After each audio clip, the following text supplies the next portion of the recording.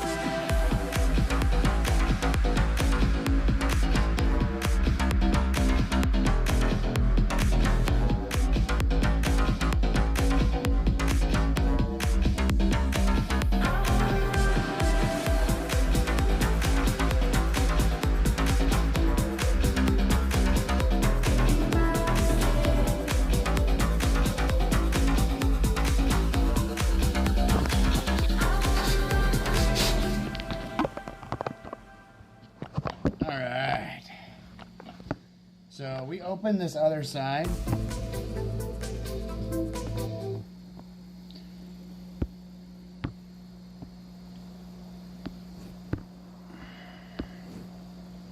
All right, so everybody, you see I died down there. I put a carrot in his ass. So, yeah, boy. So now we're gonna go up and over and down.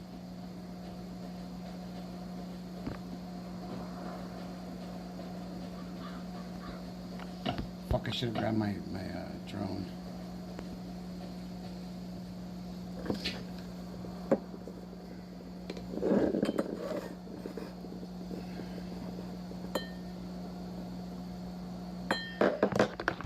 We're trying to find the thing and a thing and a bang and a bang. We healed that thing up, and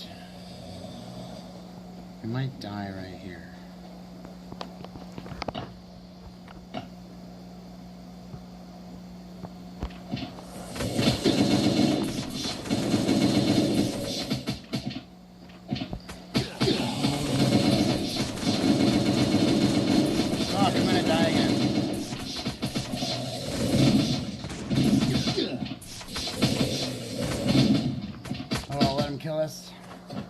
We'll restore, get a free trip home.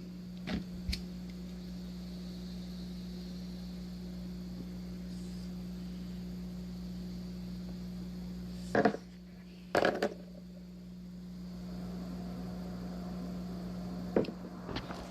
don't know how you get away from those fucks, but that's what happens, so might as well let them kill me and send me home instead of wasting all my shit.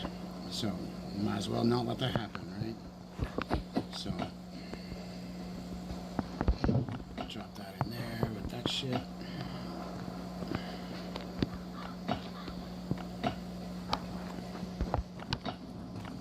Yikes.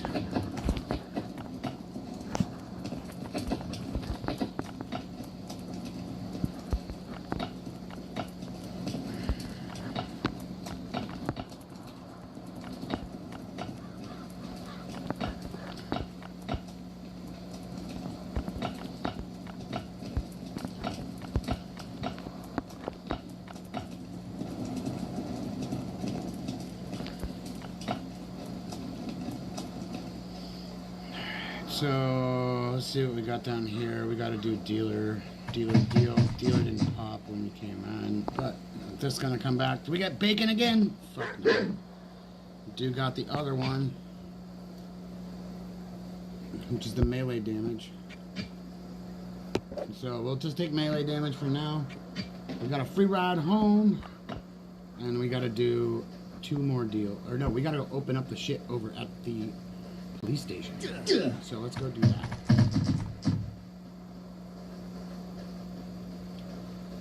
And I missed a chopper event earlier, which is totally fine with me. So I don't need any of that shit. It looks like we have enough stuff on us to start a war. So we should mod our guns to what they were before. Take off all those shit mods, right? Literally take off the shit mods. So we're gonna go kill. We gotta go kill that. Whatchamacallit?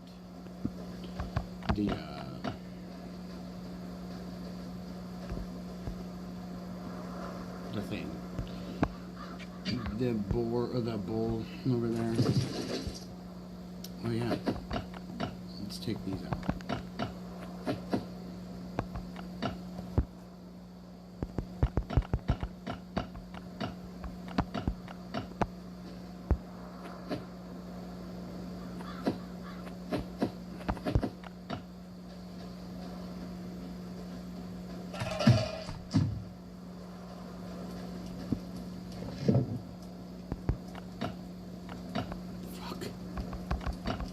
Do that.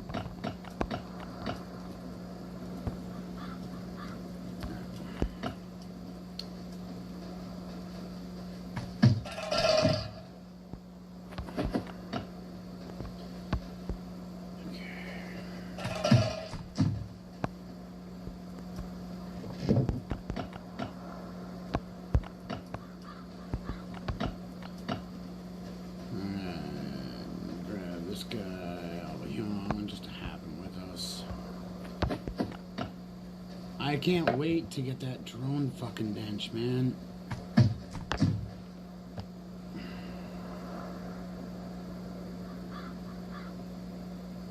Let's watch Doomy's video. Look at this, and we can start doing damage to him.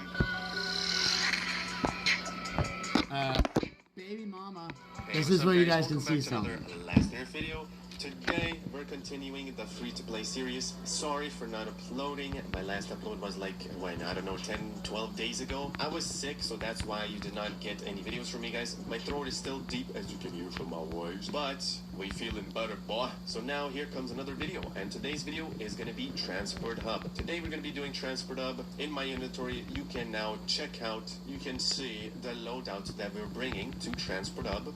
We got a lot of crowbars, and do note, we're bringing that many crowbars just because if, in case we do get Miner, if we don't get Miner and we get Butcher instead, then we're going to be dealing with Butcher instead. Only one Glock is enough for Transport Hub, but we're going to bring two just in case, because maybe you mess up or something. One neutralizer for Carrions, even though you don't have to kill the Carrions, but I'm going to kill them anyways. Saw Blade, Crouch Attacking, and Ergonomic Handle, because that's the only mod I have. And without further ado, chat, let's go right into Transport Hub. Psych, before you go to Transport Hub, you need to get the drone, because without the drone you will not be able to scan your boxes. So now that we got the drone, we are now good to go.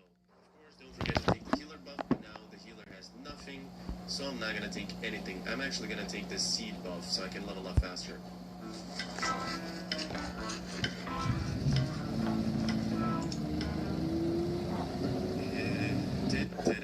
Let's go, guys. As soon as we enter, let's start by crouch tagging these guys. Here is the full maps of Transport Hub. First floor, this is where we are right now, and second floor. So once you enter Transport Hub, of course you will have to get your drone first to, you know, even unlock this gate. And you will have to do the Survivor's Path story fully until they will be giving you the quest to unlock your drone here. So if you want to unlock this location, you will need to do Survivor's Path, which is this, and to unlock the drone, you will also have to do Survivor's Path, and to assemble it, you will need to do lap 10 times. But hey, I have a complete video on that. If you missed that video, go check out my how to assemble your drone as a beginner. That is a free-to-play video. As you can see, this account is free-to-play. We spent no money on the drone, zero everything. So yeah, I'm gonna be walking through what this location is, what it has, and why you need to do it. So let's start by crouch attacking these guys. These guys will not die when you crouch attack them, so as soon as you crouch attack, swap to your crowbar and finish them off like that. You can see a lot of zombies start coming towards us. We're gonna start wall tricking them exactly right here as soon as you just aggro them, and you can take any corner to wall trick them. Let's say you can wall trick here, or you can wall trick at the left side of the truck, top, right, or whatever, bottom, right, wherever you want to go, dude. So you can do it here. Let's see. Nice, yeah, it's go and do that. It takes like 30 minutes to set up. Hit him from this side and you'll be good to up go. to you where you want to wall trick. As long as you can wall trick, it's nice. What the fuck was I just gonna grab? We can do. Let's walk away now here. Music. Okay, so boom. Now you can double hit these guys like that and walk away. I did mess up though. The dude dropped me a phone. Nice. We need those phones. We're gonna recycle them for some high-tech components. Let's open this door. In here, these zombies are called healable zombies. There's 3 of them, and as you can see, let me just first kill this guy instead, and get a saw blade. So we're gonna kill this guy first, crouch attack him, and finish him off. We're gonna get hit once, sadly. Maybe if the timing is correct, I could kill them all. Wait, let's kill this guy. Now, they're doing 10 damage a hit. I have self-healing though, so what I can do is use self-healing. Actually, let's actually use it right now, so I get healed. Now, I'm not using any of my heals. I'm literally using self-healing. So yeah, there you go. You can use a crowbar if you time things. Okay, 8. That thing is faster than the default crowbar, and you can double slash these small zombies. Let's go now over here. We will not be able to crouch attack that guy. And as soon as we do that, we go wall trick them at the side of the truck once again. So get them over here. This guy's able to hit me. So I let's needed walk music away and I needed right a pen here. and paper. Exactly stand where I am standing. Otherwise, it's not going to work out. Boom. Walk in like that. Get them to attack. And now we're able to wall trick them. Just like that.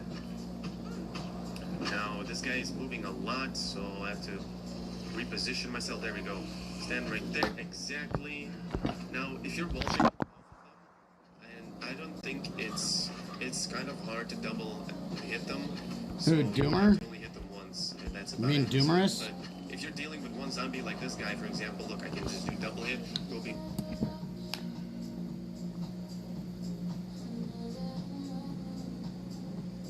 You mean this guy right here?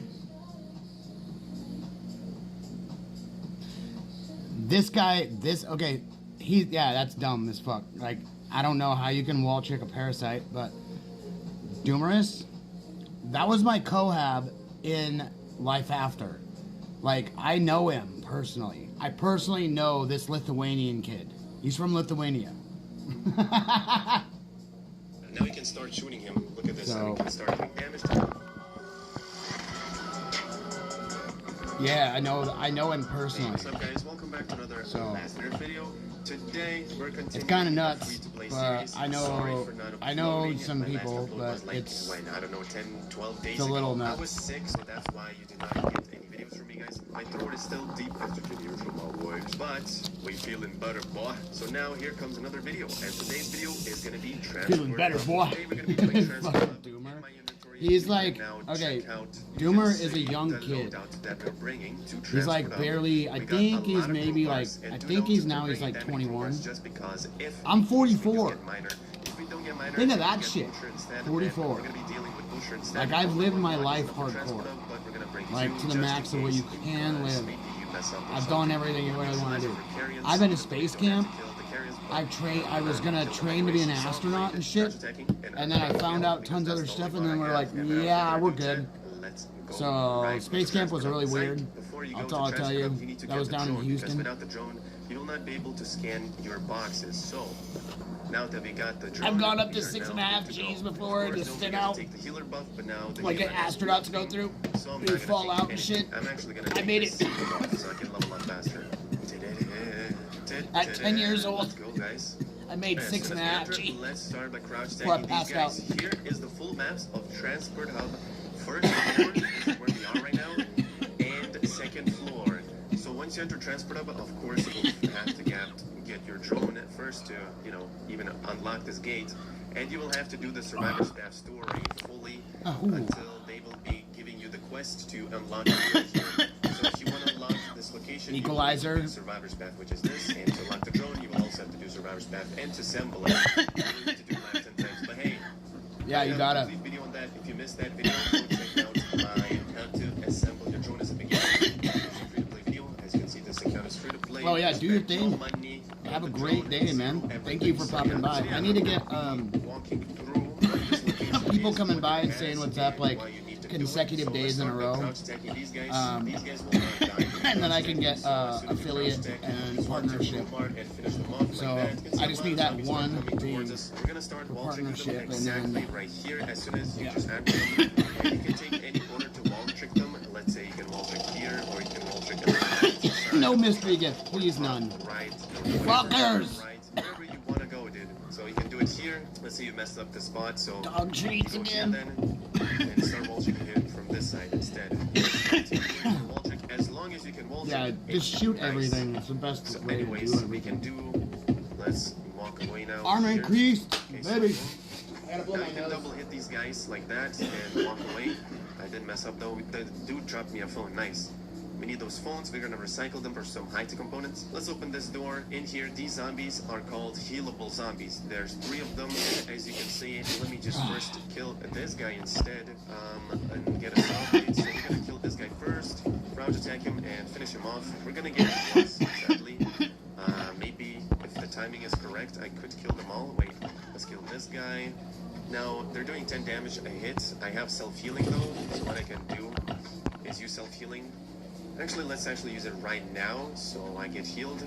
Now, I'm not using any of my heals. I'm literally using self-healing. So yeah, there you go. Yeah, You can double Doomer, hit this guy with the crowbar. he's If you time hacked a things lot of the properly. game. If you have a fully mounted cleaver, then that thing is faster than the It's literally default why crowbar, they and you can banned him. double slash these small zombies. I Let's caught go him now over doing, here, and we will not be able to crouch Caught him attack that doing guy. Game Guardian, And as soon as we do that, and which is a wall trick them at the it's side of a the truck thing once where you again. can go So get them and over hack here. the game, This guy's able to hit me, so let's and walk it away creates another. right You have to have exactly another stand where I am space, standing, which otherwise is it's not a gonna work out. Boom. walk in like that, get them to like an attack, emulator, and now we're able and to so that just right like there is how he was able to get Now, all this of this guy's moving stuff a lot, so and I'll have to so many weapons and reposition myself. have There we go. no Stand right fucking there. anything Exactly. other than that. Now, And if literally I you're caught him and was both like, of them, dude, what the fuck, I man? don't think it's. He was like, it's kind of what? hard to I was like, I double see the emblem hit in the them, side of your so you would have to screen, only hit dude. I them was like, you once, can't even and take that's it about off your So, screen. but if you're dealing So, with one like, zombie like this you guy, know, for I mean, example, it is what it is, double but hit, dude, come go on behind the now. wall and just He was not happy when I do called him out double on hits it to these because I guys. was, But that's was only like, for yo, single zombies again. check it Let's out. now do I'm this one. I'm So I'm again, Lou these zombies Guru heal up when from you get hit by you them.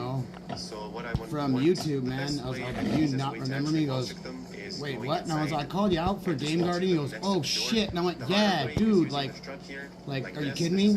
And so I became friends with him, and we used to go and do shit all together.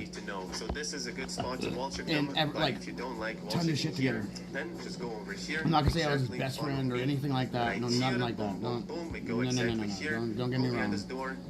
Walk out So, a little bit, we got walk 4 out a little hours bit, get on them this. super close like that, and there you go. They will attack I gotta at the go same and time. kill those Once you're behind the guys. door, they Let's will go not over here real attack quick you, as you can see. and see But if they I do have damage armor to in the there. door, so just be quick. But again, if you do get hit by them, they will heal up, so try to not get hit. I did not get hit yet. Why? Because I don't want to waste my crowbar durability. So let's crouch here. My self healing is not up yet, so let's heal up with some beans and bandages. We're gonna use our saw blade, just like that. Crouch attack, and maybe we could be able to finish that guy. So we deal with 3 instead of 4. Let's go pull the rest of our loot out of here. When you get hit I by think these I guys, did they already, make you but bleed, so because I my think I advice made for 2 you trips here. is just hit the monster twice I don't and then go remember. behind. I got spit on and I did not expect that to happen, and I don't know how that happened actually, but unlucky, I guess, unlucky. So as Okay, you yeah, can see, that one's it's clear. already bleeding. They will not make you bleed anymore. So yeah, you're gonna be fine. But this is how we can wall check them. It's a little bit tricky to get them all together stacked. So we'll come back in and grab another one of You have to, these. like, I gather don't them know all if I'm together gonna and just if wall it's check them, gonna be but that. I if you really get hope it them is. below 90 HP, all of them, then all you need to do is just leave the zone and just finish them with a crouch attack. That's all you need to do. Alright, good news, Chad. My game just crashed, and lovely, bro. Lovely. That just sent me back to the main menu. So I'm just gonna hit him like that. I need to do 2 more hits to kill this guy. Okay, I'm just gonna wait. Let's do that. I still get hit somehow. I don't know, bro. That was not a wall check. Okay, this guy's dead. Let's stand here, and this is a perfect wall check right there. As you can see, we're able to hit them. They're not able to hit me. That's corner tricking, but this is kind of risky because one zombie wasn't really synced in. This was a nice wall check again. As you can see, all of them, when all of them stack like that together, then you're able to like wall check them all at the same time like this. It is kind of tricky to wall check smashers though. You can mess up this so easily. So I advise you to not do this. Just hit them one by one if you're really not, you know, confident. Even I sometimes mess this up. So you just hit them once like this, either like this, and just run around the truck and then keep hitting them on each corner. And How is that fucking yeah. acid melter not getting him? When you start already bleeding though, you can just stand there and just hit them because the bleeding does not stack. So if you're already bleeding, you can just tank their damage, I guess. Anyways, you don't have to use a crowbar for this acid melter because it's like a ravager. It's like a farm ravager. All you need to do is just kill him with fists or spear, whatever you like. Just don't use your crowbars. It's kind of waste your iron bars. You're gonna save 7 iron bars, you know, killing this guy. So just use fists, man. Save your iron farming trips and time. Because we all know how long it takes to farm iron ore. And the dude is there. They do not drop you anything. Only sees a We know how long it takes to farm iron ore. So Yeah, that's the I only do thing it. you get from them. There's a zombie. You know how here. funny that is? My stuff. That's like complaining about farming. You have to go and do automatic map all the time in order to do the shit that you need to do. And that's literally how you have to do it. So complaining about it or bitching about it, it's one of those still like things. chains and stuff. I laugh Yeah, we can when also somebody here bitches if you about it. desire, or if you don't like the spot, go to the truck spot. And this is exactly where I'm gonna kill him. Boom. Bada bing. And let's, you know, for the funsies, let's just punch this guy. Boom. dropped us rope. Thank you for that rope, man. I'm gonna hang myself one day with that rope. Oh, dark humor. Dark humor here. Dark humor here. He had to say it. Get some glass medkits and a That's funny as flashlight. fuck. Glass is nice. Hey, dark humor here. I'm not serious. Sadly, we do not get that. Here Too now, funny, let's dude. go to the right side of the map of Transport Hub. Again, here's the full map of Transport Hub. Zoom in into the map. Full download of that map will be in my Discord. We got some batteries and flashlights. His Nice. Discord Yeah, straight that up map kicked will be me. Full download link in Discord. Because I was like, yo, I'm so and so. And they go, wait, what? And I'm like, yeah, I'm his Cohab from Life After. And they're like, what? And I'm like, you know, understand what a Cohab means? Like in that game, it means we're cohabitation together. We live together. Like our shit's connected. Like we do shit together. So I'm gonna try to get hits. I was like, he came to my camp. I got him into our camp because we needed a runner. He was our fucking runner. You not understand? Like we needed a runner, and this guy was the fastest person with the fastest connection and everything else. And they were like, oh, dude. I'm like, yeah. So that was our guy. I'm like, and you guys are all dick riders. Stop riding his fucking dick. And I'm not kidding. People got really pissed. Some of you fucking dick riders. There you go. He's a crazy gamer. He's a good fucking gamer. All I'm gonna tell you, like this kid is, he knows what he's doing. So we got a minute before this reset. So we're gonna leave this stuff here. But yeah, let's kill this guy anyways. So we got a claw from him. Alright, so this part, as you can see, there's another zombie right there. But again, he's not required to kill. You don't have to kill him. Let's loot these dumpsters now. Let's see what are these dumpsters gonna give us. We got some leather. I'm gonna take the batteries, of course. The batteries are important. We definitely need these batteries and all of that junk, because these things can be recycled later on. Let's crouch tag this guy. Now crouch tagging these guys will insta-kill them one shot with a zombie. So good to go, man. Here, you don't have to kill these two small zombies, but I'm gonna kill them anyways because they're gonna, if I get Butcher, then you will have to kill these zombies. This zombie as well, you don't have to kill him, but if you get Butcher, again, you will have to kill him. So just deal with them, I guess. These things are Let's crouch tag them. You have to be exactly behind their back in order to kill them. Otherwise, if you don't, they will aggro you. So now let's kill the rest remaining zombies here. As you can see, there's 3 fat zombies and 1 small zombie. Let's actually crouch attack the furthest zombie, this one, and just run away. Let's actually use self-healing now, and let's grab a crowbar. So here's what we're gonna do. We're gonna stand here behind the wall, let them get stacked together like that, and now stand behind the wall a little bit, and just like that, they all will get stacked together. I did get a lot of damage for that. Let me actually... My armor is already breaking. Wait, what? I have annihilated my armor completely. Okay, I'm not really lucky with these zombies right now. Sometimes it's very hard. You can either use guns to kill them, or you can ultra them. But this is the best way to deal with them. You stand here, and you get them all to attack at the same time. As soon as you hit, go behind the wall and come out again. If you stand behind the wall too long here, these zombies will go around the wall and they will start hitting you. All zombies have the same attack speed here, so they will not be able to hit you. As you can see, they keep moving if I stand behind the wall, so I have to be quick on that, and I have to keep on maneuvering behind and walking back in again. Walk in, walk out, hit, and keep on repeating the process here until they kill these zombies. If you do get hit though, they will get healed up, hence why they're called healable zombies on the transport map. But yeah, I don't think we can double hit them with the crowbar, because actually we can. Tax expertise without legal fees. Switch to a TurboTax expert for $150. 49er? Alright, so next time we'll probably pop it. $150 all in. We can, look at that. As soon as they start the attack, like as soon as they hit the wall, you can actually do a double hit on these zombies. I'm not being able to do that on the fat zombies, but for some reason on small zombies I can. I don't know why though. Anyways, I need a new armor set. One armor set was not enough, so I'm gonna go to my inbox, grab a new armor set, and just delete this armor set that we got. Now you can get these armor sets in your inbox by doing season events. You will always get an armor set from season events right here. The season pass is free, everyone gets it, and it's a full armor set. And it just sits in your inbox just like that. We have 6 sets, look at that. Anyways, let's now see if we will get a boss fight, or if we will get a echo crate. So let's open this container, boom, we got a engine container. So we got literally nothing in this container. Let's actually open the furthest one. Let's open this one instead, and boom, we got bale zombies. So this is the echo crate that I was talking about. By the way, these zombies make you bleed, so just make sure you carefully wall trick them, because otherwise you're gonna waste your heals if you get hit by them, and yeah, you don't want to do that. Now if I open this, you can actually not kill the zombie if you're quick enough, but I'm just gonna kill him anyways. And you can double click on loot button and the box will be instantly looted. That's a glitch, by the way, I'm pretty sure. But yeah, this is what we got from this box. We got like crossbow, high-tech components, cleaver, we got air filters, red pill, and I think that's pretty much all we got from here, I believe. Let's delete the cloth, the red pill I'm not taking, and yeah, and this is the last final container that we have to deal with. Bada bing, bada boom! We got butcher, chat. There we go. Nice, I guess, for the purpose of this video. So let's now go exactly here.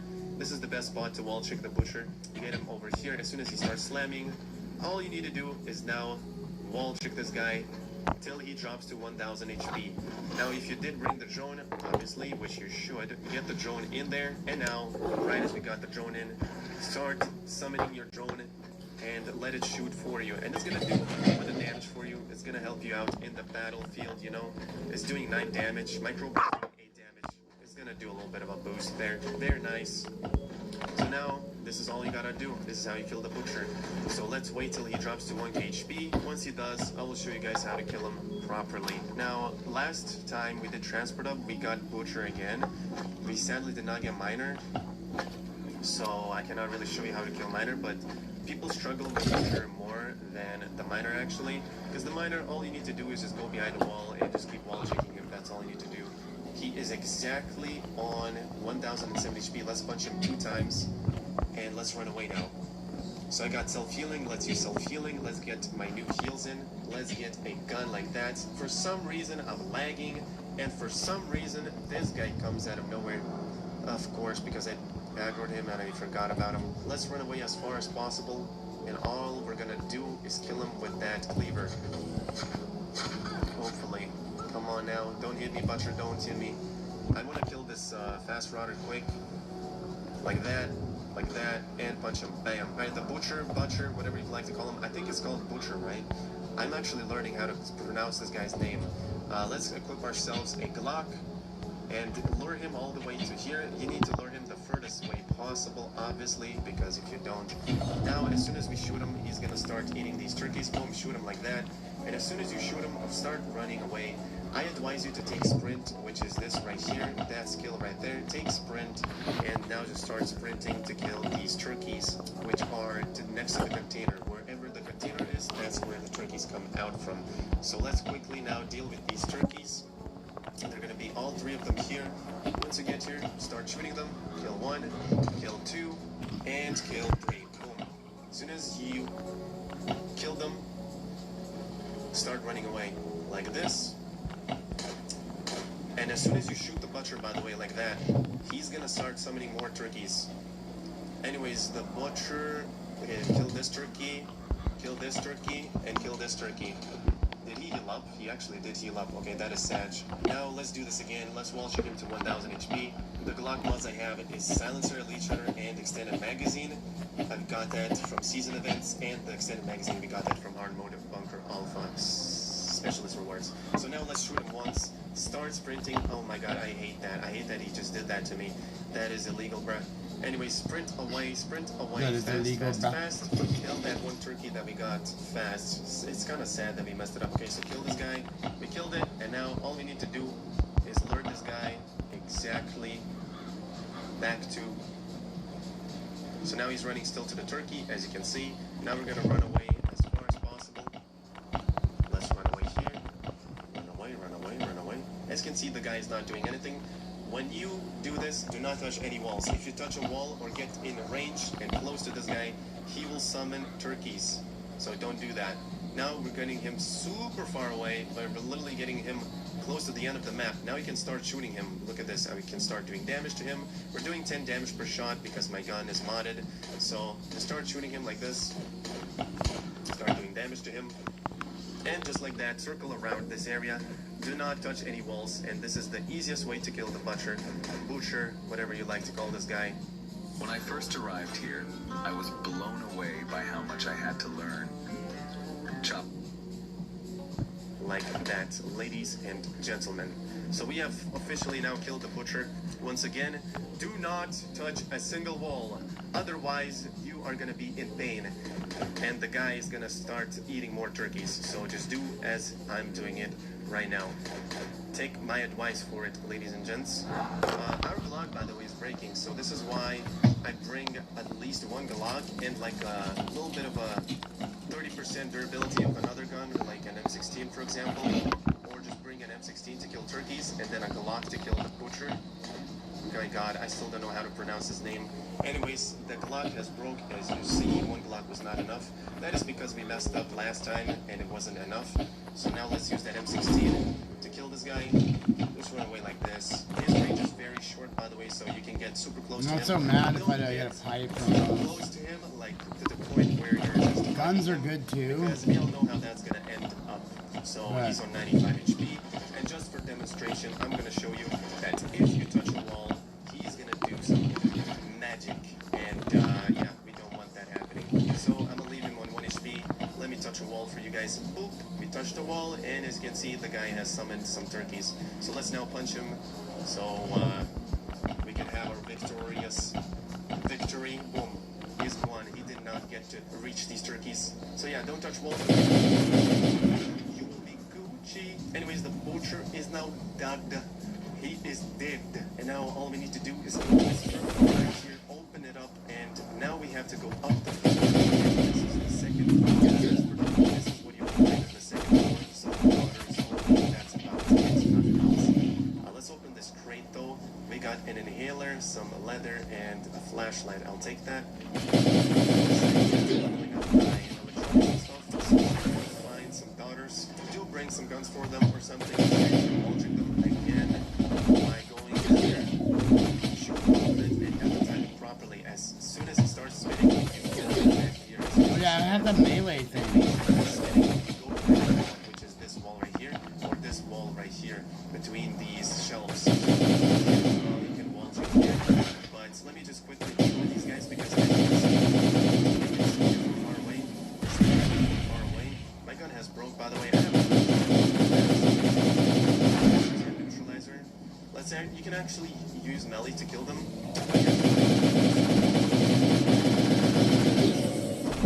And now hit him once. Hit him once. I'm gonna get spit on. Yep. I don't know why he's doing this. It's a waste of time, bro. But if you don't have guns, I mean, you can do this just like that. But just make sure. With the transport hub, loot. The shaking of my fucking table over here is nuts. My table just shook. Like, my table shouldn't shake. There's a fucking humongous aquarium on it. To kill this guy, or you can use a crossbow to kill this guy. My table ain't that big to move it. The only thing the crossbow is good for is crouch attacking. You can literally just crouch attack and just use the crossbow to shoot on an enemy. That's probably the only thing it's good for. One sneak attack if you cannot reach the zombie with a melee attack. That's pretty much it. We got a level up. I'm gonna take fishes, I guess. Doesn't matter. If you got a GM box here, you can also see all the listed boxes. This is a GM box. GM box, you can either get a GM box or a settlement crate. We got a GM box and a GM box here. You can also see all the listed boxes. This is a GM box. All the boxes have their own names. Instead of the GM box, you can either get a GM box or a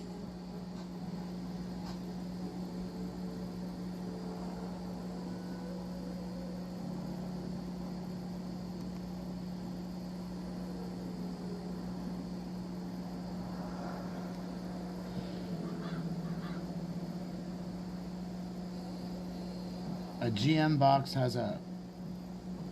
can have a what? ATV transmission.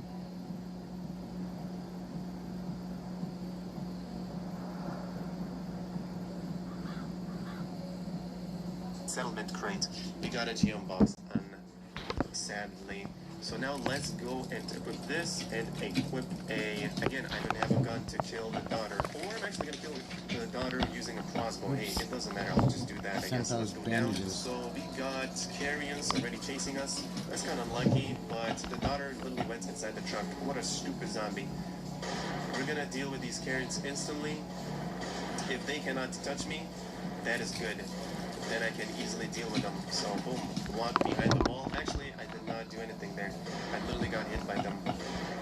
Okay, walk behind the wall. We don't get hit by them.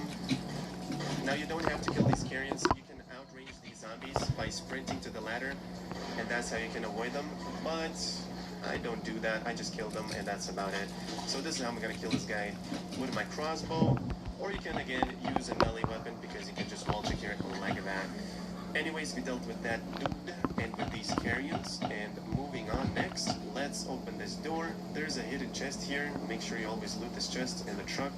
Bada bing, bada boom, good loot right there. Take that. We got air filter and some plastic and white paint. You can get white paint from this truck apparently, and there's gonna be a chest from the left side, so we're gonna go and loot that as well. Bam.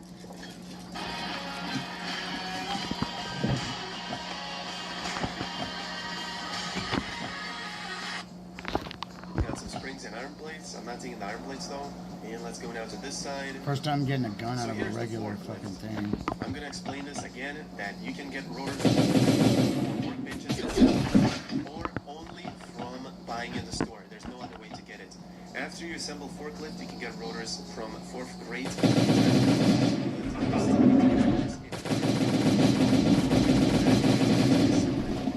So if you don't have a assemble, you will not be able to.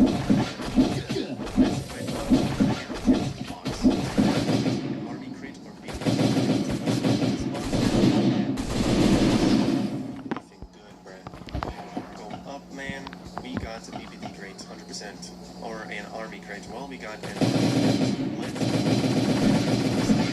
army crate. Army crates. We got an army crate though. That's fine. It's a great crate. It's not as bad. The army crate can give you some good loot sometimes. So hey, let's delete something. Maybe plastic. It's just one lead plate, and let's take the drone battery instead of the springs. I don't really need springs anymore. I have a lot of springs because I'm recycling weapons. That's about it in this spot here. So we looted everything in transport hub. The last final thing we have to do is claim our final box. So let's get that box. But first, before we do, let's go to our chopper. As soon as you start fighting the boss, the gate closes. So you have to reopen the gate after you kill the boss. Put away all the juice that we got. So we did bring too many crowbars.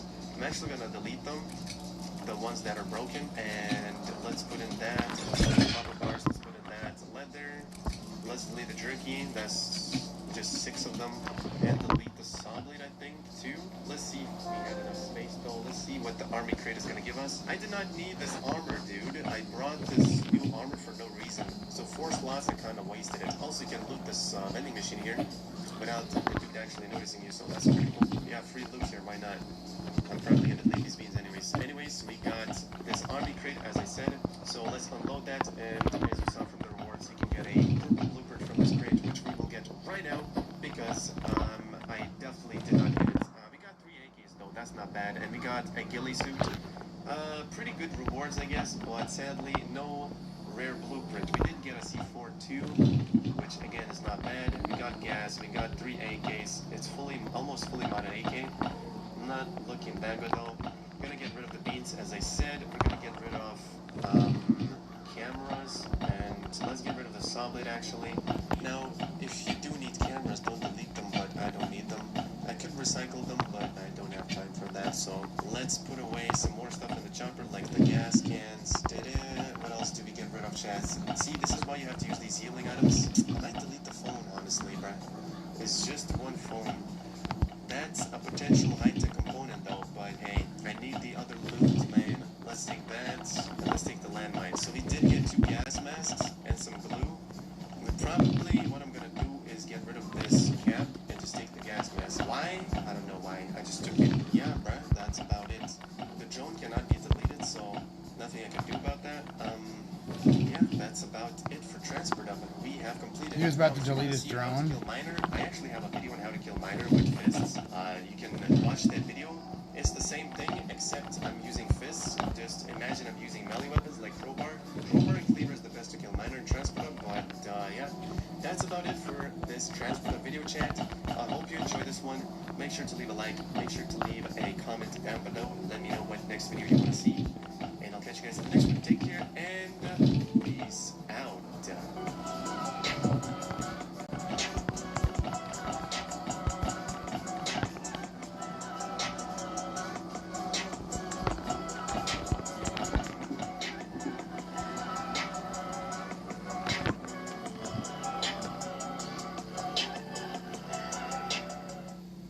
Today we're talking to you about site work and specifically other items.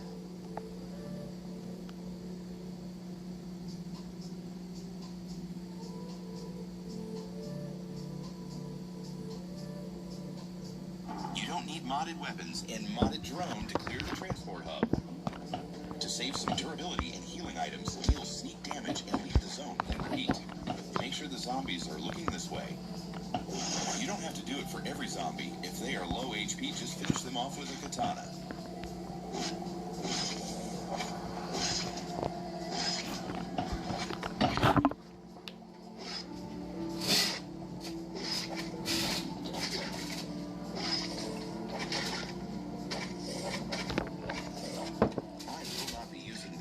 Yeah, the thing is, Doomer don't talk at all in his game while he's gaming. He talks to it with chat, so literally he doesn't talk to anybody in the game.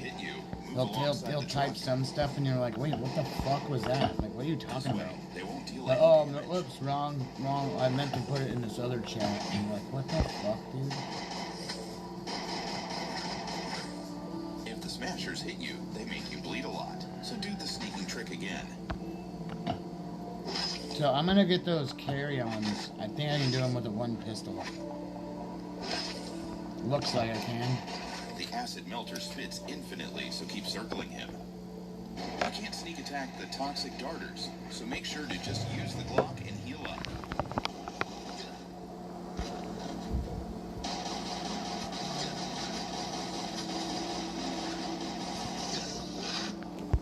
You can equip the sprint skill here, if you have it. You have to turn off the electricity and run outside.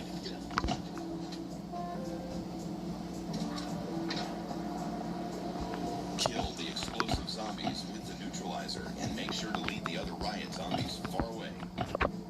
After you deal with the acid melter, loot the chests. You can leave the zone and re-enter. The riot zombies won't be following you anymore. You can one-shot these sailors. They heal if they touch you. So if there's fat ones, do the sneaking trick again. The butcher is quite easy to kill. The miner is harder. Let me know if I should kill miner next. You can use the drone for a little extra damage, then just keep circling around during the whole fight. When he goes under 1,000 health, make sure to equip the neutralizer. He gains armor. If you don't have a neutralizer, just use extra Glocks. Make sure he doesn't touch you. There's a trick to not kill the carrions if you need to scan a crate up the ladder. Equip the sprint skill. Meet them outside the gate, and then run back to go up the ladder.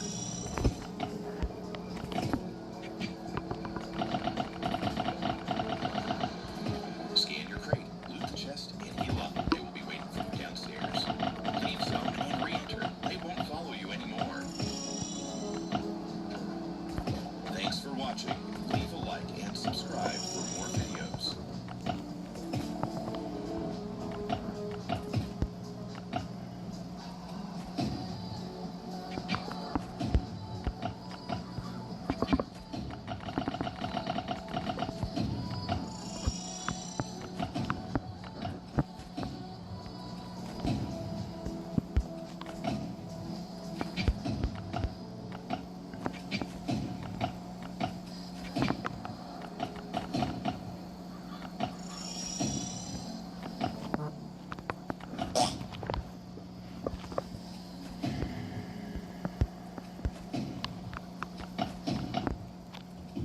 Let's go see what our HP is now.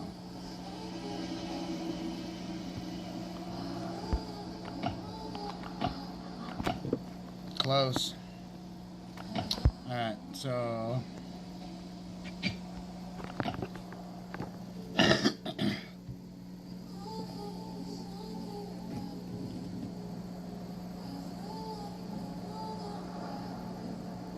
I didn't think that factor could help me reach my protein goal. Boy, was I wrong. 3 high-protein breakfasts for a year? Yeah, that's real. Every meal's loaded, ready in minutes, and tastes unreal. A lot of racial humor, you know what I mean? But people don't, leave the wrong impression about me, man. I live around a ton of East Indians, so I don't see color. I smell it. I smell it. More hilarious comedians that conservatives will love. My neighbor is a black guy with this huge pit bull, and I made the mistake of trying to pet him right in front of the dog. The Mexican mother-in-law. She always needs something, but she's too proud to ask for it. She can't reach a can from the top shelf. She'll be like,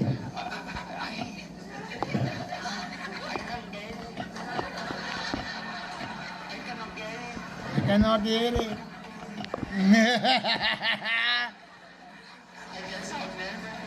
I guess I'll never get They're it. superstitious. Every day they come up with something. I saw the Virgin Mary in my cornflakes or something. No other race is that superstitious, man. Never hear an Asian person say, I saw the Buddha in my kimchi noodle. Noodle. You're only Mexican over there? The only Mexican over there? When you get pulled over, you're white. You're white. How did you guys all meet, for real? High school. High school, okay. When you graduate? When you graduate. Look at this, man, all different races laughing together, you know what I mean? And you'll all avoid eye contact on the way out, you know? I don't know. I gotta go play around and so we gotta go kill the. I'm laughing my ass off at fucking comedy. I have the melee thing so I can melee some zombies. I really don't want to. I got to do. Alright, so I have now.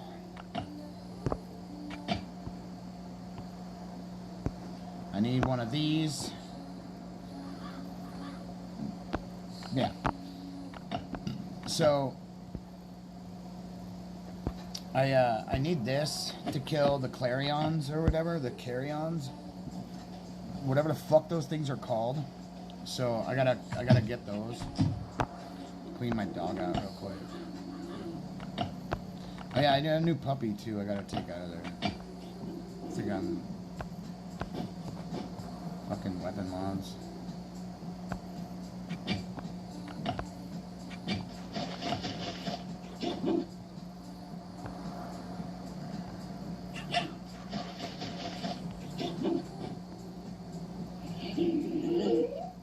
Stack of inhalers is dope. Hey, how's it going? Where's your flag from? It's a cool flag.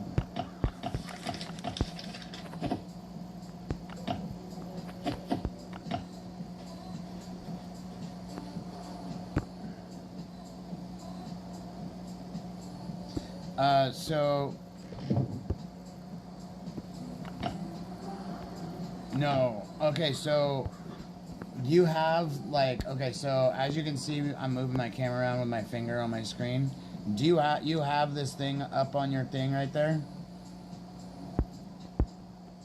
Do you have that icon that can move?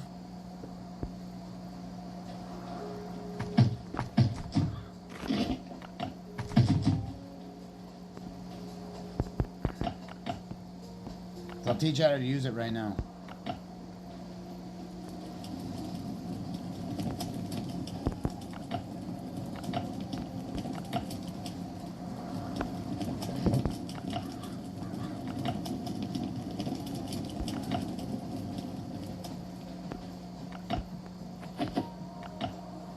I need tea.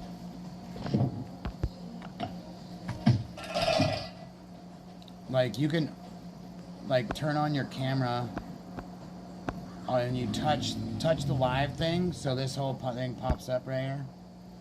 Okay? And you can go through your audio and all that. So if you go and see where see how this thing has it on here. There's like, oh, coming on, and then there's the audio mixer and then the open prism. The thing is, just touch that thing up at the top. It should work. I don't know if you have the same icon and same setup that it's going. And all I'm doing is, I really wish I could show, I could like hold a mirror to what I have right here.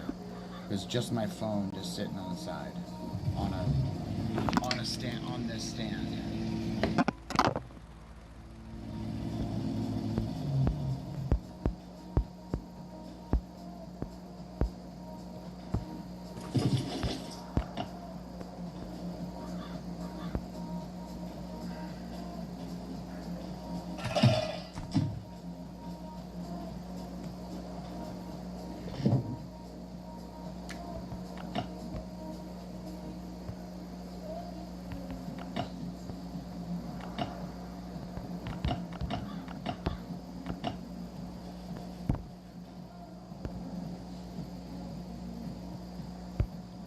We're not gonna get. No one's getting a cat unless you're dumping money in, because that's what's gonna happen. It'll be that, and then it'll split up camps because people are like, "Hey, I'll just go and do this with these guys. I'll come back to you guys after it's done." And that's what people usually will fucking do too, which is kind of annoying, but it's what it is.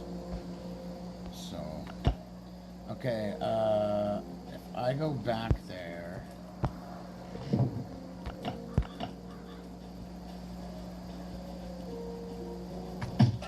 We gotta have people in the camp that are gonna be active all day long. So, or clan, I mean. So,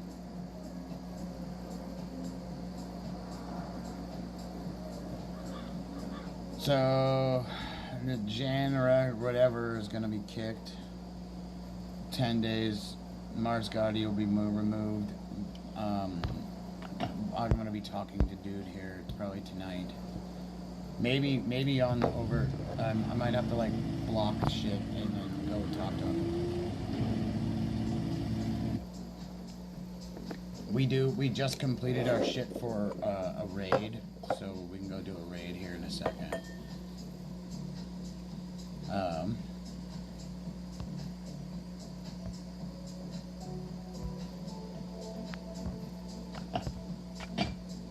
Refresh.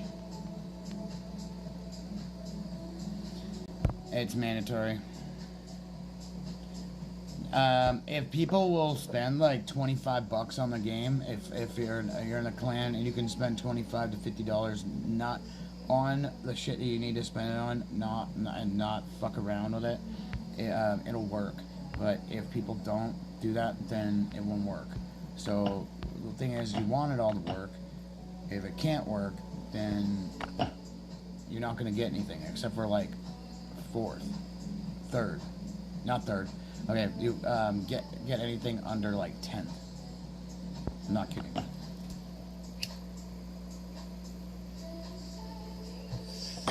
We witnessed 2 million.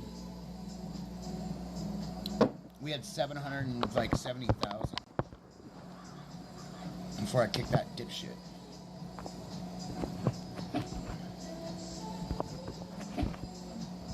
Okay, so yeah, I need tea.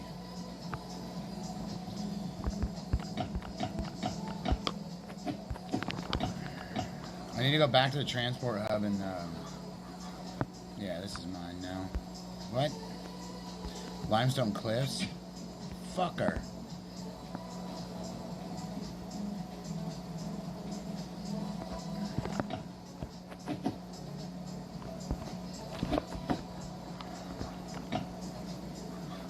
Let's use these things on the bowl. Oh, you know what? Oh, I already had skipped, didn't I? Or I hit the fucking... Because I think I used the gun already, right? Yeah, I did already.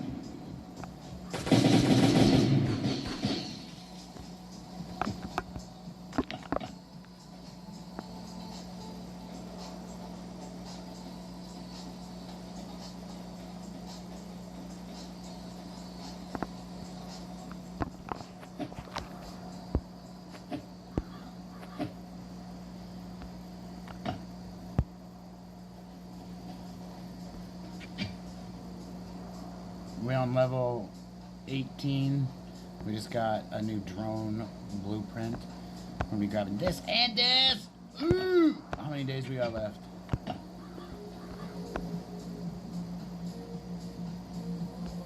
Updates in 17 hours.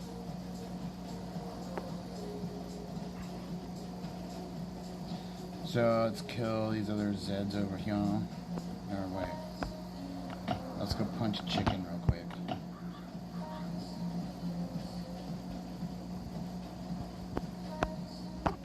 Hopefully I don't fuck up. Yeah, we gotta do the port a little bit. You got kids, man? Yeah, good for you. Every black guy knows this, man. Problem is, no one's plans for kids anymore. If you're not careful, they'll find you. You guys know Lori Lightfoot? She only got elected in the first place because she's so tough. Japanese been gone?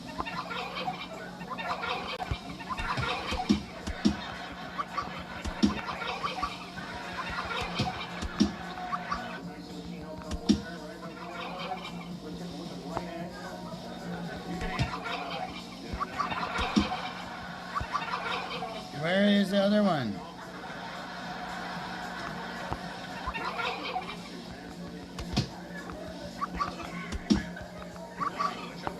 Oh, there's that one right there. How many years you guys got? Lieutenant.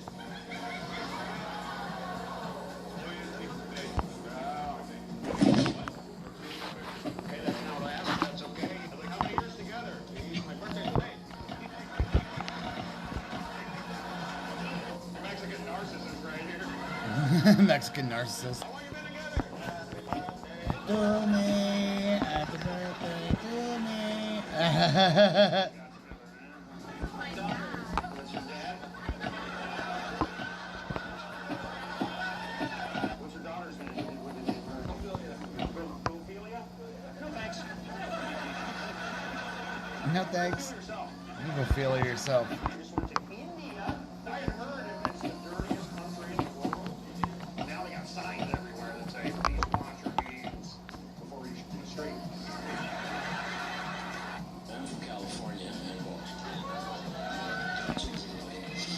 I had to get out because I got little kids. It's dangerous to have little kids. Public schools in California, you know. In the morning you drop off a boy, in the afternoon you pick up a girl.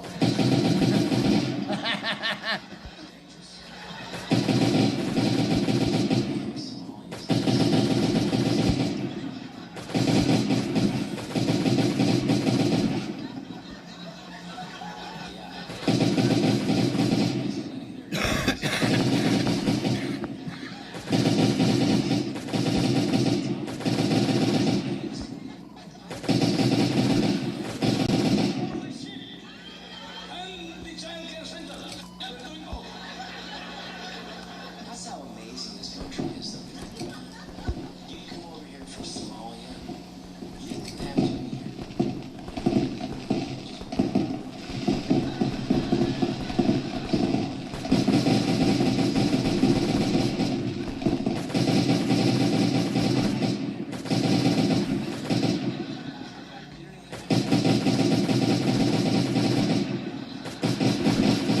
God from Florida.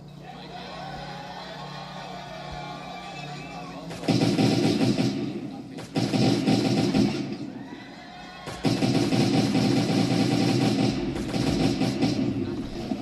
It's a good idea.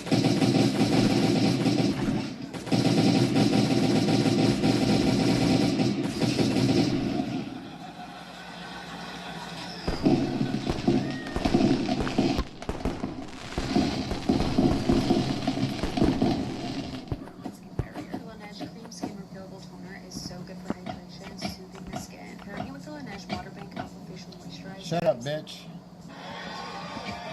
When I was 10 years old, my dad told me. Probably why I don't get fucking monetized. Well, fuck you, advertisers. Responsible events of World War II was liberation of Europe, D-Day, June 6, 1944. And then my grandfather was there.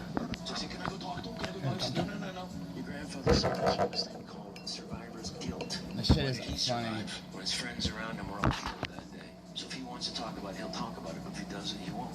So we used to go see him every Sunday. Finally, one Sunday, my dad said, "Hey, Robbie, Grandpa wants to talk about D-Day." So, yeah, just let him do the talking.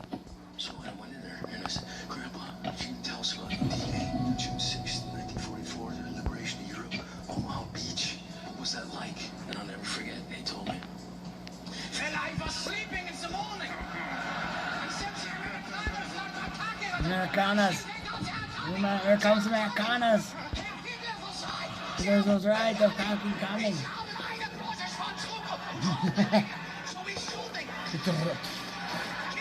Yes, Americans are traveling. But there was too many. Finally, we ran out of ammunition. I threw down my weapon, put on the woman's dress, snuck into Belgium, sucked a few but I survived the war. Well, I understand what you mean by survivor's guilt. I always like coming to Huntsville. It's very welcoming here. Maybe too welcoming. Because you guys had Werner von Braun come stay here. A certified Nazi killer. Somehow, you guys were cool with that. I don't know how that conversation went down. It couldn't have been that different than this. You tell me, you're gonna let an actual Nazi come from Nazi Germany and come over here and live with us? That's what you want? A Nazi?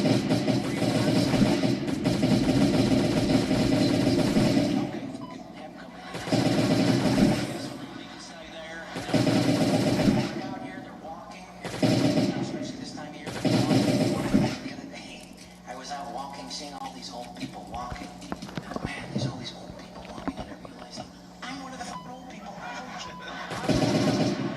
Now I want to be old in Scottsdale like this. In Scottsdale like this. They look good though. People are gonna say they work out, they go to the gym, they walk. You can get Botox at Starbucks. It's pretty cool. How's that your little airport today?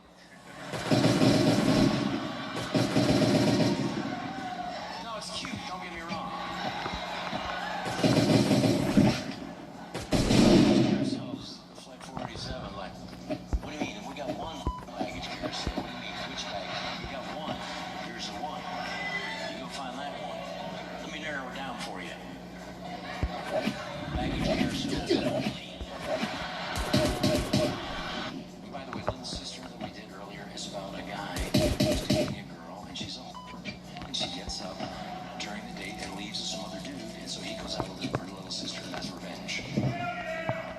Yeah.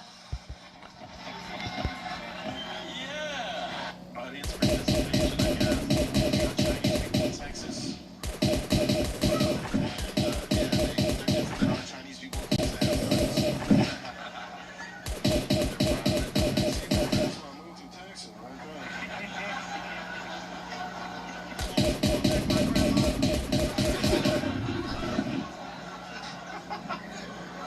My grandmother, she used to live in San Francisco. He's in San Francisco.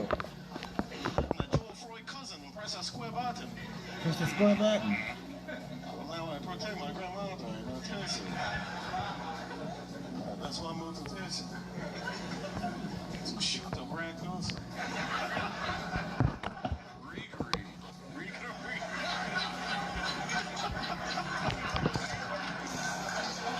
Oh, fuck.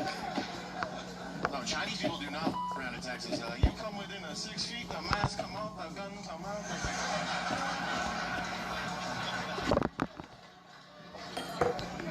That's how they practice at the range. Just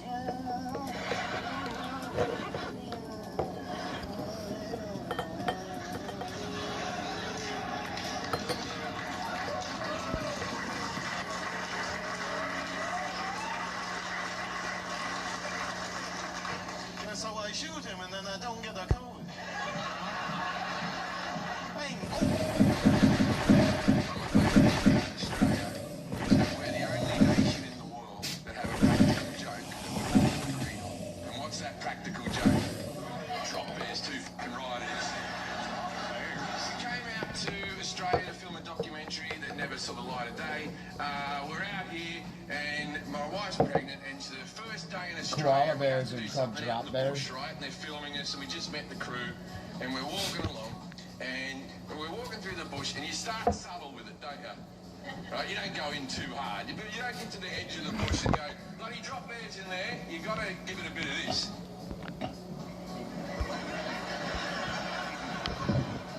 Until eventually she's like, what? What's going on? Like, it's nothing.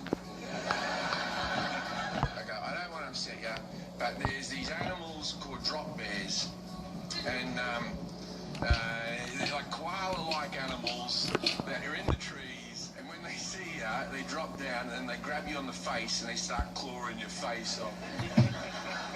And then the cameraman dropped his camera like this.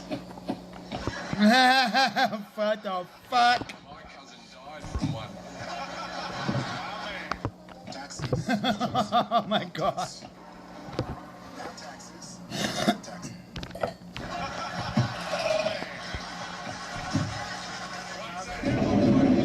Is terrified all day.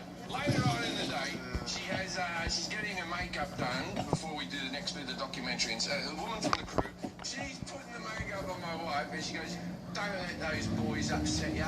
I've only ever seen 2 of them." Oh,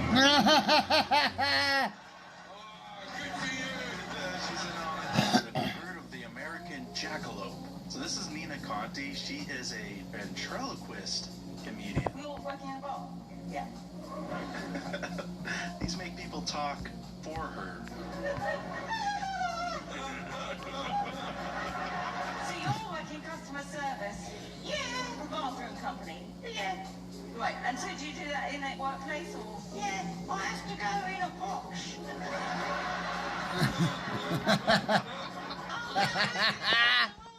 Tell me about the kind of calls you get. I'll get calls and I'll go, Ha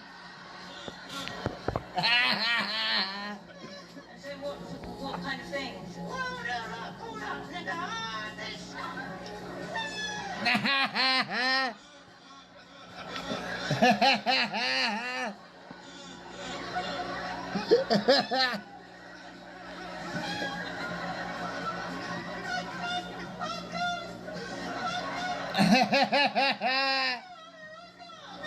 Everyone is weak and gay. Even your enemies are weak and gay. Basically, this woman, Sia Weaver, she's supposed to be an advocate for tennis. Sure. She gets I'm gonna fucking cry. Alright, so I gotta play tickle tickle with all these fuckers. Right. The guy that gave her $1.6 million house. Then she starts crying like a goblet. Can you imagine the Bolsheviks being confronted about their hypocrisy and then crying like this? They're looking on her and going, what a weak gay. You gotta ask a question and you're gonna cry. How are you going to carry out the mass executions that are necessary for your plan if you can't even handle being questioned about why your mom owns the house? See, so our enemies are also weak and gay. So this should make you take heart, right? Because you might look around and you might look around at your siblings. Everyone's so weak, fake and gay. Oh, they're also weak and gay. So this is going to be a homosexual World War III, and whoever's the least weak, fake, and gay is going to win. You just have to be less weak, fake, and gay than whatever this is. It's just that easy. When they target communities for their own benefit, this is what happens when they scapegoat. And this is what happens when they no longer hide the idea of white supremacy. See, I'm telling you guys, he's retarded. At least the early grifters knew how to use the words of racist and homophobic and anti-Semitic in a way that produced fruits for them. This is just so blatant. So now we can see what the script always was. Anytime you objected to the mistreatment of yourself and your kinfolk, the clear anti-white sentiment that was aimed at you for at least the last 70 years, even though you don't realize it, they would call you a racist. And now that's the only card they have in their deck. Let's go look up what a scapegoat is, because everybody throws that word out, and people don't really understand English, and of course they don't. That's because they're so brilliant. A scapegoat is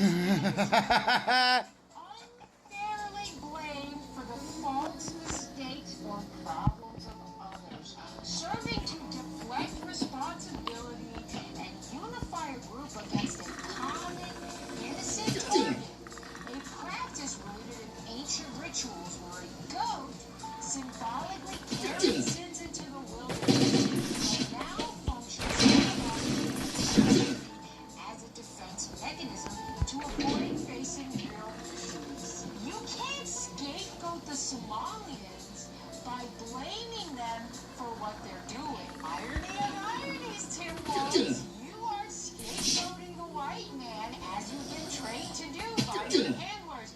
This is the crazy gaslighting, is when you call out these certain groups for their bad behavior, and it's not just Somalians.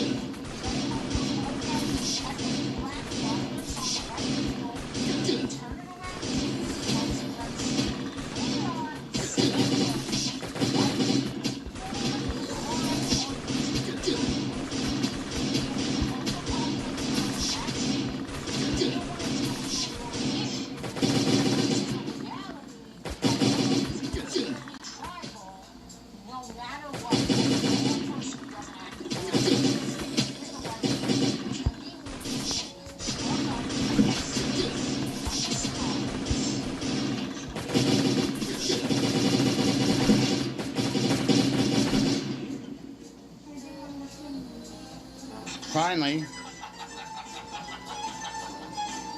you tell me what category of fat I fit in? So it's based on your shirt size. But if you are a 1 or 2X, you are small fat. 3 to 4X, you are mid fat. 5 to 6X, you are super fat. She's super fat. She's super fat.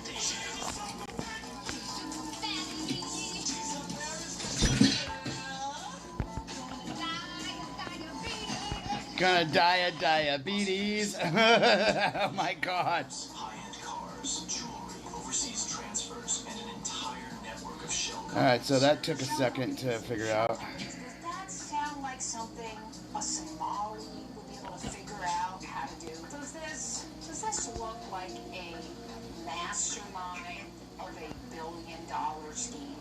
And I know you're like, oh, Leonardo, that's just like one Somalian. They don't all look like that. Yes, they do. Yes, they do. They all have that light bulb head. I don't know why they have so much space in their cranium, because they clearly don't have a brain and know how to use it. You're going to tell me that they can figure out how to do a multi-million, upwards of $1 billion scheme, creating shell companies to hide the money? No. Now, I can believe that they spent it on a bunch of luxury vacations and cars and homes, because they are still, after all, black. We need to get Leonardo back on the show. Well, I know. Are you pro-choice? I'm like, that depends. What color is the baby?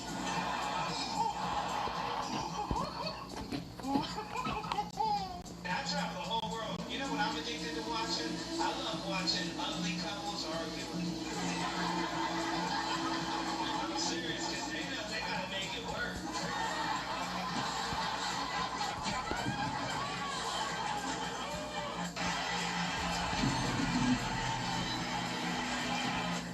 She told me the most important thing I've ever learned in my life, though. 2 words. Shea butter. Because white people, we don't know lotions, right? I mean, my God, you can't name 3 lotions, man.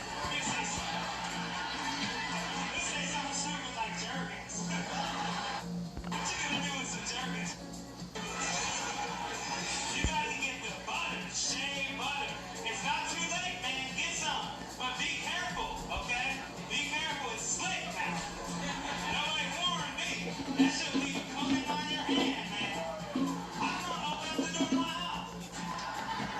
I'll sit there like, for 20 minutes. I'm like, whoa, hold up. This is what black people's always like. I'm not looking forward to the day Gen Z starts working the phones over at the Unalive hotline.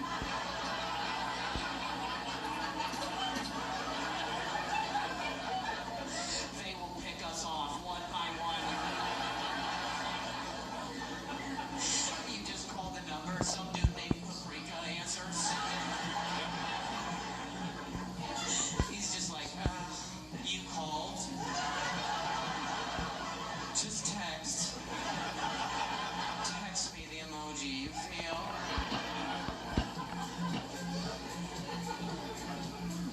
I also think it's just a bit confusing.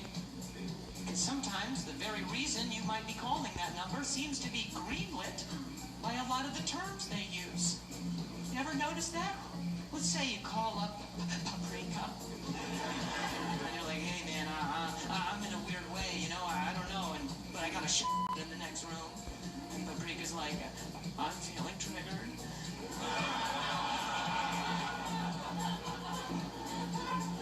And you're like, okay, I mean, I guess I'll just put my head in the oven. He's like, it's lit.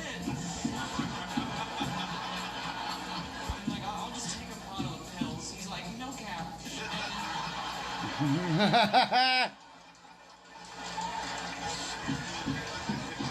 Okay, so I got that other one. I got other chests, I think, except for the ones in that other one. He's slayed.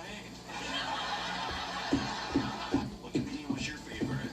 Drop a comment down below. Don't forget to Kitty like gone? and subscribe to Conservative Vibes. Kitty's gone. I'm CB, and I'll see you in the next video. Kitty's up there now. Glad you can't collect him.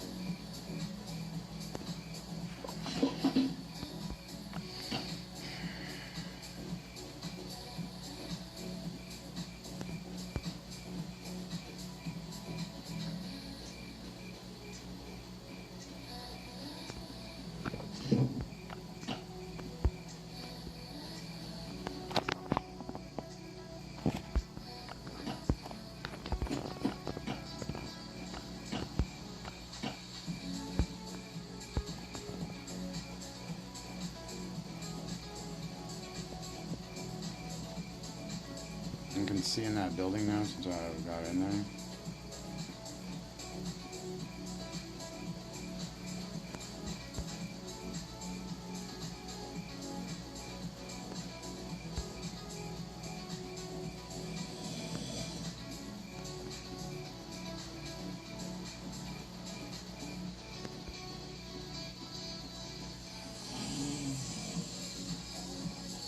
It's the chest I need to get to. Is in there. I didn't open up that door.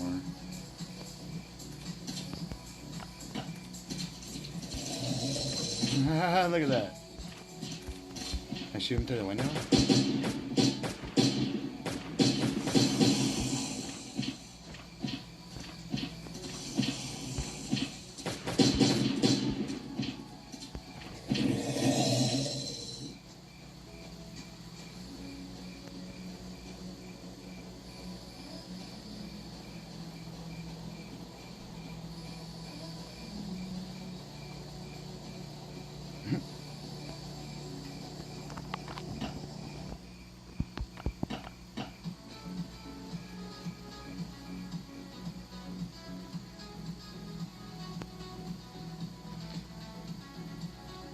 Let's go and heal our guns real quick.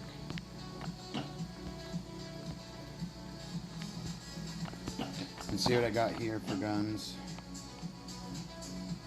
Run, we buy our energy because we rich like a bitch.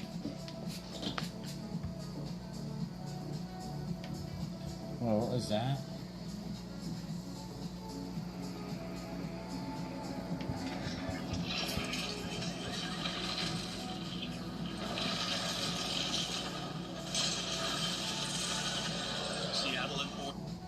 Files are now being released slowly but surely. As people dig through them, we're learning more and more about the deep, seedy underbelly of these billionaires, these donors, these corrupt criminals.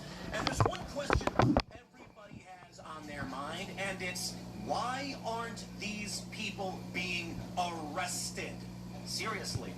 Donald Trump is the president.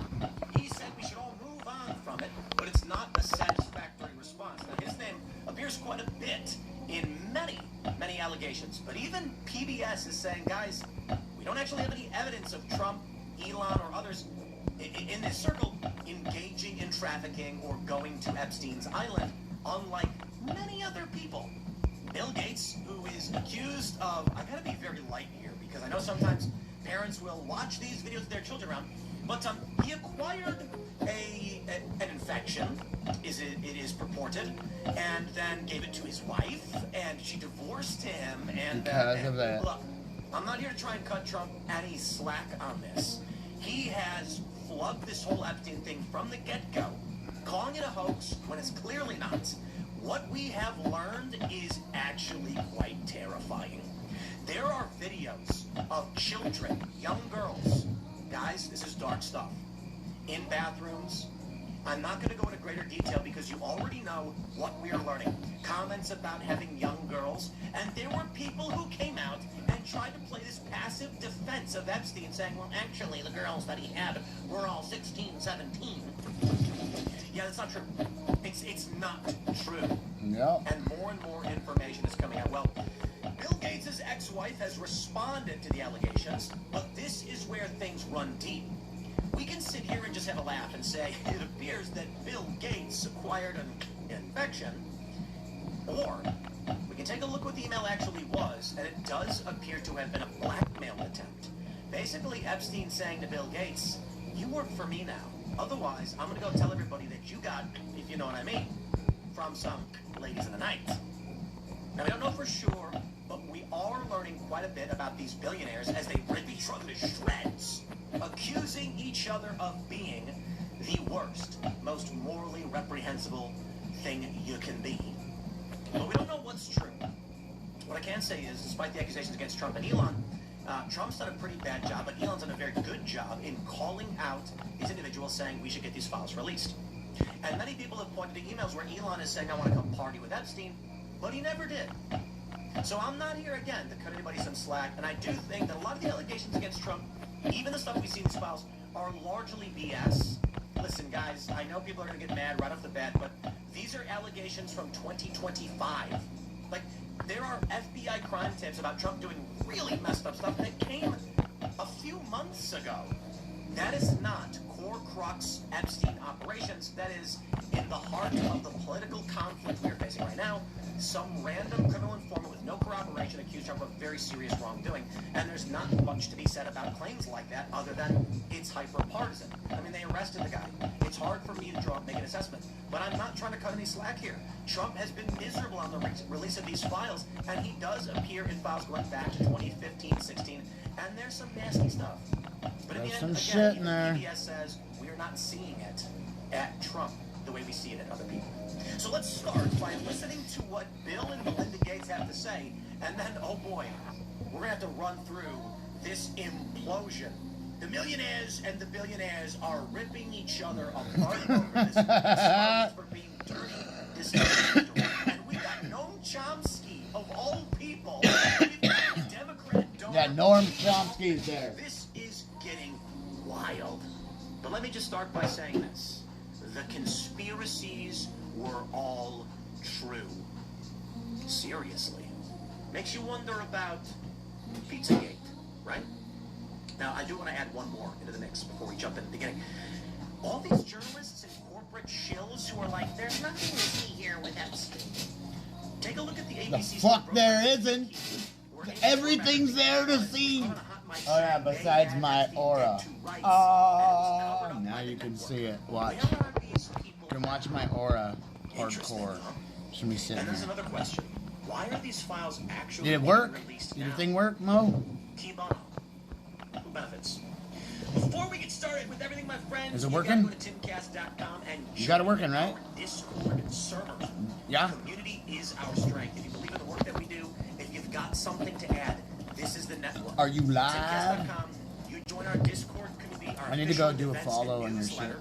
So $10 a month, and you are in the know with tens of thousands. I'm of down people for sharing follow. information. I know many of you out there are talking about. There's information. There's emails you've probably found. Because we're talking about millions of emails. Dude, there's a 3.4 million. Dude, have you seen the fucking Epstein file dump? It's Don't forget to pick insane. up a nice bag of gas brew coffee. Because nothing says calling out the billionaire Okay, I think like it's drinking 8, a nice but- delicious cup of coffee with your feet up while you hit send on that tweet with the new email you found circling that billionaire was lying. See how I'm trying to tie in my but deserves it. What can I say? The emails in the files suggest that Bill Gates had additional affairs and that he tried to get medication to treat a sexually transmitted infection, and that he was going to give you the medicine without you knowing. His representative has said all of this is false.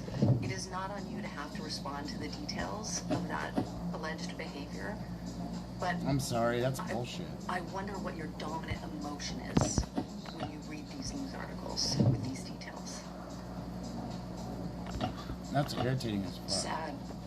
Just unbelievable sadness. Unbelievable sadness, right?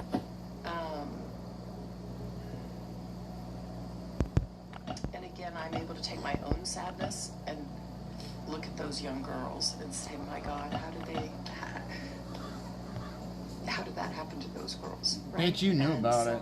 For me, it's just sadness. Sadness for, you know, I left my marriage. I had to leave my marriage. I wanted to leave my marriage. I had to leave I felt I needed to eventually leave the foundation. So it's just sad. That's the truth, right? And it's kind of like, at least for me, I've been able to move on in life.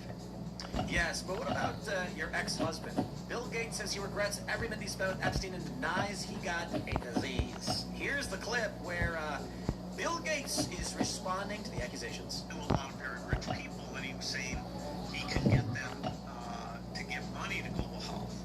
You know, in retrospect, that was a dead end, and I was foolish to spend time with him. I was one of many people who regret ever knowing him. You no doubt seeing the allegations, including some of them in the last 24 to 48 hours. Are they true? No, apparently Jeffrey wrote an email to himself. That email was never sent. The email is false. So I don't know what his thinking was there. It just reminds me, every minute I spent with him, I regret and I apologize that I did that. I think with some of the things that he has and some of the information about other people that has come up in those files has been true. Why would he do this and say it's about that yet? It's actually true that I was only at dinners. I never went to the island. I never met any women. And so, the more that comes out, the more clear it'll be. Really, buddy? That, although the time was a mistake, it had nothing to do with that kind of behavior. I don't believe it for 2 seconds. I don't. Fucking lying. This is a guy who's partying with Epstein, and everything we know about Epstein is true. Epstein's got, there's thousands of emails where he's talking about young girls, he's talking about parties, he's talking about inappropriate sexual things to other prominent personalities and podcasters, and you've got Reid Hoffman talking about partying, and I think it was Reid, or might have been someone else saying, they're going to buy ice cream for the girls, and you got to try it. Guys, everybody knows what Epstein was doing. And this idea that Bill Gates is like, well, I regret going and partying with him, and these accusations that these things happen are just totally false. I don't buy it. And, the challenge is... we go into... I know there's people commenting, being like, what do you feel bad about it? Because, his wife is going on and being like... I guess what I feel bad is their marriage is destroyed. And that's why I'm like... You know what is sad? Imagine being with someone you're married, and then this is how it all comes crashing down. But again, I gotta walk that back, I guess, because it's hard to watch these clips and actually feel bad at all. I guess I more so feel bad about the state of being in this country, where this is what these people do. And I'm sad for the concept of marriage, because I can't imagine, the only thing that matters to me right now in life is my family. Not the only, but the principal thing. To see a marriage destroyed because of this. Here's a post where it gets interesting. Scottish says Epstein's draft email to Bill Gates. That's blackmail. He's shaking Gates down for $30 million to take quite about an STD Gates presumably had and pass to his wife. It looks like Epstein was on Gates' payroll. There was a similar email to Prince Andrew about a salary that wasn't being paid. It seems Epstein sold himself as a fixer for the rich and powerful, like Roy Cohn, without a law degree. These people went to Epstein to fix their problems, buy antibiotics for an STD, no paper trail, or to get what they wanted, young women. Then he turned that info into leverage and used it to squeeze them. The bigger question was, come on, or was he a foreign state asset? Was he working for Mossad? There's some circumstantial smoke there. Family links through his father-in-law, fake passports, unexplained wealth, and more. So here's the truth. This is an This is an email to Epstein from Epstein. This is 7/18/2013, and he basically says that Bill Gates has abandoned him. To protect his Can we get a level 5, dog? He said you did agree to send a letter of recommendation to a future employer. Watch ask this. for one, blah, blah, blah. And then when you get closer down, they start talking about the things that he may have done. And so when you come here, it says to add insult to injury. You then subsequently, with tears in your eyes, implore me to please delete the emails regarding your STD. You'll request that I provide you antibiotics that you can surreptitiously give to a victim. And the description of your... You also made it clear to me that I am not to refer to redacted, as that is another topic that must remain between the two of us. In return for all of these requests, which I would have done without a second thought. Interesting. Now, I don't know what this actually is. He does mention, for $30 million in today's dollars, terms and conditions to be agreed. That's what I would have done. He's basically, here's what he says. In that regard, I suggest I buy you the house that you had your heart set on. And in addition to 5 years of severance, we'll buy you out of the investment contract we had agreed, 30 to 40% of a $100 million partnership for $30 million in today's dollars. I don't know that it's blackmail. And what that means is this might be Epstein legitimately complaining, saying, Bill, you promised me $100 million. You did these things. I helped you. That's how creepy and gross these people are. Well, check this out. Mario Knopfel says FBI got tipped in 2009 that Epstein's border ranch was having trafficked kids to the East Coast. An email sent to FBI Director Mueller in 2009 claimed Epstein's Zorro Ranch sat close to the U.S.-Mexico border, where most trafficked children are routed prior to being dispersed to the East Coast, yet he wasn't arrested for trafficking until a decade later. Not only that, there are other emails that suggest there are dead bodies of trafficked girls on his property. This is crazy. I bet there is. This is crazy. Mediaites. This is where things start getting spicy, and it all starts... Frostbite. Down. CBS News scraps 60 Minutes rerun after interviewee named in Epstein files. Researcher Peter Attia, for newly released documents, they say the segment first broadcast in October had been scheduled to air again. They're actually talking about firing. The dude's been named as a CBS News contributor just last week by Barry Weiss, but the interview conducted by Nora O'Donnell predates the formal relationship with the network. The segment is still available on the YouTube channel. His name appears roughly 1,700 times across the files. Many of the emails date from the mid-2010s after Epstein's 2008 conviction, but before his 2019 arrest. Some exchanges contain medical discussions and... Sleep Number's best deals are on now. Take 50% off our limited edition mattress, plus 0% interest for 24 months on comfort that adapts to you.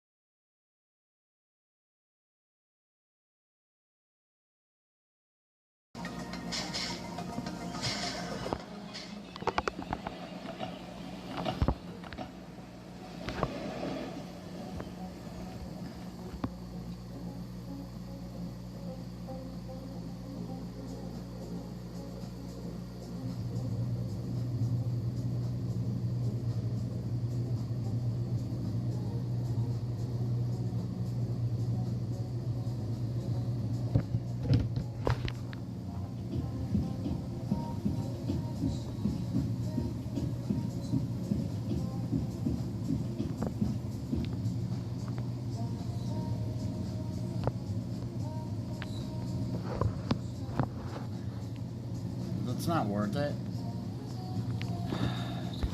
Fuck.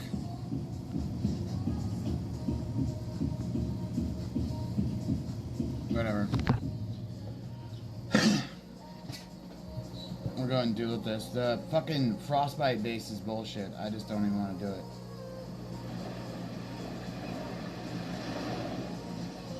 I'm about to expire because I'm not gonna waste.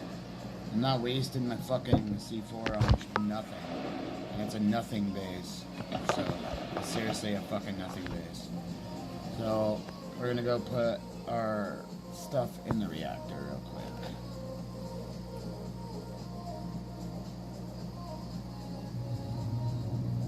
Actually, I bet I can.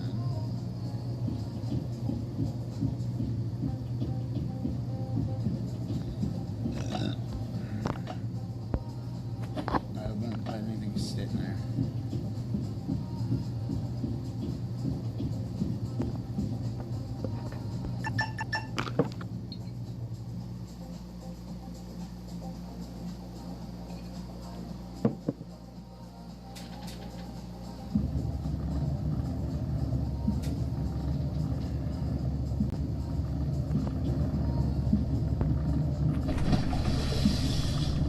So it takes 8.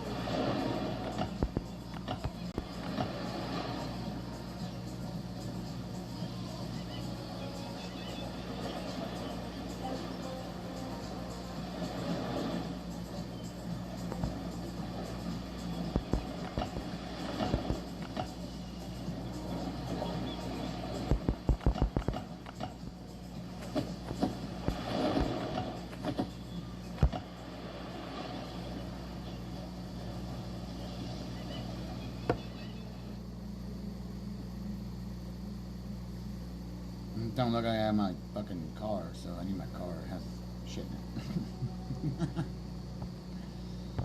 Ah, I love it.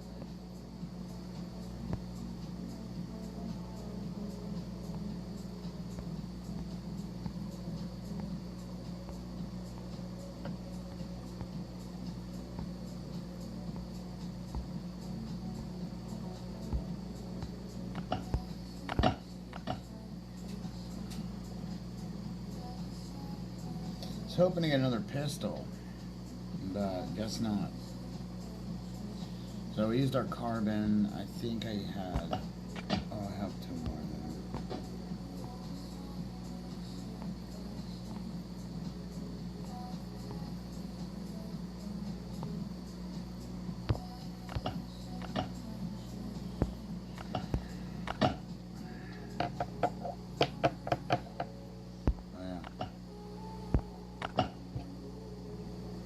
Grab the other shit from my hand.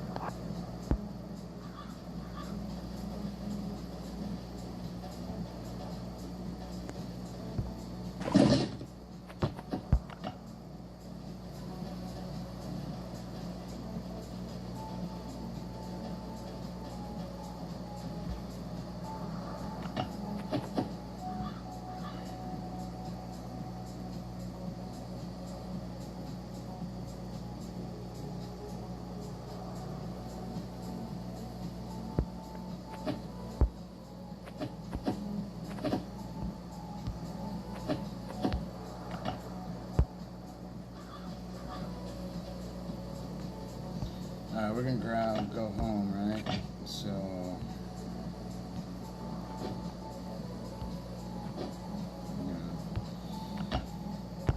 do those.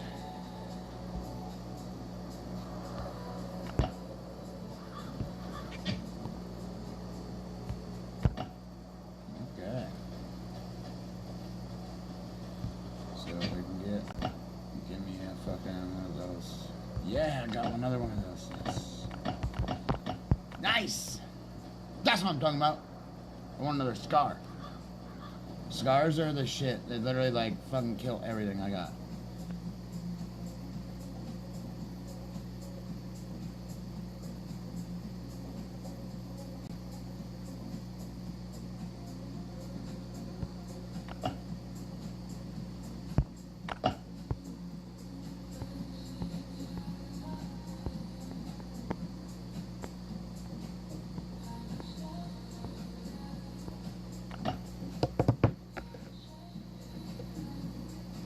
Most cats are chronically dehydrated because cat owners don't know these 4 things. Shut the fuck up. Some exchanges contain medical discussions, and others feature crude remarks.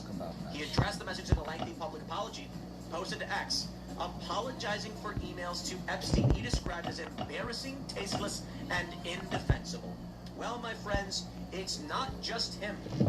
We've got J.D. Vance torching gross and incestuous elites named in the Epstein dump, but defends Trump. Now, I gotta say this. It is not about cutting slack for Donald Trump. I say this now for the 4th time. It's that what we're getting from these files, that the bulk of what we're seeing posted by liberals, saying this proves it, is that someone in 2024 and 5, or multiple persons, were contacting Fed saying, here's things Trump has done. The problem is, these are the same people who falsely convicted Trump of felony, what was it? I'm sorry. It was, what's the word I'm thinking of? It was fabricating business documents. They called it a felony. It was actually a misdemeanor, and falsification of business records. There we go. These weren't felonies. So at the same time, they're trying to put Donald Trump in prison. They're arresting his lawyers. Someone calls in and says Trump is friends with Epstein. I'm sorry, your credibility is shot in that regard. So I'm not trying to defend Trump over this. He's done a miserable job, and I have questions about why they're not prosecuting these people. But J.D. Vance is going after these elites. Bill Gates, Bill and Hillary Clinton, who are now going to testify. We want answers. We want answers. Let's roll. What do we got here? What do we got here? Who are the millionaires and the billionaires getting cooked by this? Jeffrey Epstein boasted about wild dinner with Mark Zuckerberg, Reid Hoffman, in unsealed 2015 email. Ooh, they got Zuckerberg now. The New York Post says, Epstein once boasted about meeting Zuckerberg, Reid Hoffman, Elon Musk, and Peter Thiel, and what he described as a wild dinner. An email released by the DOJ showed. Epstein replied, not sure yet. I had dinner with Zuckerberg. You know what the funniest thing about this is? It says MU equals K. Someone made a funny meme where they were like, here's a picture of Epstein's keyboard and it's all equal signs, because for some reason the dude put equal signs just everywhere, and I wonder if it was to prevent things from being searched, to be completely honest, because people will search for asterisks. If someone's going to break into your files and look for things, they're going to put MU asterisk K, MUS asterisk, Musk. They're going to try and find those emails. You do equal signs, maybe it covers it up. But wait, there's more. What I do want to add to that about Elon Musk and Zuckerberg and the meeting, Elon Musk has said they've only met in certain contexts. He never went to his island.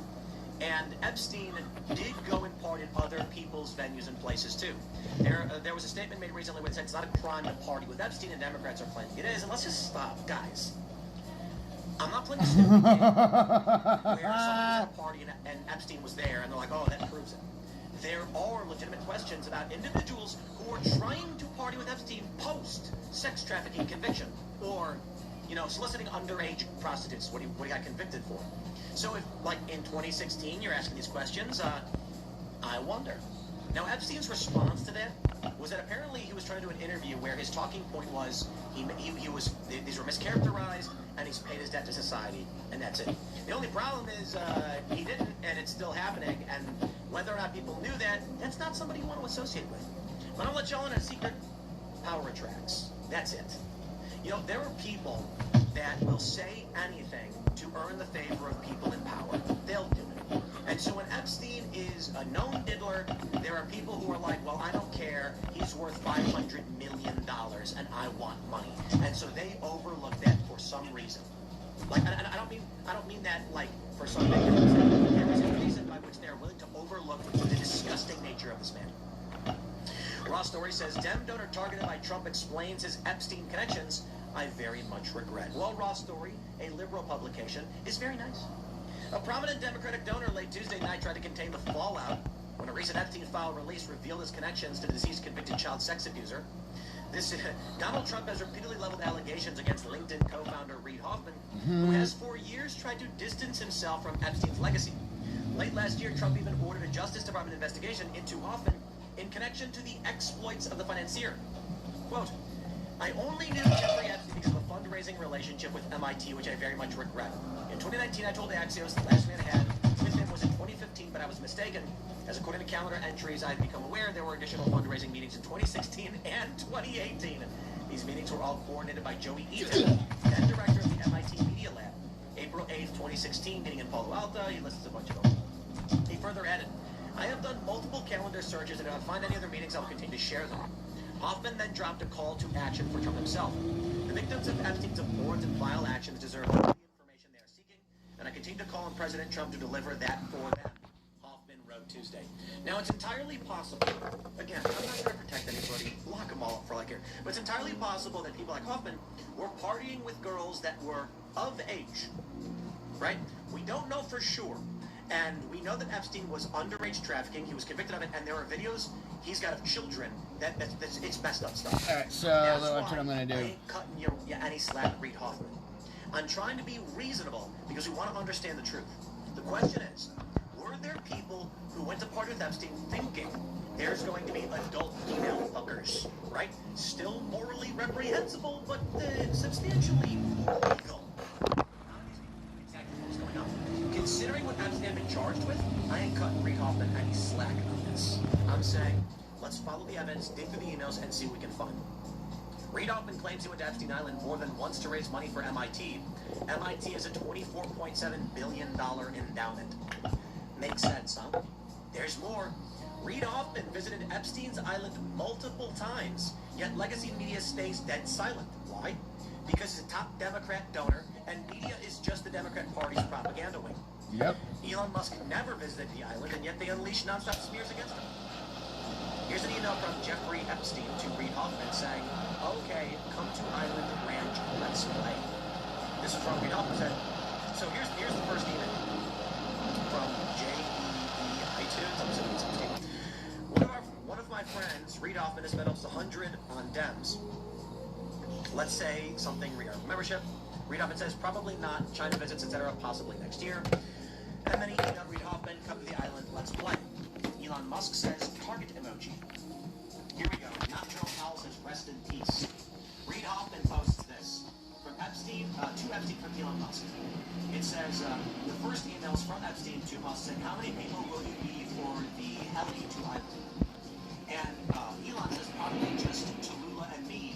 What date night will be the wildest party on your island? Elon says the big difference between you and me, Reid, is that you went and I did not. In fact, you went multiple times. First time was maybe a mistake, second time, but not the second time you went. And Elon said he didn't actually go. And his intentions were not anything related to underage girls because he was with his wife. There's more. Elon says he lied about extent of the relationship. Emails show contact in 2018. Co-founder Reid Hoffman claimed he cut ties with Epstein in 2015 and only had a few interactions. New DOJ dump says otherwise. Emails show visits to Epstein's Island, his New Mexico ranch, and overnights at his Manhattan townhouse. Communications continued through 2016, 17, 18, including Skype calls and dinners. One 2019 calendar entry mentions a meeting with Hoffman. In 2014, Hoffman emailed Epstein about sending gifts, quote, ice cream for him to try, and if not, for the girls. He also sent something that may strike your funny bone for the island. In 2016, Epstein found Hoffman's passport in a gift bag and returned it. Excellent, Hoffman replied. Epstein even offered to help Hoffman buy a private plane. I will hold your hand along the way. Hoffman now sits on Microsoft's board and just published an op-ed calling Silicon Valley leaders cowards for not speaking out against Trump. The guy who lied about his Epstein ties for years is lecturing others about moral courage. approach.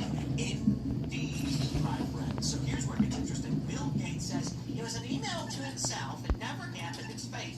Yet a guy in your board. Yes, spare me. But guys, just wait. There's more. Elon Musk's response, the initial about him being there with his wife, he says more. And he says, as the email shows, I obviously didn't anticipate anything actually shady, as I was bringing my wife at the time to Lula. Nonetheless, unlike you, I came to my senses and declined to go. Epstein tried to get me to go to the island so many times that eventually I just blocked them. Interesting. Well, my friends, here's where it gets real fun. Ashley's biggest mattress sale of the year is going on now. Hurry in and save up to $800 on select adjustable mattress sets from top brands like Stearns & Foster, Tempur-Pedic, and Sealy. Plus, save $1,000 on select Sealy mattresses. Ashley. I'm asking everyone watching this video to chip into the DNC Fight Fund. Fuck you. Newly released files shed new light on Chomsky and Epstein relationship. That's right. No Chomsky. Oh my god, you guys. This is...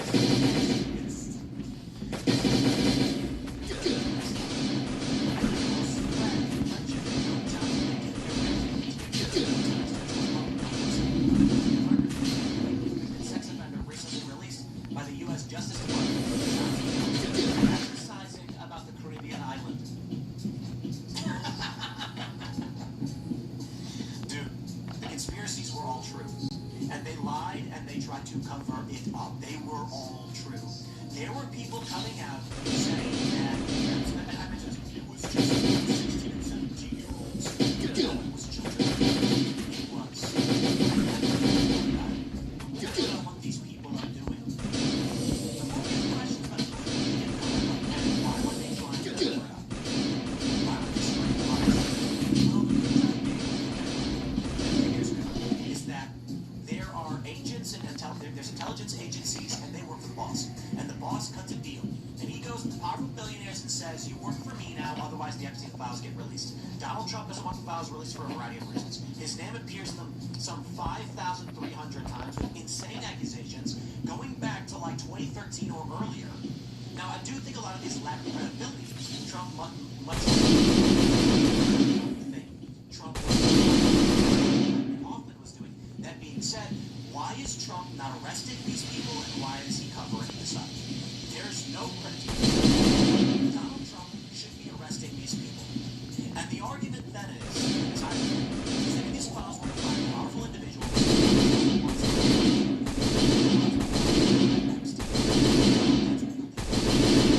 It's a power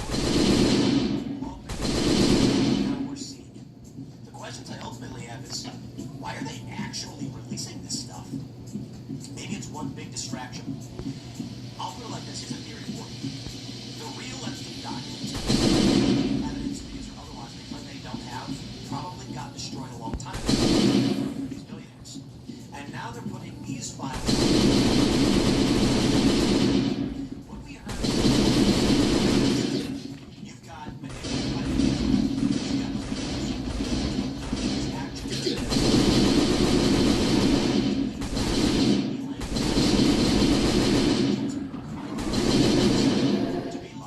Shut up. real damage stuff. Evidence of actual crimes being committed. Those were destroyed a long time ago.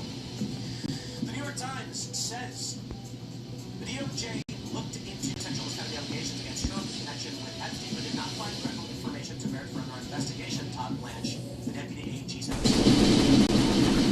meeting came less than 48 hours after Trump had been released. I say no. 3 million pages. Investigation at Epstein, who died in 2019. They said the files are peppered with references to Trump, who had been a close friend of Epstein's until the early 2000s. While Mr. Trump has repeatedly downplayed the relationship, the two men bonded over the pursuit of young women. Mr. Trump has denied any wrongdoing in connection to Mr. Epstein. Guys, I'm going to be honest. If you came to me and said that Donald Trump was going to the island and doing stuff with underage girls, I'm not really going to believe it. Sorry. There are these weird accusations about Trump going in like dressing rooms and doing awful things to little girls, and I'm like, a lot of these allegations come in the past few years where we're going to hyper-parse it down. But if you go back to the early 2000s and you listen to what Donald Trump says and who he was, you tell me that Epstein procured hookers for Trump, I'd be like, listen, Trump. In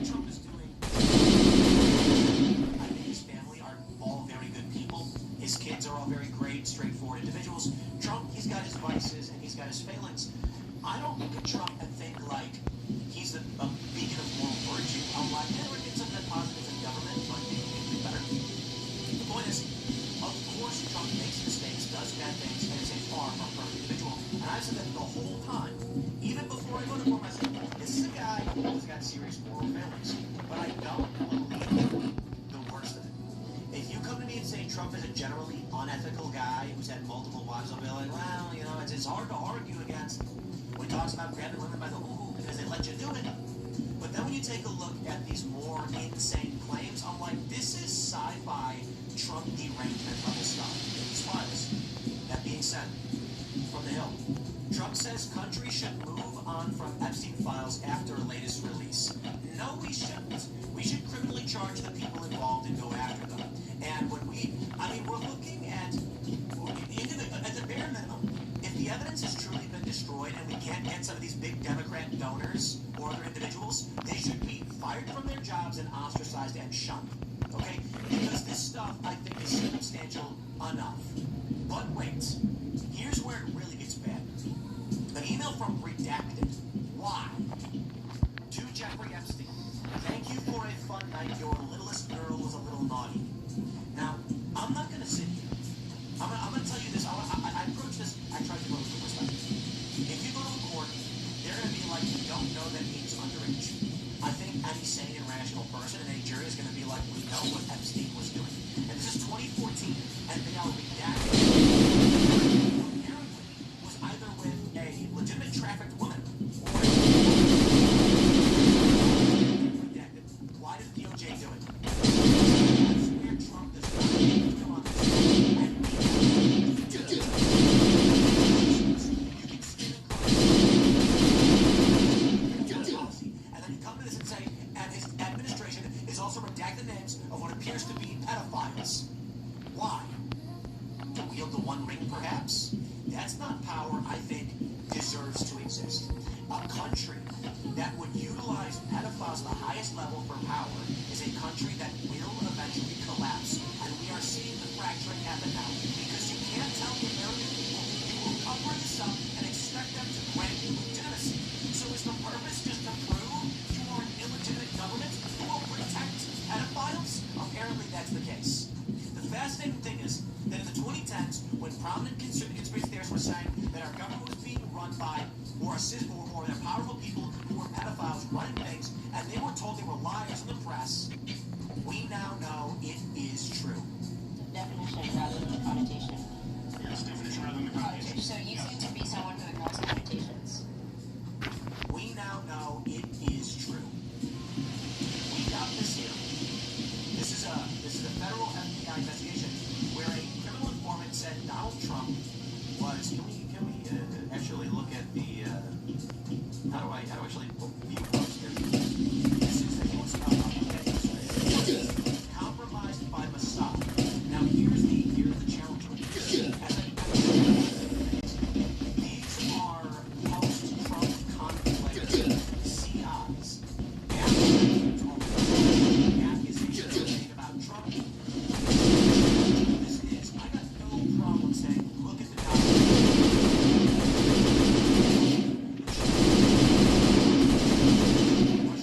they made up so much stuff, it makes it impossible to understand what he's actually doing. But I'm not sitting here to just say Trump's innocent, okay? I think he's covering this stuff up. I even got a post here from Noel Krasenstein. He says, Epstein files clearly show that the Southern District of Florida offered a prosecution agreement to Epstein.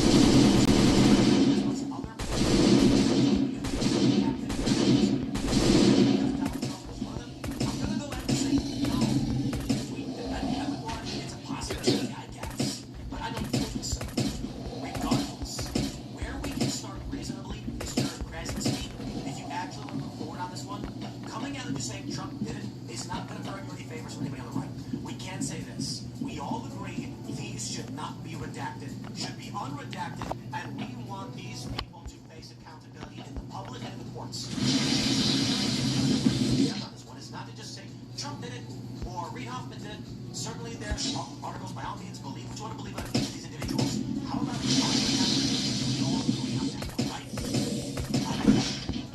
And of course,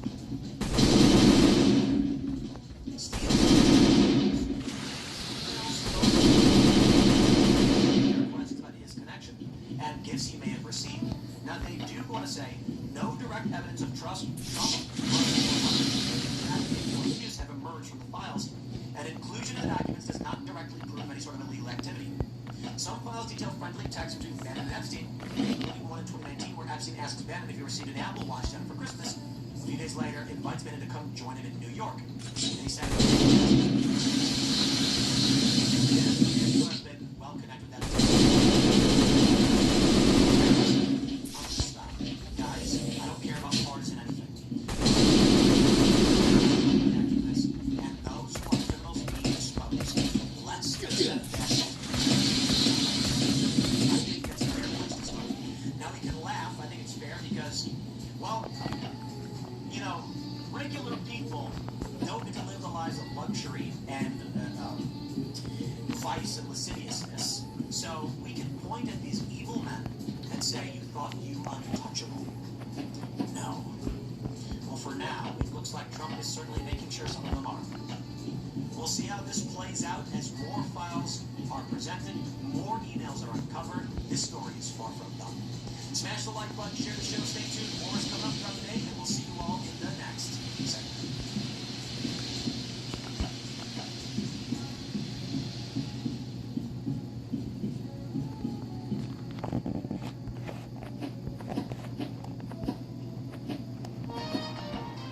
Are you sure your tax expert is right for you? Switch to TurboTax Full Service. You'll be matched with a TurboTax expert and get real-time updates on their progress. And you get your best outcome guaranteed. Switch to TurboTax Full.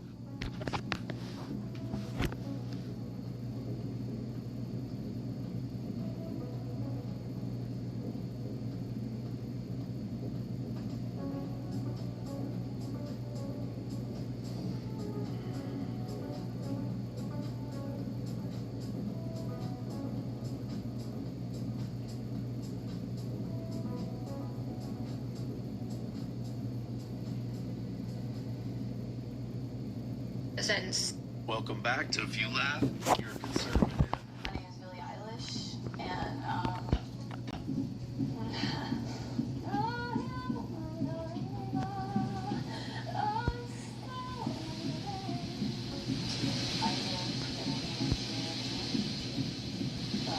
I just think what's going on right now, my management told me it's terrible, and I just have to say no human is illegal on stolen land.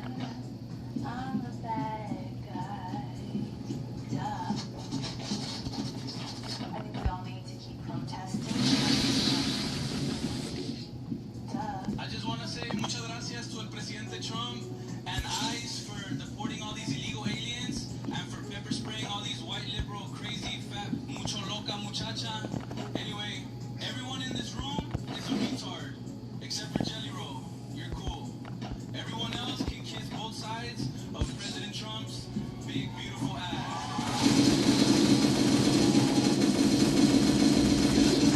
The Super Bowl halftime show. Happy Black History Month, everyone. Look what I got. DNC. Obviously, that's all you training. Some robbers from the big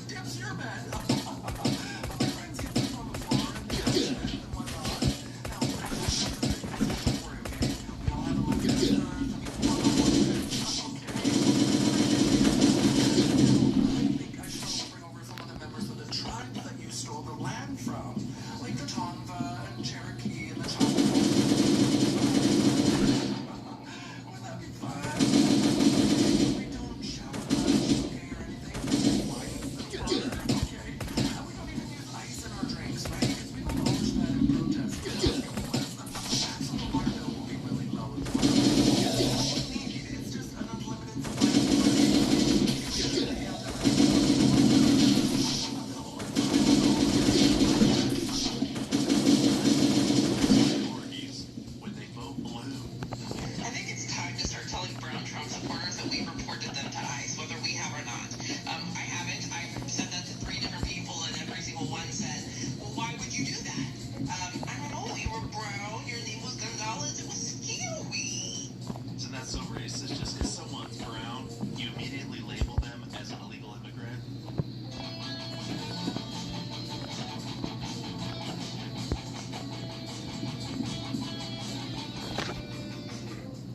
And somehow we're the racist? So let me get this straight. You looked at someone, saw their skin color and last name, and thought ICE threat? Yeah. That's not activism, that's racial profiling. Not getting detained by ICE. You want to know why? Because they follow the law. Doing things the right way instead of cutting the line. Second, I never looked at the law. Oh, they're scared. The minorities, what they do, they don't agree with you politically. Suddenly it's intimidation, ICE jokes, and stereotypes. So you don't actually see people, you see votes. And by the way, a lot of Hispanics voted for Trump. So what now? You mad they used the right to vote? Very peaceful, very tolerant, very party of love. Yeah, you really thought this was a flex, but all it did was expose who you really are. Asking guys who the most famous painter is. Who do you think is the most famous painter of all time? Oh, definitely Picasso. I know that name the most. No, I think it's Leonardo da Vinci. The Mona Lisa, The Last Supper. I mean, heck, he wasn't even a painter. He wasn't even a painter. Wake up from a nap and find everyone in the family room watching a movie without you. I'm talking about Hitler. Wasn't even a painter. Is it sexist for women to cross the streets at night to avoid men? Why is the same not true for white people?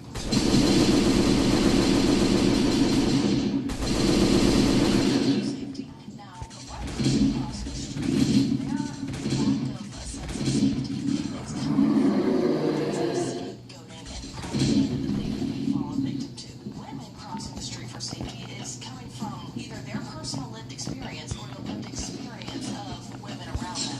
Great. Okay, what's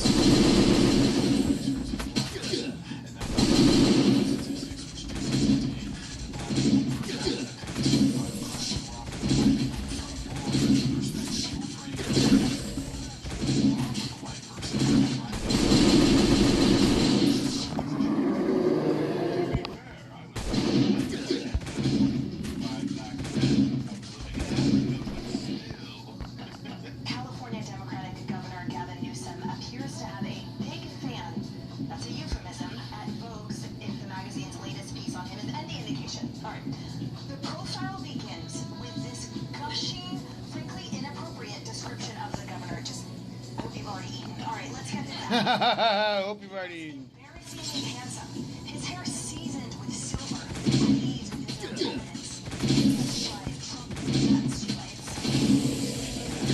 Sits like that? Yeah, we don't listen to these magazine people. Trump. Not an actual superhero. It's 1 a.m. and you decide to turn your smart car into a Lamborghini.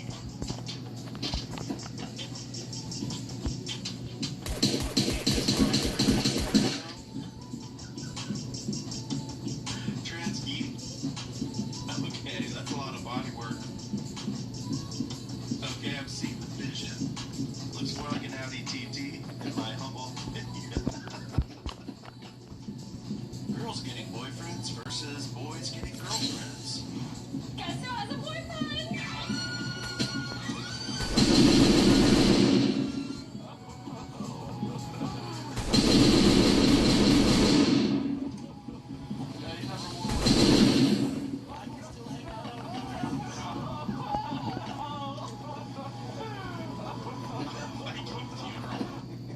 Viking funeral?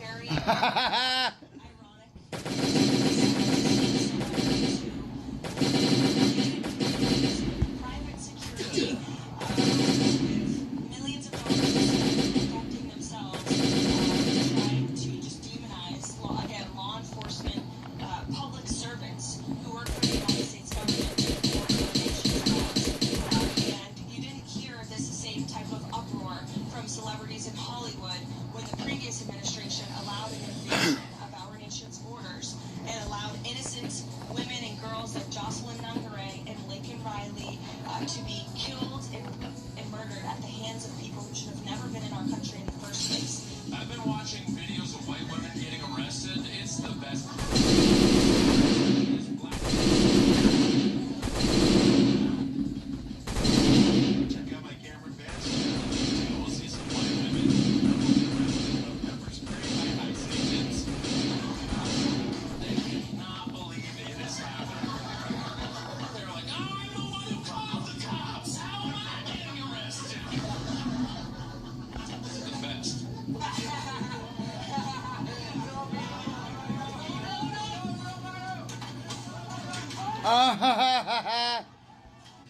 Y'all's had it. Liberals, I want everything that you want to happen to legal immigrants to happen to you. Thanks. Send it home, actually. Billie Eilish, nobody is illegal on stolen land. Great, I'm moving into your $14 million mansion next week.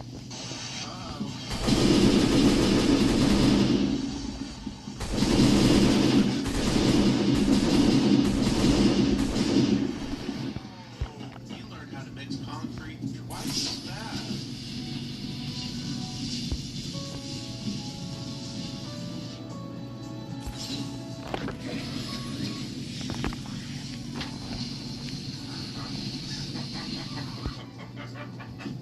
He's doing it.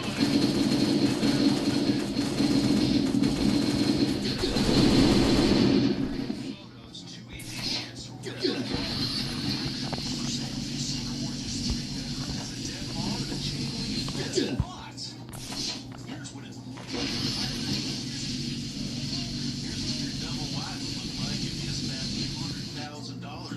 Another angle of the dead lawn. Imagine if there was a horse and a stable. They're calling it virtual remodeling, as if actual remodeling didn't cost tens of thousands, if not hundreds of thousands of dollars. And you know they're just trying to trick people into thinking the house is much nicer than it actually is. I'm about to die.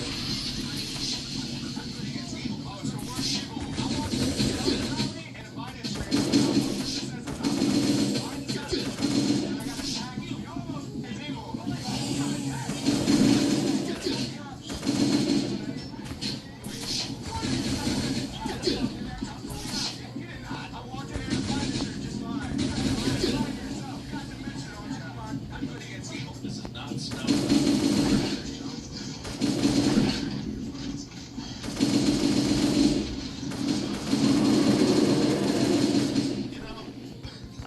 You know when snow gets piled up, it melts a little bit and it freezes and it melts and it freezes, it becomes a white pile of rocks. I could go grab that, but I'm not. I'm using other guns. On this one, I don't know how you can do that. You have to use the armor piercing guns, and that's not an armor piercing gun.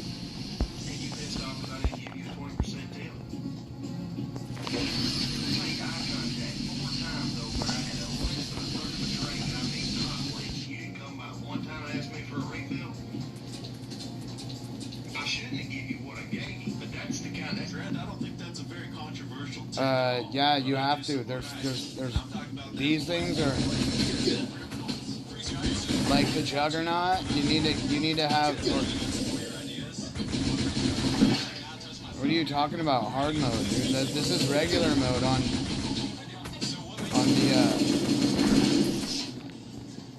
the. This has factory parts. This has started today.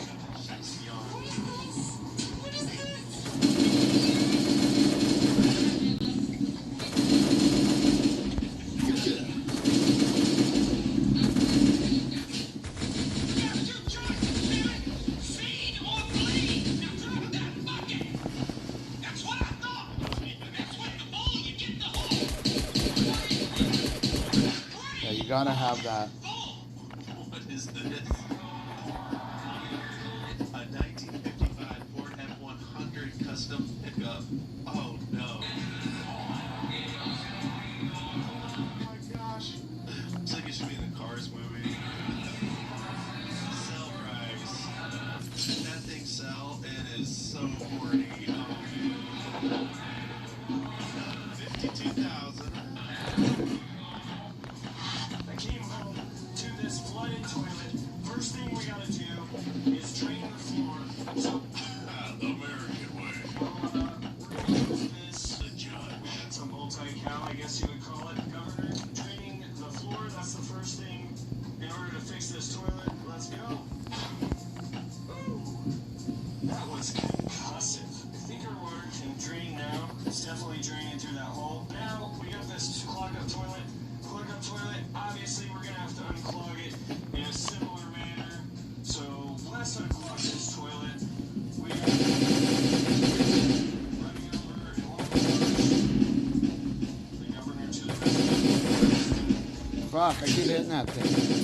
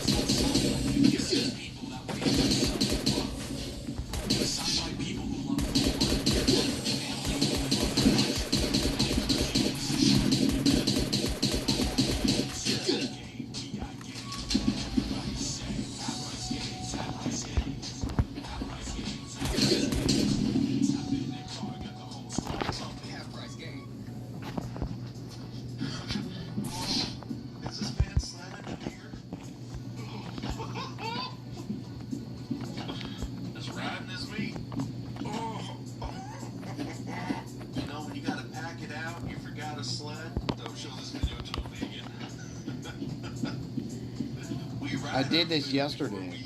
An American patriot purchased a pro-ICE billboard in San Francisco that says Defensive Player of the Year, ICE. A new digital billboard at Fisherman's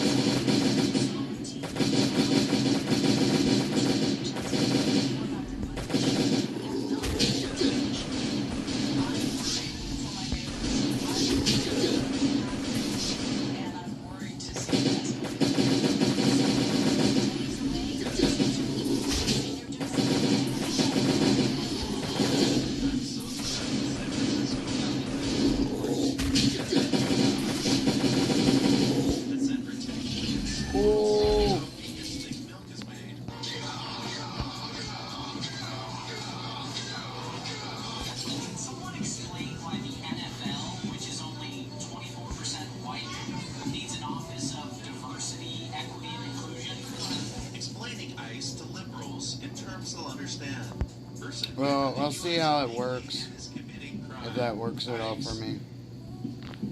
Dude, I just got 6 levels right there. Butchoosh. I need to dumb it down a few more grade levels, though. How it feels telling your wife she's acting just like her mother in the middle of an argument. Bombs away! Watch as Don Lemon, who violated the civil rights of Christians, get a standing ovation from the Hollywood elites. Stunning and brave and stunning.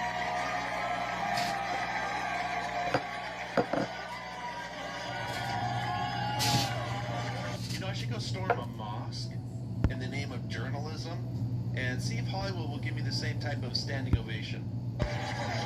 What am I? 31. Just collect it all. Borders leftists set up Get it out of the way. checkpoints, aka borders, to scan driver's IDs in Minnesota. Can I drive? I got a red light. So now we need permission to drive from these people? I was just saying, it looks like in our system, your plates came up as an ICE plate. Can I put one of these out the window and ask if this counts as a form of ID? I just wanted to see what was up and talk to you. What's your name? Harley? Harley? A lot of the neighbors Waiting are for what we're fun. doing, so happy to be here. I'll let it stack up and then collect it all at once. We can go do another little level, but we just finished Part of all of this is this. the leftists who call people Nazis for wanting to enforce borders and check people's IDs. are now Zika. enforcing orders and checking people's IDs. 20, look at this, 20 components, Taste that? 5 flight It's controllers. the hypocrisy and double standard in the air. Badoosh. I didn't expect to see this.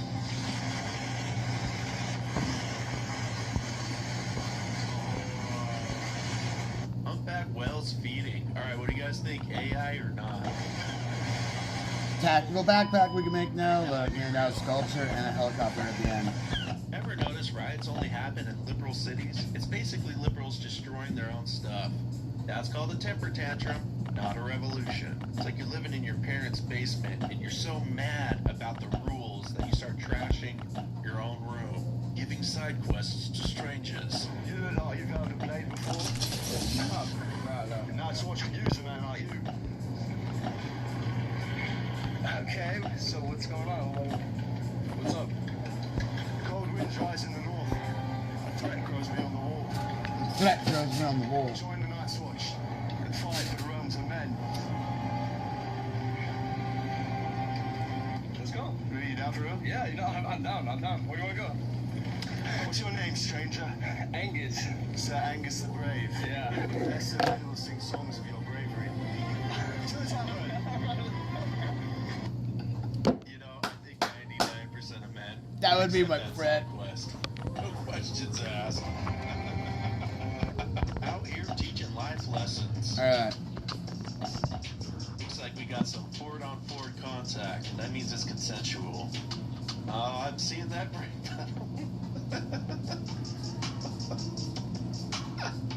Oh! I don't recommend this. You do? I don't recommend this. This is honestly the way women want to sleep. Hope you brush your teeth.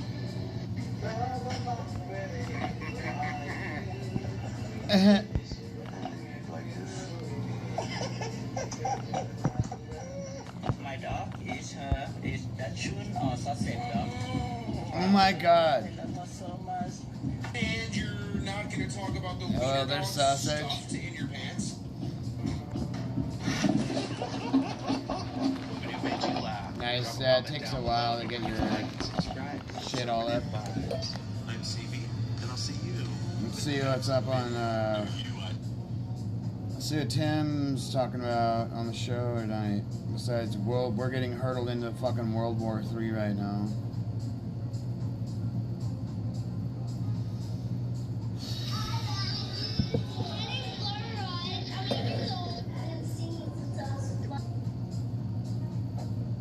Booth going across the unlocks the full platform and features AI Valkyrie? never before.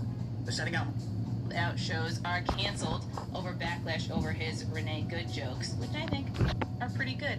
$1 Million Home, which is built on, guess what? Stolen land. We'll get into that. And also, close to my heart, near and dear, comedian and friend of mine, Ben Bankus, rips a Minnesota venue after 6 of his sold-out shows are canceled over backlash over his Renee Good jokes, which I think are pretty good. All this are pretty good. Jewish overlords. Axe Network USA. My friends, visit TNUSA. Do more money. 800 information. People can't actually hide. God, I don't know how that works. I'm sorry. Ooh, I know production is a significant scaling back of the Department of Homeland Security's presence in Minnesota, and it comes after 2 U.S. citizens were fatally shot, which sucks. But it seems that the local police are, you're like, too beautiful. Well, it seems like the local police are working with us to kind of like stop the illegals, so that will necessitate the taking away of these ICE peoples.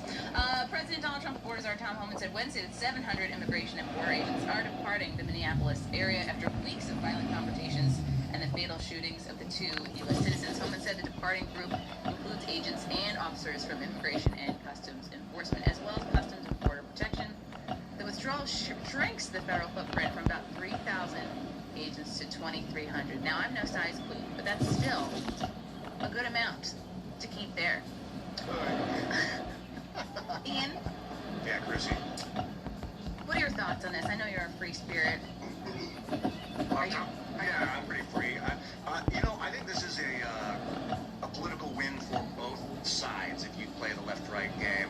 They talked. Jesse Waters had Tim on. I think it was a week ago. Jesse Waters and said we need to de-escalate. It's the media. Was that Jesse?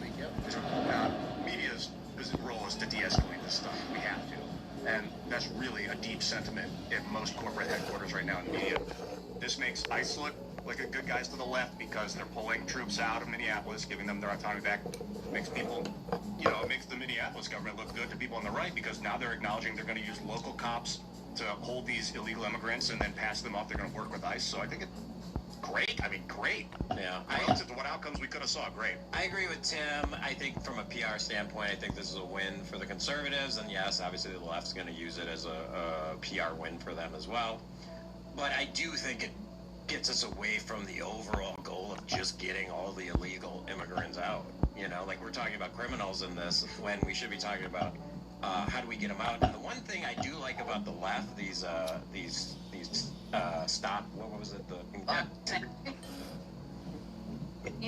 Where they can say, look how authoritarian Donald Trump is. Look how terrible ICE is. It's this Gestapo. Look, the Nazis are back. Blah, blah, blah. They're doing everything they can to drum up the left. So the point isn't to get... The point has nothing to do with actual illegal immigrants. The issue is never the issue. The issue is always the revolution. The point is to drum up resistance to Donald Trump and to convince people that there is a massive authoritarian fascist government that's coming for your rights. Remember, they love to point out that the two people that were killed, they're American citizens, and they're exercising their First Amendment rights, which is total bullshit, right? The whole, from top to bottom, that narrative is a lie. So I just wanted to push back on the idea that they just want them to stop, because it's not even about the immigrants, it's about pushing the narrative. I could see how certain leftists would go, oh, well, they're scaling back an agent, so this is a win. They're taking some ICE agents away, so it's a small win. I'm just saying, like, some people... But I gotta push back on you guys saying that George Floyd was not a stud. If you've seen his lengthy movie career, the man was definitely... He made a very, Yeah. serious point, and now he's talking about how hot George Floyd is. Okay. From the left standpoint, okay, what's a win? I really don't care from the left standpoint what's a win. From the right standpoint, people are talking about getting the illegals out. How are we getting the illegals out? Like, taking ICE agents out of Minneapolis, how does this look like a win to the right? Like, and, Phil, I take your point on the checkpoints, but, like, if you just did it once in that city and you get them all out at that point... CBP can stop people within 100 miles of the coast or any border in the U.S. That covers something like 85% of the American population, right? If you're in Chicago, you're on Lake Michigan, you're close enough where they can go ahead and pull you out of the car if they want to. So, and look, spending a lot of time on the road on tour, there have been multiple times where the CBP has pulled our bus over and like, hey, what's going on in here? Just checking to make sure you're all white. All right, have a nice day. Folks,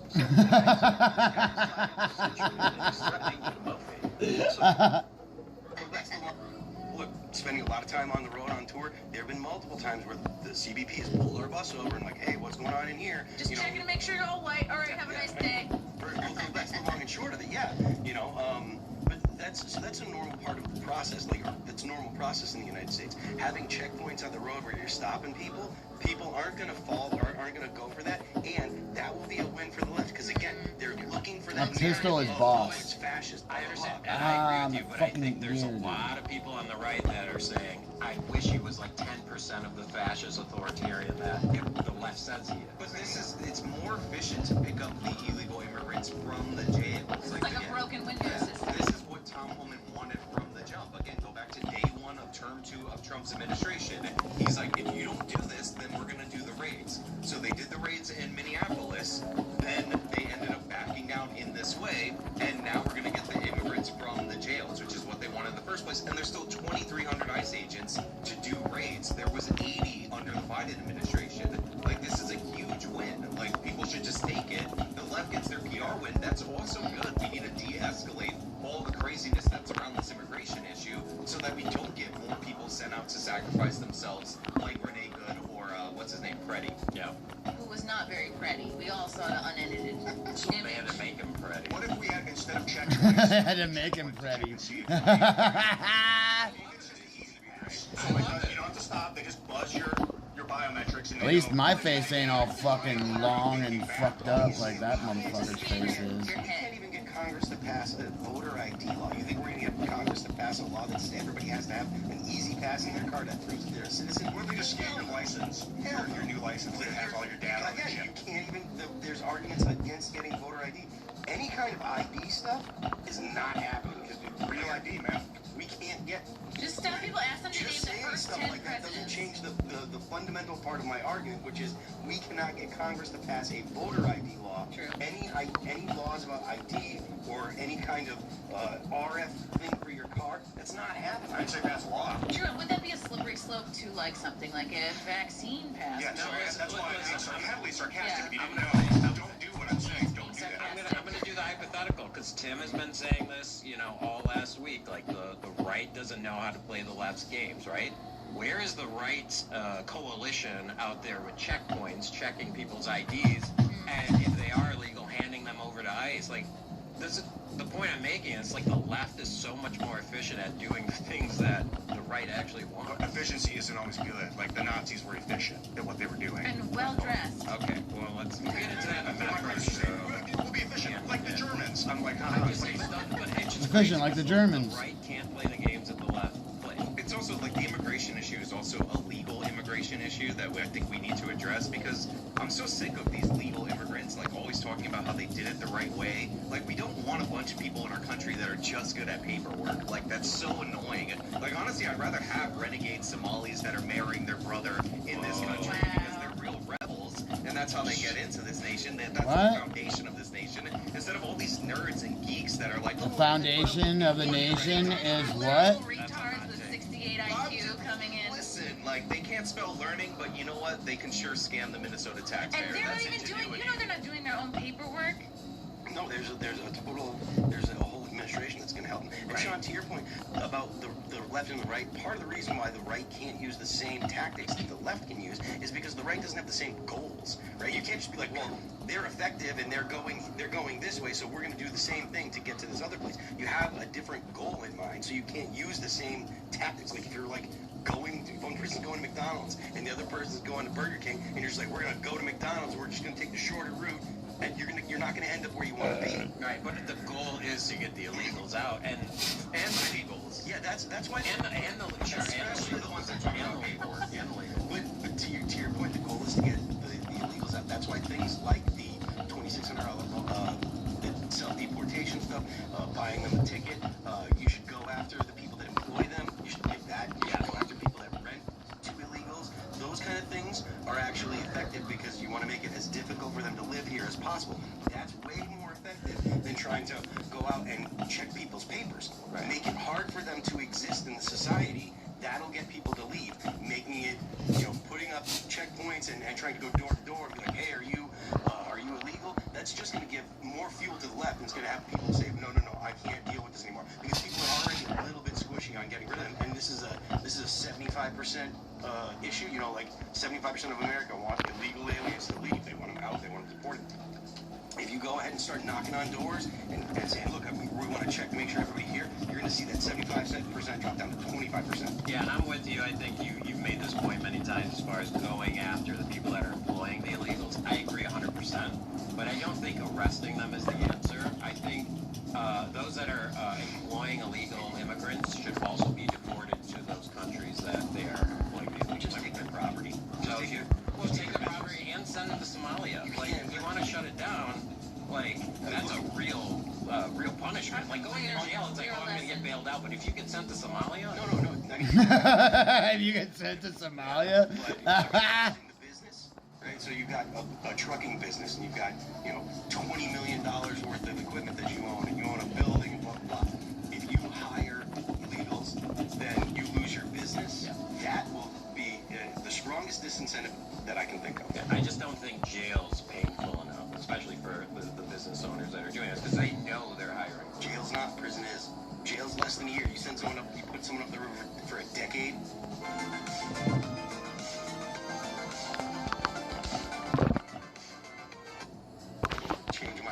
Send them to Somalia. We don't need to destroy the productive capacity of people who run businesses. If you hire illegals, then what you should do is face fines and whatnot. And by the way, you should also be fined the difference between whatever wage you're paying them and the standard wage for an American. You want to remove the financial incentive for people to do this.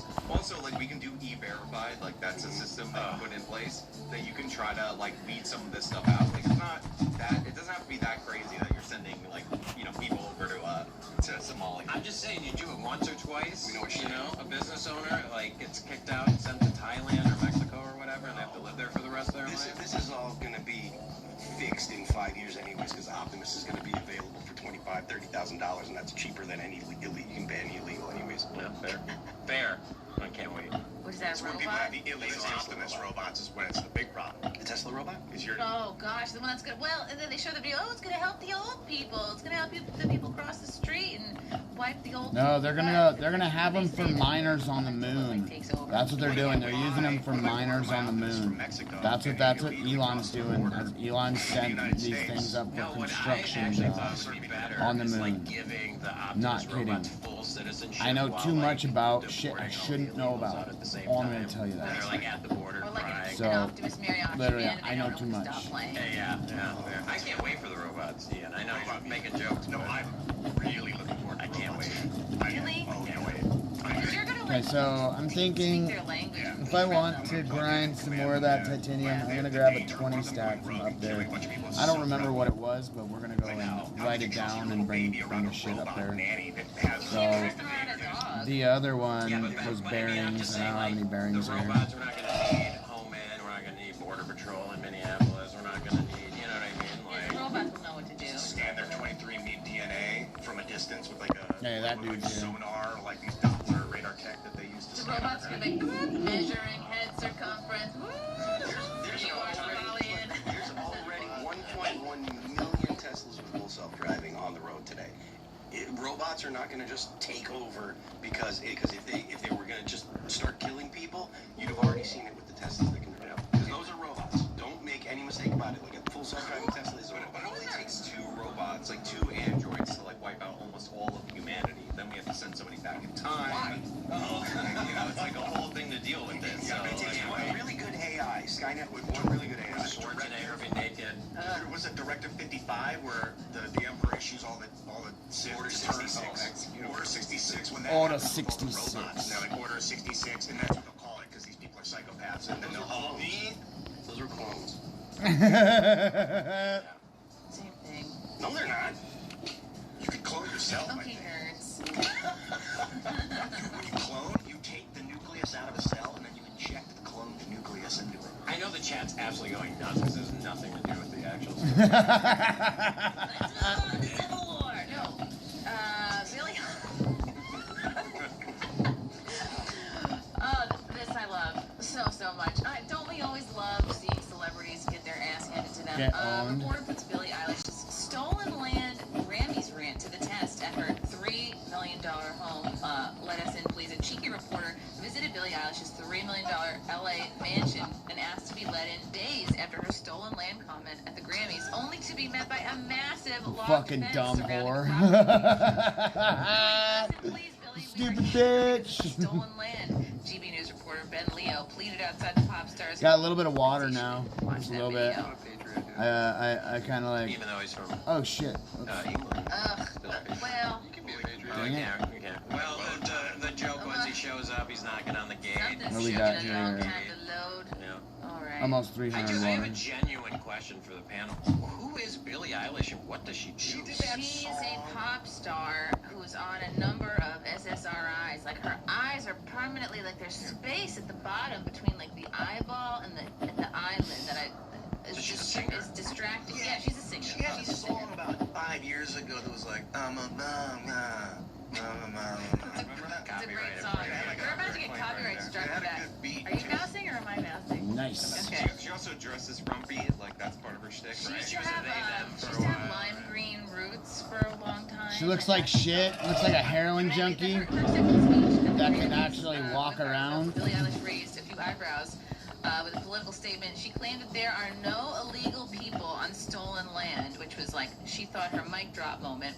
And she was referencing the oh-so-recent colonization of the U.S. and reminding everybody who the actual immigrants are, which is hilarious. And now she seemed to forgot that her own $3 million mansion is built on the ancestral land of the Tongva tribe. Tongva? Tonga. Never heard of them. He sounds made up. Yeah, are they even on TikTok? She Are they even on TikTok? She never paid a penny for the pleasure of living on their home ground. Since her statement, an LA-based law firm has offered to serve her an eviction notice. Oh! She's living on their stolen land. And here is Sinai Law Firm. For immediate release, Sinai Law Firm is offering to evict Billie Eilish from her Los Angeles home on a pro bono basis on behalf of the Tonga tribe. Billie Eilish is being evicted from her house. California was required by the Treaty of Guadalupe Hidalgo. I don't speak Spanish, pardon me. Okay, so we need those there, but it says it's talked. Okay, it says return. I want to do something real quick. But I mean, they lost more than one state, but you lose by getting your butt kicked in a war. Yeah, but they have a really big opportunity here to set precedent. I mean, you know, for California, they can literally side with this tribe and take away her land, which is essentially what the end goal of woke is anyways, is to steal people's property. California reparations? Yeah, exactly, right. Yeah, California reparations. I mean, what do you guys think? Do you think... Dude, it was cool doing the laboratory without any of the traps going. That trap fucking disabled the traps. I should have grabbed it instead of like dropping all the shit down. And the enemies are already at half, or should be at half I mean, thing, as a you know? California judge, yeah, I could see them, taking a stand and be like, well, we should give it an opportunity to, they're going to side with the minority, right? Whoever's less white. So. Right. I mean, look, this is like, obviously it's a show thing. Like, you're going to do the eviction notice, you're trying to grab a headline for your law firm. So we all turn into a court thing. But that being said, like, you know, we got this land from Mexico. We bought it, we paid for it. It's legit, it's ours. But the thing is like the Mexican people, they're colonizers too. Like, they don't speak Spanish. And in Latin America, that comes from Spanish colonizers, also known as. I need 3 more. This is the rule of conquest.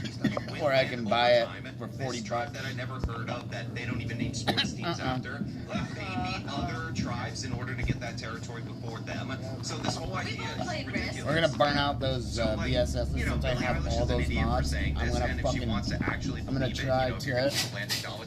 Give up the land. Like, that's try to use those. Yeah, those are guns that are given like 30 and 40 nothing's gonna come of this. per Wouldn't hit. that be a great example to set for all the other celebrities? This is what I'm saying. Like, they really have an opportunity here to set precedent, like, legally. Like, I mean, what's her out here then? Say nothing forever about it and hope it just disappears by law. Just put more ice pins on your shirt. Yeah. So the guy that went to her house obviously did not trespass. That would be the day. That would be what the story is all about. But if he had, and he said, "How can this be illegal if it's on stolen land?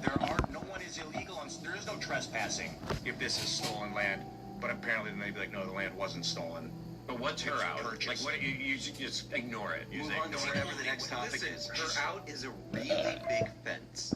Like, she has a really big fence to keep all these. Yeah, this is a fucking. Hey, go and look up this guy. Go look up this raid. Things and just hide behind your border. Look at why I'm not even doing it. Borderless. They're just imaginary lines on paper until you enter her property rights, where armed guards will swarm you, and a better police response than you're going to get in worse areas of LA will immediately surge and descend upon you. Like, it's all a virtue signal. Like, it was meant for that moment on stage. Check out Frostbite. You'll go. If there is, she's Are gonna you do fucking like, serious? To the I'm not doing Native it. Americans crying Like, I can go there and make some noise. But she just started. She does money laundering back to herself. Maybe she should donate But other to than the that, Tunguska tribe. That's not what they're called, are they? Tonga tribe? Yeah. The Duncan Tonga tribe. That keeps Donate being- like $100,000 Tonga tribe. it keeps fucking giving me mystery gifts, dude. Like, it's stuck on it. It's stuck on that 200 thing, so it gives me a mystery gift right at the beginning. Go get yourself something to eat. Yeah. Have a couple drinks. Now it'll on be me. stuck, or yeah, it's stuck on 200. Yeah. So they gave me this Hopefully she doesn't bury again. her dog in the backyard. It's gonna come back to life. That is fair. That's like a Native American thing. The Sinai Law Firm also, although this was, there was a tongue-in-cheek moment, but they also reassured everybody, not only were they teasing, but using a phrase like stolen land has meaning and actual implications in the real world. Both Santa Monica and West Hollywood City council meetings, both Santa Monica and West Hollywood City council meetings each start with land acknowledgements. I can't believe that they are sitting on stolen land. It's scaling and used as a weapon at the same time. It's empty because no elected official is giving the Not land back doing to it. the Tongva, just like Billie Eilish is not going to get evicted, nor will she give her house back. Yeah, all they wanted was the shout out.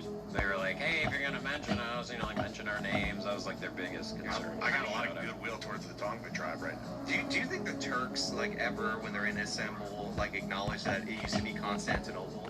Ever? Like, I think about it all day. Like, I hope nobody says it again. It was. Yeah, Animaniacs. But once the capital of the Byzantine Empire is, like, now 0.2% Christian, Animaniacs you think they have still Turkish said it. officials out there doing that? No, absolutely not. Every Alright, other so that isn't a majority white nation does not concern themselves with this absolute nonsense. Like, this is just white guilt trash that's meant to make let's go people throw feel that bad for shit in the winning. reactor And no, real I'm not quick, gonna feel bad for and winning. then California is ours. It's kind of being run into the ground a little bit right now. Yeah, Probably our- can do that a little bit better than Gavin lucky Newsom. So maybe, shit's give a gone, little so- bit to the natives, her house in particular. But we're not going to feel bad. It's over. It's been decided. They fought honorably. They lost. And again, maybe not even that honorably because we don't name sports teams after them. Right, true. I think the only just solution here is to feature the Tongva tribe, and here is a band. Yes. We should feature them at the halftime show as reparations for Billie Eilish. Is his last name Morales? In the member show, we should bring up like their music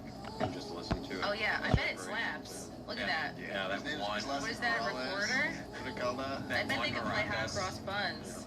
Just clapping. Yeah. Wow. Yeah, no, it's the bigger question, do people care? No, most people don't care, but it is kind of funny to see their own ideology, falling back on themselves, like literally. The last thing she ever expected, was someone to really call her out on it. Yeah, I still don't know who she is. This is pretty emblematic of the left in general. It tends to eat its own. As soon as someone somehow, falls afoul of leftist orthodoxy or somehow can be, branded as a hypocrite, the left is going to do it. They eat their own all the time. I personally think that they're more organized than the right is, but you hear the left talking about how the left is usually a circular firing squad, etc., all the time. So I think it's poetic justice. It's also perfectly emblematic. You're saying the left is always just looking for another scalp? You think? Yeah. Isn't that just cultural appropriation? What she should do, honestly, is like do a jeans commercial and then say like, I got good jeans or whatever, and like completely go the other way. And all she has to do is do her makeup and wear something actually pretty. Yeah. And then everyone's gonna stop talking about this and be like, oh, Billie Eilish. Yeah. Here is some footage from gbnews.com. One of the reporters is actually visiting, when visited. We are here because this is stolen land, Billy, and we think we should be given access to your quite lovely $3 million mansion. I'm scared to even be that close. Yeah, I think technically he's trespassing if he's on the Leo from the Late Show Live on GB News. Remember when Billie Eilish said this at the Grammys? No one is illegal on stolen land.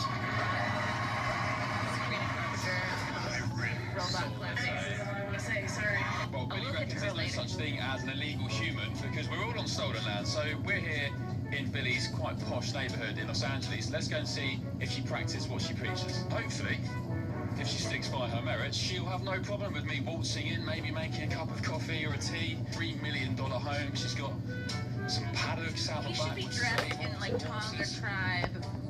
Authentic garb. Yeah, that's what I was thinking too. Like have like natives standing outside. Yeah. I know. But in England, you get arrested for that. Like you would go back to England and absolutely get $3 million home in LA. That isn't actually particularly extravagant. I know. I was thinking that too. It's not a lot of money. She's poor. Yeah, multiple. Yeah, It's all stolen LA based. All on stolen land. Yeah. She's gonna show up at some reservation and be like, "This is mine now."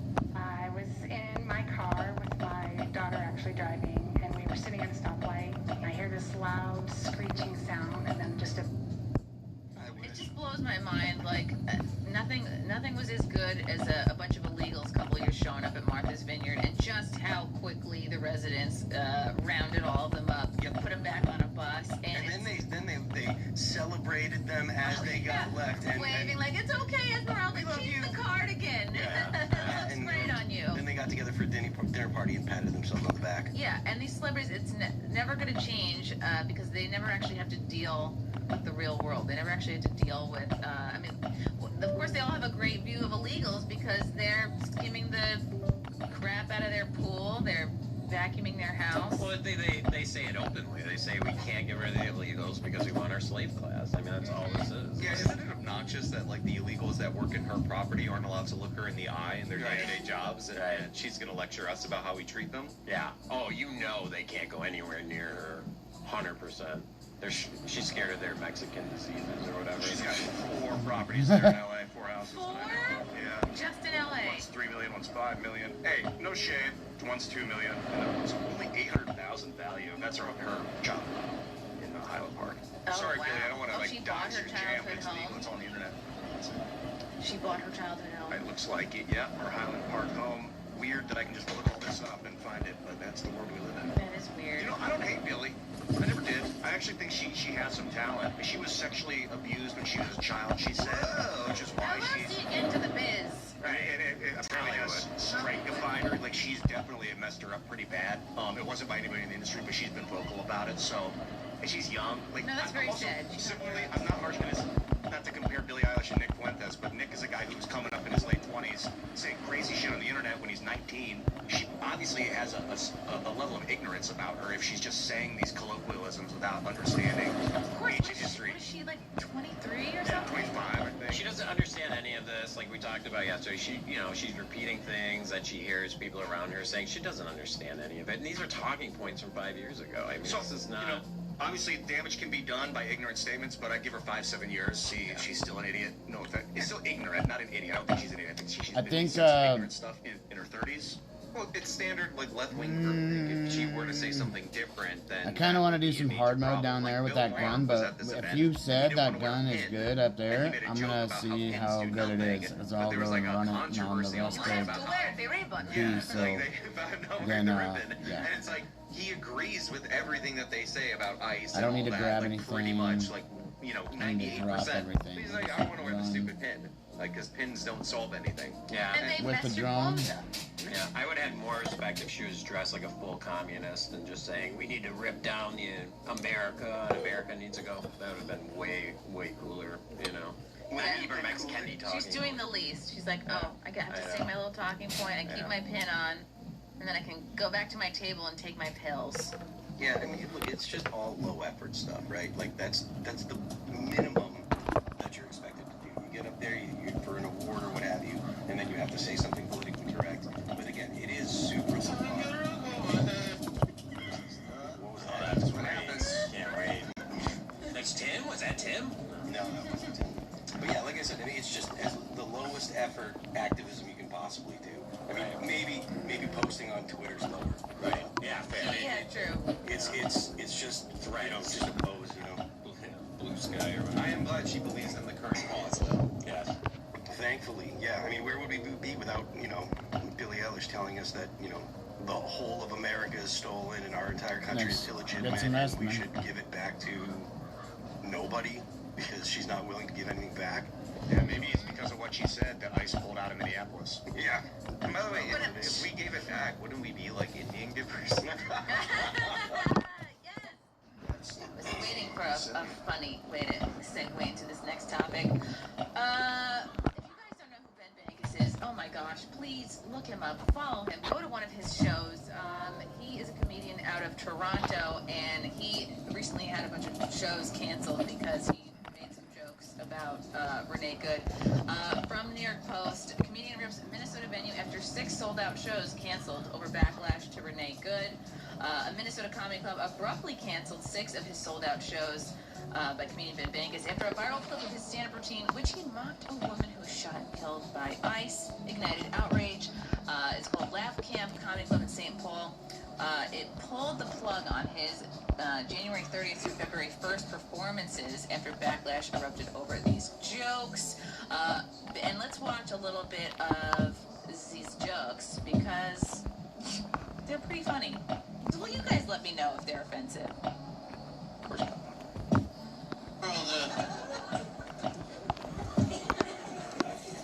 We need to get rid of whiteness. Well, we started. Her last name was Good. That's what everybody said when she was shot. Good.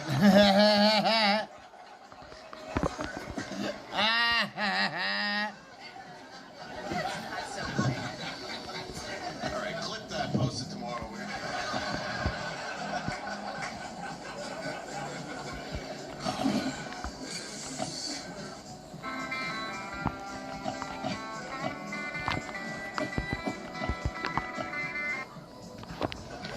need to get berries.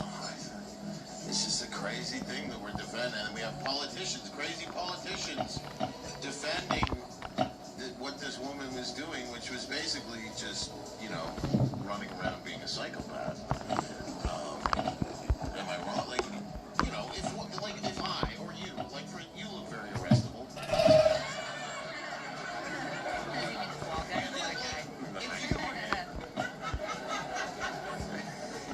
Right? You're like, if you started freaking out and chasing around federal agents as you,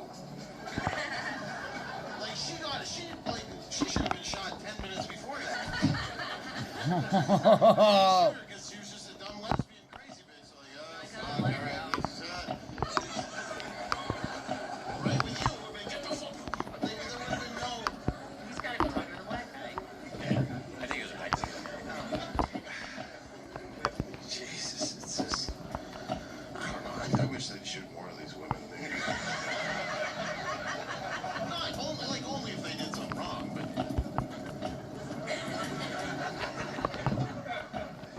I think in the beginning he. The country where you know there was like groupies and stuff. Now they just have these ice ladies. Ice lady. You know, the woman who got shot in the face by ice. I call her the ice lady.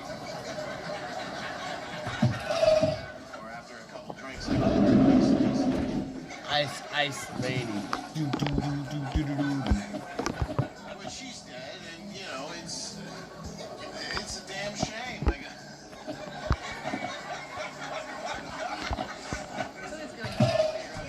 the left doesn't know what to do because they just spent the last 3 months celebrating the death of Charlie Kirk, and then they're looking at you have no shit. We're like, no, she deserved it. We're not celebrating it though, right? We're not like there's no Republicans out there making videos being like, I'm glad that stupid bitch is dead. Right? We saved that for dinner conversation. Like, is that idiot? We've heard so much worse from regular people. We saved that for dinner Charlie Kirk conversation. died. This is kind of tame. So funny. But my tolerance for comedy is pretty high. So How many places actually canceled the shows? it was his club in. It was the club that he was sold out at in St. Paul. So it's in Minnesota. It was like 6 shows or something like that, right? Yeah, let me. Showed it there. Yeah, we love Ben. He's been yeah. on the show. He's great.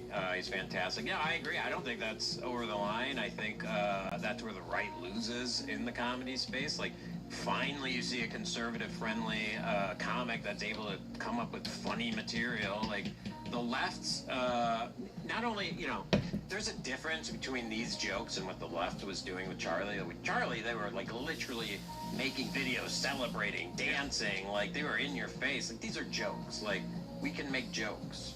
Yeah, he's doing You can stand-up. joke about anything. Like, it's a comedy setting. It's obviously in the context of him doing stand-up comedy. He even jokes about them clipping it, and of course they do, and they use that to cancel his shows. The left was actually celebrating Charlie Kirk's death. Yeah. Like, you had representatives in Congress go on the congressional floor, quote mine him, lie about what he said, in order to justify voting down a resolution on his assassination. Like, you've had multiple people defame him after the fact and go after his wife, like, do all these crazy things post Charlie Kirk's death, and immediately after, even before he was dead, they were online celebrating that he got shot. Like, this is not the same thing. Yeah, conservatives like struggle with comedy because they have to be, the party of seriousness and stuff. When Tony Hinchcliffe did the Puerto Rico garbage island jokes, like, it was really kind of disappointing with MAGA, from my opinion. Like, the only person that actually handled that properly was Vance. People need to get over the idea that the Republicans are the party of seriousness because Donald Trump is the president. Right? Like, He's hilarious. Whether you like his policies or you don't like his policies are entirely beside the point. He's hilarious. Yep. The fact that he's the president is actually kind of hilarious too. Like, the guy from The Apprentice. Like the idea that the Republicans are the serious party. Leave that crap No, in the first 25 years of the 21st century. I agree with you, but actions speak louder than words. After Tony did his set in New York, it was like the Republicans were the ones whinging, right? It was really only Vance that came out and said, look, we're not going to get upset over jokes. Even Trump was like, I don't know the guy, never met him, you know. I think the whinging was because there were some people on the right that were truly like, oh God, is this going to like screw us over? Because anybody with TDS was using that. They were like Puerto Ricans in Pennsylvania, like but the Puerto Ricans loved it. Yeah, that was the crazy thing. It's also, it was based in truth, because isn't there a problem getting rid of garbage on Puerto Rico? So yeah, the whole point of the joke is because there's actually a problem there, making light of a legitimate problem, making it a place to get rid of their garbage, because it's an island, you know? It's the Jones Act. It's expensive to ship between 2 U.S. ports because we have this stupid-ass law that prevents that from being able to happen unless the ships are crewed, built, and like manned by U.S. crew. Like it's an absurd law that like limits us not only in Puerto Rico but in Hawaii. But that's like a serious point that we don't need to get into. You don't need to fact check the joke. The point is that they were not going to shift all the problems that they had with the Biden economy over one joke told at Madison Square Garden. That was like always a left-wing thing. And yeah, a bunch of Republicans were freaking out because they're like, we're going to lose the election because Tony Hinchcliffe made a joke. And the Puerto Rican voters absolutely loved it. And yeah, Tony actually told the stories. Like, that was actually kind of a leftist environmentalist joke, meaning like, because like you're saying, it's an environmental problem with the garbage in Puerto Rico. The right wing loves garbage. Right. And thinks Puerto Ricans are garbage. We also know recycling is a hoax. Yeah. But I mean, the point is, it's like on the right, we need to embrace comedy. We need to get behind people like Bankus, even Chrissy yourself. I mean, you know, we kind of saw it with Stein's show, Alex Stein. Like, it does struggle in the conservative vein because when you start doing wild, wacky stuff, like, conservatives have a hard time supporting it. I mean, the plays was never built for comedy. Like, it was never a priority or concern for them. That was just very disappointing. It's not. Glenn Beck has always been hilarious. Nothing says comedy like Glenn Beck. Chalkboard. As soon as it comes out, I know we're in for a good time. I gave the Blaze a lot of credit for getting behind a comedic show. You know, Alex Stein feeding a black guy a banana. I mean, this is on a comedy. This is on a conservative network. I mean, that's hilarious. Like, they we just need put, to like 1 foot in investing in it when it should have been like, let's make this a whole department. Right. Let's make this a real priority. Because to Phil's point, I do think the voter base, the conservatives actually do like the jokes. It's the leaders that are the ones that binge. You know, it's going to lose this election. It's like, no, people love these jokes. Puerto Ricans actually voted harder for Trump after that Tony joke. You know, it's like, yeah, we need to get behind it. We do. Asking everyone watching this video to chip into the DNC platform to send a powerful message. We won't back down from the truth. They want us to be afraid. But all he's really doing is showing how scared he is of people speaking out against him. And that's exactly why I'm asking you to make a donation. Every contribution shows... Suck my dick, you fucking cocksucker. I like Ben a lot. I think he's extremely funny. His deliveries are very funny. I don't find jokes about if you think, it seems like if you think left and right or like Republic, if you get lost in that binary duality, it's not funny. It loses comedic value. Like, it's just dumb, low-hanging fruit to make half the audience laugh at their tribal joke. It's so great. It doesn't, like, real comedy gets people unexpectedly. You don't need to fake it. You know, you don't need to, like, I mean, I support people that get jerked around. I support the venue for shutting him down if they want to. If he got hit with free speech, like legal issues, I'd be very angry. If the government went after him for saying this stuff, that's it. Yeah, baby, look at that. Oh, we got 2 more guns. Jaya and 20 titanium bars. The venue should be forced to honor that contract. These are just words. Something. We got 3 guns to go take to that fucking thing up there to go finish the lab. Okay, so do you argue because they're gonna keep dropping the carbon composite, and I want it all. I want it all. Give me it all. Once you start shutting down speech, like how do you become better? I would never advocate to shut those people down. They were just grotesque to make a joke about Charlie getting murdered. You just advocated for it by telling the venue who he signed a contract with to have the ability to shut him down. I thought it was grotesque making fun of Renee Good getting murdered. Or not murdered, killed. You know, not murdered, killed. Yeah, I think, look, I agree the venue has the right to do it, depending on the contract that they negotiated with them. They actually might not. But like, I don't support them even if they did. They should have. They have the booking. They sold the tickets. Right at the like fucking. People, apparently, all these shows were sold out, so people wanted to go see them.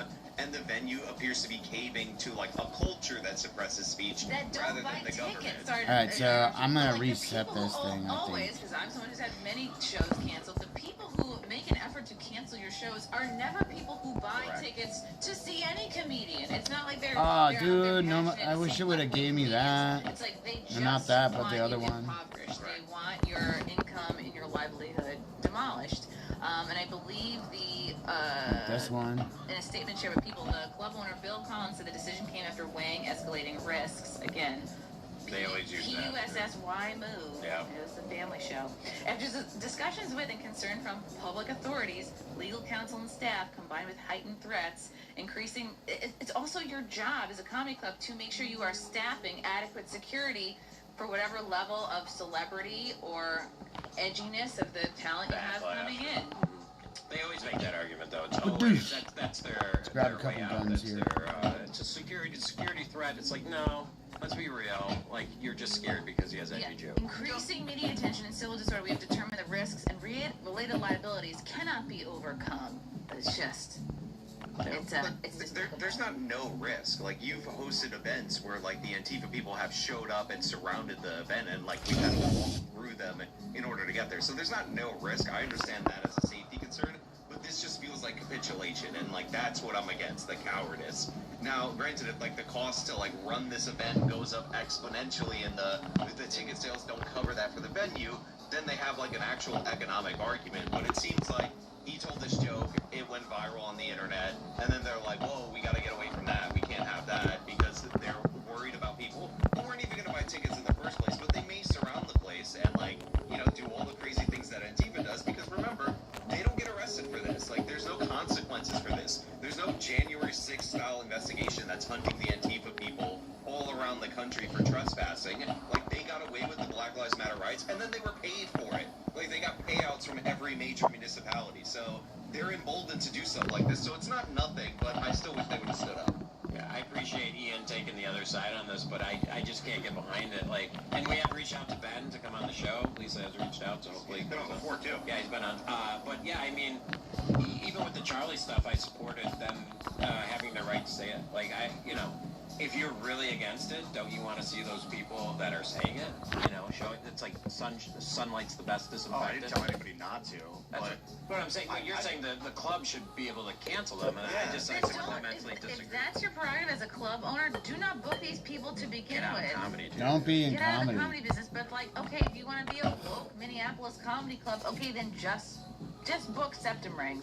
Just book blue-haired comedians. I grew up not with like Jim Carrey and George Carlin. I never remember them making fun of a dead person who just got killed. It never happened. It didn't used to happen. They were arresting Carlin for saying naughty words. How far we've come because of people like Carlin. So you don't think left-wing comics want to see anything Charlie Kirk's dead? I know it's true. I've seen many clips. I'm talking about the 80s and 90s when I was into comedy, like really laughing, gutturally rolling over laughing. It wasn't making fun of people who just got killed. That would be disgusting to do. I don't think he is making fun of like her personally hurt. He is making fun of the behaviors and the activism behind these stupid decisions. Yeah, it's like we want to end whiteness, right? Like, you got your goal, like a white lady died, you know? And, not only did I see people make left-wing comics making fun of Charlie, I also saw them as an error a lot. And they still are. Yeah, and I loved his talent. He did a skit. I support the fact that he did it. Like, he did it right after someone impersonating Erica, and it's like, she's done nothing wrong. J.P. Sears just did some hardcore that went kind of semi-viral on Twitter where everyone's like, you went way too far, bro. I didn't see the video and watch it. It's like 7 minutes of him ripping on Erica. But I would never advocate to censor. To go is for them to scan that takes 5 minutes just because they can't think of it. You get healthy, you're nothing but system. But if you develop diabetes, that's $6,000 a year. Revenue. Heart disease, $30,000.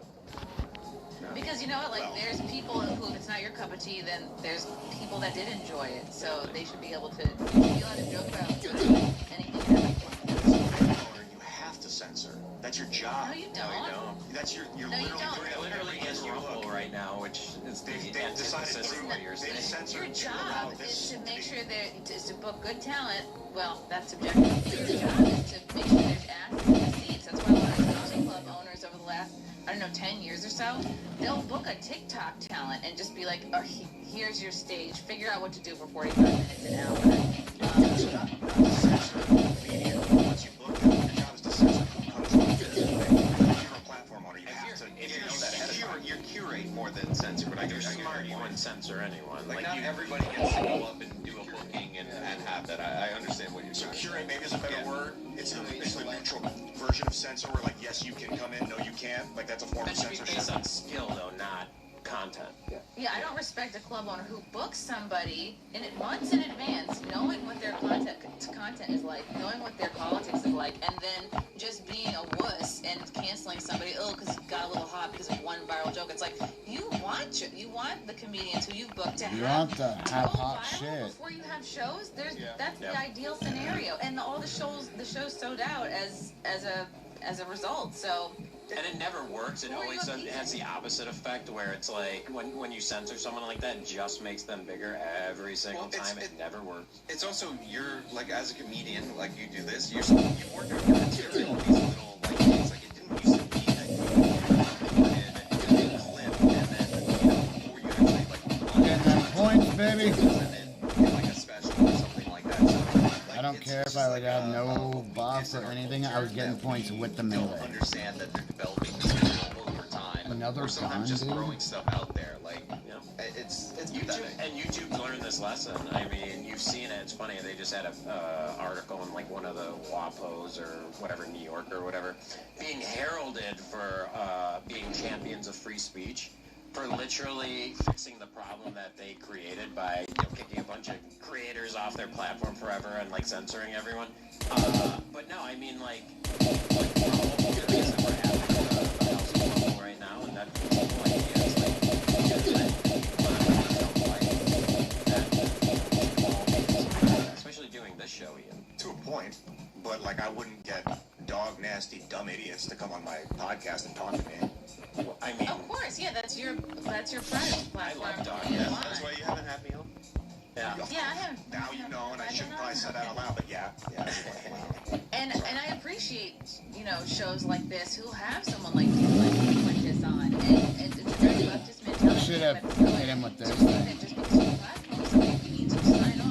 This guy gives you hella points. Look at this. And it's just, hey, have people on perform and let the market decide. Let people tell you what they think. Moving on, the Washington Post announces mass layoffs, eliminating its sports department. It's the death rattle of legacy media. I know. Continues on and on. Let's see this. We had a special report from Fred Bear. Love it. Whoopsie. Oh, here we go. Is laying off one-third of its staff in the newsroom and other departments. Sports began a large-scale cutback today, sports department shrinking the number of journalists at stations overseas. Executive editor Matt Murray says the cuts are a shock to the system, that the goal is to create an organization that can grow and thrive again. I like Brett Bear, but he does not look like he enjoys comedy. That's It's all I'm because he's saying. had so much Botox, he doesn't emote. Yeah. He's like unbelievably serious. But I mean, okay, shocker, the mainstream media is dying.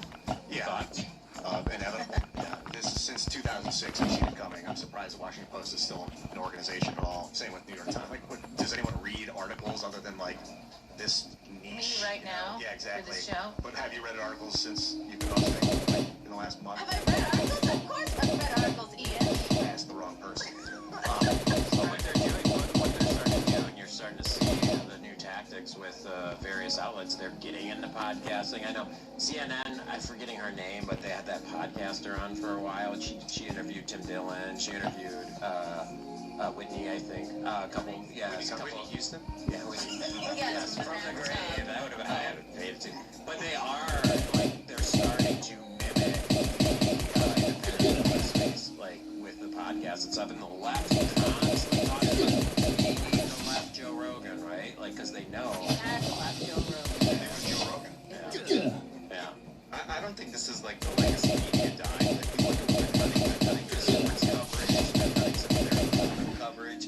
keeping the core reason why Jeff Bezos bought the Washington Post, which is this is the paper that politicians are looking at. This is like the main thing in DC. Again, like we said, unless you're Trump, who's obsessed with the New York Times, but like the regular, ordinary politicians, this is their thing. So what they're cutting is like their Olympic coverage. Like he said, they're not sending journalists overseas to the Winter Olympics. They're cutting the sports division.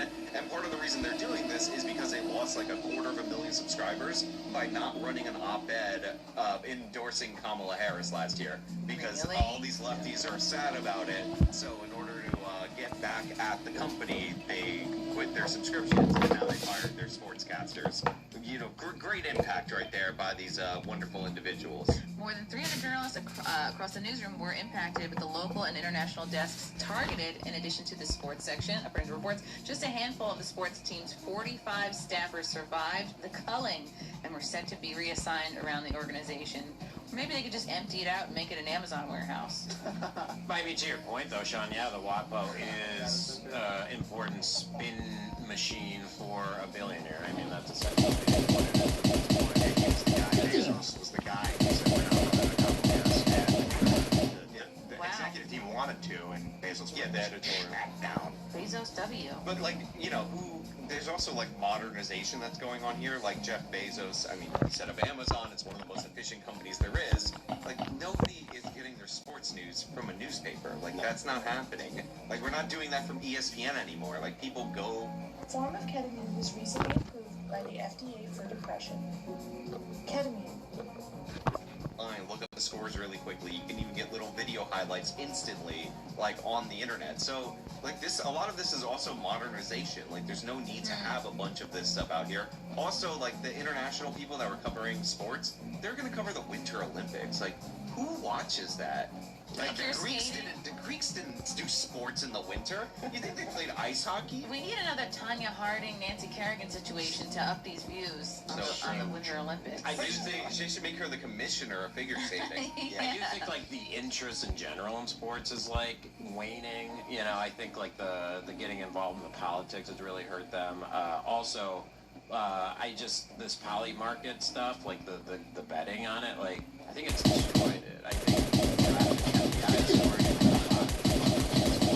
it's all like you can't believe I couldn't heal. betting on sports via poly market. Yeah, so like you know, like if you have like they're doing all these micro bets, so it's like you know. I can't even name a sports guy, but like Aaron Rodgers. What's a micro bet? A bet smaller than 3 inches? Yeah, yes, and they're Asian, right? Well, they busted Chauncey Billups, who was, I think he was the coach of the Portland Trail Blazers, like in some kind of gambling scheme. Yeah, that's what I'm saying. Like, and so like, you know, someone can be like, hey, Aaron Rodgers is gonna like fumble 3 times this game or whatever, and then Aaron Rodgers knows that this is like, you know, these bets are happening. And Aaron, I'm not saying anything bad about him because he's great, but you know, he could be like, oh, I'm going to fumble 3 times, and then that thing's going to come true. Remember the dildo story in the NBA? Remember, it's like, the odds are... The WNBA. Yeah, WNBA. Odds of, like, someone throwing a dildo on the court. It was like... You bet on the color, And they went to different colors? So then all someone had to do is just go throw the dildo. Dude, it's so true. Kalshi or a poly market, any of these, they could say odds that Ian's going to say graphene tonight, and I can go there, bet on it, and then say it and collect money. That's got to be a felony. I mean, it's got to be. It's not illegal. It's not bordering on like $1,000. So make 1,000 or more than that.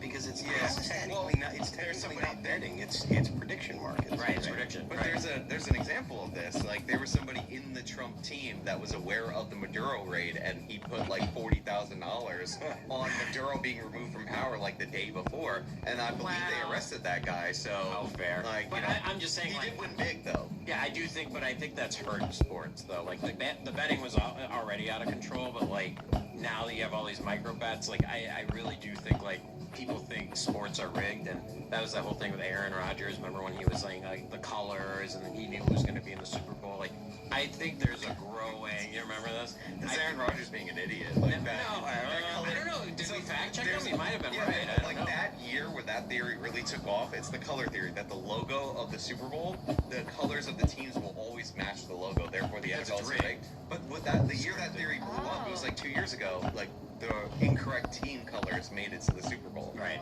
Like it was just a coincidence because a lot of teams have like red in their color scheme, or it's like not that. It's Right, not but that to serious. think like the betting markets don't affect the game has been this. So you think the players in the game are seeing these prediction markets and it's affecting their gameplay? They 100% know, and then their friends and their family can be in these prediction Unless markets. you're Shohei Ohtani, then you get off 100% scot-free. Yeah. No, it was just his close friend and interpreter. Oh, of course. He had nothing to do with it. Yeah. Was that the dude in Baseball. The Japanese Dodgers. guy, Japanese Babe Ruth. You don't know about that? He's like Asian Fuck. Aaron Judge. No, he's Japanese Babe Ruth. He's a pitcher and a hitter. Right. I mean, like he's just as big as Aaron Judge. Shots fired. Why is that shots? He's the $700 million man. Oh, that's great. He's like the most Japanese guy ever because he got a $700 million contract. You know, you give a contract like that to like some athlete in America from the hood, like they're broke in like 2 weeks somehow. Like it's amazing. But he's like the most Japanese man ever, so he deferred almost all of the money. He only makes $2 million a year. Everything else is going to be paid to him later on with interest. You know, that's like high And he'll level. be able to open so many dry cleaners and nail salons. Laundromats, you know. Oh my God. But I mean, as far as like WAPO, so Yeah. It's good you were laid off. no. If your whole entire, your whole entire job title is like reporting on racism, then you gotta go. We can just look at crime statistics on our own. What do we need a race and ethnicity report? I wasn't even trying to make a joke. I mean, yes, it's a joke. Maybe get like what are those called? Not vultures, but those reporters that want crime, night crawlers. They'll go out looking for crime, and then there's a movie about it. Jake Gyllenhaal, he would actually make the crime happen, so he could report on it. Someone's out there looking for racism. Supply and demand. I mean, there's entire college departments based on it. I'm not dead ass. Race instances and like journalism, like fact-based journalism, like you don't think they go together. You think they're like bananas and rice, but they they go together. Like you really think that you really get that she was in Did you see the bananas and rice lady? No, it wasn't just on her show. You never saw Somali Smollett. Somali Smollett. The most Somali thing is bananas and rice. Oh, I think I'm starting to remember. Yeah. Well, that and the head shape. Yeah. I don't necessarily know. Oh, okay, yes. Giveaway. We might save that. Should we save that for the after show? We're gonna save that for the after show. We're keeping this a serious broadcast, Sean. The family broadcast.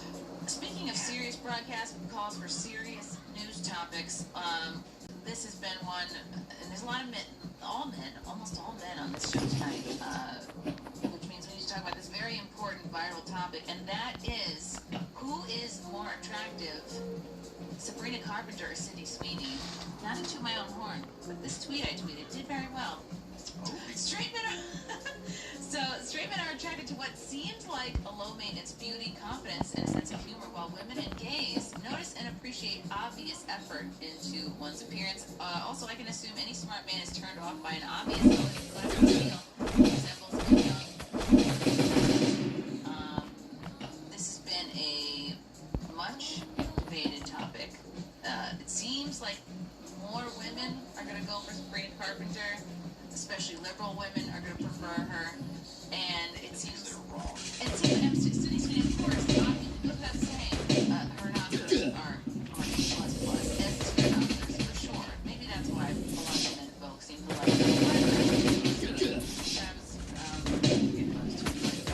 But I think part of what certainly men, correct me, but she seems to be a little more at ease with herself, not so constructed, not so manufactured like Sabrina is. She seems to just be comfortable in her own skin. She's not out there,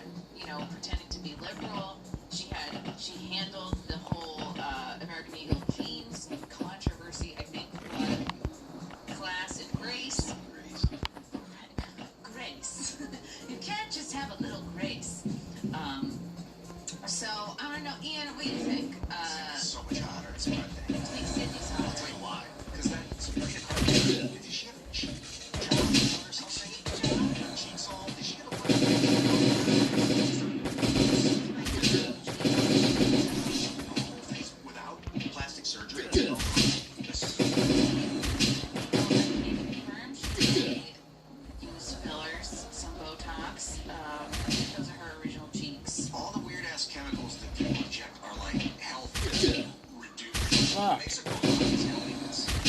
If that she's shooting stuff into her face, that's gross and unhealthy and makes her sicker, which makes her less viable candidate for mating, which makes her less threatened. I think the strongest evidence that Sabrina Carpenter didn't work. Yeah. The fact that women are saying, because women undercut each other all the time. You know, there's evidence that a hairdresser cut the hair of a woman they think. Yeah, the hairdresser, if they're cutting the hair of a woman they think is prettier than them, they won't. Then it really think that was attractive. Fuck, I'm gonna die.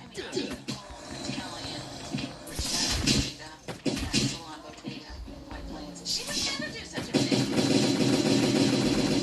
Here's the thing. Either of them are hot. When you see these girls that are in, you're married to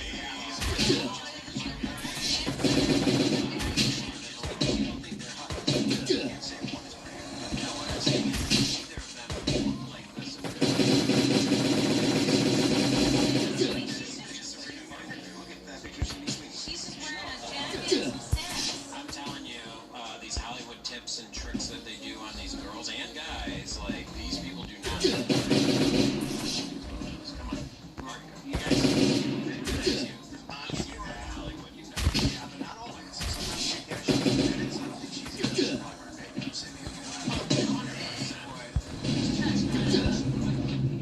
Photos can get doctored up after. Oh my god.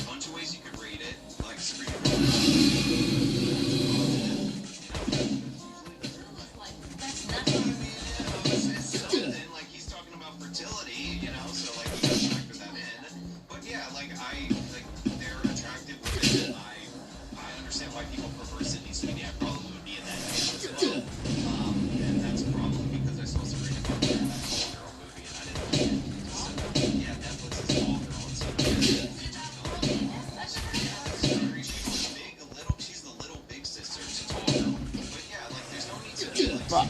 No, no, no, no.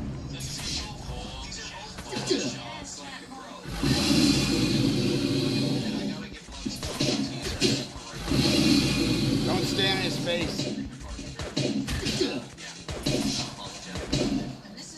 Teabag, motherfucker.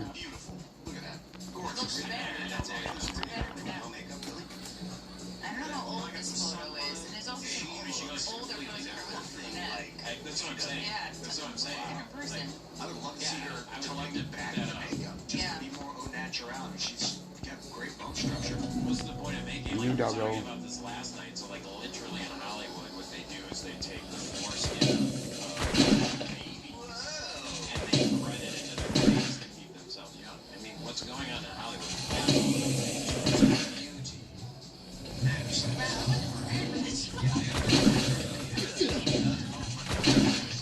Now, Sandra Bullock exposed that.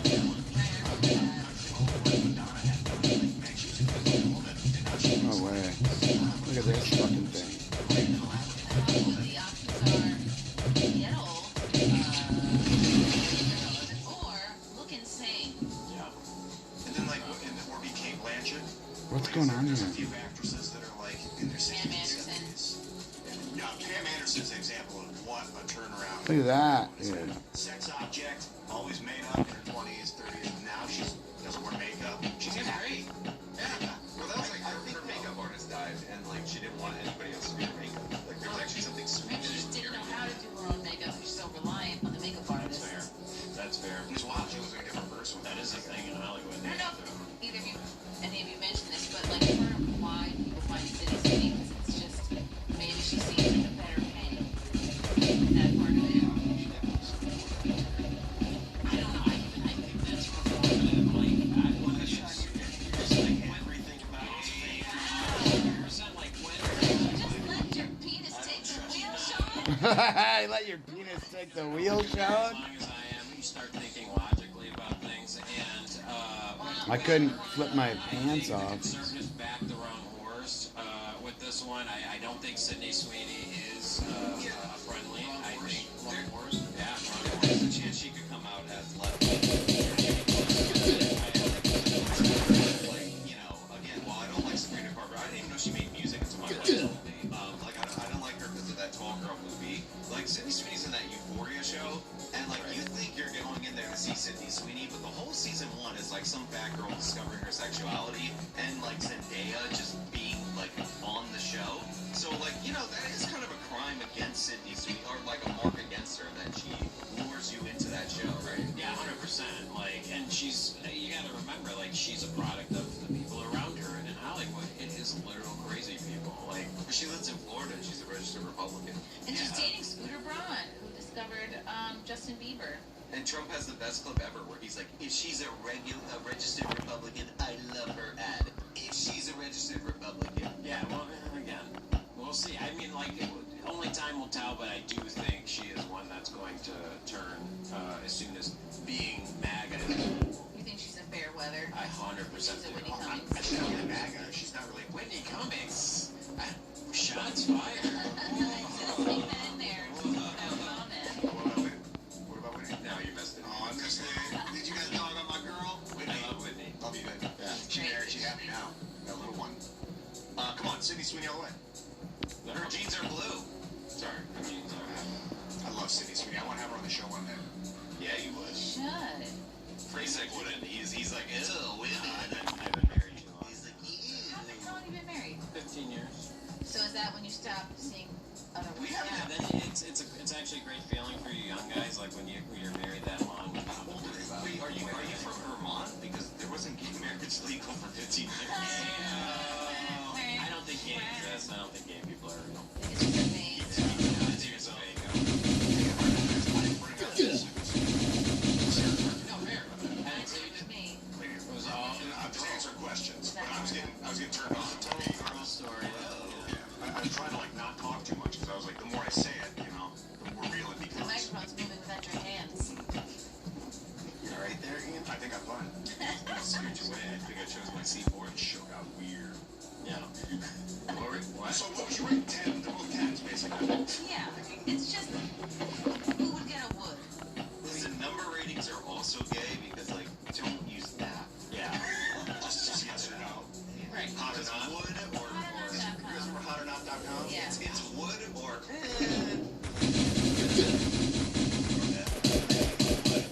they're both pretty, but I do think that it's pretty simple to say, look, I prefer this look or that look or that person or the other person. There is some kind of substance, I think, to Sean's point, that, you know, the whole makeup thing there, that they really do overdo it, I think. But the idea that you can never find pictures of people in Hollywood without makeup, I think that's totally wrong too. Yeah, I agree. And it's I mean, it's all fake. Everything in Hollywood's fake. When you just agreed that you can find pictures of people. Oh no, you said you can? Oh no, I think they bury that stuff just like their real names. There's candid photos of that people post of Sydney Sweeney where they like shot her in a pool in her backyard. Yeah. Social media paparazzi photos everywhere.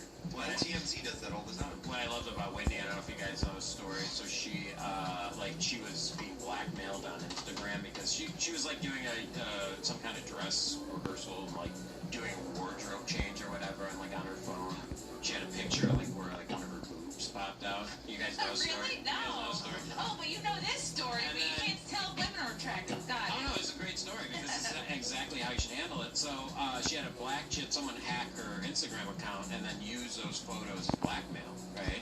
And they said, yeah, so they were like, hey, you know, we have all this dirt on you. We're going to release all this stuff if you don't, you know, give us, it was like whatever, hundreds of thousands of dollars or whatever. Mild bathwater. Yeah, so, you know what she did?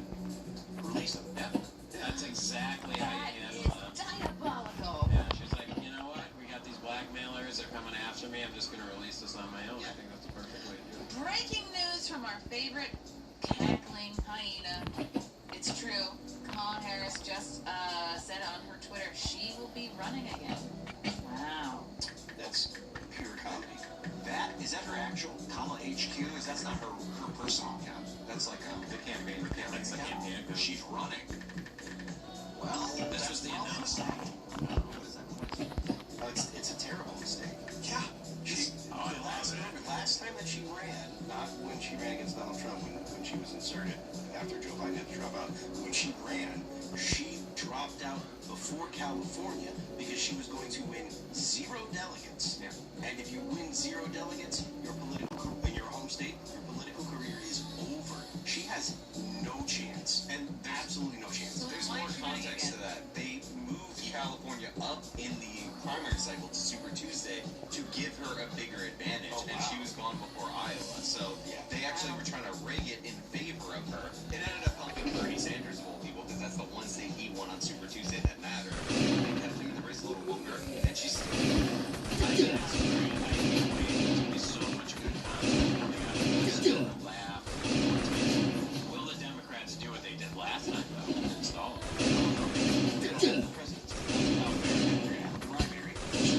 Absolutely BTFO. I mean, look, it's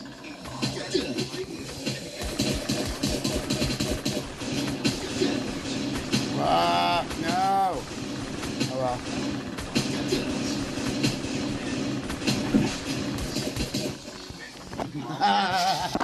Parasites are creeping at me. At least I opened that door.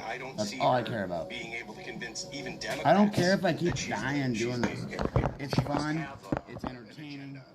For you, me, and you try, right? All my gears is chilling out front. Get her agenda spoken, and then defer to Gavin Newsom and become maybe his VP or endorse AOC and Gavin Newsom. You know? Imagine Kamala's blessing twice. How embarrassing. Oh man. I think she's going to endorse the auto pen. I think it's going to be. She's going to throw her full support behind our previous president. Well, what's going to be interesting is whether or not she does Joe Rogan. So, like, Joe's told the story on this, and, you know, her team was like, oh, you know, Joe canceled, or he didn't want me on, or whatever.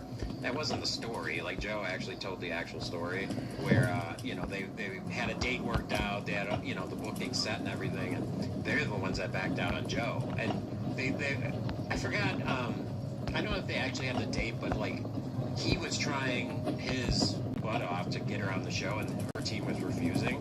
I think she's going to have, like, it'll be interesting to see if he allows her to go back on. But if she doesn't spend if she hasn't spent the past year doing everything she can to get ready, and spend the next 3 years doing media, doing practice media, doing media training stuff, like, if she hasn't done that, she has no chance. If AOC runs, which I don't know, I mean, look, Congress people generally don't run, they don't really have a chance, but AOC kind of has her finger on the pulse of the Democrat Party. If AOC runs, AOC will smoke her because she's far more politically talented.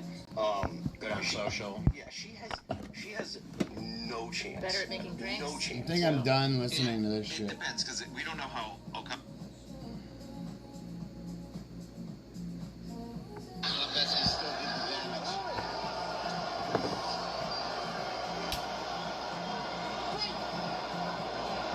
Live in Abu Dhabi, as loud as this Etihad Arena has been all night. Third and final round, Mateusz Rebecki and Luktebek Orlby. Elbow gets through for Orlby. Cutman did a pretty good job on that gash of Rebecki. That was a deep one, too. Seems like sometimes they stop the bleeding, and then when they try to put Vaseline in there, it opens it back up.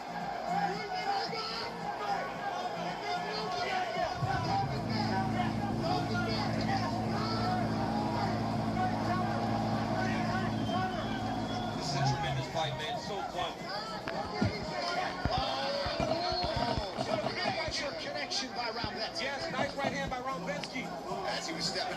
Stepping in for that elbow.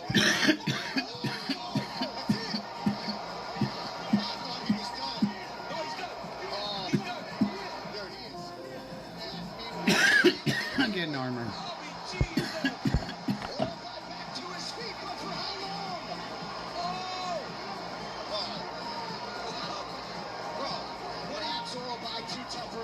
How did he?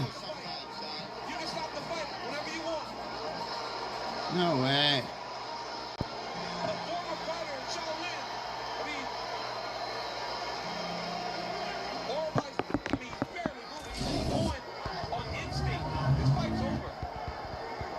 And now Shaolin closing the distance. Could be one strike away from stopping this fight.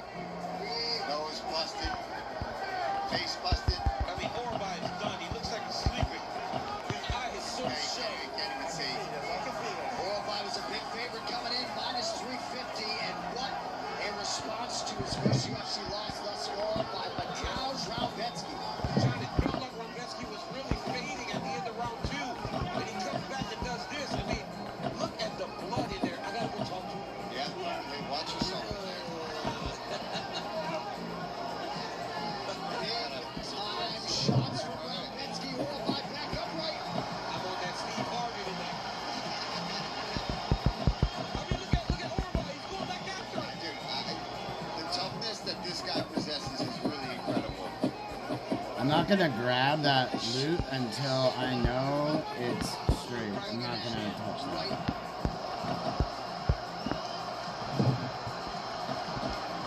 Half a round to go. If he can pull this off. Oh, my goodness. Throwing my headset. Oh, my goodness. Raumbetsky seems particularly fatigued.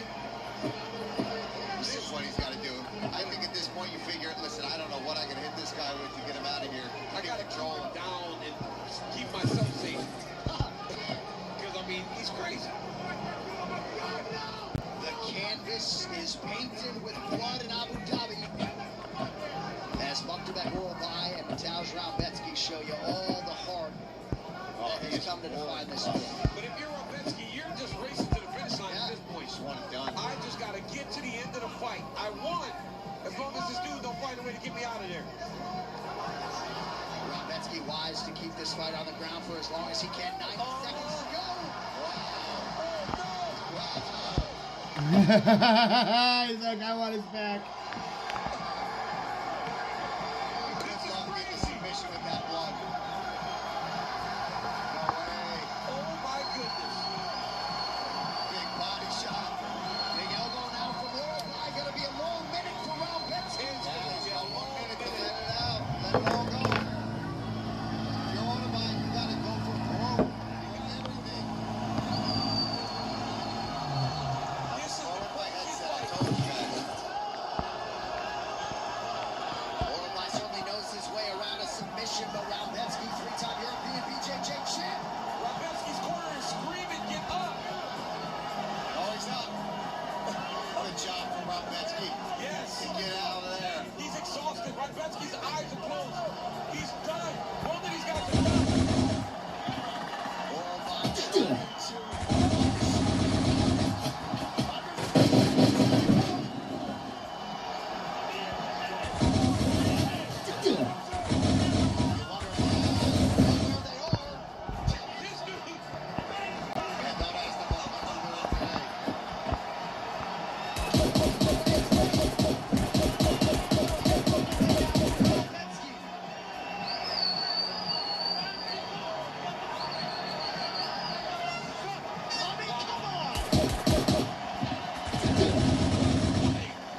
standing ovation at any hot arena as Orbai somehow survives the onslaught of Mateusz Raumbetsky.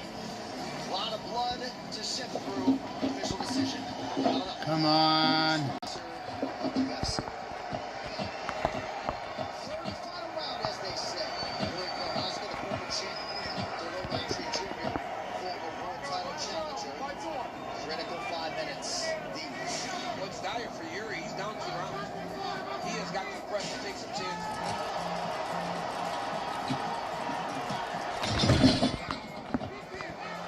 Oh my goodness.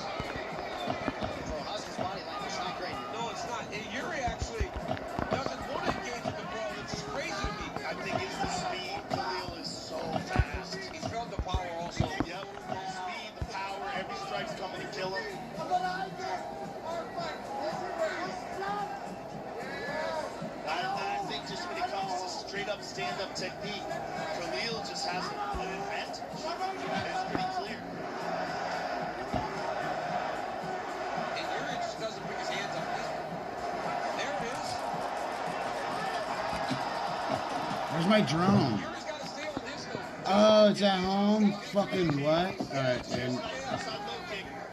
I'm gonna get something to kill me.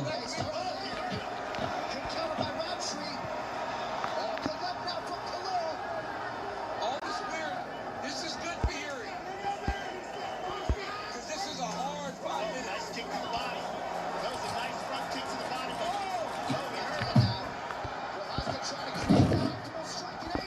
Yuri's landing now. And Khalil's tired.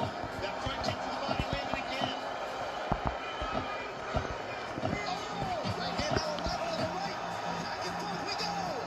Oh my goodness, Yuri's hurting it. Roundtree on the retreat, 3.5 to go. Oh my goodness, Khalil's tired too. That right eye of Roundtree is in terrible shape. Oh, Yuri's got it hurt bad. It's going to be a long 3 minutes for Khalil. Shot to the body and now an uppercut. Yuri is applying all sorts of pressure there. Yuri's ripping shots to the body. Khalil has got to grab him. Oh, elbows. Khalil needs to clinch. He's got to try to stay close and hold this man. Because he's hurt bad. Big left hand from Prohaska now. He keeps trying to punch with him when he should be grabbing him. Khalil was almost done. This is good. For Roundtree, hold on to the clinch. But he's so damaged. Yuri is just so tough. He's so durable. Roundtree sort of just running clock there. Oh, and now an elbow from Prohaska. Oh my goodness. Khalil needs to grab. Oh, spinning elbow. 2 minutes. Yuri Prohaska's face. Oh, beautiful. That'll do it. Yuri Prohaska rallies to Roundtree Jr. Created Exactly what we said earlier. Exactly. When it looked pretty, Khalil was ready. But when he made it nasty, nobody can fight Yuri when it's nasty. Flatlined him. He created chaos and he put him away. Exactly what you were saying he needed to avoid. Yeah, and that's what he did in the third round. Khalil engaged in that fight. Exactly. There's no reason to do that. A lot of tactics and technique from Roundtree Jr. through 2. And then Yuri Prohaska was hurt from. And he did it with one big shot. Wow. Man, I want to see that again. That was Yuri great. Prohaska is so durable. This is part of it, the fact that he can put it to that front kick to the body. There's a left hand. Right hand. Bam, there's a left hook. Bam, there's a right hand. All those body shots, too. He changed the target, started beating Khalil to the body. It just pressured him and made him fight a fight that Khalil really couldn't fight in the third round. There's an elbow there that landed. And Clear's right in front of him. He just can't move. There's the right hand. There's the left hook. It just put him away. Wow. Yuri He is a one of one, ladies and gentlemen. Nobody likes this dude, man.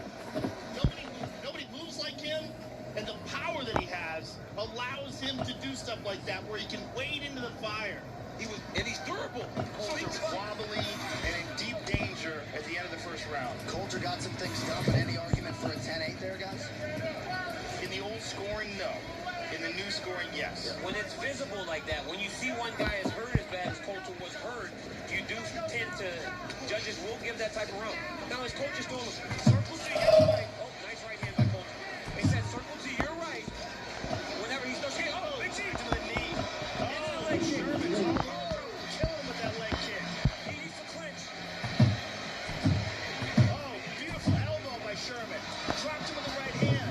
This might be good for Coulter. He needs to pull him in his guard. Big punches by Sherman.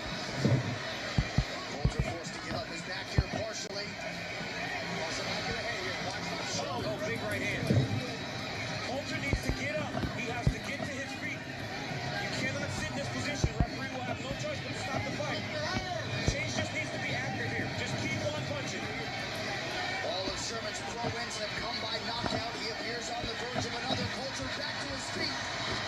finish for how long? Hard by Coulter. If you're Chase Sherman here, don't you separate and attack that leg again? Right. You let him go. You let him go and get back at range and start to blast at that leg again. Because even if his coaches put ice on the leg in between rounds, it does nothing. He does not feel any better. Break this position. You are giving Rashad Coulter a chance to recover. And if Rashad Coulter just cracked him with an elbow on the break. He can barely stand. He can barely stand. Look at that. And he's tired. He's also tired. And the Coulter corner call for him to fight southpaw. He's not doing it here. Oh, man. You can stop this fight. You could argue that you can stop this fight because he can't stand. And when you can't stand, you can't intelligently defend yourself. Oh, Chase Sherman's putting himself in danger. Putting himself in danger. I was just about to say, Joe, should his coaches step in? But look at that. Here comes Rashad Coulter. I was about to ask if they should throw it in for him. Their guy's hurt, but look at Coulter with the fighting spirit. Barely stand, but he's still throwing bombs. Look at that. One kick here will finish it, though. If Chase Sherman throws one kick, I think it finishes the fight. Nice right hand by Coulter. This is crazy. Back and forth we go. Coulter hanging in there as best he can. Chase Sherman takes a big look up at the clock. He let Rashad back into this fight. And now Rashad Coulter's going forward. He tagged him. Oh, knee by Chase Sherman. And a left hand over the top.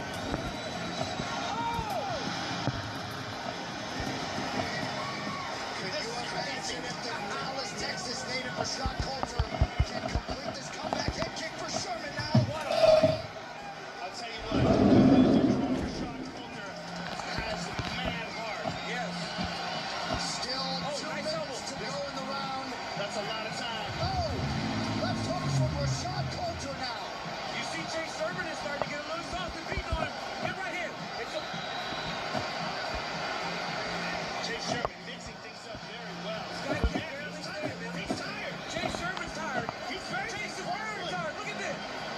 Rashad Coulter has fought his way back into this fight by just being tough. Wow. Incredible. Oh, what a... That's it. That's it. Walk-off KO by Chase Sherman. What a fight. What a fight. Sherman survives and advances tonight.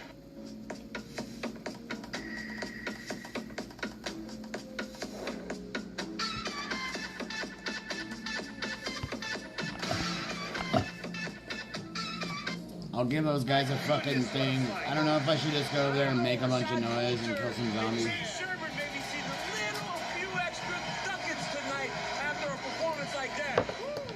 Capacity crowd in Dallas all on their feet after that one. How about the toughness on display from Chase Sherman and Rashad Coulter? Wow. A most memorable UFC debut in defeat for Rashad Coulter tonight. Our move of the fight. I don't know what it was. There were a lot of them. Sponsored by Metro PCS, covering 99% of people in the U.S. with a network that is more reliable than ever. And there you see a beautiful knee by Chase Sherman.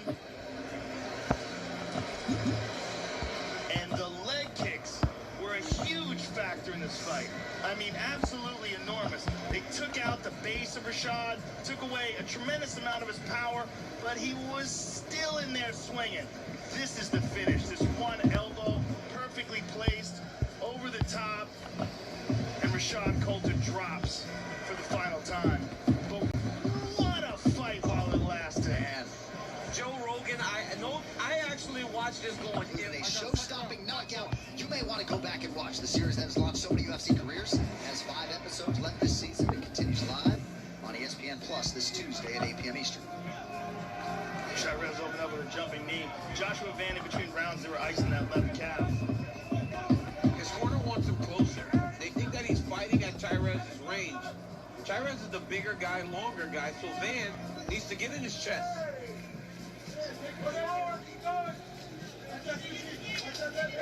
There's a right hand. Daniel Pineda, UFC veteran, wanting Van inside. Landed a nice left hand there. Easier said than done getting through that pinpoint jab of Chirez. There's another solid low kick by Van, though. He's had some good success with that. And there's another. He needs more of that. Oh, nice rip to the body. I need to loot this. And Pineda really is the guy who pushes Van on the regular to the limit. Seems like he woke his athlete up after round one. Again to the cage. Yeah. Ooh, nice combination. Nice. That was nice body shot. Right hand over the top by Van. And Cyrus hurt her, so it appears. That body shot by Van was sick. Another good right hand over the top of Van. Van's coming on strong. Cyrus not like it. He is dropping that left hook to the body. Watch that left hook to the body again. Nice jab by Van. Oh, uppercut. Good kick to the body there by Cyrus. Here the corner saying body. Oh, yeah. Oh, he hurt him up top. Again. Right from Van. Cyrus trying to survive. Cyrus is hurt. It's the body shots. Oh, Van's all over him. It's the body shots. He don't want to get hit the body anymore. He's still fighting. Spinning back fist. Oh, my goodness. Oh, he's stopped. He did Van with the free attack. And now Van on the ropes. This is incredible. And a reset at the 3-minute mark as we go to the ground. What a round thus far. Oh, my goodness. What He hit him with a spinning back fist that hurt Van. You're having fun. Spear is alive now as we come up on the midpoint of round 2. Looked like Joshua Van was getting close to the TKO. And Cyrus woke him up. We're going to isolate that spinning back fist from Pluto Chicali. Oh, my goodness. Crazy. That was awesome. On top. While he was getting battered. He was getting destroyed. He's looking for that triangle again. If I'm Josh Van, I'm letting him up again. I'm putting him back on his feet, and I'm getting back to his body. You hear the coach is yelling at Josh Van to let him up. I think he's gonna right now. There it is. There it is. Chavez don't want it. He don't want it because of the body shots. Look at how much he's tucking the right elbow. Yes, protecting that liver. He is definitely afraid to get hit in the body. He's been hurt. To the point that he's just taking headshots. And he keeps ducking that arm back to the body real quick afterwards. I think he's still suffering from those hooks to the body. Oh, I love this. This is great. Oh. They're just standing in the middle fighting. They're boxing. But a big turnaround from Van. Oh, look at that.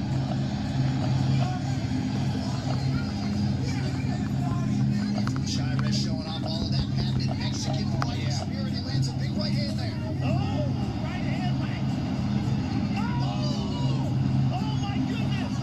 Cyrus is coming back strong. Cyrus got a guillotine. Oh, my goodness. And that is his best submission. Oh, my goodness. Time to go here. You get him? Van Corner felt as though Cyrus was too tired to finish it, and Joshua gets out. This is a great round. Both of these guys are showing so much. Smart by Joshua Van, getting the fight back to the ground once he realized that Chavez had taken the momentum from him. How do you score this round? It seems as though Van had him hurt very bad. Very bad. But then he got hurt. Chavez just landed 10 straight shots there. But then Van's on top here. But Van's on top for the last minute. I'd probably lean towards Joshua Van. The fight was 5 seconds from being stopped. Right. Yeah, bigger moments for Van. Joseph McCamish, jiu-jitsu coach from Joshua Van, commanding his student right now. Waning seconds of what was a wild round 2. Final 5 minutes coming up. Stop!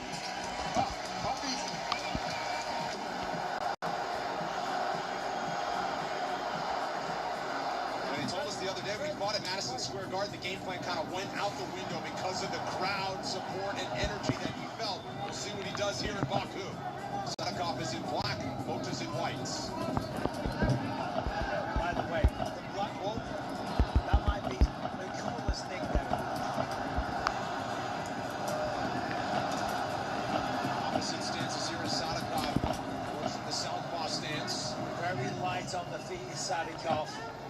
You see how technical he is, defensively and offensively sound. Great submission game, excellent wrestling as well.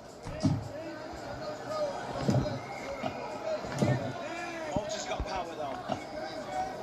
in the form of 10 wins by knockout for Mota. 7 knockouts in the career of Sadikov. Couple of submissions to go. Body kick for Sadikov. Answered by Mota.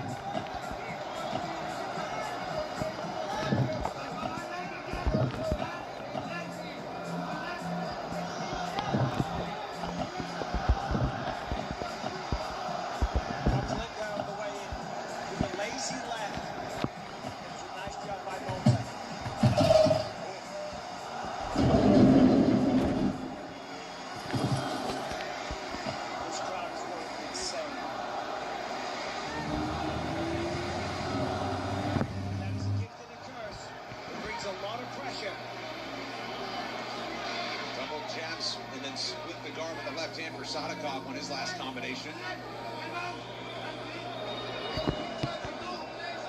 Looks to be seeing things well as he works the body. He's got a nice mark on his neck. That's where a kick caught him. That's it, Sadikov I'm talking about.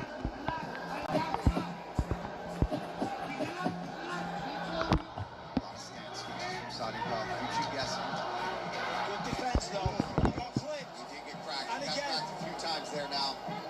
Big shot from Nicholas Mota. And now Mota wanted to break free and let it upstairs. He's got Sadikov along the fence. Simple body work there from Mota as well. Sadikov's hurt. Wow, Mota is empty of this leg. Defense, but he goes down. Sadikov rolls forward. Mota trying for some ground and pound on his legs. Come back to the feet. He didn't like that he got hit in the back of the head, but he can't worry about that. Cross to the body. Continues upstairs. An endless combination. Out to the body for Mota. Sadikov trying to hang in. Guard is high. Guard is high. And now answer. Defending. And now he comes back. Listen to this place. Lucas Kozaki was right there and nearly stopped it. And Riley Sadikov is gratefully did it as he does the same thing across the octagon. Nicholas Mota might have punched himself out. He just threw about 100 punches. And Sadikov, I know he hurt his body a couple times, but he did do a really good job of keeping those elbows really high, moving his arms with a lot of those punches. He got a lot of them through Mota, yes, but he did do a lot of punches, and now getting answered back, getting pressure. You can see Mota, he's taking deep breaths over there. Sadikov needs to break. Throws an elbow. Huge elbow for Sadikov on the break there. There you see 75 total strikes attempted through the first 3.5 minutes for Mota. Nice work there from Sadikov. Goes for the body, too. That's a nice, mixing it up. Nice long combination from Sadikov. What a fight. Got this crowd right back into this right now. Big kick. Sadikov is taking over now. Still working the body, and now it's Mota with the guard high along the fence. He punches back. It's the fight we expected from these two men.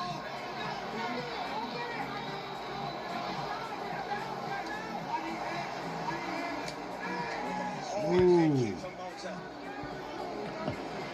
Sadikov takes it well. Not phased. Shoots in. Good attempt, but stuffed from Mota. Beautiful takedown defense.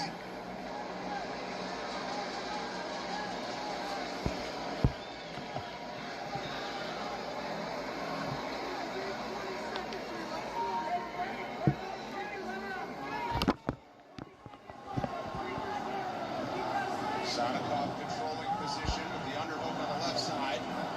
Mota doesn't appear too urgent to try to get himself on defense, perhaps. He's playing for round 2. Minute-long recovery between rounds. Yeah, at this stage, chip away the midsection. An elbow. Second round coming up. The exosphere, as they call it, champ. Well, immerse yourself in the world of combat sports with UFC Fight Pass. Watch the entire 30-year history of UFC events and original shows, plus live fights every weekend, and so much more available within the UFC app. I gotta be honest, I wasn't that mad that these two up. For the first time in your career. Yeah, I guess it's the way that the fight is, right? Oh, they're getting after this third round. Nice job by Sean Shelby putting this fight together. 4+ minutes to decide it. Reba Vixen green, Selhooper in red. fight. It's insane. Oh, nice elbow by Zellhuber. Eric Nixick said Zellhuber is not making him pay when he enters. He said he's going in and entering for free. Make him pay when he tries to close the distance. Good right hand by Zellhuber. That was a big one. Oh, right hand by Ribovic. Nice head movement by Ribovic. Close your hand, close your hand, close your hand. This is where you want to use your inventory. Look how big this is. So, It's not something Ribovic has been expecting. That was nasty. Fantastic job by Zellhuber getting back to his feet. Nice. so we're going to be using that. The timing on that elbow. Yeah, you did this. I told you not to do this. Bear, you good? Hey, do not do that again. Time. Anytime, you're good. You good? Hey, I'm not kidding. I've been telling you the whole time. Got a thumb to the eye here. Ready? Ooh. Clearly got a thumb to the eye. And Jason Herzog's a nice guy. That is a strong warning out of him. And that gave Ribovic a little bit of time to recover. Yep. And he needed it. Zellhuber certainly answering the imperative of Eric Nixick. Starting round 3 strong. Good right hand by Zellhuber. Zellhuber seems the fresher fighter in this third round, particularly because of the damage he's done to Ribovic. And Jason Herzog certainly doesn't want to get involved to the tune of taking a point away in a fight like this. Oh!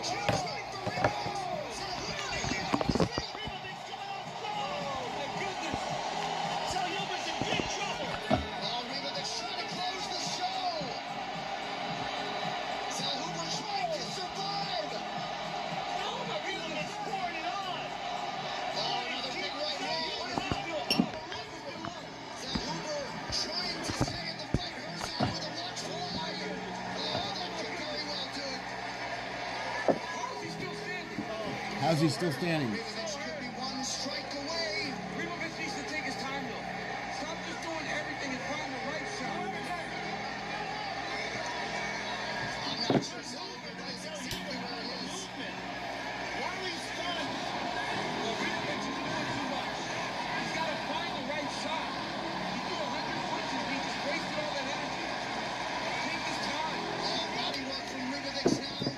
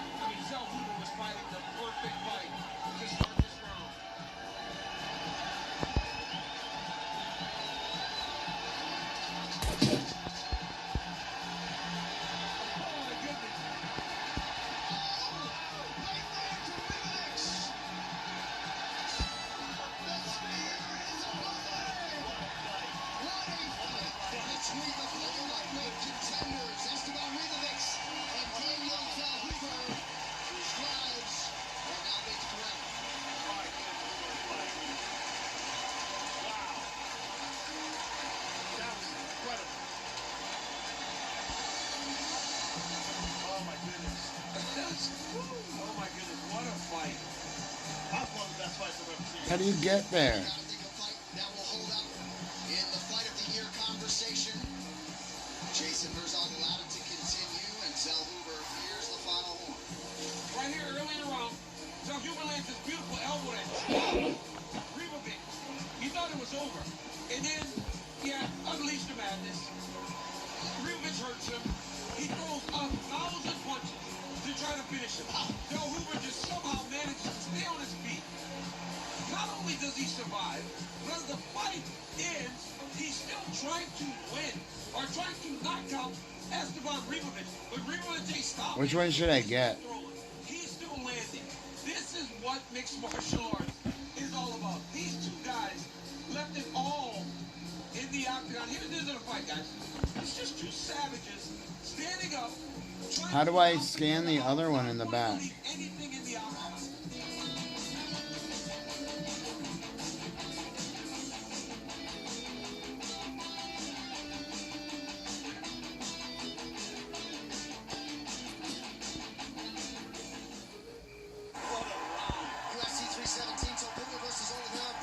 Says there's one up there.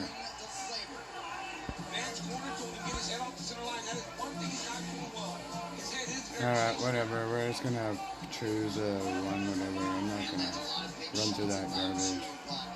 We already got this one. 5 minutes for Royval. Big 1-2 by Brandon there.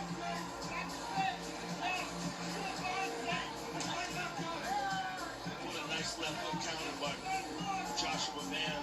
Van's on that pressure now. Oh! Oh, both guys land good shots. Boom! Nice kick to the body. Van stepping in here from El Cop on 3 weeks' notice. I don't want this. Well, that's nice, but possible reward. Against the division's #1 ranked contender. Yes, he is. I don't know what this dude's going to do. See if we get unknown shipper. We got an unknown box. Can we get a gun? Already top 10 in terms of significant strikes to end in the flyweight. We still got 4 minutes to go. Fucking harpoon, dude.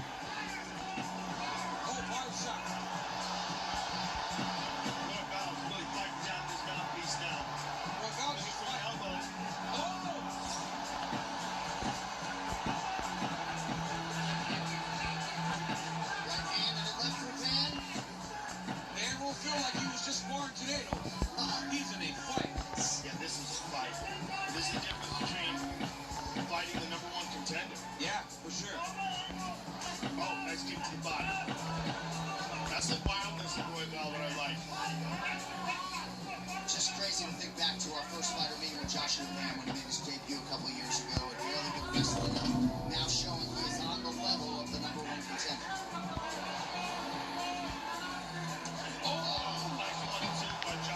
Watch, here comes Royval.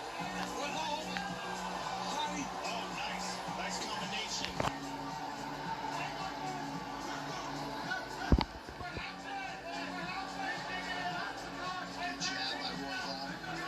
Gentlemen, this is like a world championship caliber. Yes, it is. But both fighters.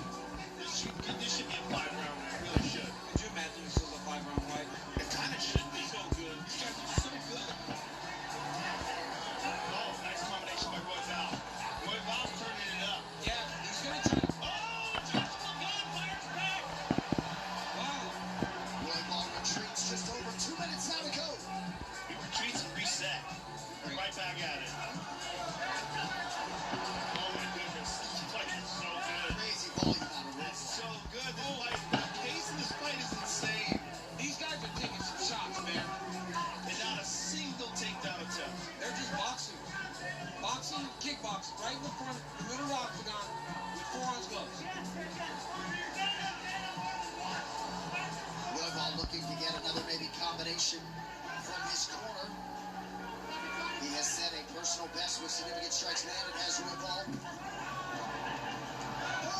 Combination by Van. Here comes Royval. He does this every time. Every time Van gets a big one off. Oh, nice left hook by Van. Van is so sharp with these counters. Nice one, too. A kick in the middle. Oh.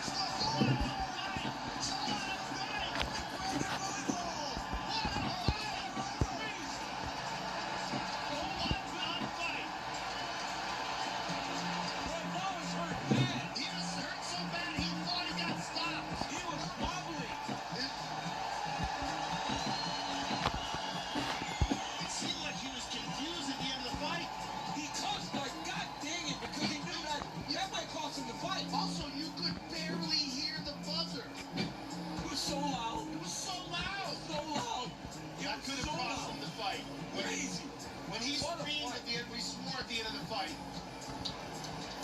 Joshua Van, that was fantastic. Just run through here, look.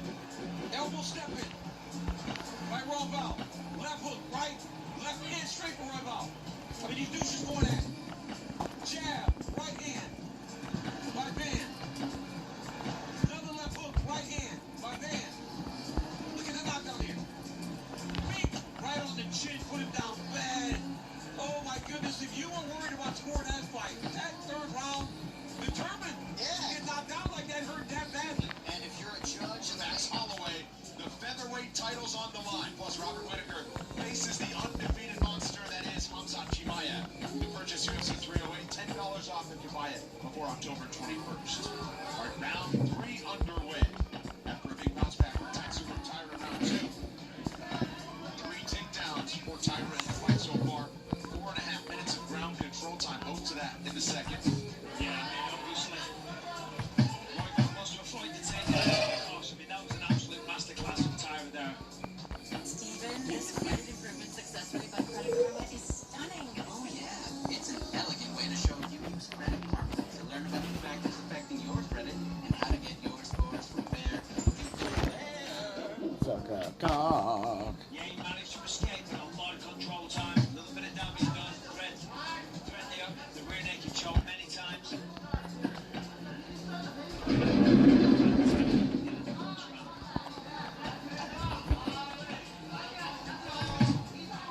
The former champ, Aljamain Sterling, chiming in. Warning the grappling of Tatsuro Taira.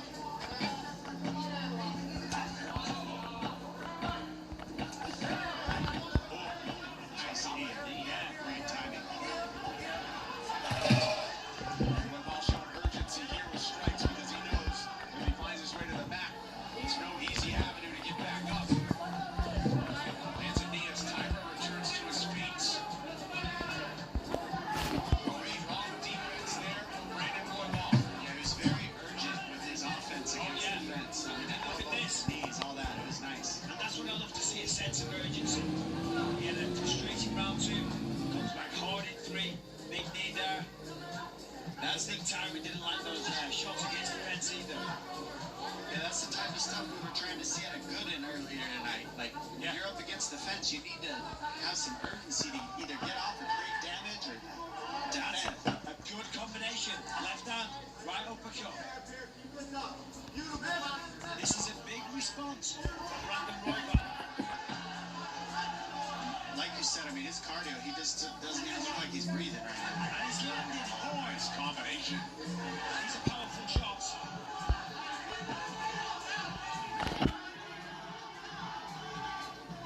Yeah, Tyra's looking a little winded right now. It's the third round. This is the distance. This crispy on the feet. 2 left hands. I'm telling you, this could be fun. Tyra on the run. These are big shots. Royval's the best feeling out from Royval as Tyra's got the lock up the leg. And now the pendulum swings back the other way. That just kept Tatsuro Taira in the fight. If Royval had him kicked out of the way, He was, but he is gassed. He has no gas left. Gas. Brandon Royval is nasty. Now grab the fence. Oh, Tyra hits a shot as he wobbles back to his feet. And now Royval pulling it on. What a fight. Tyra fires back. Royval is just getting started. He's all over. What a knee. This could be it. Oh, we'll see what Tyra's made of if he can withstand this. 1 minute 45 left. Good try there. Oh, big shots from Royval. Yeah, he's slowly breaking him.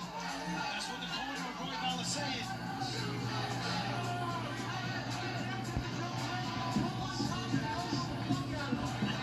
Get on top and elbow the fuck out of him. That's what I just heard. Attempt. Tyra was able to counter it perfectly. Rolled out. Now he's in a dominant position. Let's see if he can use this side mount. I mean, this is fantastic. Remember the armor, tactical defense. Made it look so easy. But now he takes the back line. I mean, Tyra's never been tested like this in his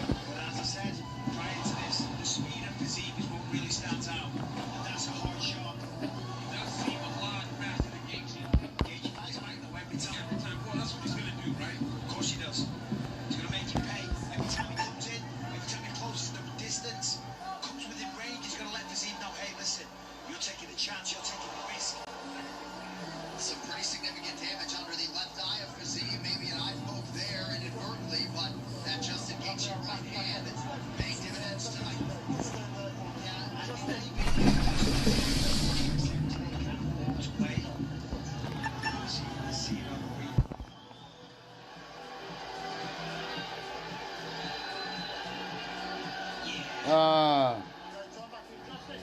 kind of grazed him with the body. Like, oh no, there it is. That's an eyeball call there. As I say, Justin walked away like acknowledging that he knew. Lead elbow lands for Fazim a moment ago. Head kick for Gaethje. Nice shot. Blocked well, but still feel the impact.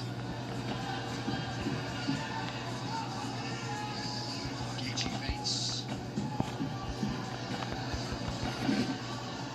You know, Gaethje to fight Fazim is crazy because there aren't many guys ranked as highly as Gaethje that are like, hey, I'll fight this kid.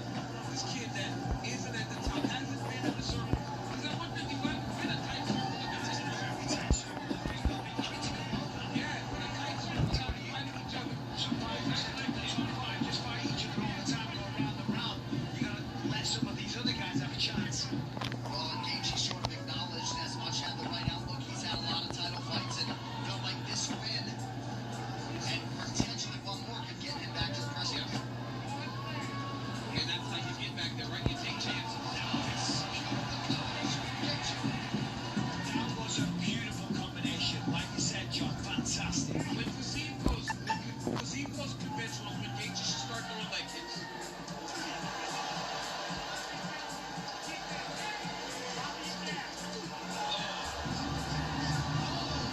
Fighters landing there, but Gaethje punctuates the sequence with the right hand. Fazim has a tremendous chin. Not many people stand up doing shots just for Gaethje.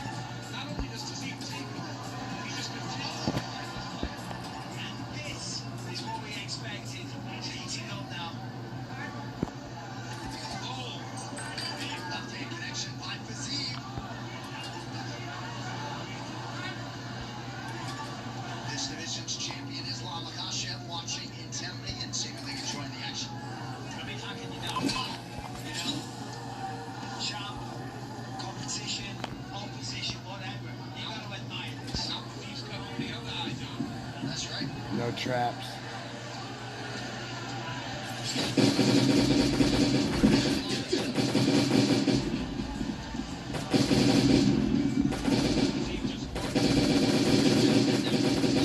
Oh shit. Worse than the left. Yep, Gaethje landed a nice little check up there. That's Fazim was entering. We need to get a dead body and then go back out. By Fazim. Justin is fit.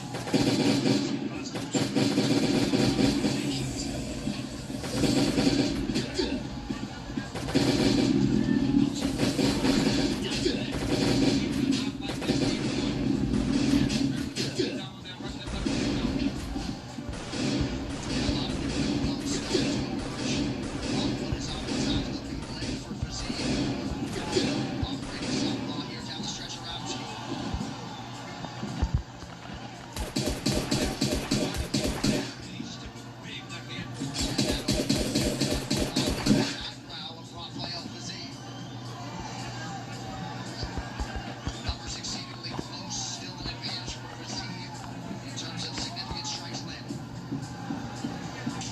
Neither man's really been able to establish dominance. Extremely competitive, both of them having success. Both men still very, very much in the fight.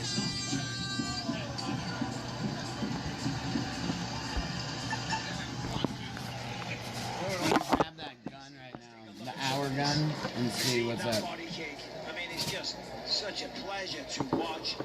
Beautiful combination here in the second from Justin Gaethje. Third and final round, Petr Yan and Sean O'Malley. O'Malley would appear to be in outstanding shape coming into the biggest fight of his career. And for those who suggested that he did not deserve an opportunity against the number one contender, He belongs. He absolutely belongs.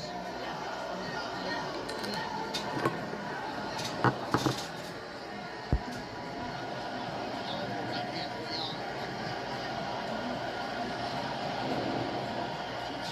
Right hands there for Yan.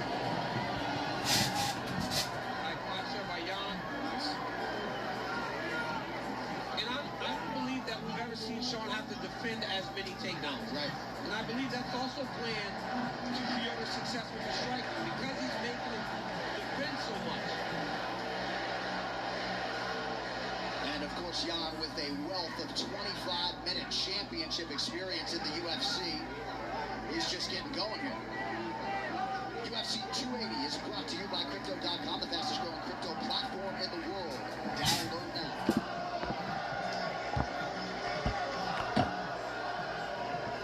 Jan really gives that his best when he's in improvisation mode and really mixing things up well late in this fight. Yeah, we saw based on those jump switch kicks and things like that. He's definitely feeling it, flowing, throwing great shots to the body.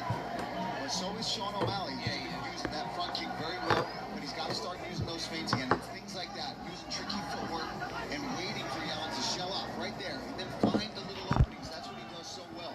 I think for Sean O'Malley, if he goes jab to the body, then the left hand over the top, he might find Fiona. Because right now, he's throwing so many up top, Fiona's hands are so high. He's got to find a way to break his guard a little bit if he wants to land one of those big shots like he did from the top. Flexibility up there, nice knee up the middle there from O'Malley. O'Malley split out behind us, but opened up. That's a head kick.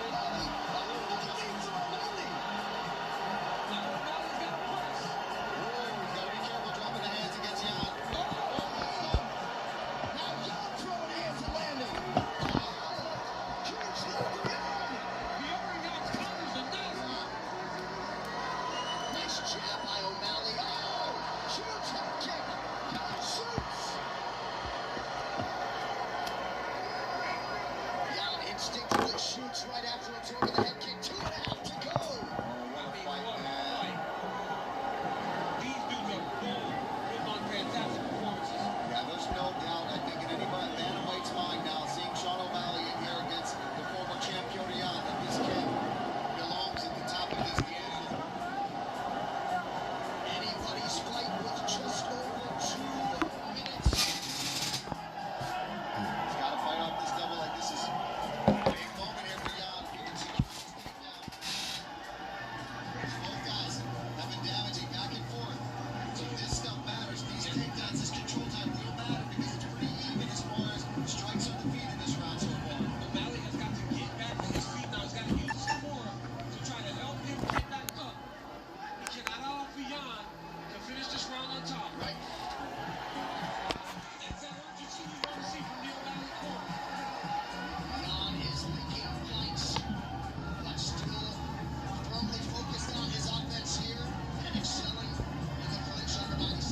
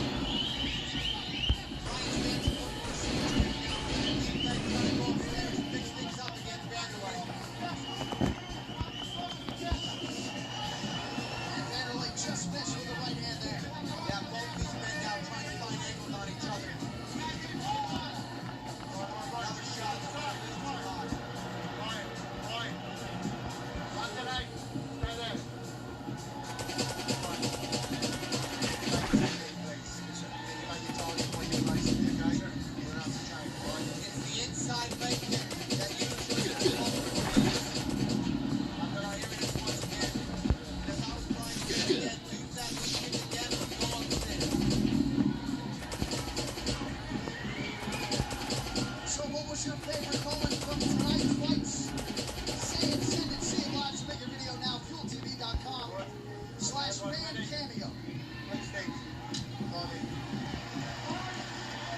So another warning there for Brian Stan.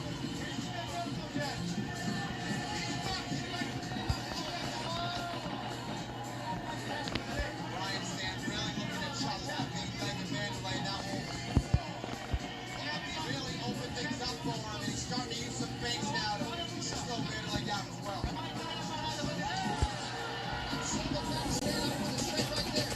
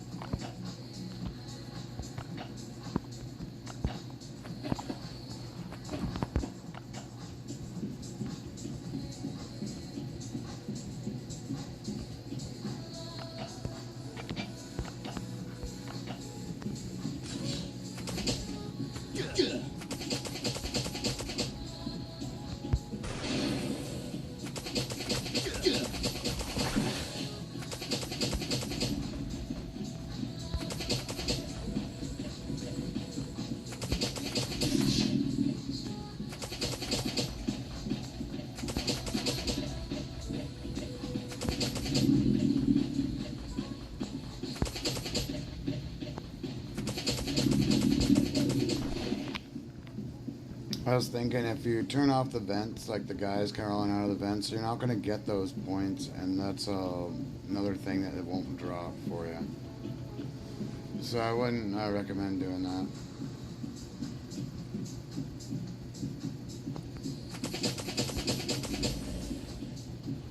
Toxic.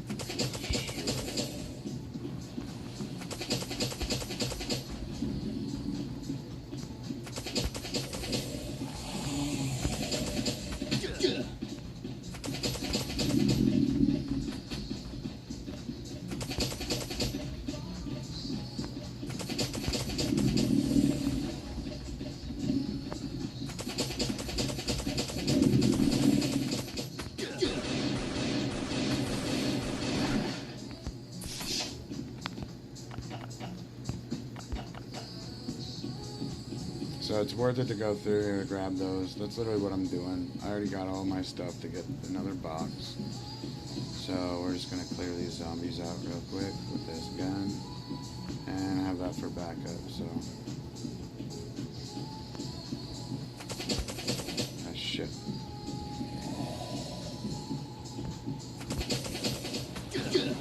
Why isn't the spewer fucking...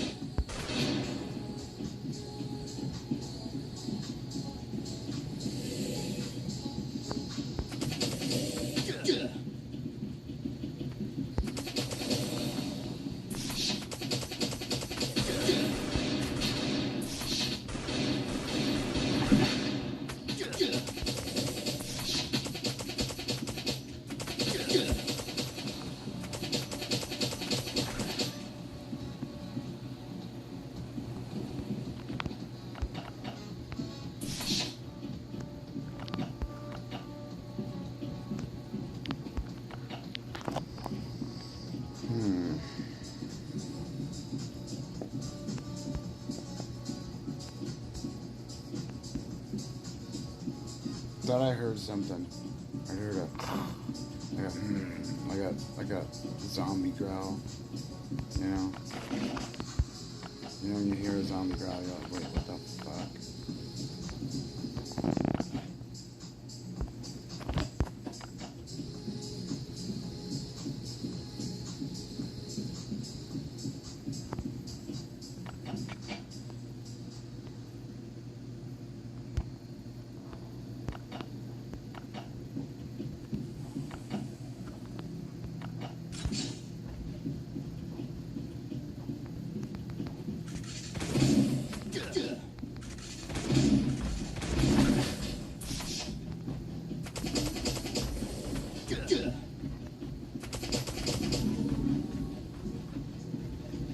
That lag is annoying.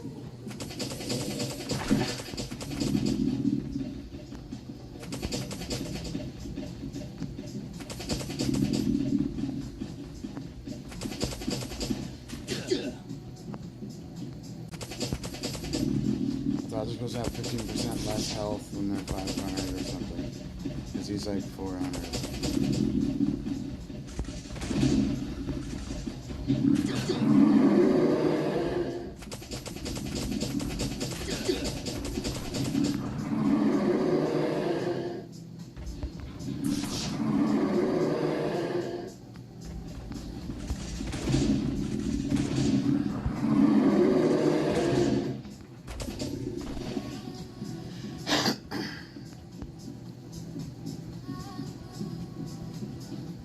No drop.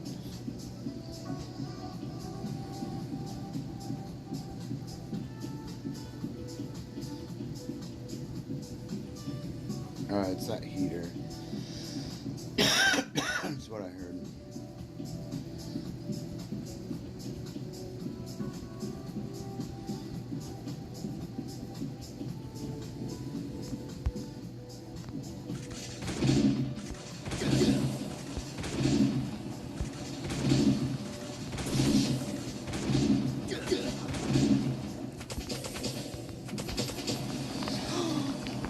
Oh my god, what?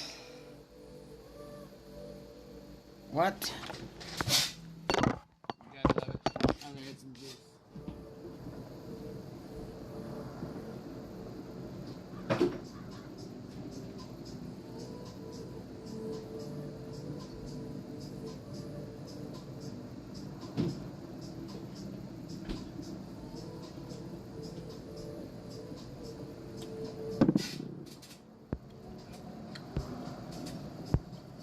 need new armor anyway. Free ride.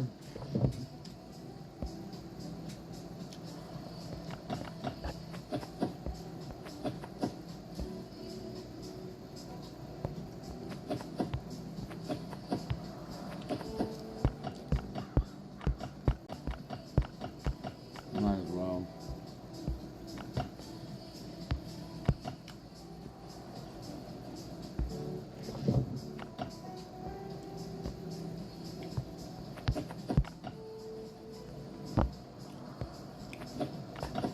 Thought it was gone.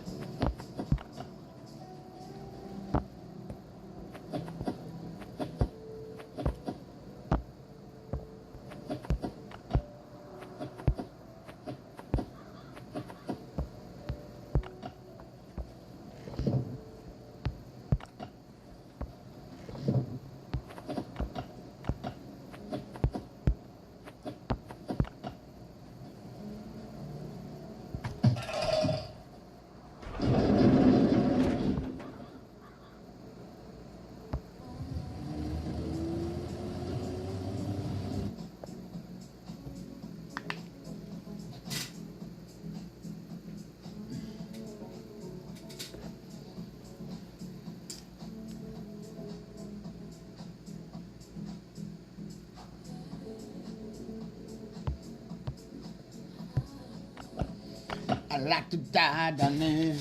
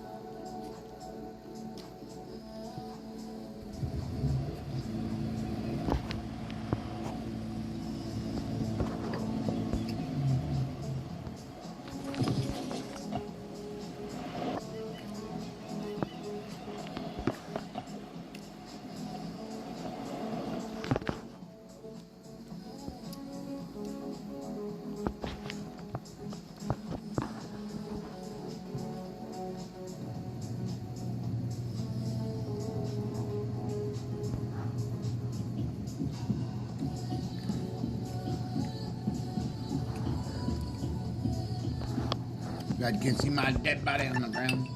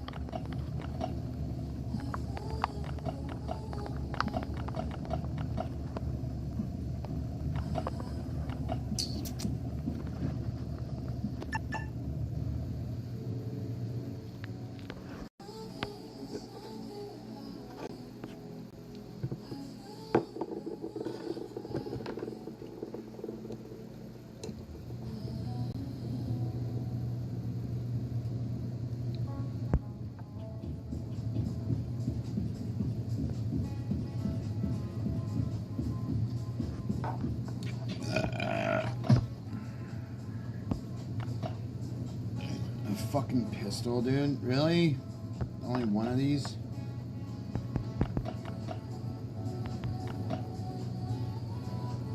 Don't need that or that here. Don't need radiation pills here.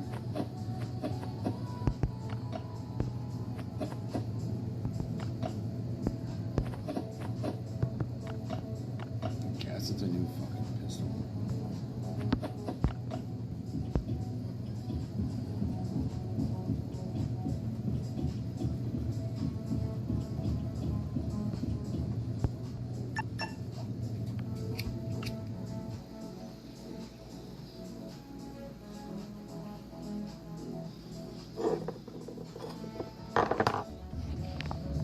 So, to kill this boss, this boss coming up, I need to make sure I don't waste this, and this. So,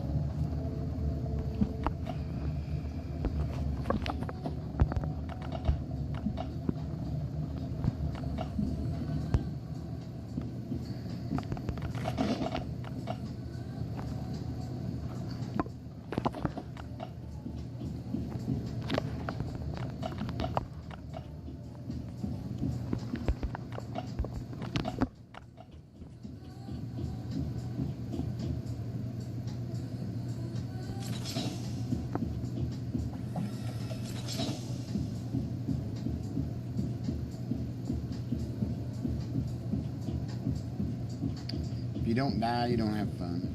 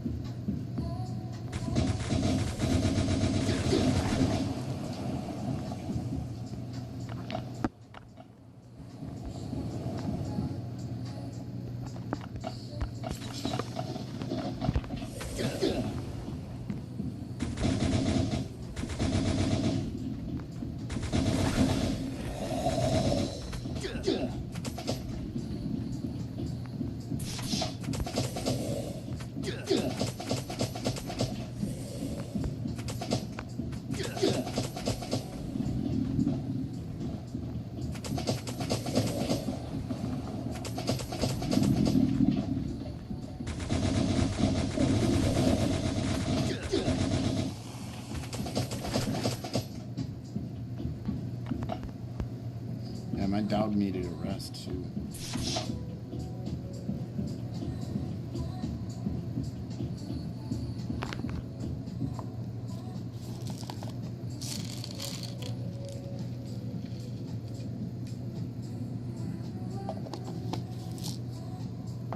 She's hungry.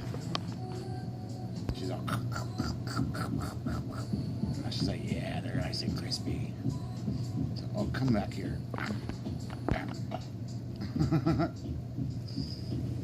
Alright, is there...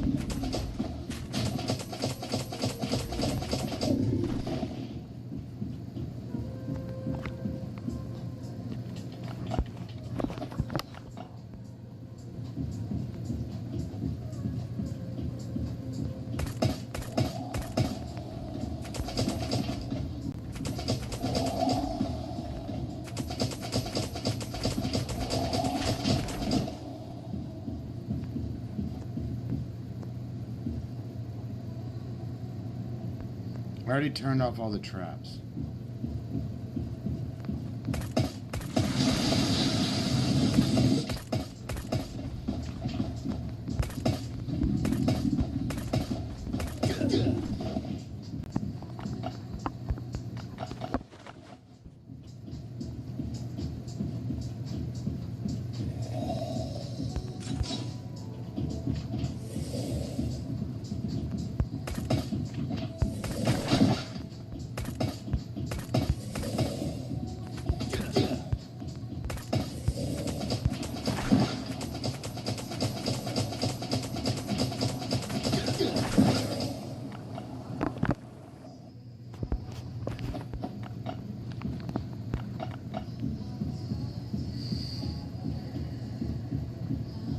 There's no box in there, huh?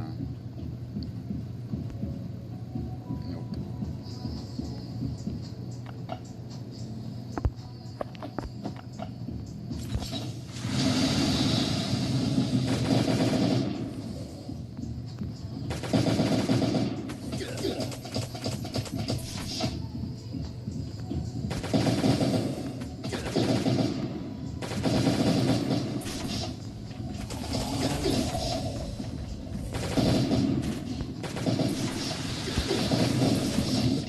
No.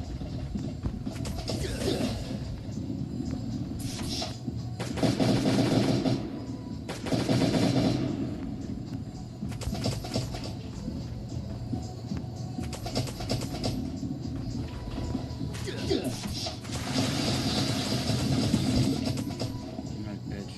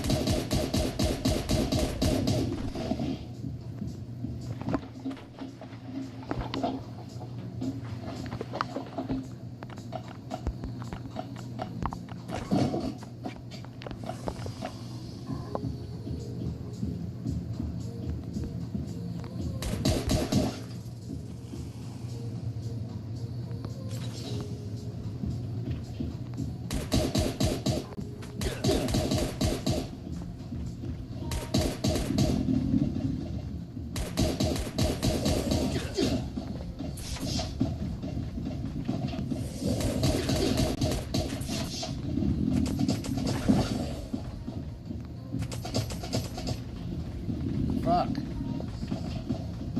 Them corners suck.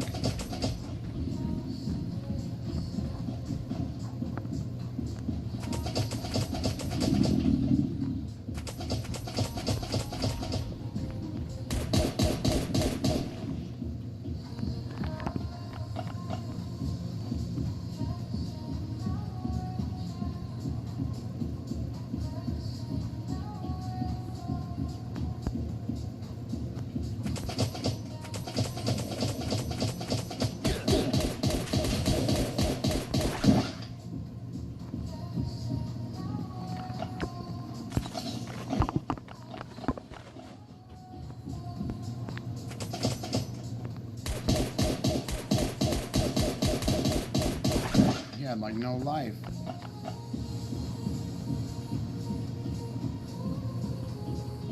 And that one's dead over there.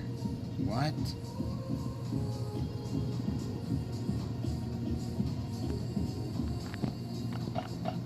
Free Daddy?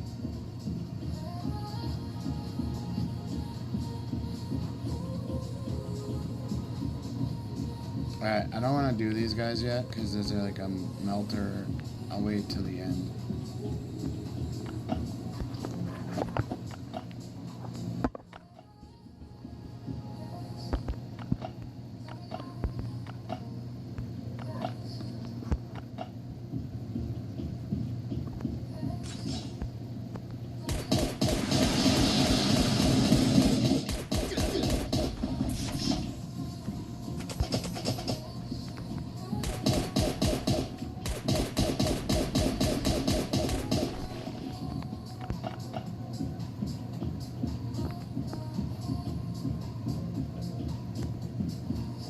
Traps are called pretty much the turrets. Turret. Look at that. He's already dead.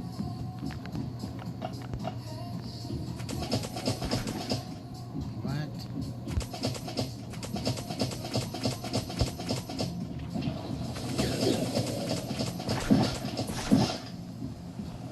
Ow.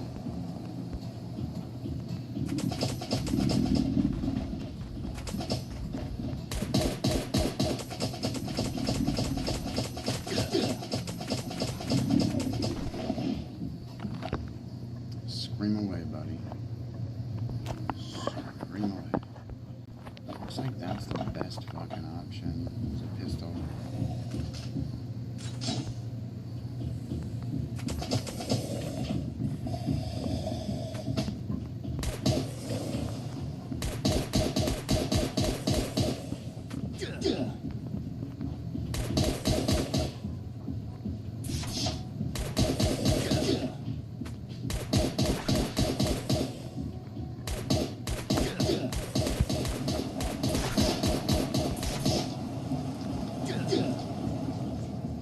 Fucking douche. If that shit go away.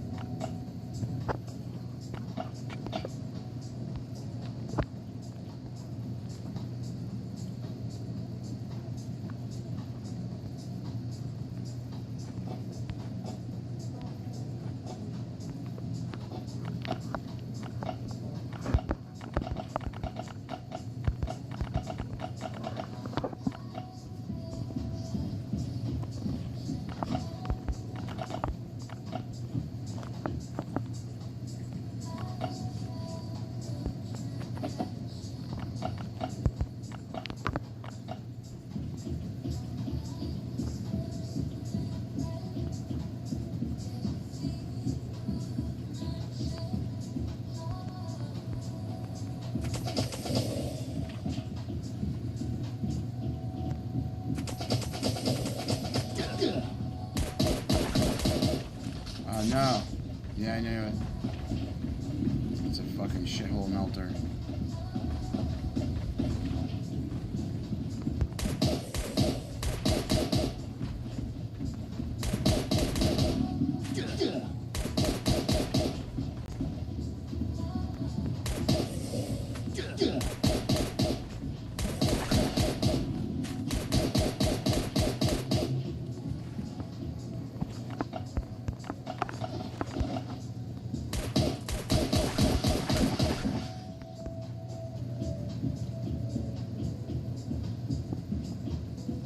Gotta run with those fuckers. Got one guy down at the bottom there too, so. Let's see if this fucker dropped. Card.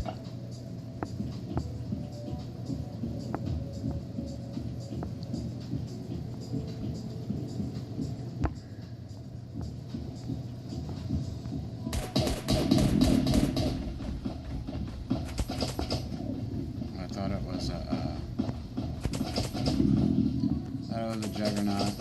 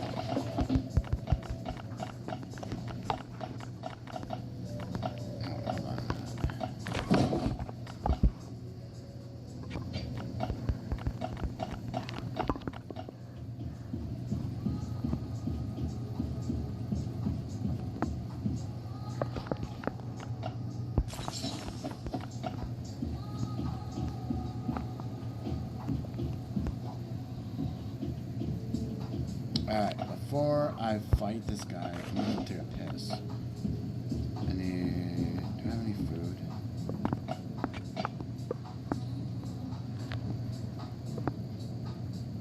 Just dog treat.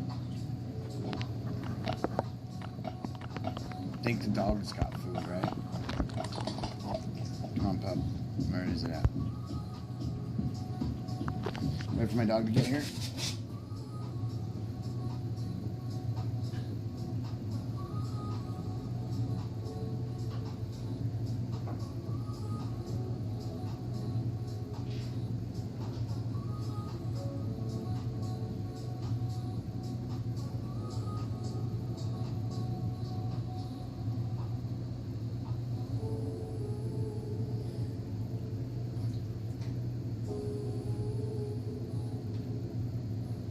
Here. All right. Hop up.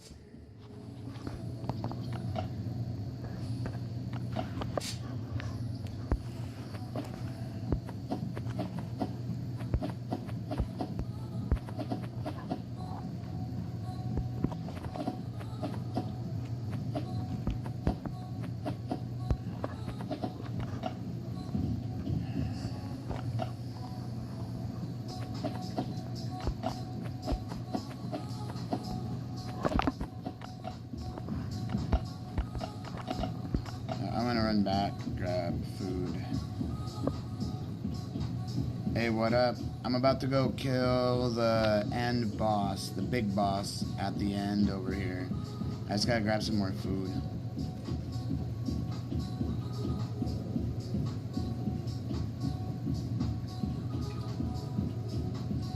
I got the brutalizer on me right now also, so we got that 1 hour gun we're rolling on.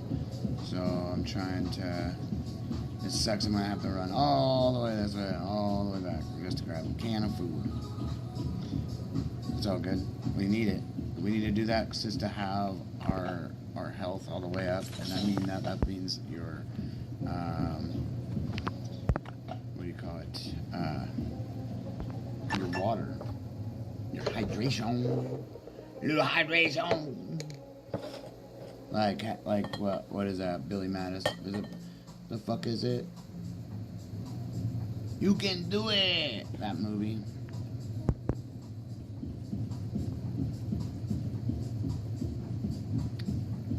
Food's in here, right?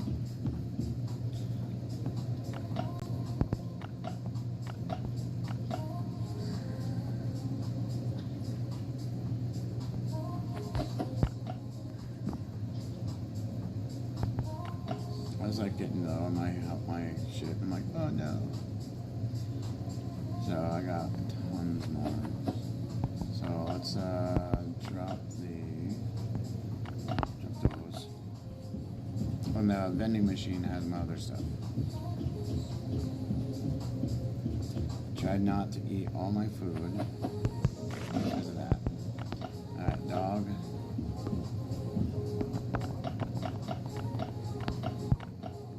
Stick it in that vending machine here. This is what you do. You use that vending machine that's in here, and it never fails. So, there's our brutalizer here, but the guns we need are this one and this one. We could use pistols if we get to it, but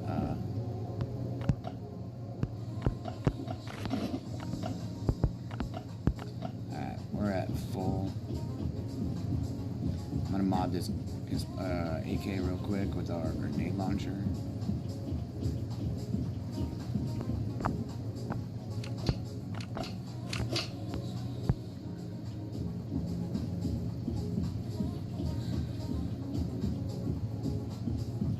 I fixed the seaweed farm. It's pretty nice. How was your day?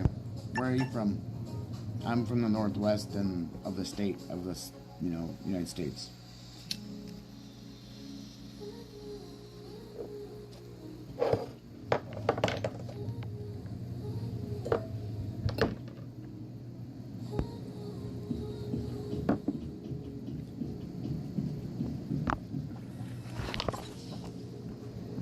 Pinky waving.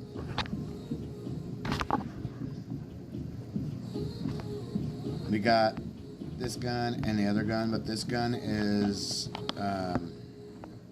alright, so we're gonna see how far these rifles go, and that pistol is OG on this motherfucker. This is like, this gun is so good. This pistol is so good. But this thing has the, we're rolling on this right now. Oh dude, that secret subway is coming next, is it tomorrow? So we're doing this. So done in the lab, chance carbon composite. I might reset this thing too, just to get some more rewards, but we don't have a ton of the guns left. I got a couple. So I saved these ones for the boss. What time is it?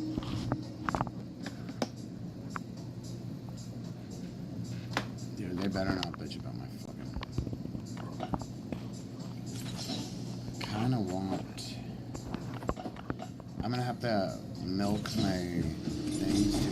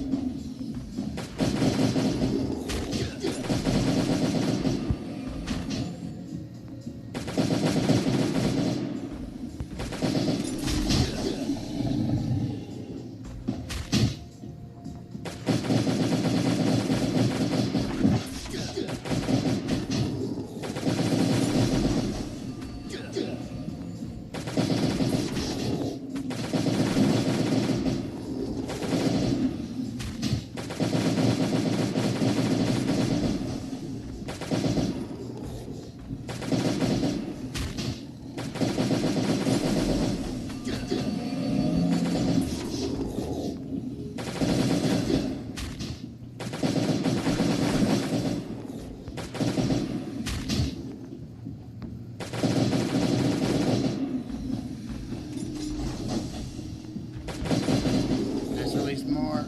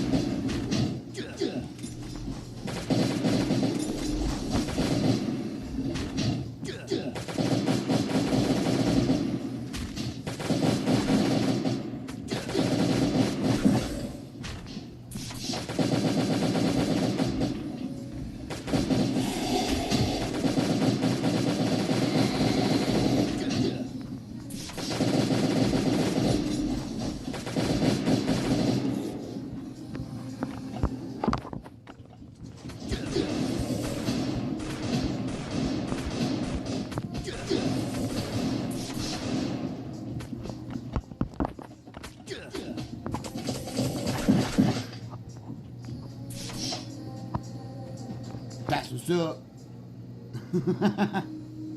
Had to do it. Gotta do it. I wish he drops guns.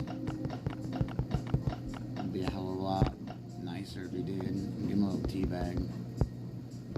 Where's his face? Come on, dog.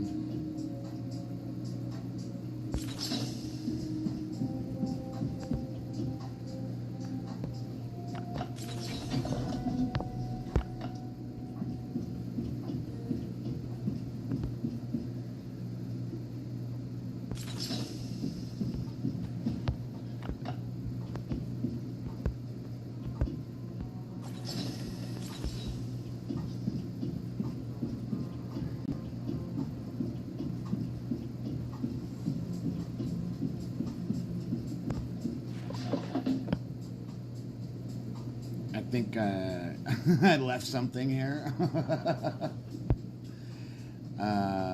Okay, so we're gonna be healing those, right? But we'll just take that with us and we'll send those. And so we're just gonna send that shit.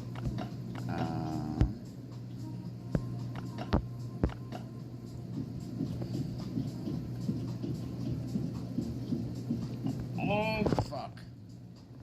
I I forgot this comes back.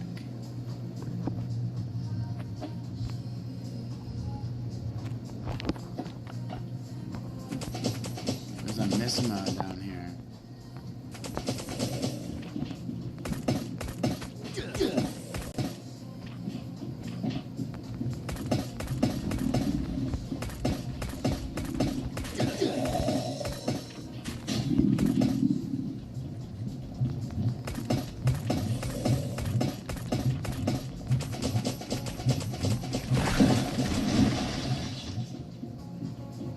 You gotta come back through here and kill that thing.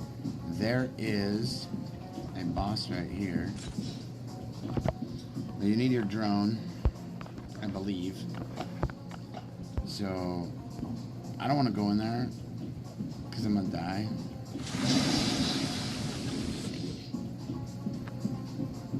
Okay, so I send that stuff.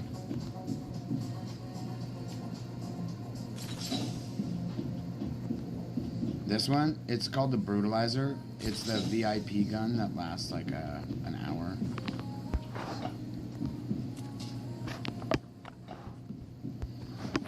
So we cleared everything. Like, it's all clear. So, and that guy just has this red X right here has armor. That's it. So.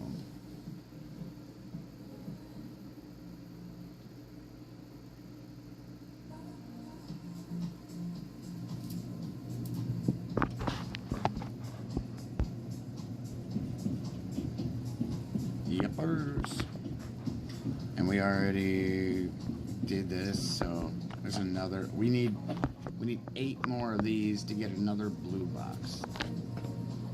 Go figure. And getting stacks of these from this place is pretty nice. Okay, so what we got in here? Look at, we got other shit that, we got so much stuff. Come here, dog. Our dog. Oof. Stick that in there.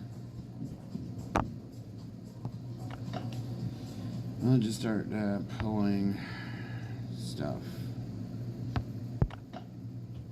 Got a lot of pistols. I need to go drop this shit all off. And then I was gonna hard mode with that fucker, but whatever. Can run in the red zone with it. How many minutes do we got on it? Because I gotta go home and drop all my shit. Let's see if it's worth it. 5 minutes. Kinda worth it. How's my armor looking?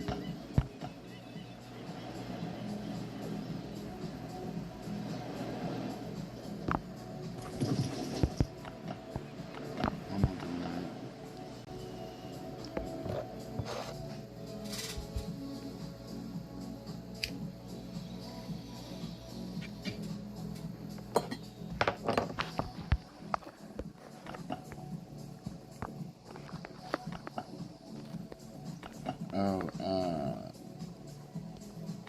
We got 5 minutes with this. Go here.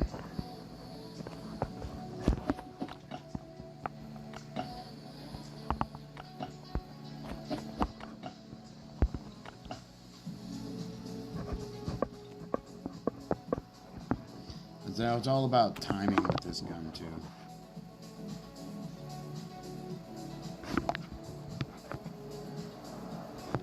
Let's go. Come on.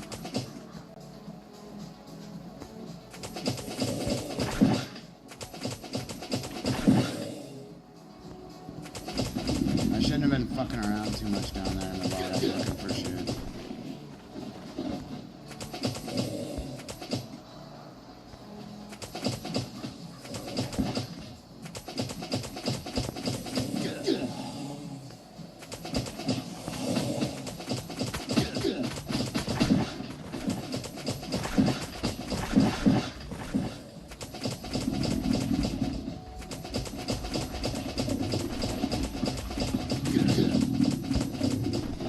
Fun times, hit me some more.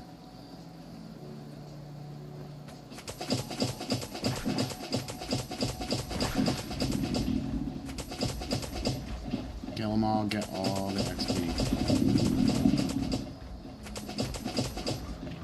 We gotta rush through this, or we're not gonna make it.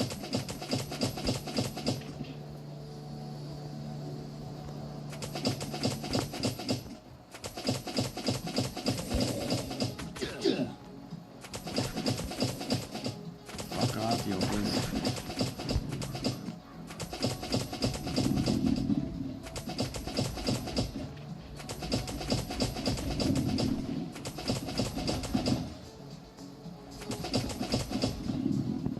There we go. There's some XP right here.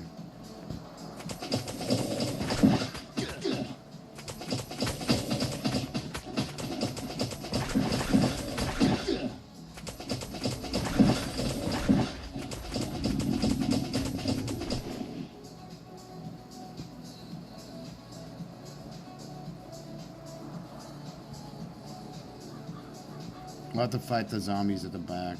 Just, yeah. Get this motherfucker.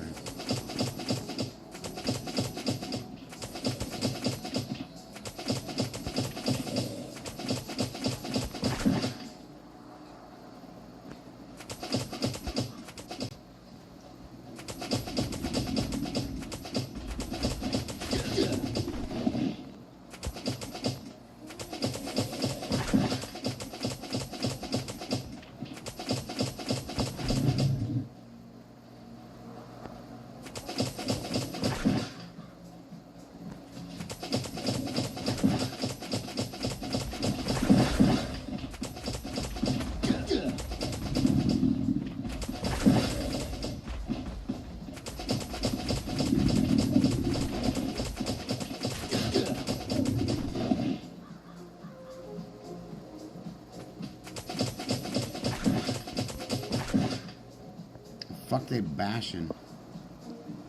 Right? Stupid. Grab that puppy as soon as I grab this, I'll kill.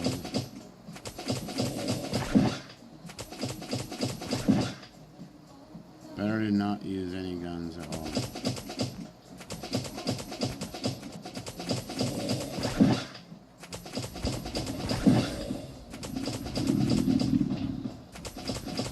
What, that Clash of Clans game? Where it's like, you just move around your guys and you're like, oh look, I helped this dude. Oh, help, oh look, I did this. Oh, look, I did this.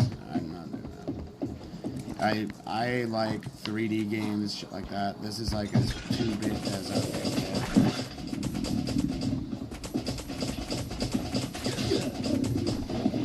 get. Literally as 2-bit as I can get. This is almost like playing Sonic.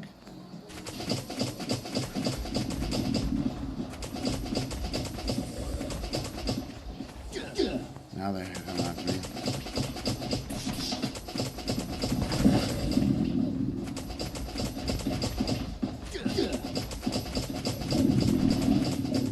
Voila.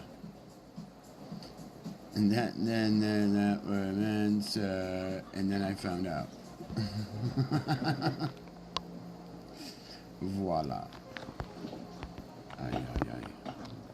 My gun disappeared. Fuck. You gotta try to utilize. Come on, bitches. You gotta try to utilize. You gotta try to utilize every minute with that gun. I can't believe I fucked off that much. But that's a me, Mario. Fucking off is what I do. Right? There's that key we all need.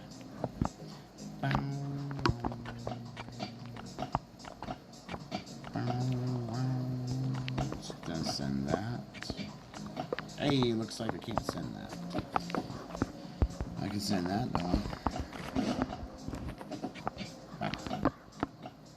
Here, pup. Dog's got tons of shit. Did I dump? No, I didn't dump anything in my bike. Pretty sure. Yeah, it was either run the red zone or another thing I need to take care of, which is this. So, dink, dink, dink. So. Oh, the clan event? Or I thought you meant Clash of Clans. I don't know. We're gonna see what happens. Hopefully it'll be cool. If it's not, I'm gonna be like, fucking fuck you guys. Because the thing is, if it's just an event to suck money out of people, which literally isn't, I'm pretty sure it is, because they do that shit all the time. They always make an event that is just fucked. You gotta put money into it. Like the last couple days, I stuck a couple bucks in. Not a lot of money, but some money. But it was just like, okay. I was like, hey, cool. We need some energy, and I bought my what do you call it? Clan members some energy and gave it to them for Christmas. Yeah, that's what you do. Another one.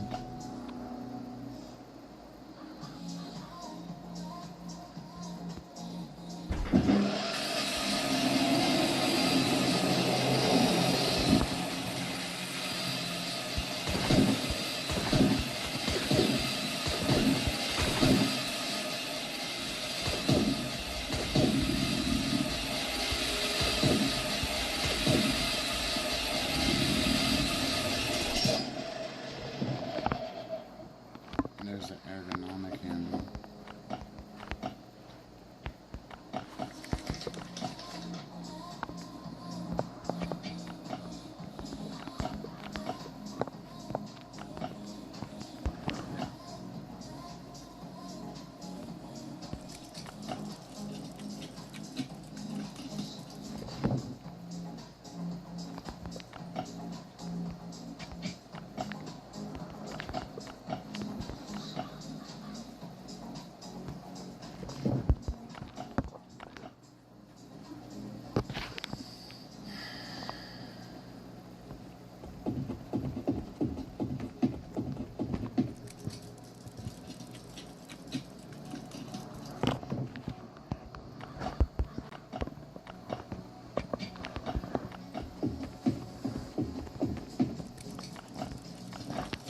There's usually good loot in these. If there's a red ticket. There's usually like I've gotten an M16 and a what do you call it? M16 and a shotgun at the same time in the same box. I'm like, wait, what? It was so sweet. And then like, what else was in there? There was like the valuable survivor notes and some other shit. And I'm like, dude, this is the best it's ever been. So, kind of cool. Those raiders might run in. I haven't seen them. 13 tactical backpacks. There's a yellow. There's a yellow. There's a yellow ticket.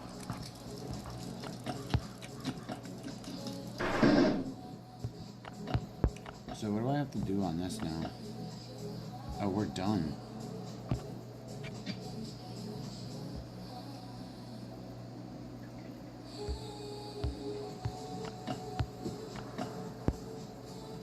So it gave me a new bike color.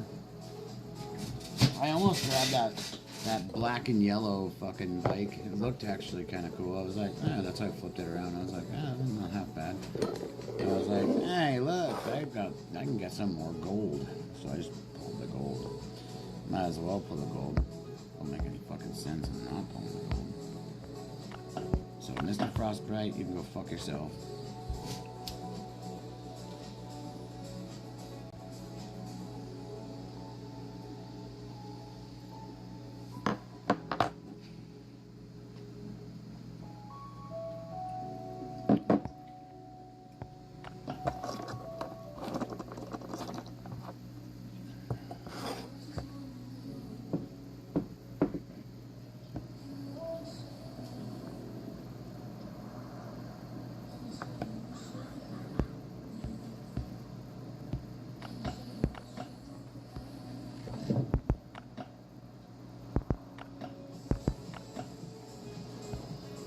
I gotta put this up in that thing.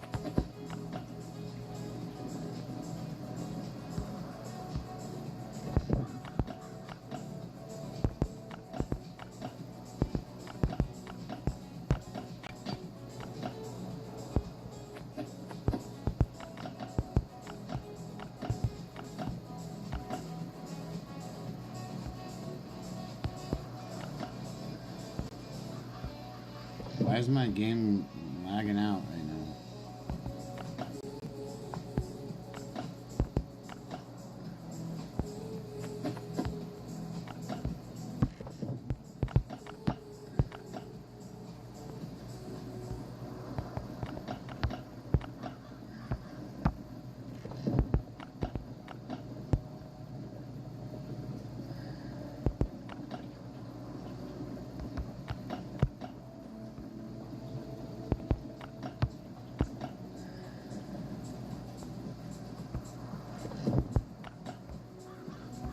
Let's go throw that on the thing. I might try a thing. I don't know if it'll go or not, but we'll see though. It'd be really cool if it would. Like it passed one level. You know, it'd be kind of cool. What do I got on me?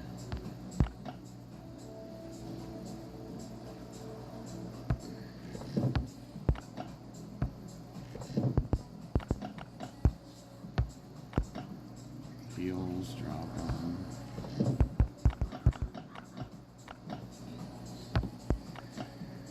Okay, I have so many.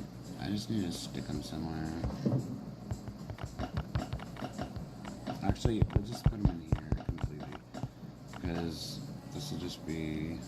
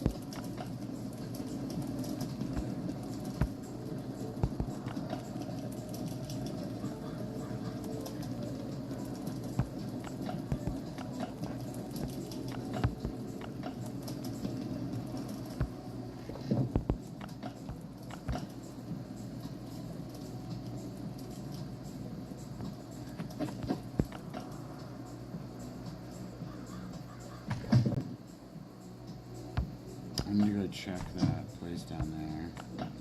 We're gonna drop this off at the thing. Drop that off. Let's switch out with that. And we'll use our melee.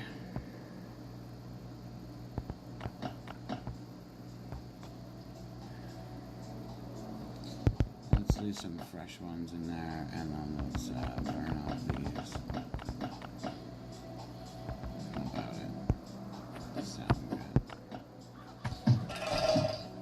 We're gonna have to clear out like get rid of all this gear.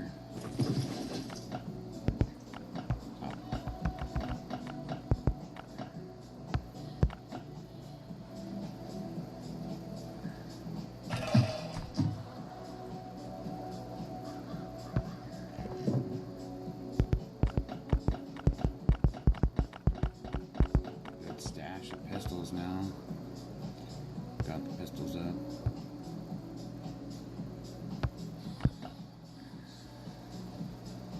Now our dog.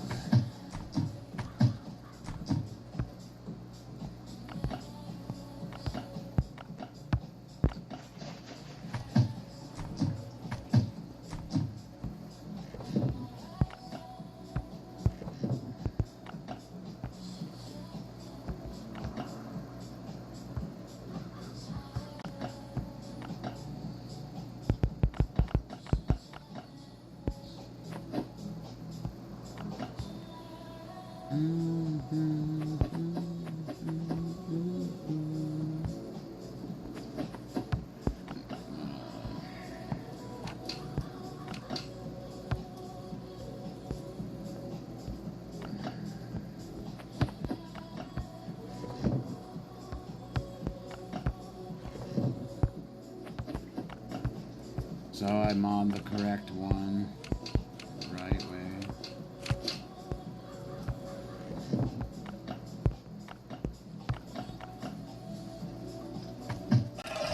That'll fuck you up.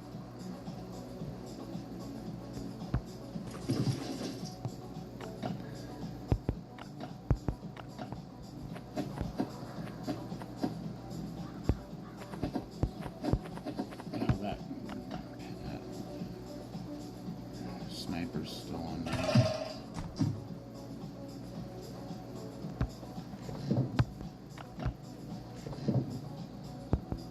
Okay.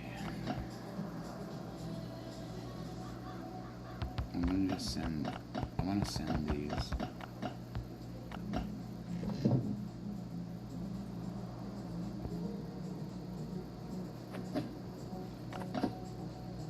Okay, I'll just leave that. I just send those. So we'll send them when we go to, where can I send them from?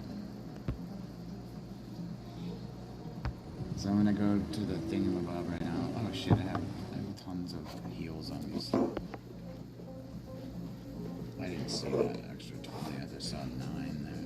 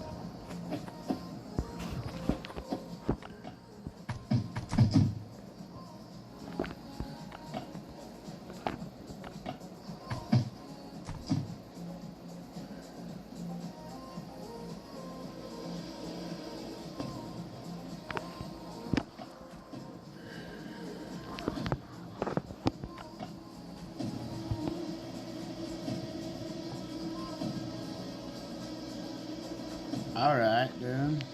Alright, alright. Come here, dog.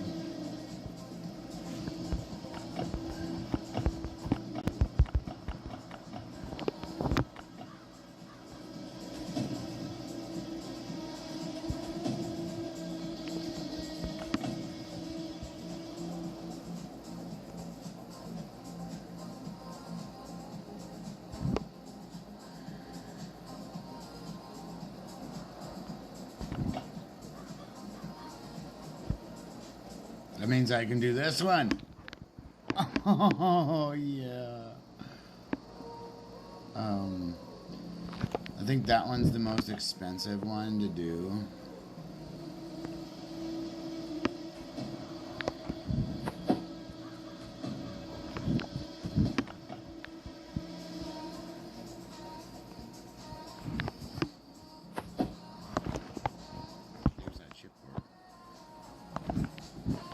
I just gotta do these.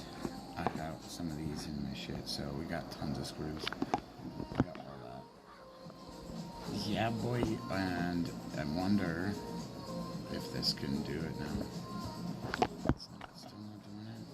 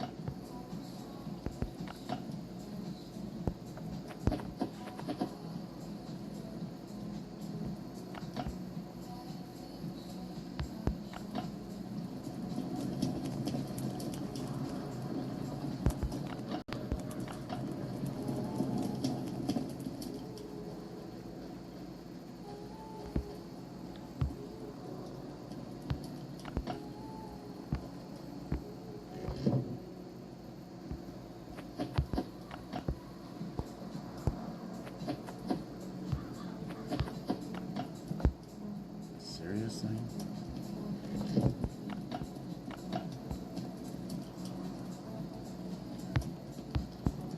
Ay, ay, ay.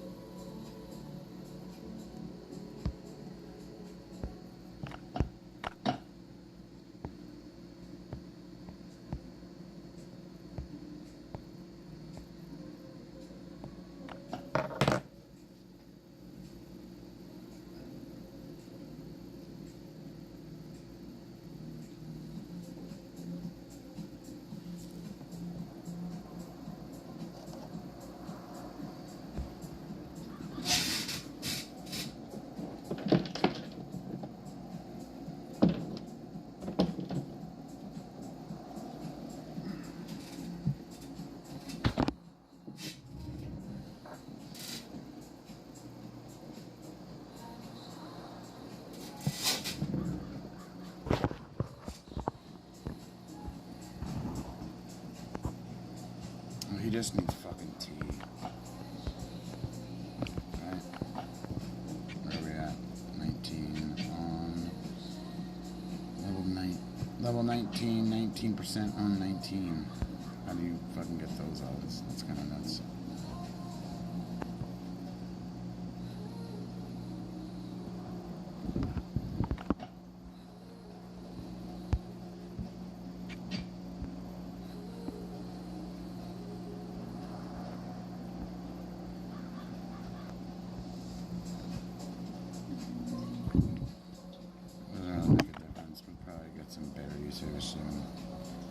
I haven't really picked any. There's a couple there. There's 6 there. There's 3 per tee.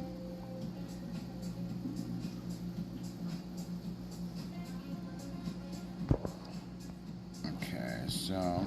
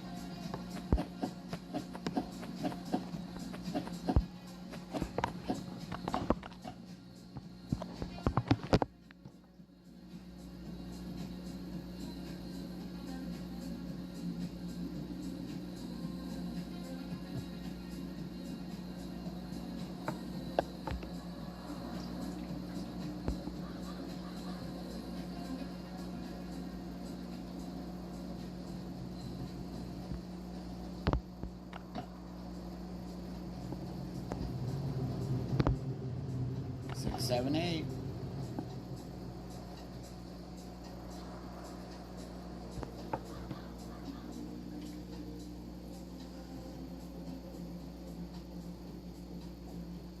I think I'm gonna skip the next Lucky Pursuit and just keep collecting all those things up and see how many I can get in like 2 months. Literally, what I'm gonna try to do.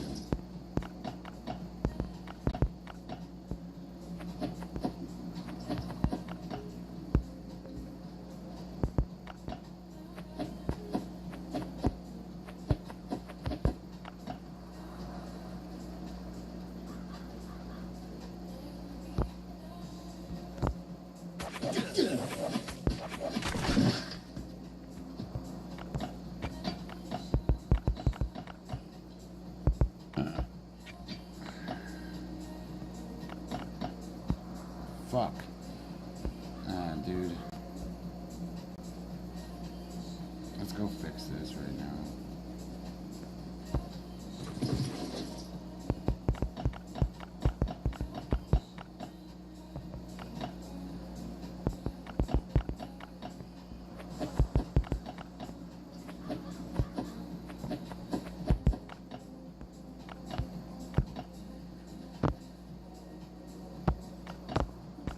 Officially annoyed.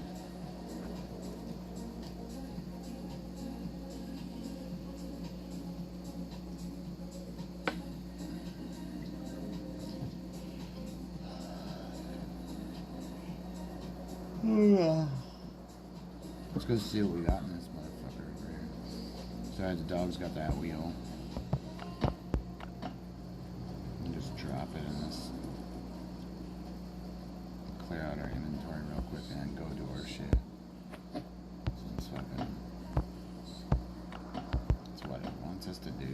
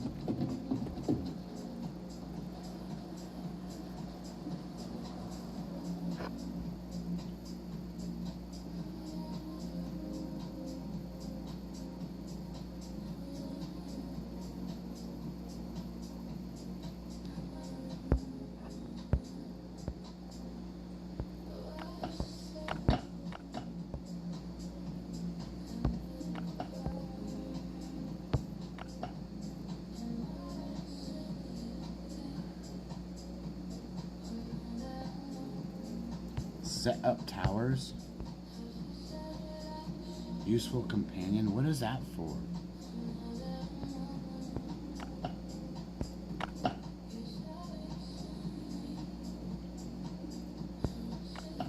What? What towers?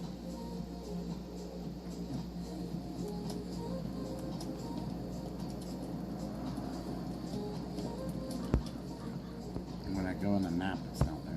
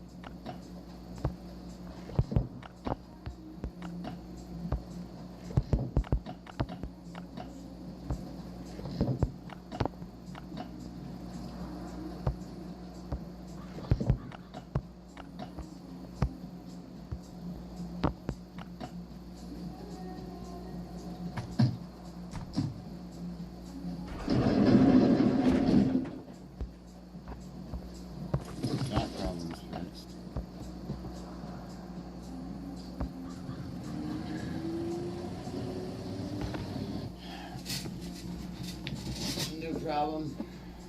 Juice.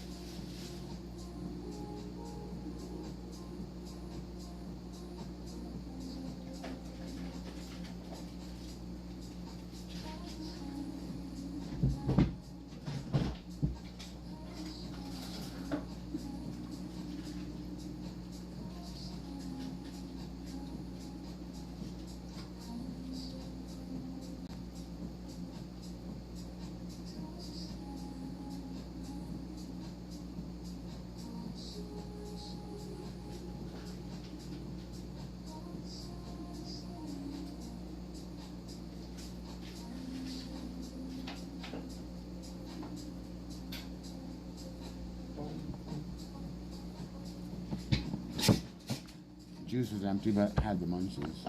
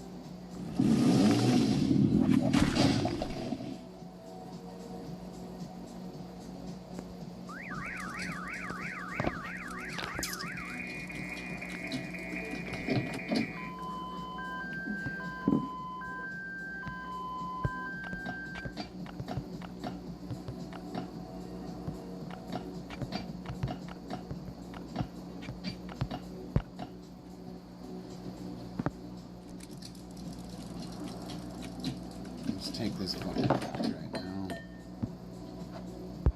Oh, look at that. We at 40. First day. 40.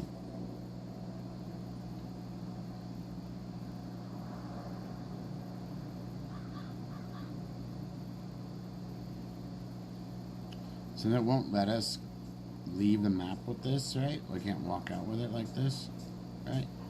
So look how far it lets us go out just to walk with it. So you bypass all this shit.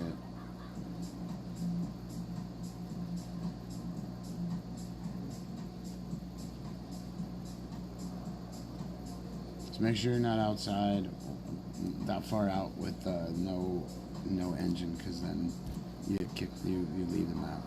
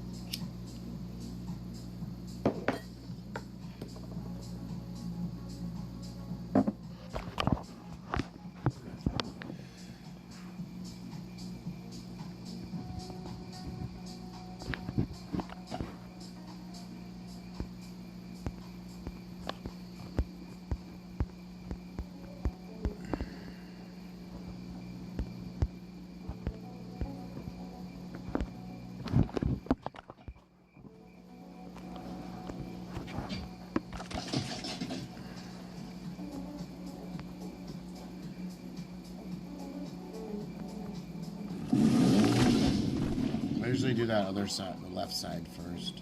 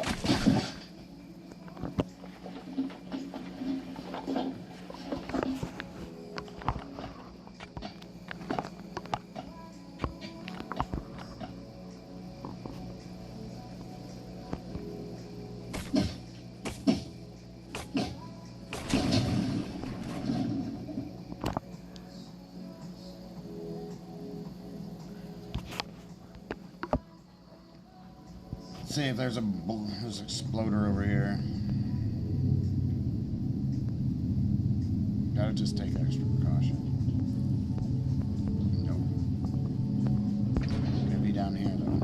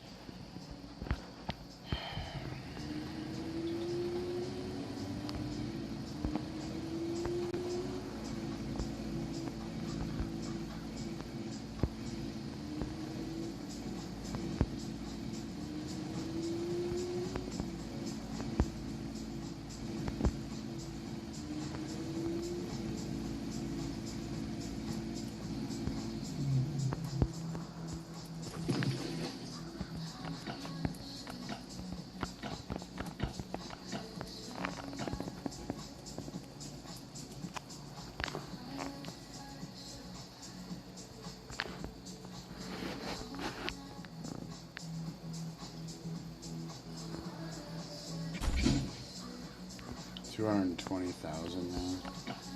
What does it do?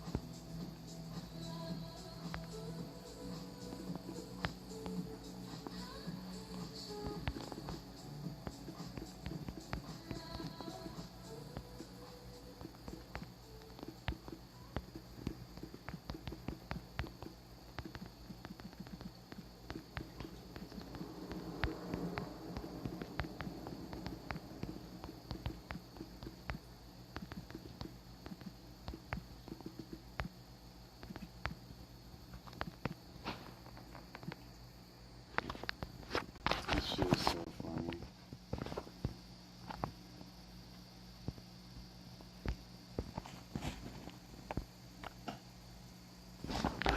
Dude, are you, did it, like, kick off?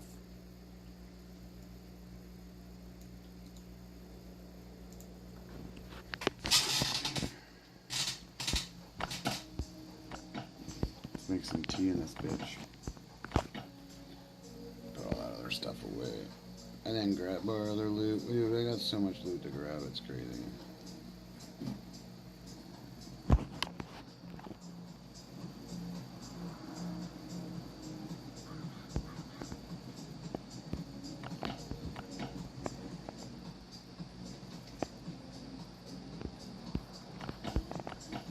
I didn't even do any of the snow shit yet. I could go do that stuff. Probably should just go do that. Where's some berries in the hand?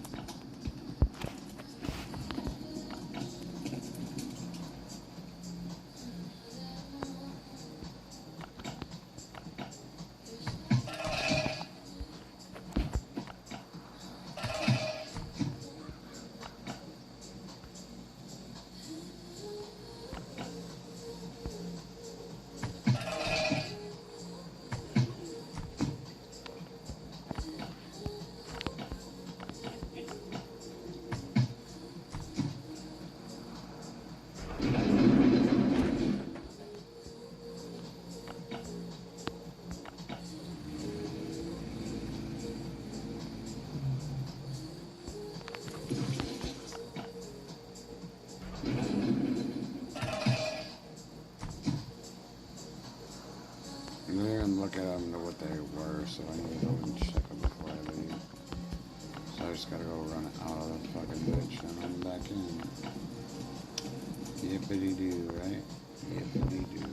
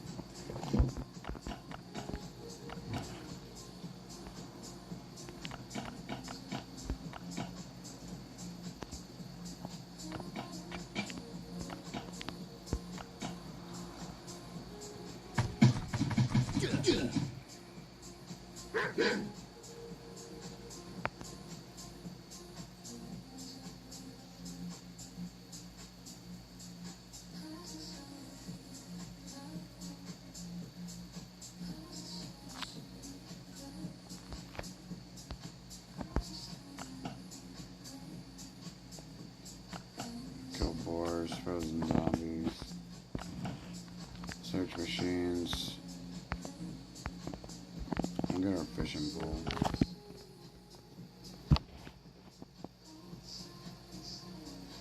Actually, we need to go and see what the fishing thing is, so we can do the fishing shit first.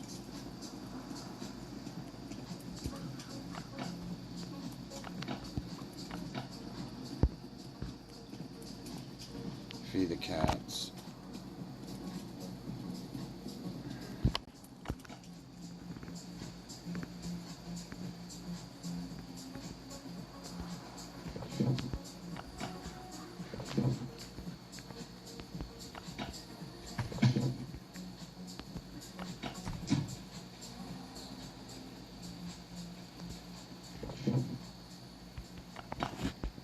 Where'd my other one go?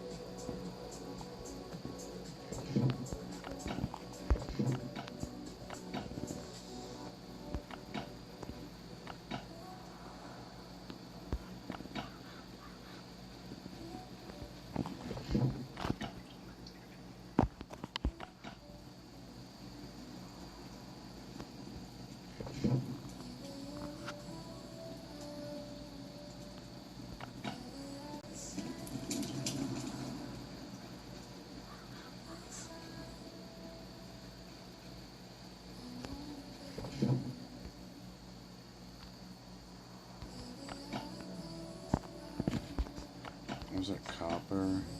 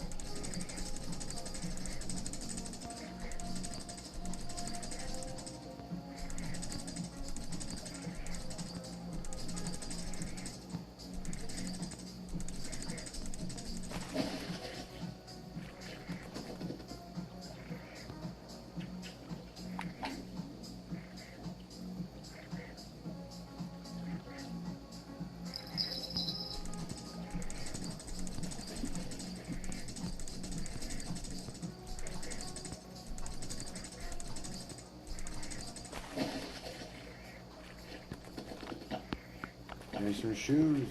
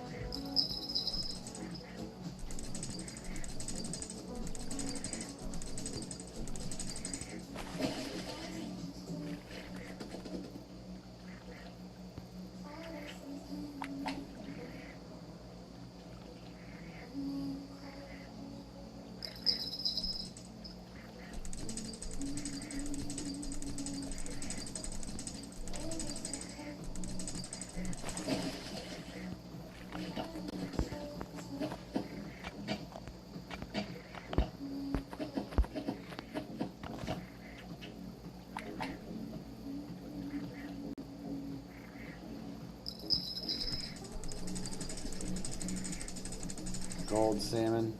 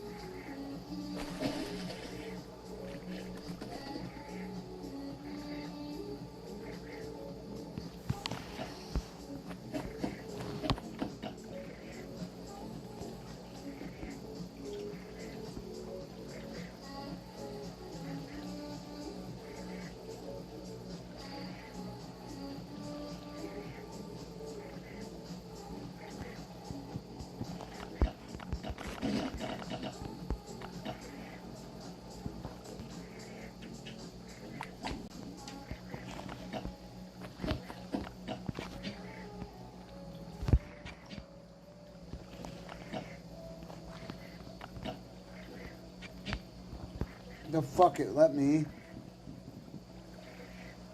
Let me plop it down, what a bitch.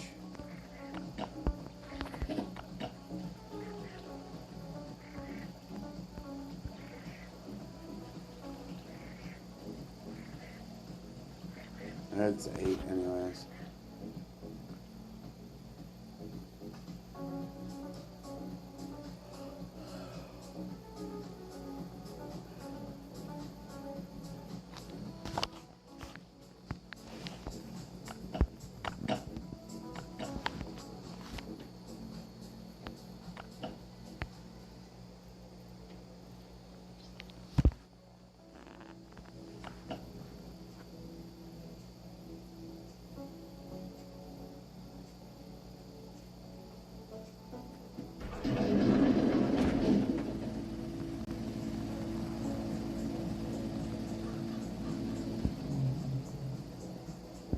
Since that's a shit raid, I'm gonna get rid of it real quick. Let's go blow it up. Let's go blow that fucking whole place up over there.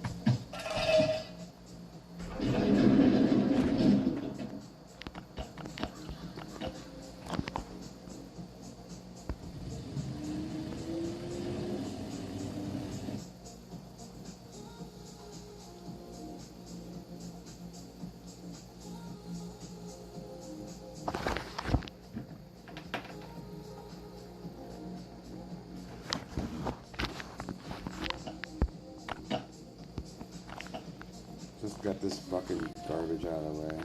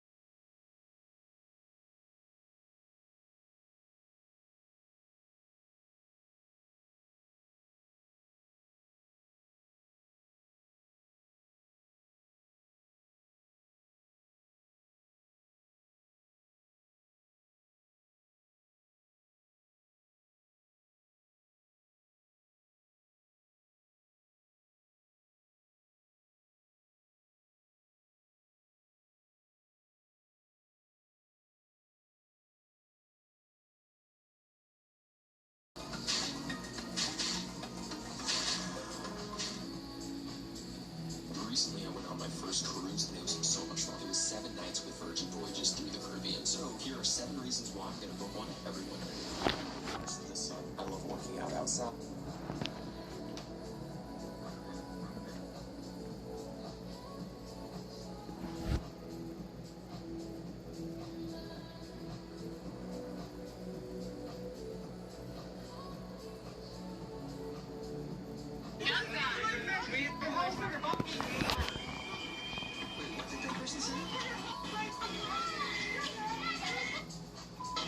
Can you rewind it really quickly? Because you said, what did they say?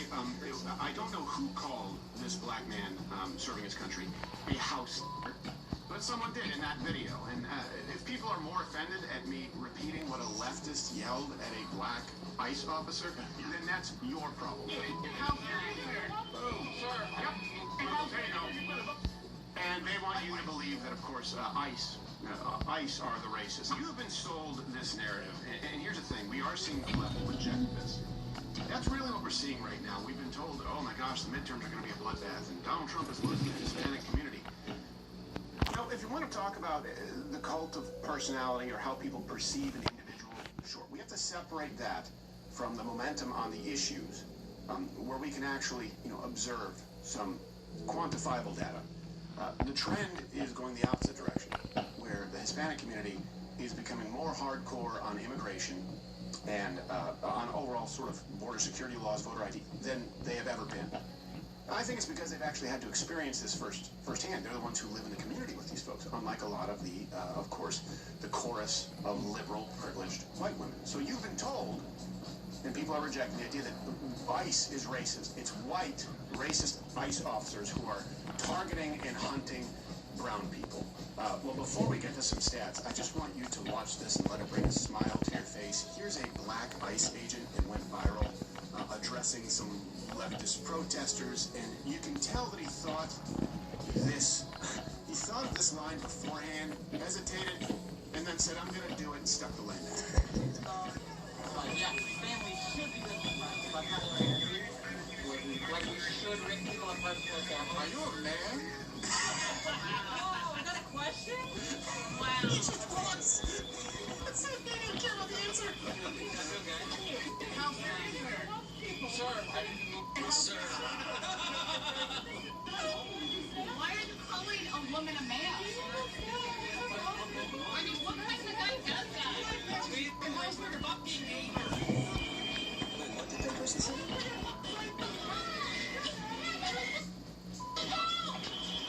Great. A warning for what, sir? A warning for what? A very respectful warning. Because? Because it's a bad look when white people stalk black folks in a car. We have the First Amendment, sir. We are not impeding your operations. We're merely filming them. And by the way, can you rewind it really quickly? Because you said, what did I say? I don't know who called this black man serving his country a house. But someone did in that video. And if people are more offended at me repeating what a leftist yelled at a black ICE officer, then that's your problem. Let's go back to that. Question? Wow. Okay. You'll hear it right here. How fair is it? Oh, sorry. Yep. There you go. And they want you to believe that, of course, ICE are the racists, and the people who support deportations are racist. By the way, I don't know if you know this, Alex Purdy, that wonderful ICU nurse, two Hispanic dudes, those are the people who was accosting, and I would be willing to bet that there were probably Hispanic dudes in the car whose vehicle he had assaulted as well, committed vandalism against. Here's something else. Check out the references, links in the description. The Hispanics make up a disproportionately large percentage of ICE and CBP. ICE, 30%, their agents are Hispanic. CBP? I know, CBP, it's hard to say. You know me. It's down 50%. So 30% for ICE and CBP, 50% respectively. Think about that. I've been saying this for a long time. I didn't know the numbers were that high, though. I've been saying for a long time that a lot of Customs and Border Patrol are Hispanic or Latino descent. Yeah. My dad worked for Customs. Right. It was like, I would, if I had to guess, it was like, I don't know, a quarter to half of the guys he worked with were Hispanic. That would be high as a percentage of any workforce. I bet you probably don't have the numbers, which a lot of people look off. Looks probably pretty comparable in a lot of the manual labor jobs where they say, who's going to insert whatever here, do construction, pick your strawberries. 50% would still be a really high number of Hispanics in any line of work. So that's not by accident. Except kitchens, maybe. Maybe, especially the Chinese ones. There's got more of a bone to pick than the people who actually came here legally. That's exactly right. That's exactly right. And so this is what you're seeing.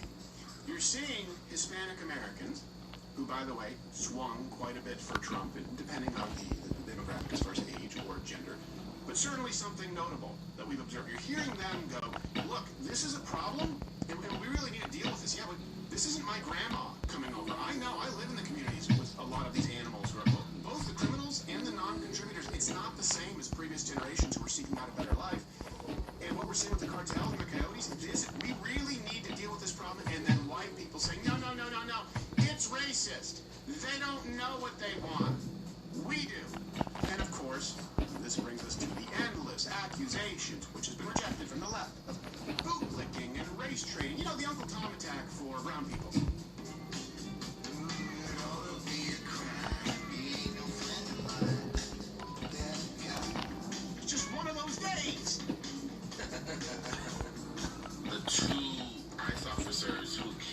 it's pretty. Thanks, Mushmouth. I'm most likely the children of immigrants. These two agents, but we've been seeing that these agents that are doing all of this are Latino. And now they have blood on their hands. This is the results of blanqueamiento, or some may, understand it to be like this whole concept of mejor raza. His name's What? Jesus. Ochoa. And Customs Border Protection Officer Ramondo Gutierrez. I mean, you can't get more Latino than that, right? So again, I don't even believe these guys exist. I think this is just a propaganda technique by ICE. Wait, hold on a second. Isn't that erasure? Wouldn't that actually be denying the existence? He literally said, I don't believe they exist, but thanks for the hot tip, Count of Monte Cristo. I don't know how he thinks he can get away with that look. Someone can, but it's not him. No, you stole my chicken. El pollo dantes.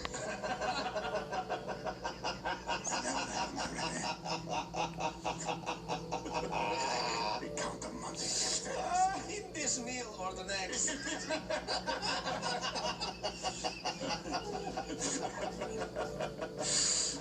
That's a rich come from me with my belly bouncing, but I don't care. Let me go through the reasons that this is the case. Okay? By the way, tune in at 11 a.m. Eastern. If you're watching a clip, hey, we do this live every day, weekdays, 11 a.m. Tune in live. You get to interact with the session and enjoy live programming, which is kind of a throwback in a lot of ways. It doesn't say they're live on every day. I think this is the case. And we could probably prove this, which means we will. Number one, Hispanic communities in the United States, they see firsthand results of illegal immigration. They are the ones who have to deal with it. They know what the ramifications actually are, and just like the left's claims of racism have been rejected, these Hispanic people are rejecting the narrative. It needs to be fixed.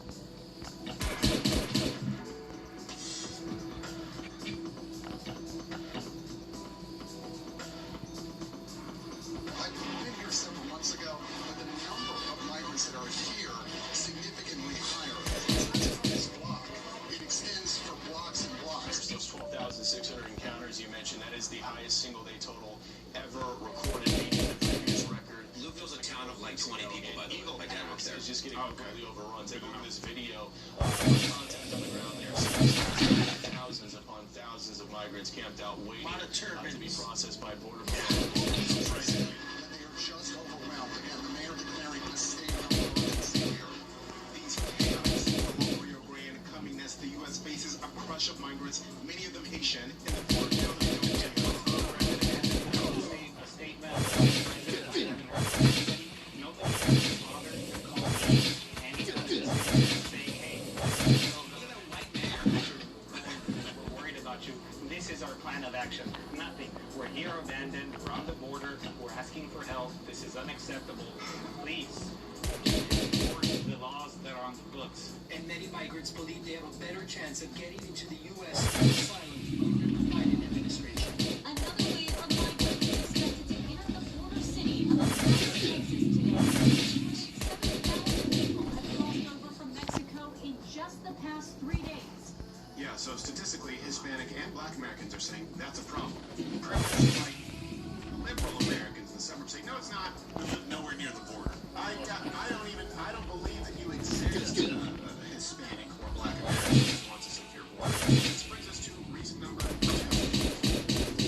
Illegal immigration, we all know, disproportionately affects minorities in the workforce. And just think about this. We're saying the same thing. The left would say, who's going to pick your strawberries, huh? Who's going to do your construction? And then there are Hispanic actual Americans or Black Americans going, well, I think that's a good paying job. We're saying the same thing. Who's going to do it? Well, exactly. Americans. They're saying, no, cheaper third world labor should do it. Nearly half of the decline in the Black male labor force is due to illegals. Jobs.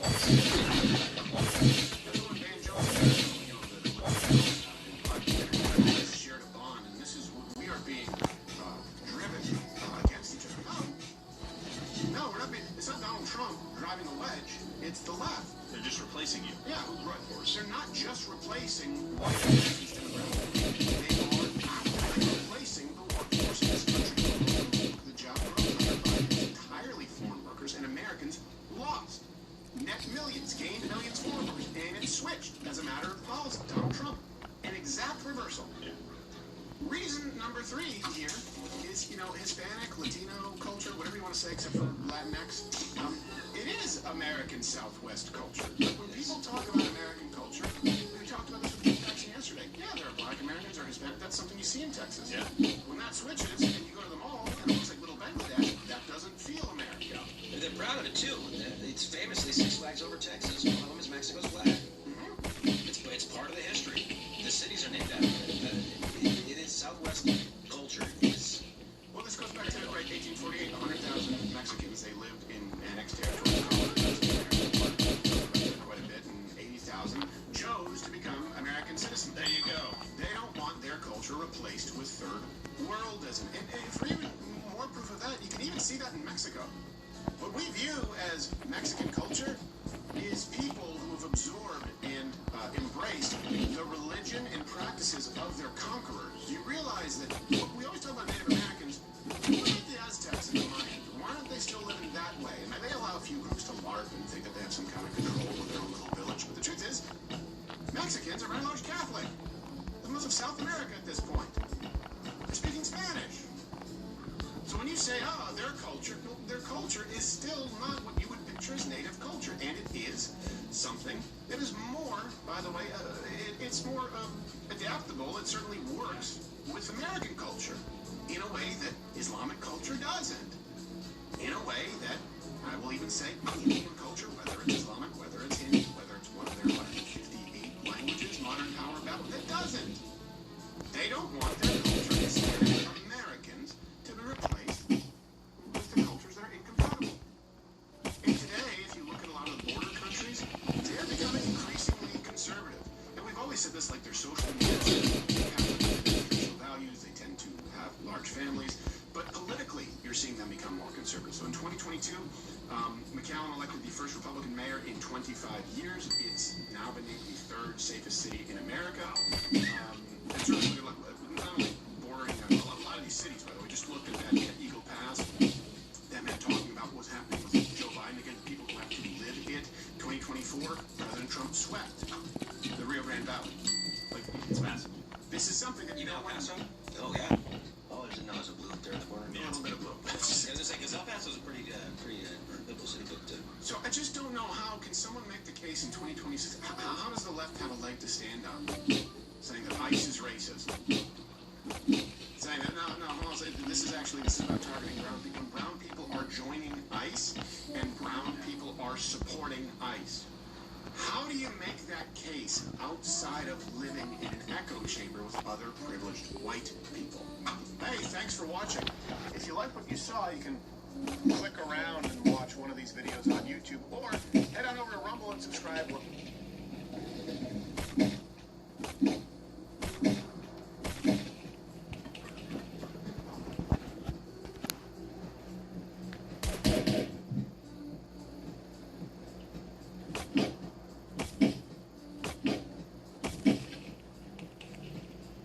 Stressing over planning a kid's birthday party? Stressing over planning a kid's birthday party? But flying squirrels.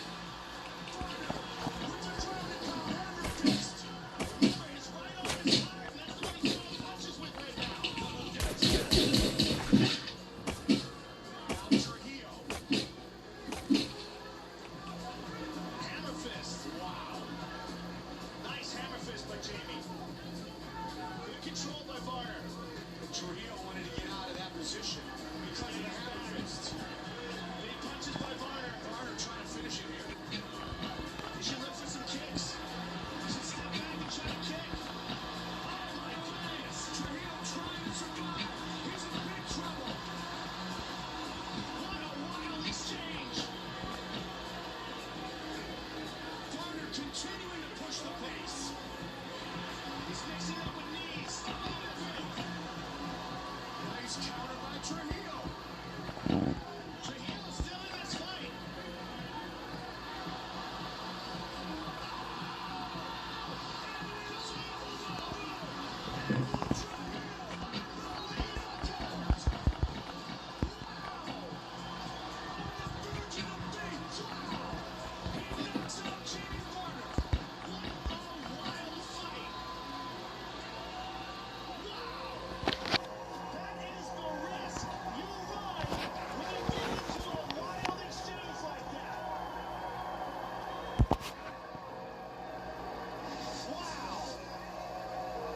Jamie Varner, absolutely exhausted, chasing after Amateur Heel after hitting with everything but the kitchen sink and boom!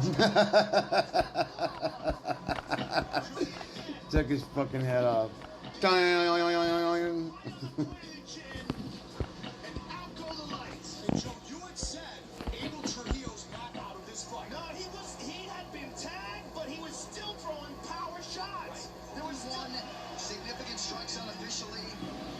Shakare Souza, Chris Wyman. As we said off the top, a lot of mutual respect between these two combatants.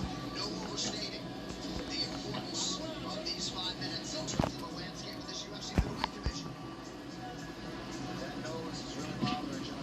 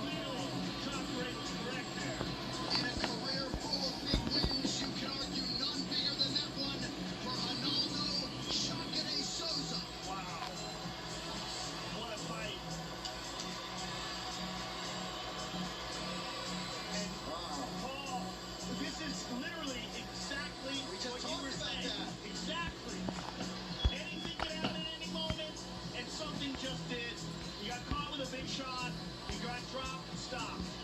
He's literally in a fight where, I mean, that's as close a fight as you're ever going to see.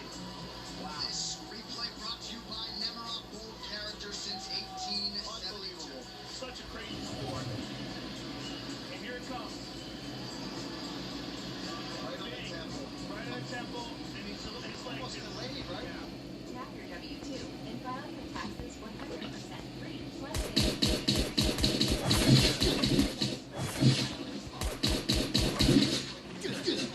no schedules except for earned income tax credit, child tax credit, and student loan interest. Right on the temple. Right in the temple, and he's like... His legs completely gave out, and Chakra pleads with the referee to stop it. You can see when Chris is... Look at this, man. Yeah, his eyes roll back in his head, and Chakra says, come on, man. These two Don't make me jumpers hit are him good. again. You let him hit him, what, four more And times? look, he's hitting him completely defenseless. Chris doesn't even know what's going on. Let's see this again. Boom! His legs just shut off. He lays there, his eyes are rolled back. Yeah. And Chakra says, come on, man, this is over.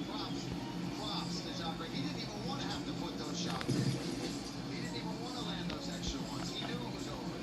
And you understand he didn't help it out there at all. Right. Wow. But for Jacques, he shows major strides in title. Championship rounds. Thompson's last two fights. Five-round main events. My fucking drone. Defeated Corey McDonald. He knocked out Johnny Hendricks in the first round. Again, a real rusty tyrant. Uncork that leg right there. Wonder why he's very heavy on that front foot. He's standing right in front of him. Wouldn't he just stand there staring at him like this? He's playing a point karate game with a world champion. Five-time world champion. There it is. I mean, that's what I want to see from Wood. Disguise it with the punches. Fake with the jab, but you can't stand there and do this stuff. Third five-round fight. Tyron Woodley. Of course, he defeated Robbie Lawler in the first round by knockouts. Beautiful right hand with that counter.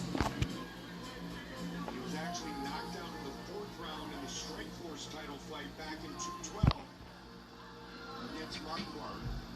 July of 2012, his first career loss. The numbers are very close. Now Thompson has switched to the right side, right jab. Now look for that right. That's usually why he does that. He went with a straight left. Oh! Big play right there! Just what we were talking about. And again.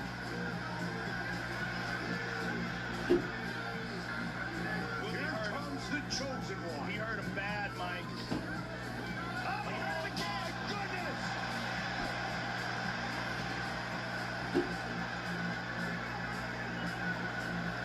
Wonder Boy's in big trouble here. He's trying to get back up, but Woodley's tagging him.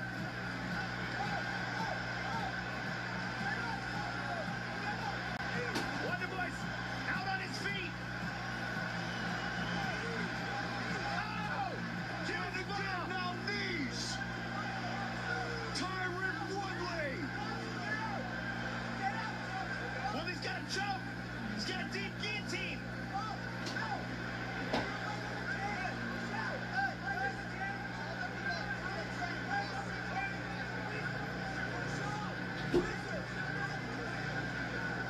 Wonder Boy's defending. To the... Wow. Unbelievable. Unbelievable. Trying to survive. Wow. This is incredible. But he's got to still be hurt. I mean, he was so badly hurt by those shots. Great job by Dan Mergliata. Yeah, that was really close to being stopped. But he's still got his neck, and he drops down for the guillotine. Full in. Is this it? Oh, man, that is so tight. He's going to tap.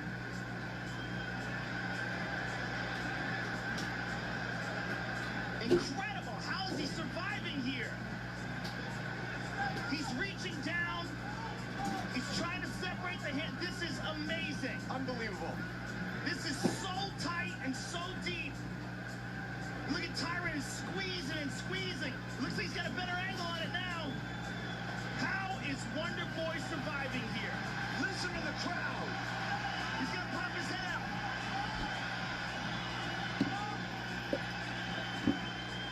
This is amazing. The resilience of Thompson here is just incredible. Throw punches. Wow. How good is this? And Tyron's arms have got to be gassed out right now. Wonder Boy's head is free. His head is free. And he's on top. The son of the toughest man in South Carolina. Unbelievable resilience by Wonder Boy Thompson. It's Amazing. unbelievable. Undescribable. And the fight continues. And now, Wonder Boy's on top, and we have no idea how tired Woodley is from both that barrage and from squeezing. 30 seconds.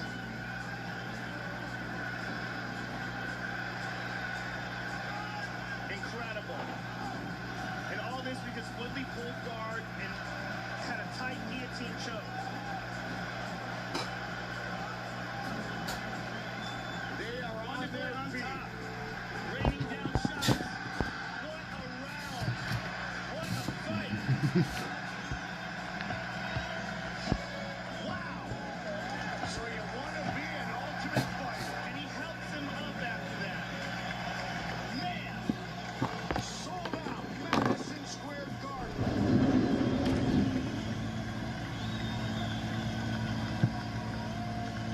Unbelievable. Just unbelievable. Now let's take a look at this again. Here's the right hand. Boom! Stung him. And here's the second one. Huge shot. Look at his eyes roll back. I mean, dangerously close to being stopped. Right in front of his father. Now here's the guillotine. Drops down to the guillotine. Full guard. Look at the squeeze on that. And Wonder Boy eventually pops out. Now here's the end of the round. Inconceivable. Wonder Boy on top, dropping bombs. Trying to produce an undisputed UFC world title here in Arizona against the soon-to-be former champion Charles Bronx Oliveira. Tonight's fight clock is brought to you by Timex, a real timekeeper of UFC. Timex watches have taken a licking and keep on ticking since 1854. Gaethje in blue, Oliveira in the black and gold, the champion. Charles landed a big right early. Oh my goodness! Tonight's fight clock is brought to you by Timex, a real timekeeper of UFC. Timex watches have taken a licking and keep on ticking since 1854. Gaethje in blue, Oliveira in the black and gold, the champion. Charles landed a big right early. Oh my goodness, just landed some big leg kicks to start. But Charles hurt with a right hand already. Charles hurt him. Charles hurt him bad with a right hand. Yeah, this right leg is rolling with already. Justin's gonna beat up that leg though, man. Charles doesn't check. Oh, yeah. Digital calendar lightening my mental load makes it worth every penny. I wasn't fully convinced the Skylight calendar would be.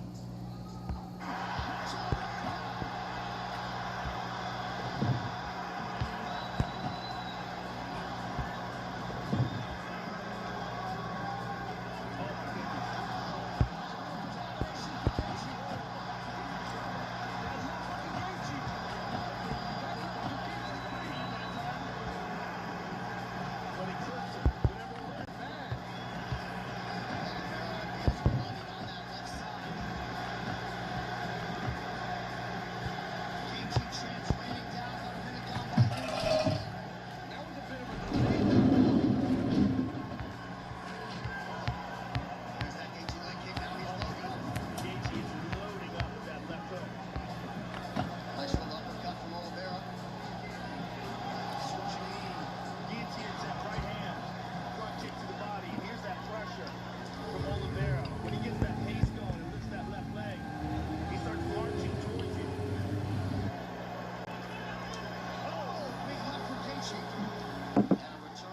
Swinging for the fences.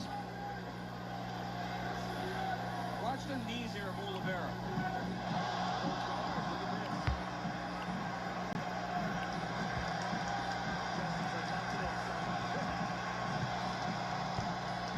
Gaethje knows where he wants to fight.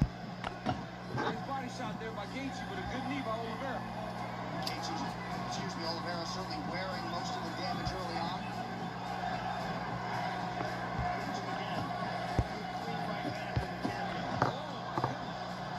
Justin's loading up. Cannot load up. The ones that he landed came in combination. When he loads up, Oliveira sees it.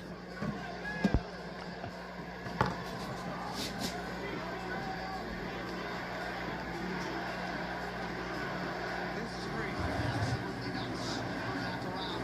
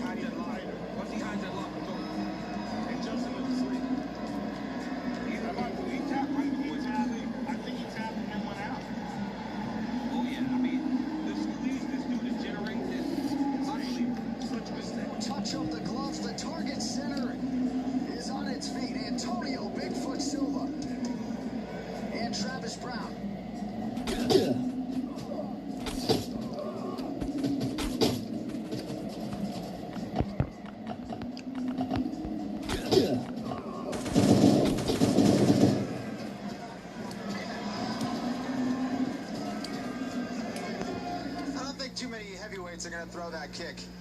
And look, that good doing it. Yeah, he just got countered with a very nice right hand, though, from Bigfoot Silva.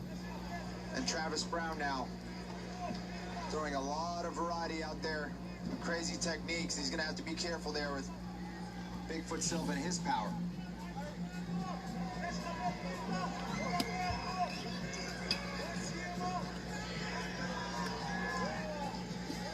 Nice head movement from Travis Brown. Slipped that punch from Bigfoot Silva. Showing some Dominic Cruz footwork, it looks like. Switching his feet, feinting. Really mixing it up now. And weighing in about 111 pounds more than our bantamweight champion, Dominic Cruz. But as we know with the heavyweights, don't blink. It can end in a moment.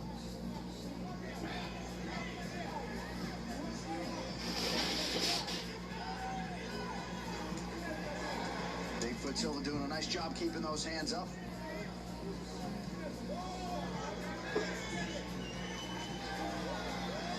And now it's Bigfoot moving forward, trying to score the takedown. Caught a knee to the stomach as he walked into that clinch, did Silva.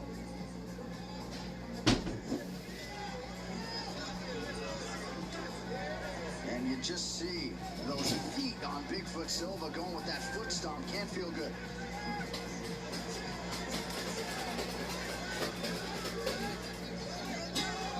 Oh, as Travis Brown gets a warning from Herb Dean for grabbing the fence there.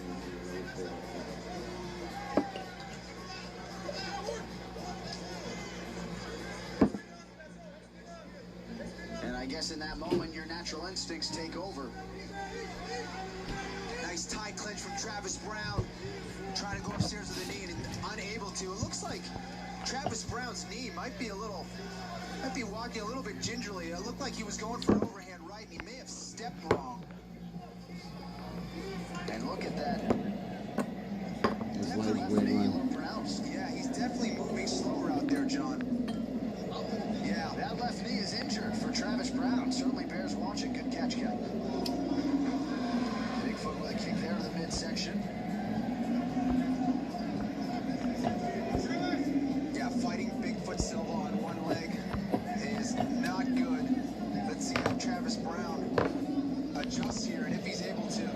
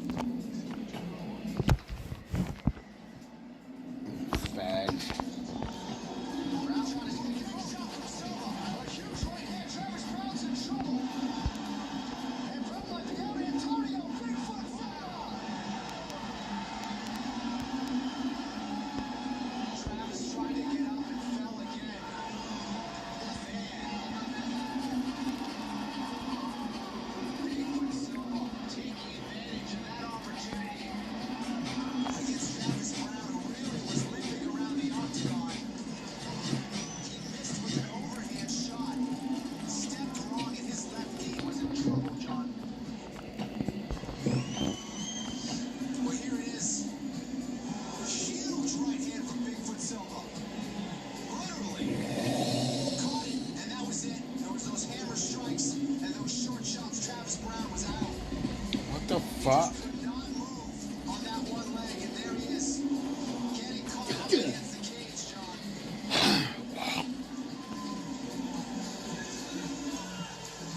So yet another TKO victory for Antonio Bigfoot Silva, and more importantly, his first, fifth, and final round.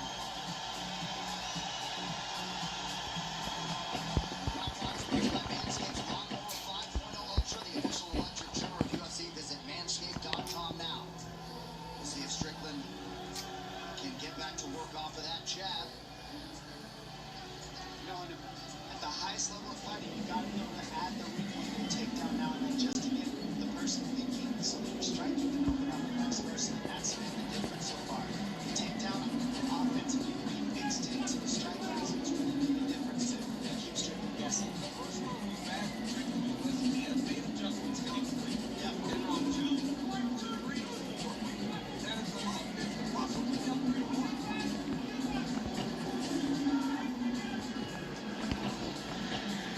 Plausible, certainly a big fourth round for Duplessis. Uppercut lands for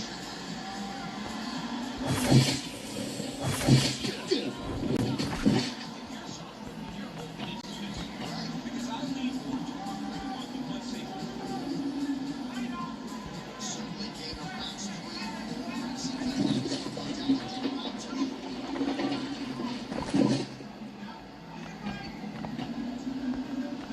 He's just had to fight such a different fight than he fought in Australia. In Australia, he was on the front foot the entire time. Duplessis has put him on his heels all night long.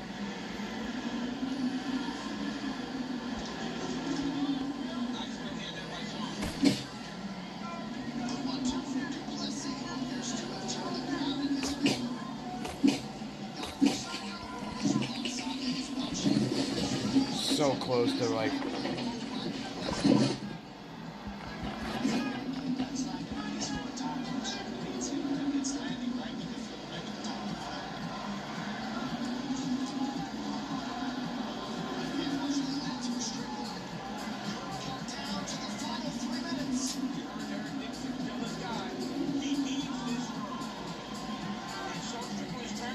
Right now.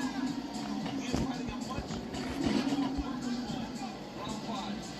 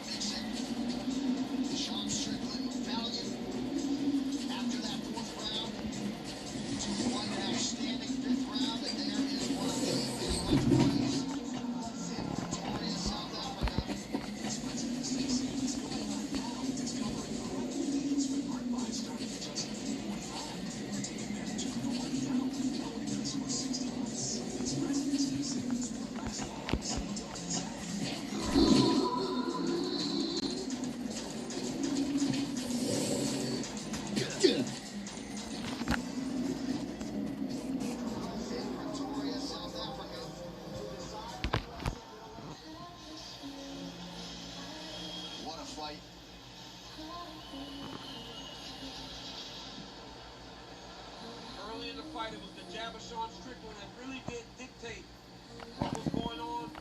Dreyfus was struggling. But as the fight went on, he was able to land a lot of takedowns. We have not seen Sean Strickland take it down that many times. Right hand lands for the champion. Duplessis goes to the body here on one of his blitzes. Head kick lands for Dreyfus Duplessis. Body kick from the challenger. A big right hand lands for Dreyfus. Cuts open Sean Strickland. Sean Strickland lands a big overhand right as he gets to the end of the fifth round. The Dreyfus is on the gas the whole time. Another straight right hand from Dreyfus Duplessis. Stay put. Jimmy Manuel in the red trunks, Thiago Santos is in black, and we are underway. Manuel was a pro for 8 years before going the distance for the first time in 2019. Hard kick. Santos. And a takedown. He's got lots of stuff here, Joe. Manuel's trying to recover here. He got into the big shot for another. Heavy left hand.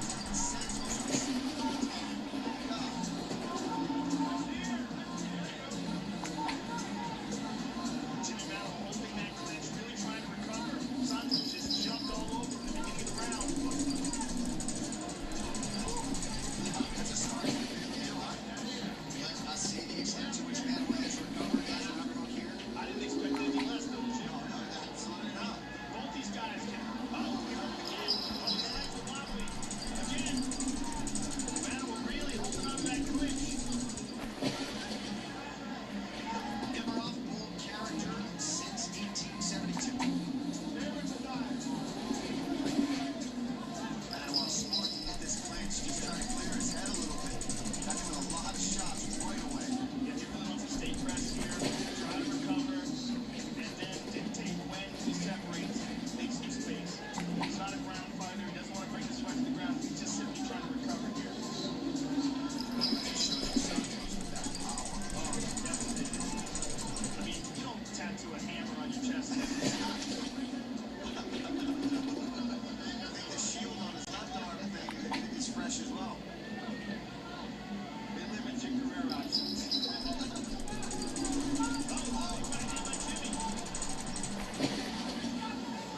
Nice to the body by Manuel as well. With an elbow on the brain.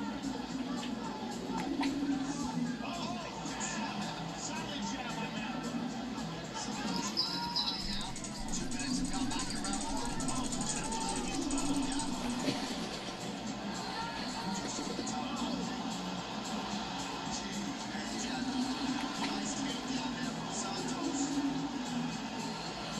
Manuel looking for that underhook on the same side as that other guard. Good job with that. Back up to his feet. Very nicely done. Sounds good. Kept that under his defense as well. Good knee applied there on Manuel as well. Oh, another hard knee blocked by Santos. These are two savages now right now. I wonder what the betting line is. That's a star. Nice job there, Manuel. Controlled the wrist, got right over top of the right elbow. Particularly effective. Didn't land clean.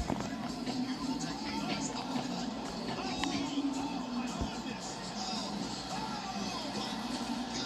Nice job there by Manuel. These are haymakers. Santos lands to the body, back to the clinch recovery. It's like they agree. Okay, hold on. Let's stay here for a second. Get back to him this second. There's another one. Those are big right now. When they're recovering, those knees are all Santos speared him with that one. Manuel's plus 400, Joe. Most like to go the distance. Not a great bet. Knees to the side by Santos. Yeah, he's just staying busy. And Manuel staying composed as we come up on a minute to go here, round one. Yeah, he's just taking a break, man. He's holding his clinch. When you exchange like that, you're getting hit and you're thrown with all that power. Nice elbow. Oh, the left hand. Oh, my goodness. Oh. Some madness in there. Nice knee to the body by Manuel. Good defense there. Stop that. Oh, nasty shot to the body. Oh,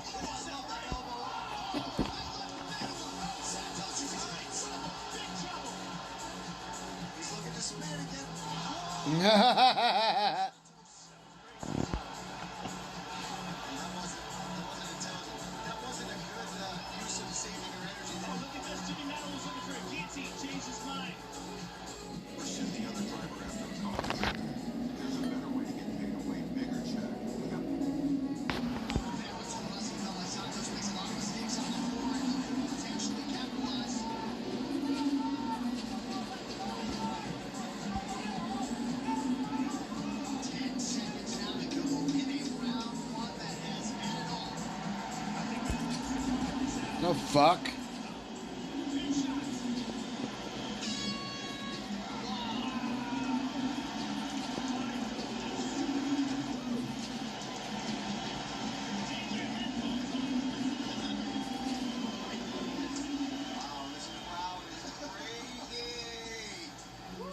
Here we go, folks. Let's take a look here. Boom, this is right away. Santos hits with a right and a left. And then Manuel comes back. I mean, these guys were just throwing bombs. Santos with heavy leg kicks, heavy high kicks, rather. There's the takedown by Santos. Boom, there's that left hook. Manuel recovers. Bam, elbow to the neck. Left hand behind it, and that was where Santos was in big trouble. UFC Fight Night is presented by Modelo. So Super Darcy training in South Florida now under the guys of Conan Silvera and Eric Thompson, who just told him we'd like you to strike. Oblige here in round 2. Nice right hand behind the ear shell. And that is what check book. But that was a tough check. You heard that? Came right on. Looking on to Matt Schnell. He awarded 5 minutes. Which turned up.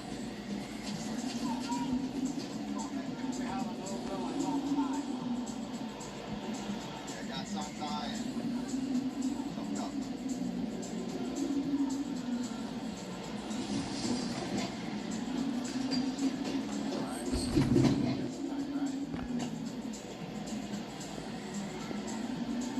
Schnell trying to reset center himself. He's feeling a little blood coming out of that nose. Watch the logo. Come over here. Tell him to watch the low blow, right? Okay, all right. Warning. Jacob Montalvo issuing a warning. Of course, the first warning comes in the back before the fight. Right. Back underway early round 2.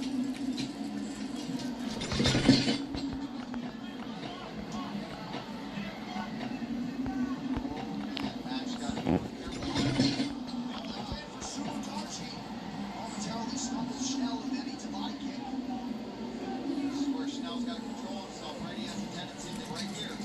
Want to brawl back. Got to stick to what works. He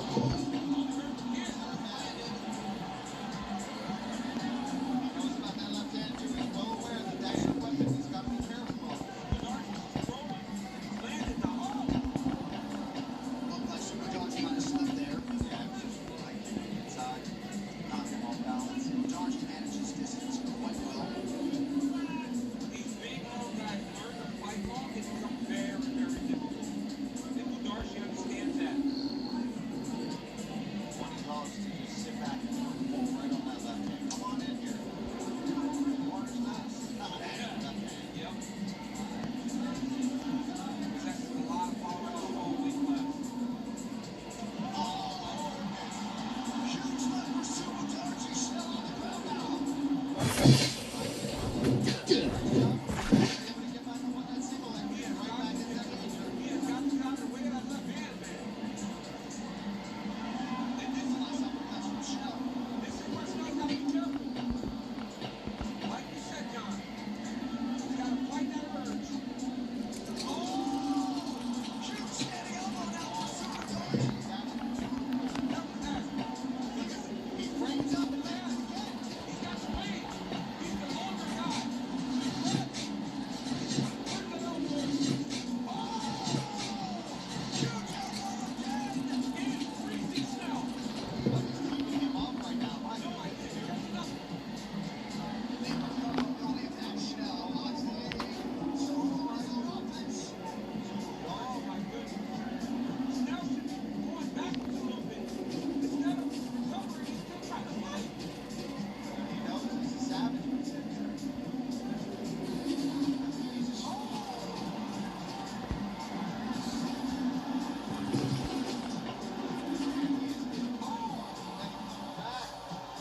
Dude, he is pausing it with his punches. Yeah, it's a tempo. It's like he shuts him off. He's waiting for A second. Yeah. Crazy. And remarkably, still 2 minutes to go. Boing. Schnell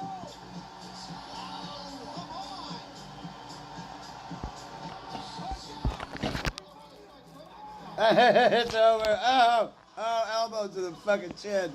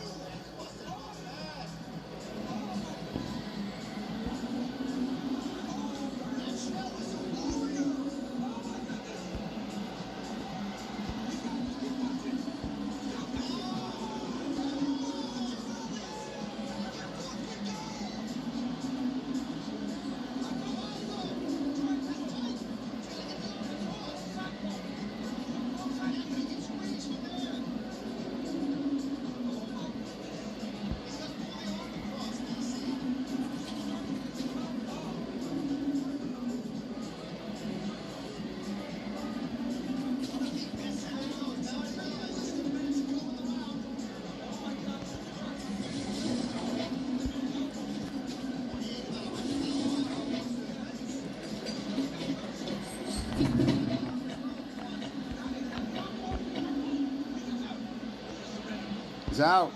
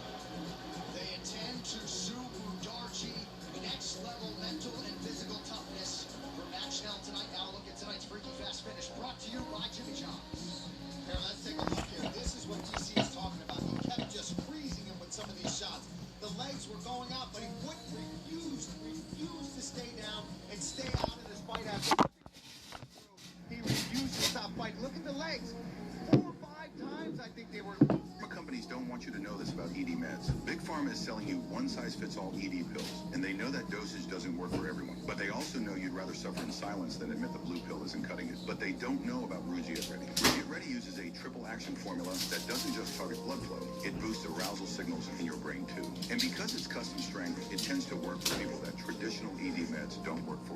One user commented, "It works, full stop." The best part, it's prescribed online, so you never have to have that awkward doctor conversation. See if Get Ready is right for you at rugit.com.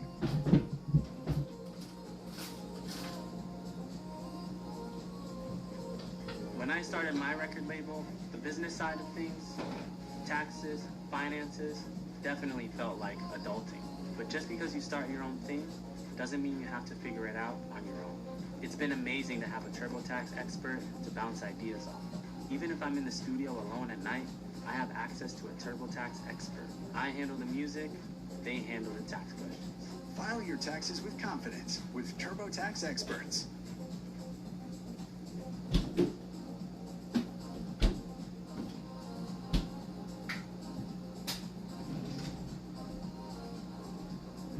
But he kept going like this massive right hand. At times, a beautiful takedown off of that. Then it was the ground and pound with the elbows from Matt Schnell just starts hammering away at Sumo Darji. And credit to Sumo Darji, who still stayed in this fight through this onslaught. Reverse position, but again, Matt Schnell's jiu-jitsu shines through. He gets that triangle and puts him to sleep. That's one of the craziest fights I've ever seen in my life. And there's the reaction. Alex Chang saves Saudi Edwards in the corner of one. Matt Danger Schnell, who was a +2 judged by rounds. And we have 5 minutes remaining as they battle for 12 pounds of gold. Lawler, Condon, 5th and final round. Let's see how quickly ruthless Robbie Lawler shows a much-needed sense of urgency. Well, he's got the look right now, like he's stepping it up. But that could leave him open for counters, especially those short punches by Carlos. If Robbie winds up too much, if he opens himself up too much, trying to win by knocking a nice leg kick. Good left hand over the top. Good head movement. Tough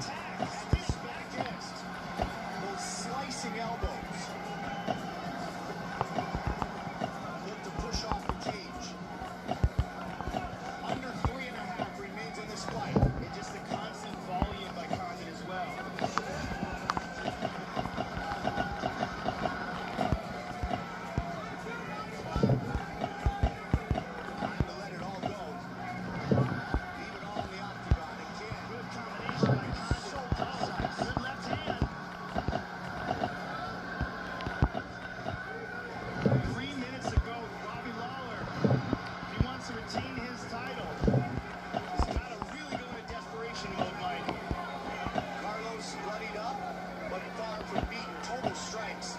The statistics are so lopsided.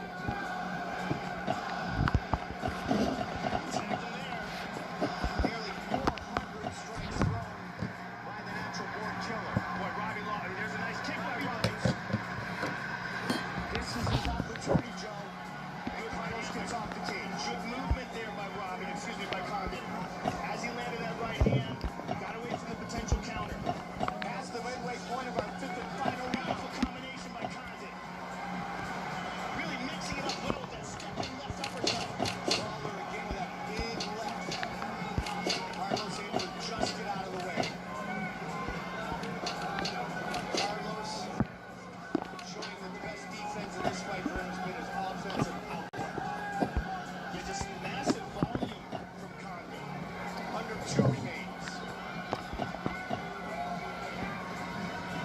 Will we open 2016 with another new champion? Excellent combination by Condit. Oh, Robbie landed the right hand.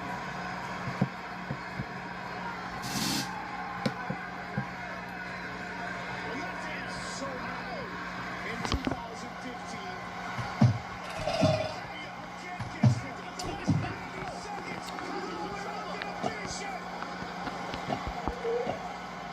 Ruthless Robbie Lawler.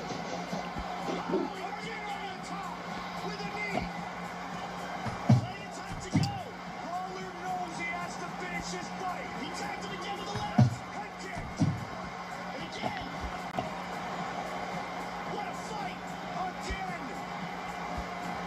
Lawler continuously delivering great strikes. What a chin on Carlos Condit. Under a minute on the clock. What a fight. Robbie again looks up. 40 seconds remain.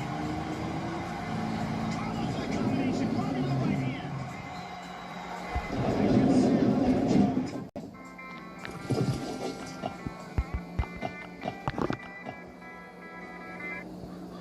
All in the octagon.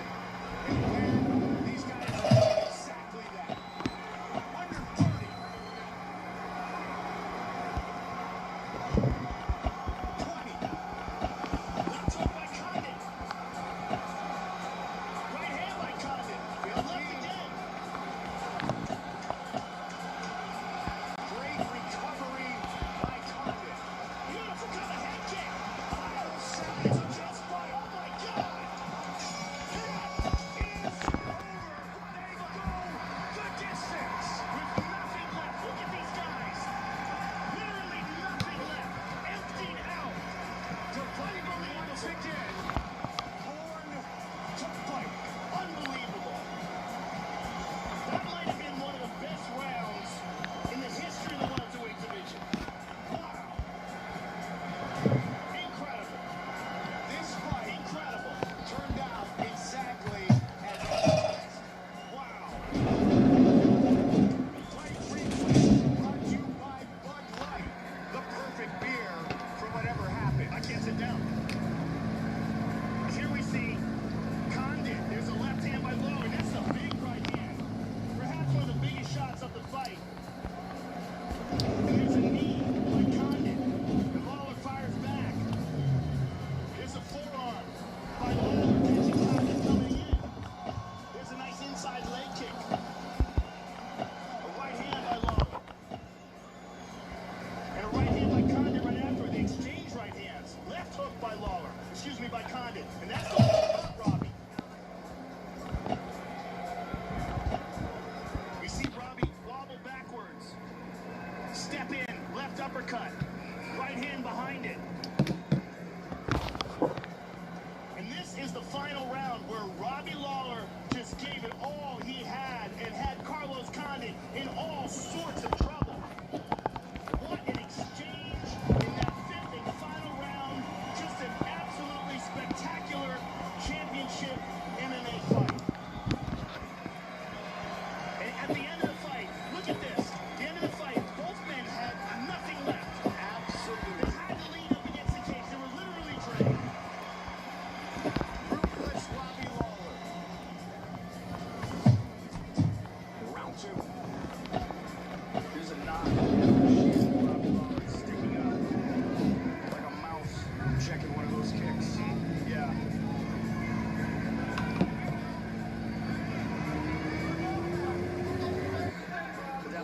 affect his ability to throw that right kick. It's really swelling up. You can see it. He closed in on it, and he just threw it.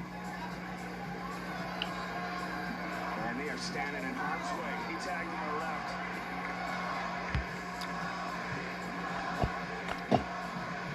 Robbie's getting loose here. Well, he's going to have to do something different than he did in the first round.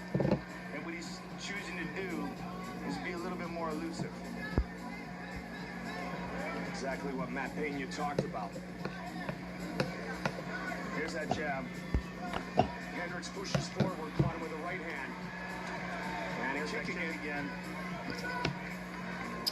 Lawler right back into the pocket. Nice combination. Johnny came over the top with a good hard left hand and a beautiful leg kick. That was his best kick so far. That was a hard kick.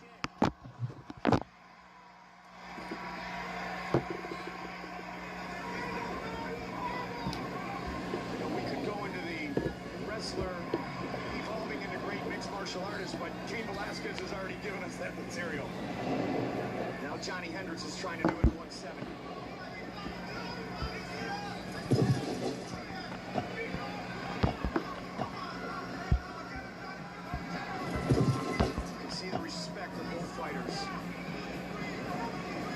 Possessing that great knockout power. So far, Johnny has been the one that's been able to land it.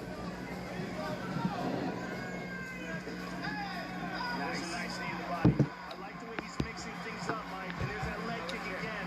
He's really mixing things up beautifully. This is a different Johnny Hendricks. This isn't the home run hitting Johnny Hendricks. This is, I'll take singles. I'll go 4 for 4 tonight. I'll go 5 for 5. Well, this is Johnny Hendricks that's already fought for the title and understands what it's about. He's conserving energy, but yet he's staying very busy. And I'm sure he's improving. There's a nice knee as well. Johnny Hendricks looks great tonight. Oh, and Robbie caught him a bit there with that left hand.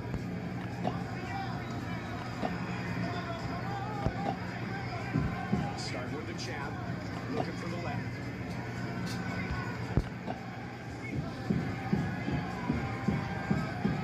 They are standing next to each other, Joe. Another inside leg kick, very nice. Not a lot of dancing around, is there? They are standing in range, exchanging.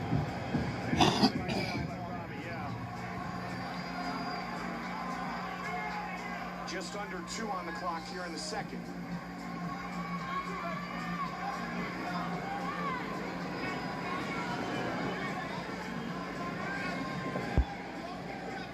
GSP's belt since 2008.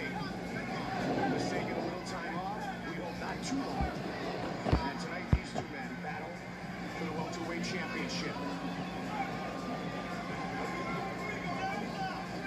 Stuff. Good takedown defense, looking for choke. Johnny gets out of it and lands a left hand on the break. Good jab again by Lawler.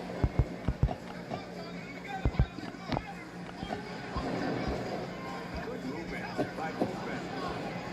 Robbie moving in and out.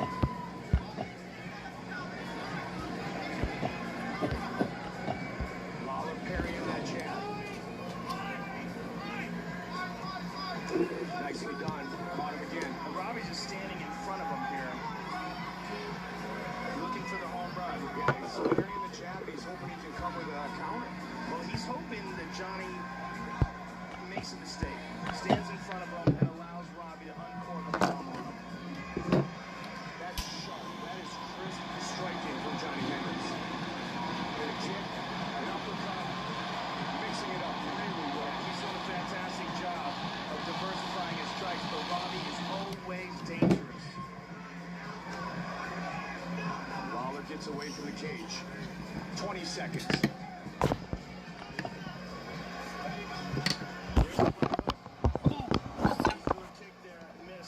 There's a left. 10 seconds. Nice knee. Beautiful knee. And a beautiful left hand. Whoa. And he hammered him with a left hand.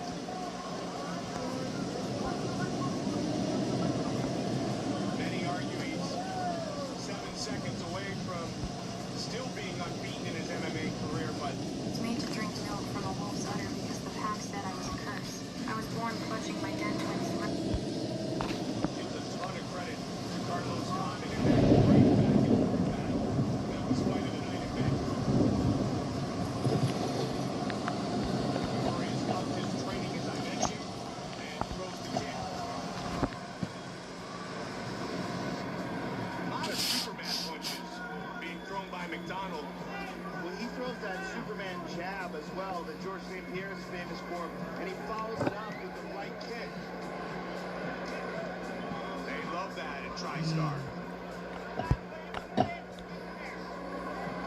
Looking to take him down. Nate drops down, tries to get a hold of an ankle, winds him on his back. Rory's on top of him. Rory trying to throw that knee. Rory's got Nate's back. Nate might dive under for a leg though, Mike. Nobody's looking for that leg.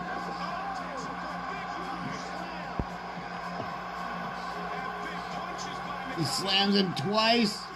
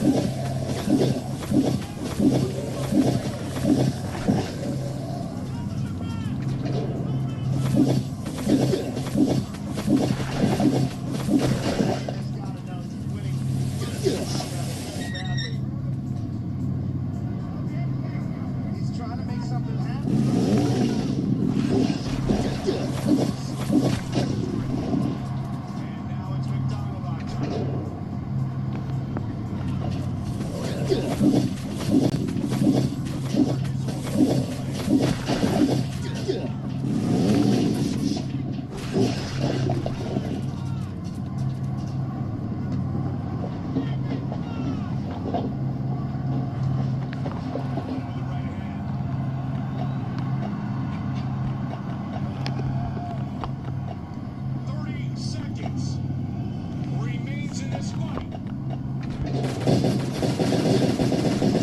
For Nate Diaz, he's got to make something dramatic happen here, Mike.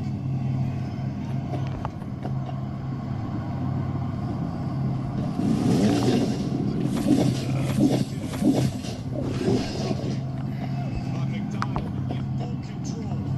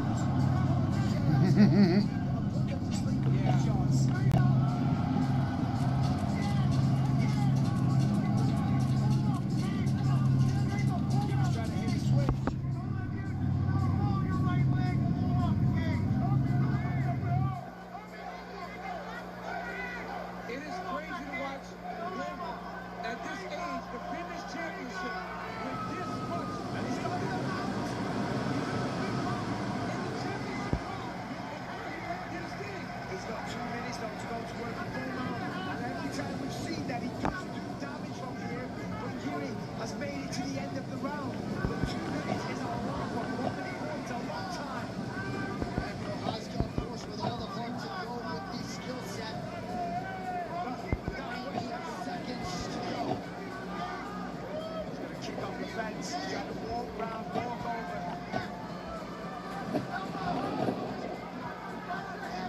Well, we've had a lot of great live events in 2022. None better than UFC 260.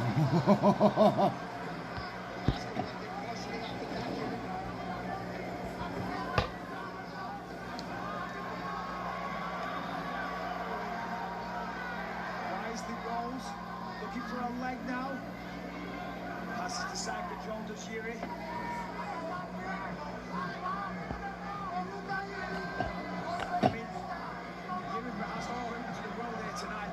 I've got him on crucifix almost. He can hold his own on the ground with the best. Roma has made some technical mistakes tonight. Correct. There have been some opportunities to control. There it is. It's in there.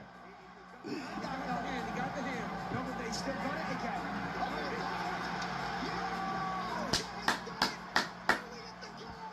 Yuri! It's just crazy as fuck.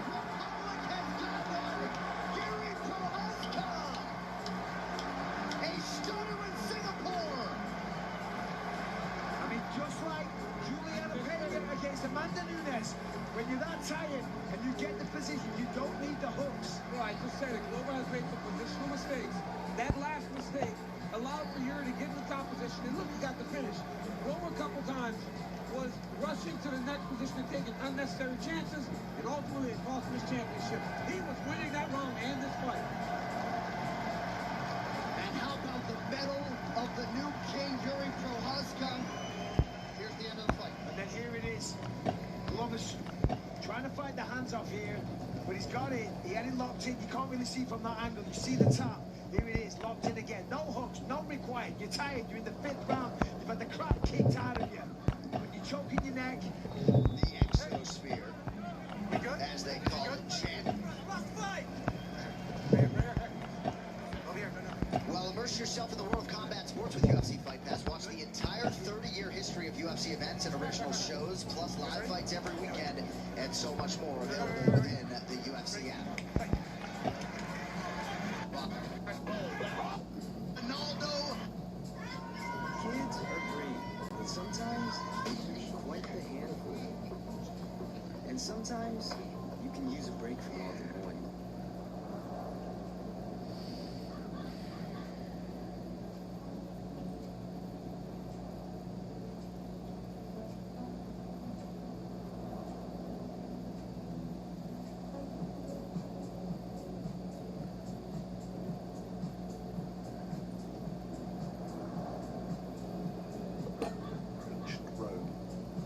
Famous for aqueducts, legions, and a legal system that kept having to pause and say, wait, someone actually did that.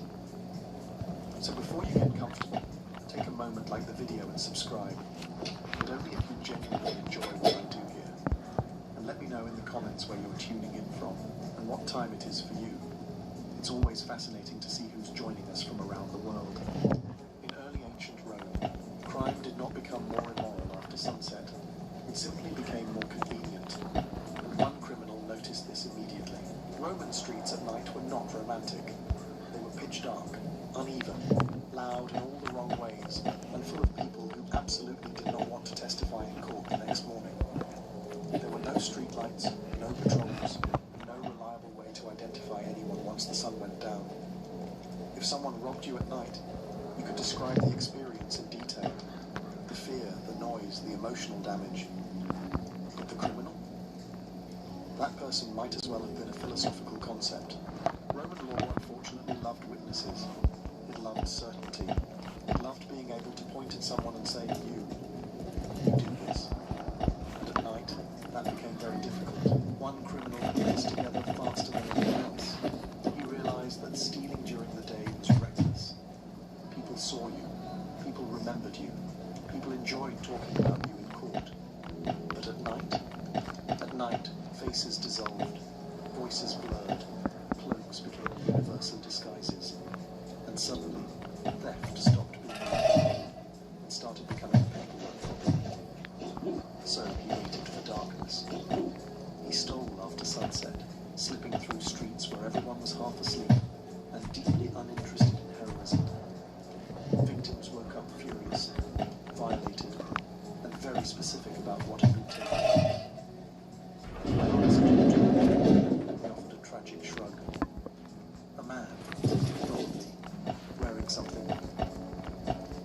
judges hated this. The courts could not convict on vibes alone. And Roman law at this stage did not treat nighttime theft as a separate category. Theft was theft.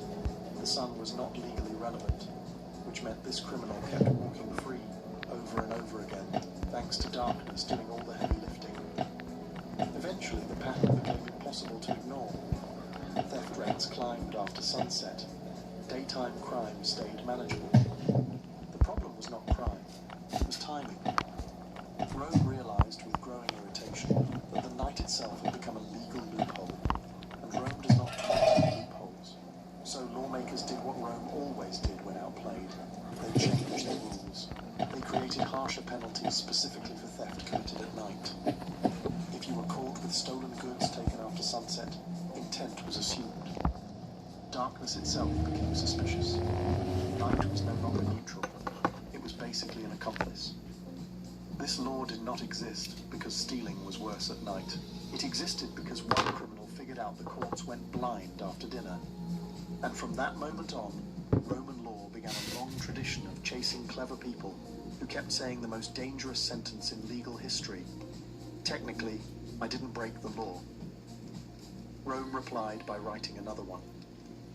After nighttime theft, Roman lawmakers believed they had restored order. They were wrong, because while they were busy congratulating themselves, another criminal looked up, literally, and realized Rome had forgotten to regulate gravity. In ancient Rome, multi-story apartment buildings known as insulae lined the streets. People lived stacked on top of each other like anxious bread loaves. And from those upper floors, one clever individual discovered a fascinating truth. If you dropped something on someone from above, you hadn't technically assaulted them. At least, not yet. Roman law was very clear about direct violence. Punching someone, illegal. Stabbing someone, extremely illegal. But dropping a chamber pot, roof tile, or suspiciously heavy object from a window, that wasn't clearly defined. After all, you hadn't touched the victim. You had merely released an object and allowed fate to handle the rest. This criminal weaponized accidents. He leaned out of windows and balconies and let gravity do the work. Sometimes it was garbage. Sometimes it was construction debris. Sometimes it was whatever happened to be nearby and unpleasantly solid. Pedestrians were injured. Goods were damaged. Dignity was destroyed. And yet, when brought before a magistrate, the defense was beautifully simple. I dropped it. No intent, no target, just clumsiness. And Roman courts, bound by definitions, struggled. Was it violence? Was it negligence? Or was it just an unfortunate encounter between a Roman citizen and physics? Victims complained constantly. Walking through Rome became a trust exercise. You didn't just watch where you stepped, you watched the sky. Being struck by falling objects became common enough that people began hugging walls or sprinting through narrow streets like participants in an involuntary obstacle course. Eventually, lawmakers noticed something troubling. The same individual appeared repeatedly in complaints, always nearby, always accidentally present, always innocent in court. Rome had a problem. One person had turned architecture into a legal loophole, so Rome responded with a new law. Anyone who threw or dropped objects from a building that injured someone was liable, regardless of intent. It no longer mattered if it was deliberate, careless, or claimed to be accidental. The object fell. Someone suffered. You paid. This law wasn't about safety. It was about humiliation. Rome did not like being outsmarted by someone who treated gravity like an accomplice, and so the law stepped in, not to regulate behavior, but to say loudly, no, you knew exactly what you were doing. And just like that, Rome learned an important lesson. If the law doesn't mention it, someone absolutely will. In ancient Rome, reputation mattered almost as much as oxygen. You could survive being poor. You could survive being unlucky. But being publicly accused of a crime, that could end your career, your friendships, your political ambitions, and occasionally your will to keep wearing a toga outside. Early Roman law assumed a very optimistic thing about human nature. that people would not accuse others of crimes unless they were telling the truth.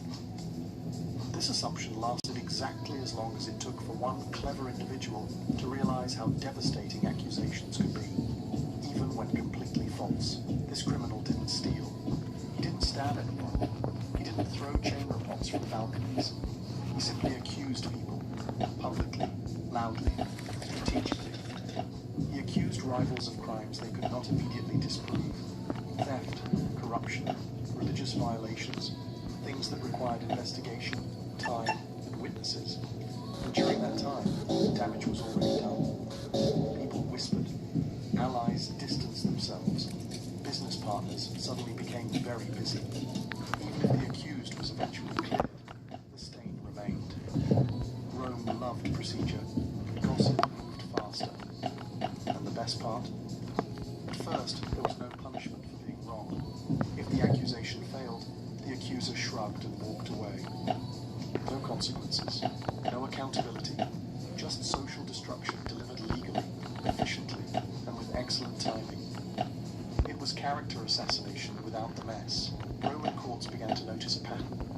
The same accuser appeared again and again. Different targets, same outcome. The accused suffered. The accuser benefited.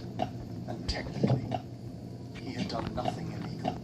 He had merely spoken. This made Roman magistrates deeply uncomfortable. Rome could tolerate crime. Rome could tolerate corruption.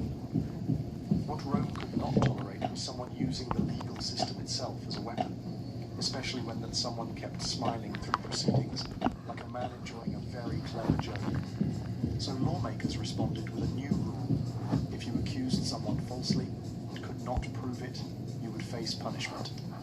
The accuser became legally vulnerable. Reputation warfare suddenly had a cost. This law one man from turning Roman justice into a performance art piece. From that point on, accusing someone became risky. The courts were no longer just a stage. They were a trap for anyone too eager to weaponize words.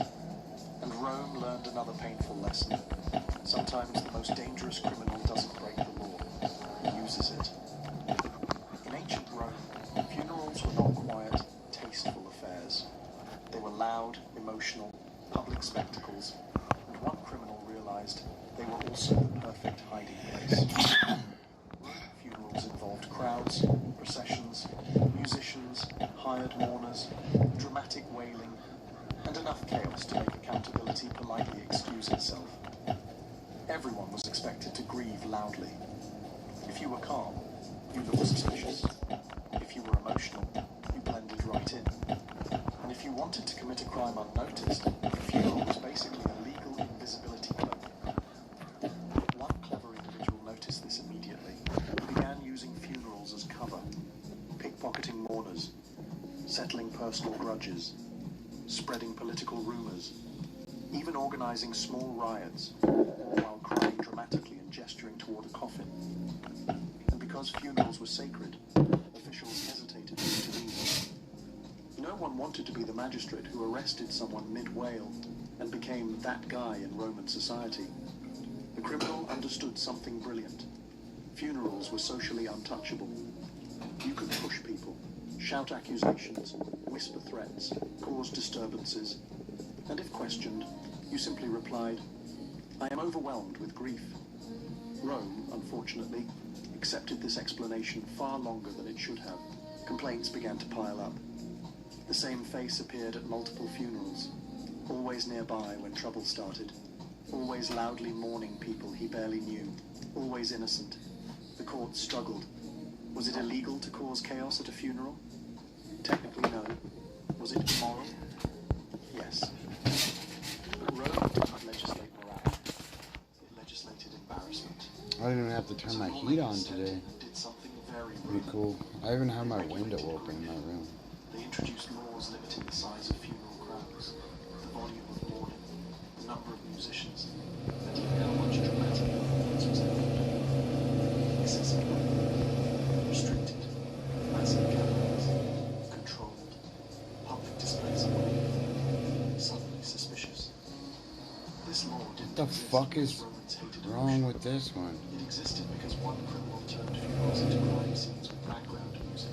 After the law passed, funerals became quieter, more controlled, and far less useful for criminals who relied on chaos and social discomfort as shields. I didn't do this tower yet, did I? If something is sacred, someone will exploit it. And if someone exploits it too well, Rome will regulate it. Grief, like everything else in Rome, was now subject to rules. In ancient Rome, early law had a charmingly optimistic flaw. It punished using poison, but didn't clearly punish having it. And one criminal looked at that gap and thought, that seems like a personal invitation. At first, poison laws were simple. If you poisoned someone, you were punished. Reasonable, sensible, very Roman. But lawmakers hadn't considered the uncomfortable middle ground, the phase where someone is walking around with poison, explaining that they have absolutely no plans, and asking why everyone looks so nervous. This criminal leaned hard into that gap. He carried poison openly. Sometimes he sold it. Sometimes he gave it away. Sometimes he just liked having it nearby, like a security blanket for people with questionable hobbies. And when questioned, he delivered the perfect defense. I haven't poisoned anyone. Yet. Legally speaking, that was airtight. Roman officials were deeply unhappy. Poison terrified Rome because it bypassed everything Romans respected. Strength, courage, public confrontation. You didn't see poison coming. It didn't care about rank. It didn't challenge you to a duel. It just quietly ended your career and occasionally your breathing. The idea that someone could legally possess it unsettled everyone with influence, which was exactly the right people to unsettle. The criminal knew this. He exploited the fear without crossing the line. He created suspicion everywhere he went. People avoided him. Rumors spread. Enemies panicked. And still, he walked free, smiling politely. Poison tucked away somewhere inconvenient. Eventually, Roman lawmakers realized the obvious. Waiting until someone actually died was not a great legal strategy. So they did what Rome always did when cornered. They rewrote the laws. New laws criminalized the possession of poison itself. What the fuck? Intent no longer mattered. Dude, it says go to the North Tower. Explanation unnecessary. The logic was simple. If you don't plan to poison someone, why are you carrying poison? This law didn't exist because poison has increased. What the fuck? It existed because one man made everyone feel like they were poisoned until it hurt. Rome didn't punish poison because it was immoral. Rome punished it because it was terrifying. Terror without legal control was unacceptable. And just like that, Rome learned another lesson. When someone is clever enough to stop one step before the crime, the law will move the line closer. Rome loved order. Rome loved categories. You were a citizen, a slave, a priest, a soldier, a magistrate, preferably something easy to recognize from a distance. Which is exactly why one criminal realized that changing clothes was basically changing legal reality. In ancient Rome, clothing mattered. A lot. A toga wasn't just fashion. It was paperwork you could wear. Put on the right outfit and people treated you differently. Opened doors. Looked away. Assumed authority. And one criminal discovered that if the law respected appearances, appearances could be weaponized. He dressed as a slave when committing crimes that required invisibility. No one questioned slaves. No one remembered slaves. He dressed as a priest when he needed access to restricted spaces. Who questions a priest? He dressed as a woman when it helped him blend into crowds. He dressed as a minor official when he wanted compliance without paperwork. And every time he was caught, the defense was infuriatingly simple. I am wearing clothes. At first, Rome had no response. There was no law against pretending, no statute banning strategic wardrobe choices. After all, how could you regulate clothing without admitting that your entire social system was held together by fabric and confidence?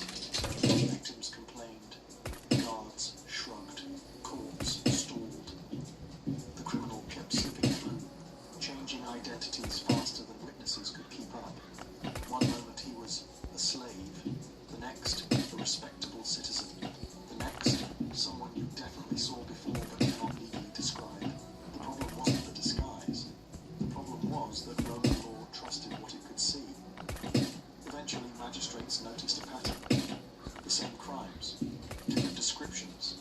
same outcomes. Someone was manipulating perception itself, and Rome does not like being made to feel gullible. So lawmakers acted. New rules restricted disguises in public spaces, especially those that imitated social classes, religious roles, or official positions. If you dressed to deceive, not entertain, you were now breaking the law. This law didn't exist because Rome hated creativity.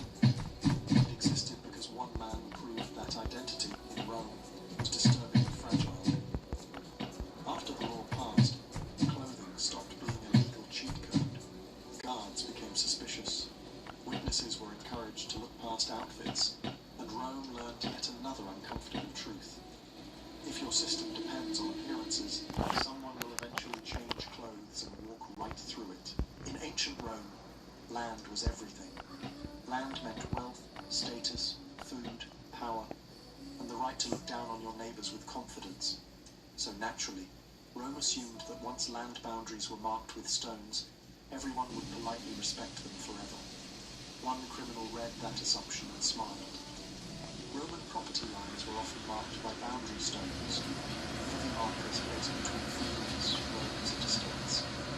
These stones were considered sacred, stable, and unquestionably reliable.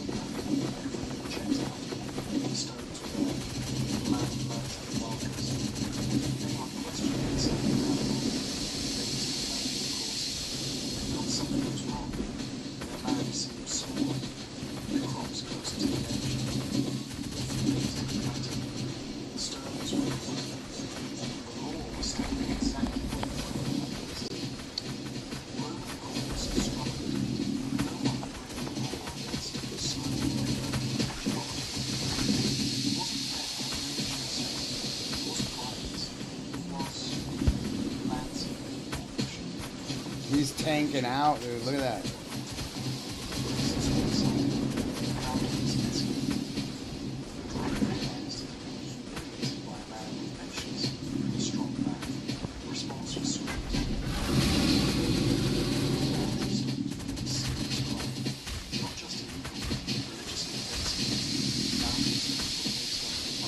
That guy's not even near him, so he can't even shoot at him. Oh, I get to shoot him.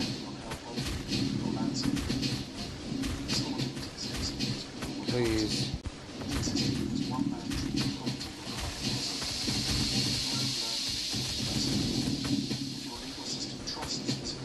Come on, no! Fuck!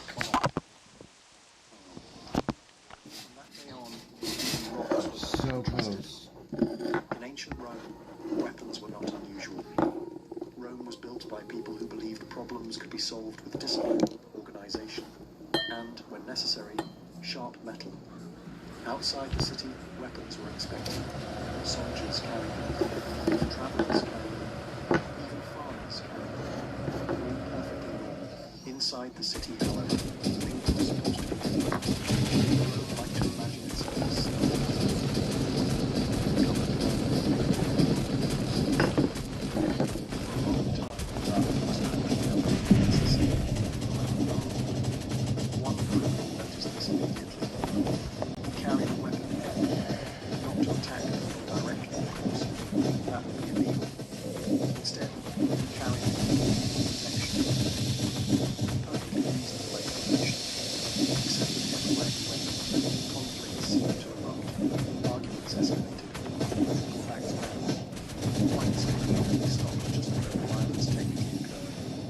Almost got all of them. no crime, yet everyone felt threatened.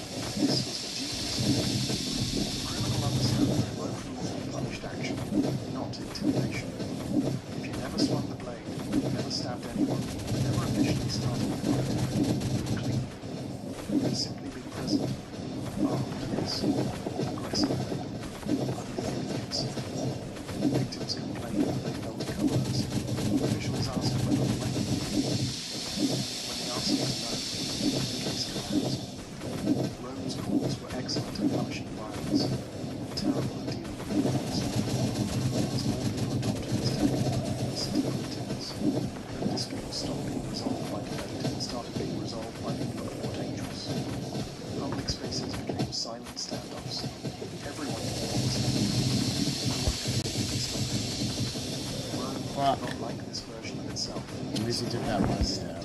And finally admitted the obvious. A city full of armed people Fuck. It's just violence at a time. We passed laws banning the carrying of weapons within the city, except for specific roles and circumstances. Soldiers on duty, guards, and officials were allowed. Everyone else, no swords, no daggers. Please. Only decorative blades that just happened to be sharpened. This law didn't exist because violence occurs. It existed because one group could dominate public life without ever breaking the law. Something uncomfortable. Sometimes the most dangerous act is not destroying, it's the wreckage. Got that motherfucker! Outside the walls. Rome liked to believe its elections were dignified affairs. Citizens gathered. I know I'm gonna die on Votes this were one. cast. The Republic functioned. It was all very noble. Maybe Right I up can until change one the criminal fucking realized other that the law dude never so he actually doesn't said die. you could not buy political loyalty To have tank as long as out. you were polite about it. This man Let's did watch not all these guys provide just get loyalty. melted. That would look suspicious, vulgar, illegal adjacent. Oh, dude, Instead, stores. he offered gifts, invitations, favors, nice dinner, wine, houses,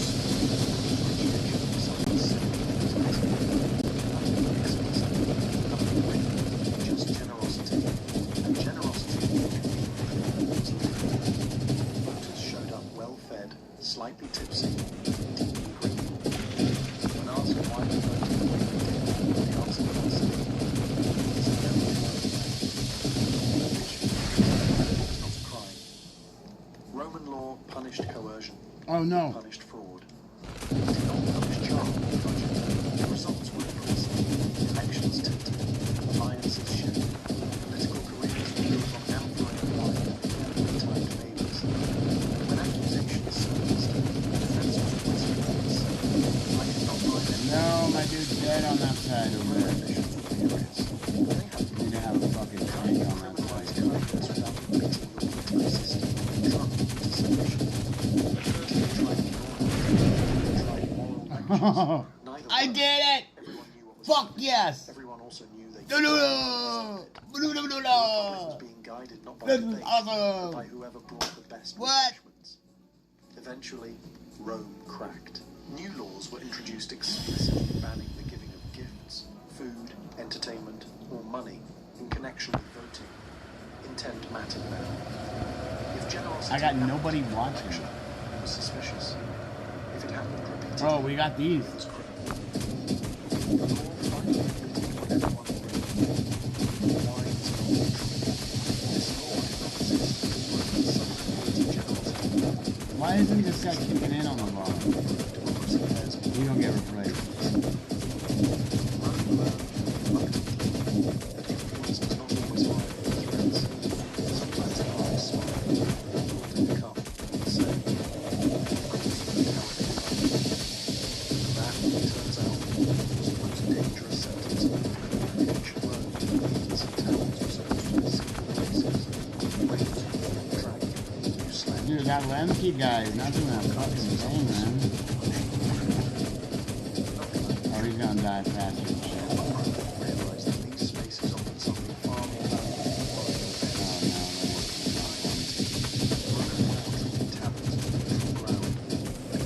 foreign Oh yeah, he's dead as well.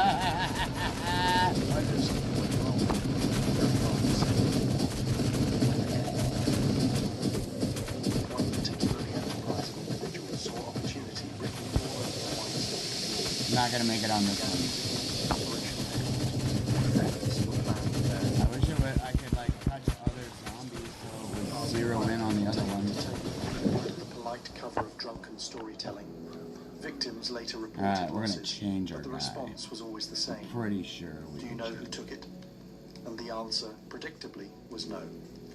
Everyone in the tavern looked equally suspicious, or equally innocent, or equally asleep. Better yet, when questioned, the innkeeper could honestly say, I provide rooms, I provide food, I do not monitor crimes. Which was technically true. Soon the same pattern emerged across the city. wherever this criminal frequented, complaints followed. Missing purses, altered contracts, sudden arguments that somehow ended in someone else's financial ruin. Always inside taverns, always surrounded by witnesses who saw nothing useful. Rome hated this, because inns weren't criminals, they were infrastructure, and yet they had become safe houses without trying. The law had accidentally created crime zones, where responsibility dissolved into background noise, so lawmakers intervened. New regulations made innkeepers legally responsible for what happened under their roofs. Theft inside an inn now triggered penalties for the owner. Suspicious activity had to be reported. Guests had to be registered. Taverns became accountable, not just hospitable. This law didn't exist because Rome disliked wine. It existed because one criminal turned hospitality into camouflage. Afterward, inns became quieter, less chaotic, less useful to criminals who relied on crowds and confusion. And Rome learned yet another lesson it kept learning the hard way. If you give people a place where no one is responsible, where's my someone will gas? use it to make sure nothing is traceable. And just like that, Can I not? even drinking establishments became part of the legal battlefield. Is that my In daily ancient loot? Rome, slavery was legal, regulated, and horrifyingly normal. Which meant Roman law spent an impressive amount of time defining who was enslavable, and shockingly little time defining what happened when someone temporarily borrowed a free person. One criminal noticed this gap and stepped directly into it. He didn't kidnap people forever. That would be obvious, illegal, difficult to defend. Instead, he kidnapped people briefly, just long enough to extract labor, information, favors, or money. Then he released them. No sale, no chains, no permanent ownership, just a very unpleasant weekend. And when dragged before a magistrate, his defense was flawless in its audacity. I did not enslave anyone. I returned them. Roman law blinked. At the time, kidnapping laws were vague, heavily tied to slavery definitions. If someone was not sold, landed, or permanently restrained, the crime became fuzzy. The criminal argued that he had merely detained temporarily inconvenienced, provided officials were confused, lawyers were in the sweat. This man understood something.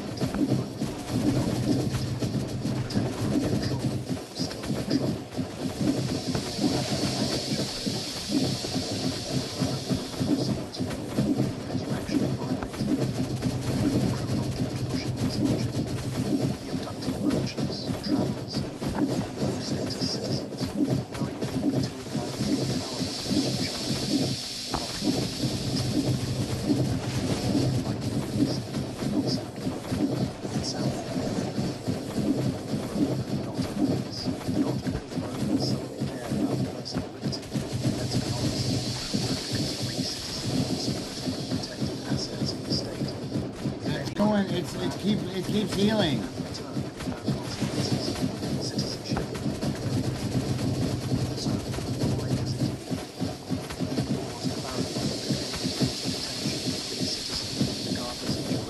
Guys keep healing.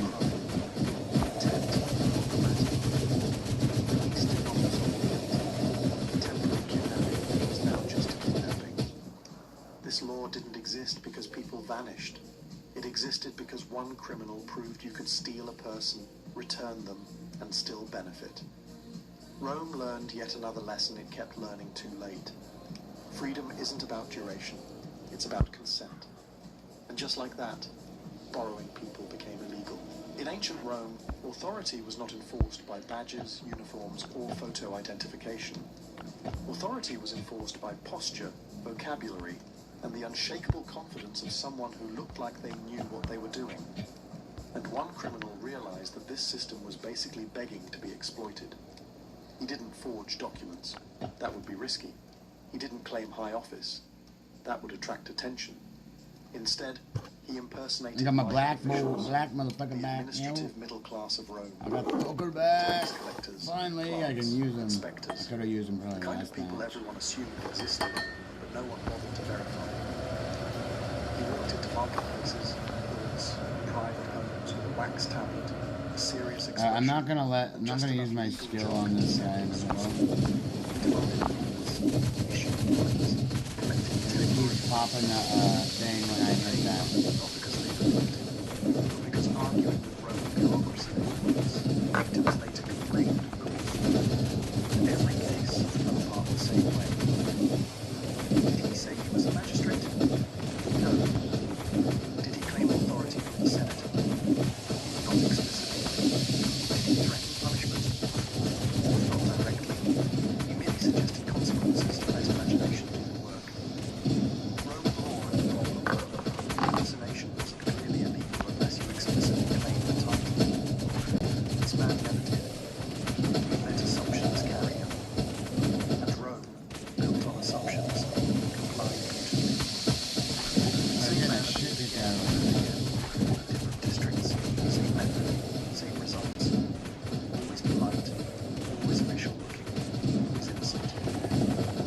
Magistrates were furious, not because people lost money, but because the illusion of order had been hijacked. Rome responded the only way it knew how. New laws criminalized impersonating any official role. If you acted like an authority figure, demanded compliance, or exploited public trust, you were guilty, whether or not you named a title. Authority became something you had to prove, not just perform. This law didn't exist because Rome hated deception. It existed because one criminal proved that governance collapses when confidence replaces credentials. Rome learned reluctantly that power is not always enforced by force. Sometimes it's enforced by someone saying, "This will be much easier if you cooperate." And from that moment on, looking official stopped being enough. In So I ancient get Rome, gas now contracts were added sacred. in Written the daily agreements loot carried enormous from weight. this one. If something was written down, sealed, and witnessed, it was treated as truth. So my Even other if no one one was this fully one understood from what they had before. just agreed So to. when you get up to And one here, criminal it saw that changes to trust that. and immediately sharpened his stylus. This man did not lie in You his only get contracts. one? What kind of That would be bullshit is illegal. that? He did something far more effective. He wrote them beautifully. His contracts were long, elegant, and exhausting.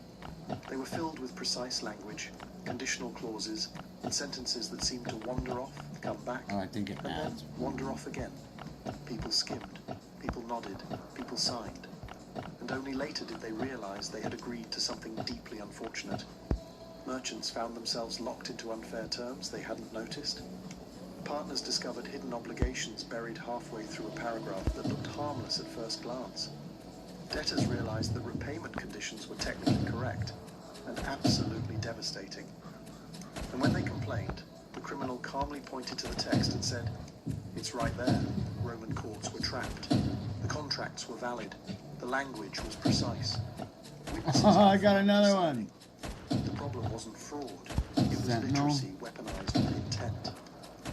At the time, Roman law assumed that if you signed something, you had agreed knowingly. The idea that someone would deliberately construct a contract to confuse rather than clarify simply hadn't been taken seriously.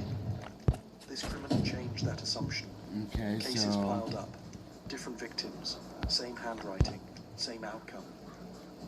Judges began to notice that while the contracts followed the law, they violated its spirit, and more importantly, embarrassed the courts. Rome did not enjoy being embarrassed by grammar, so lawmakers responded. New rules standardized contracts. Certain clauses had to be written clearly. Some terms required explicit explanation. Others were restricted entirely. Ambiguity, once tolerated, became suspicious. The law finally admitted that understanding mattered, not just consent. This law didn't exist because Romans suddenly valued fairness. It existed because one man proved you could legally ruin someone with punctuation. Rome learned another uncomfortable truth. When words become tools of harm, the law must learn to read more carefully. And from that moment on, contracts were no longer just binding. They were expected to be honest enough that a human being could survive them. In ancient Rome, superstition was not a fringe hobby. It was woven directly into daily life. Gods watched everything. Omens mattered. Curses were taken seriously.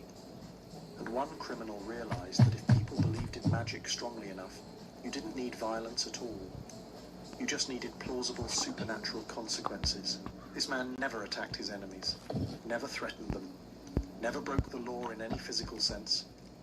Instead, he wrote curse tablets, thin sheets of lead inscribed with names, accusations, and very specific requests for divine punishment. Then he placed them in public spaces, wells, temples, marketplaces, bathhouses, places people had to visit, and suddenly panic followed. Targets of the curses grew anxious. Business deals collapsed. People avoided them. Illnesses were blamed on divine anger. Even when nothing actually happened, the psychological damage was already done. Reputation eroded, confidence shattered, and best of all, writing curses was completely legal. Roman law had never anticipated weaponized belief. When questioned, the criminal's defense was flawless. I wrote words. I harmed no one. If the gods act, that is their decision. Magistrates hated this argument, mostly because it was technically correct and spiritually awkward. Rome could not arrest someone for asking Jupiter to ruin a rival's life, especially when Rome itself constantly asked Jupiter for favors. But the situation escalated. Cursed tablets multiplied. People accused each other of divine sabotage. Temples became bulletin boards of hatred, etched in lead. Fear spread faster than any actual crime. Rome's public spaces felt hostile, not because of violence, but because everyone suspected the gods had been called in. Rome could not function like this. So lawmakers stepped in and did something very uncomfortable. They regulated superstition. New laws restricted the placement of cursed tablets in public spaces. Certain inscriptions became punishable offenses. Religious expression was I think allowed, what I need to do, I need to but go not clear out when it all my caused public inventory panic at the lab. or targeted fast. individuals directly. This law didn't exist because Rome stopped believing in curses. It existed because one criminal proved belief itself could be used as a weapon. Rome learned a final, unsettling lesson. If fear works too well, it becomes a public safety issue. And just like that, even the gods were told to mind their paperwork. By now, a pattern should feel uncomfortably obvious. Roman law did not grow from wisdom. It grew from panic. Every rule we talked about, nighttime theft, falling objects, false accusations, funerals, poison, disguises, boundary stones, weapons, bribery, inns, kidnapping, impersonation, contracts, curses, existed because someone stood at the edge of legality, smiled, and stepped just far enough without falling in. Rome did not invent laws to prevent crime. Rome invented laws to stop being embarrassed. The Romans believed their legal system was rational, complete, and divinely favored. And for a while it worked, until someone clever enough realized that laws are written by humans, and humans forget things. They forget to define terms. They forget to imagine worst-case scenarios. They forget that someone, somewhere, will ask, yes, but what if I do this instead? And Roman criminals asked that question constantly. They didn't break the law. They read it. They didn't rebel. They complied maliciously. They didn't attack the system.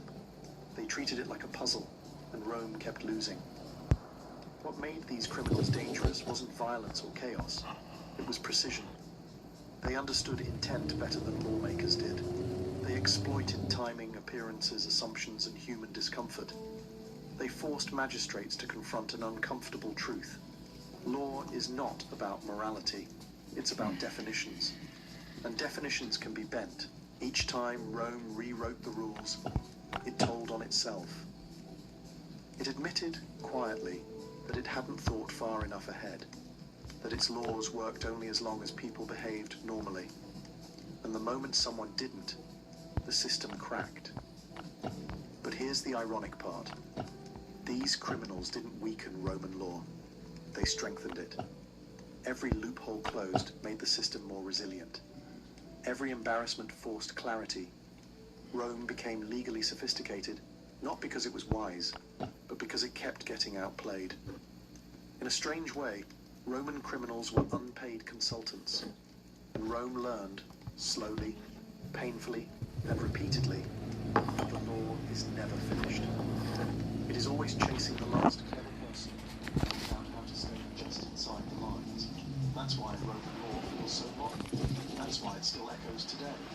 And that's why every legal code in history carries the fingerprints of someone who once said, technically, this is allowed, and ruined everyone's afternoon. The Victorian coal stove sat in the kitchen like an iron monarch, radiating heat, soot, and authority. It was advertised as a triumph of modern engineering. Controlled heat, enclosed flames, efficiency. In practice, it was a demanding animal that required constant feeding and punished neglect immediately. Coal did not appear magically inside the stove. Someone, usually a woman or servant, had to haul it in by the bucket, often before breakfast, while yesterday's ash still clung to the floor and lungs.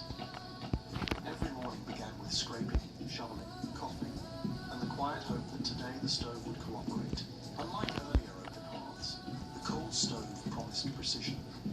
Victorian manuals spoke confidently about roasting, simmering, and baking with scientific certainty.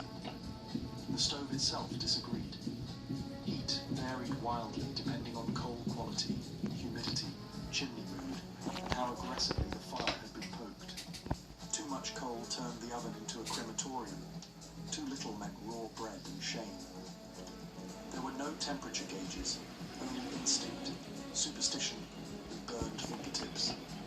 Cooks tested oven heat by thrusting a bare hand inside and counting seconds until pain arrived. An early form of culinary measurement that permanently removed feeling from several fingers. Smoke was an ever-present companion. Chimneys clogged, downdrafts occurred, and on bad days the kitchen filled with thick grey haze. Eyes watered, lungs protested. Meat absorbed the aroma whether it wanted to or not. Everything smelled faintly of coal, including the cook. Windows were opened even in winter, because suffocation was considered worse than frostbite. Dresses brushed against the stove and ignited without warning, turning a domestic chore into a potential obituary. The stove also introduced new dangers disguised as progress. Iron surfaces stayed hot long after the fire died down. Pots were heavier, lids snapped shut, and boiling water was now managed at waist height instead of ground level. Convenient, unless it spilled. Burns were common, accepted, and rarely mentioned. A competent cook was expected to carry scars like badges of experience. Yet despite all this, the coal stove became the unquestioned heart of the Victorian kitchen. Meals depended on it. Schedules revolved around it. When it failed, everything failed with it. The stove was not merely a tool. It was a daily negotiation with heat, smoke, and exhaustion, conducted long before anyone thought cooking should be comfortable. Before refrigeration entered the Victorian imagination, food safety relied heavily on hope, airflow, and a wooden box with wire mesh sides known as the meat safe. These cabinets were meant to keep meat edible for as long as possible, while discouraging flies, cats, rats, and curious children. They were usually placed near a window or in a cool pantry, positioned to catch whatever breeze nature felt generous enough to provide. Freshness, in this system, was not guaranteed. It was negotiated hourly. The theory was simple. Air circulation slowed decay. Shade reduced heat. Mesh kept insects out. In reality, flies were resourceful, bacteria invisible, and Victorian summers merciless. Meat hung on hooks or rested on stone shelves, slowly changing colour and aroma as the day progressed. Cooks inspected it constantly, sniffing, poking, trimming suspicious edges, and reassuring themselves that boiling would kill whatever was wrong with it. This belief carried immense confidence and only occasional consequences. Salt, vinegar, and spices were used generously, not always for flavour, but as camouflage. A heavily spiced stew could hide a great many sins. When meat began to turn, the solution was not disposal, it was transformation. Yesterday's roast became today's hash, tomorrow's pie, and eventually a soup that simmered long enough to frighten bacteria into surrender. Waste was unacceptable. Illness was unfortunate but tolerated. The meat safe also represented class distinction. Wealthier households owned larger cabinets, sometimes lined with zinc or marble, and could afford ice deliveries during warmer months. Poorer families relied on basic wooden safes or simple hooks near windows, praying for cold nights. In urban areas, soot settled onto exposed food, adding a faint industrial seasoning that no cookbook mentioned. Despite its shortcomings, the meat safe was treated as a scientific improvement over previous methods. It looked modern. It had structure. It suggested control over decay, even if that control was mostly imagined. Victorian households took pride in their safes, scrubbing shelves and tightening mesh as though cleanliness alone could stop time. The danger lay in the illusion of safety. Meat looked intact long after it became hazardous. Smell was unreliable. Cooking masked problems until it was too late. Food poisoning was common, rarely diagnosed, and often blamed on bad air or weak constitutions. Still, the meat safe endured, quietly hosting meals that balanced nourishment and risk.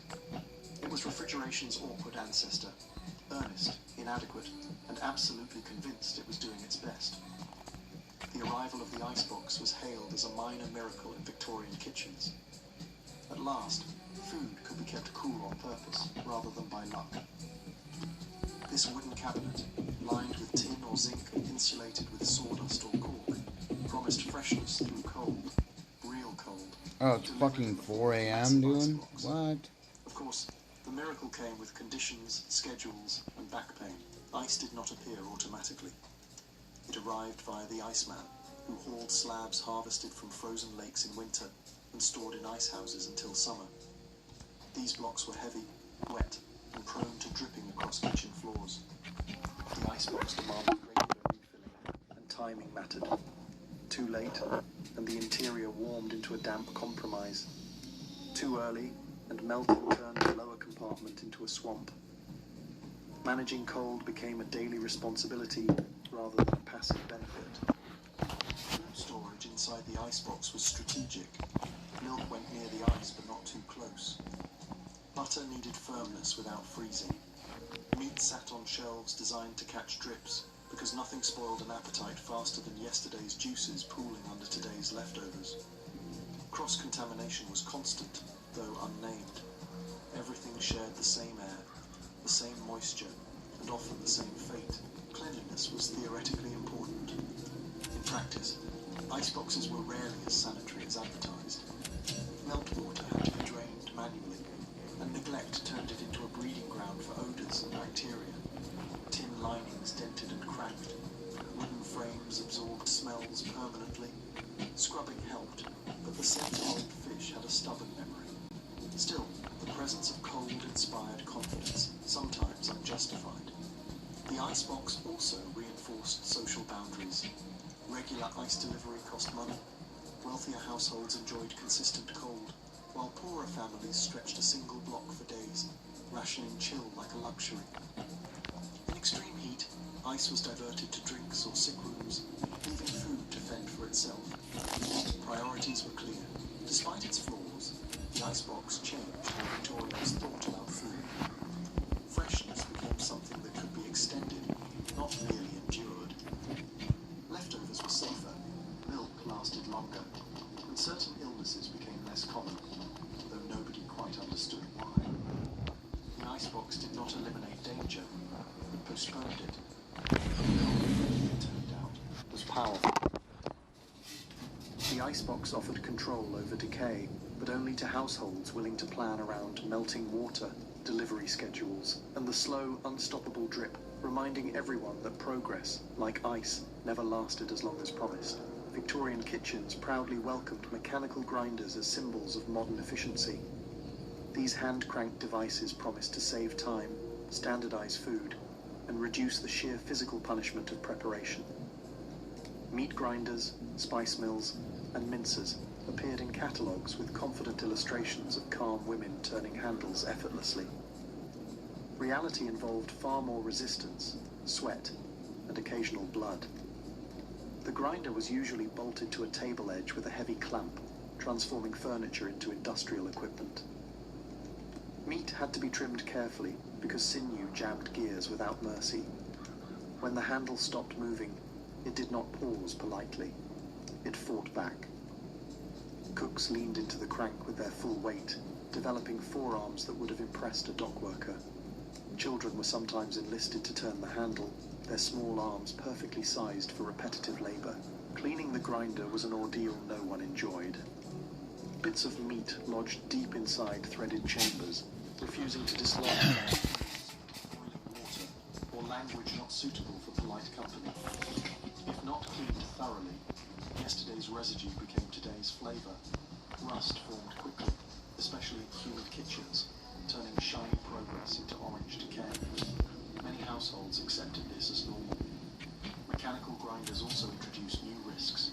Fingers slipped, sleeves caught, hair brushed too close to exposed gears. Minor injuries were common and rarely documented.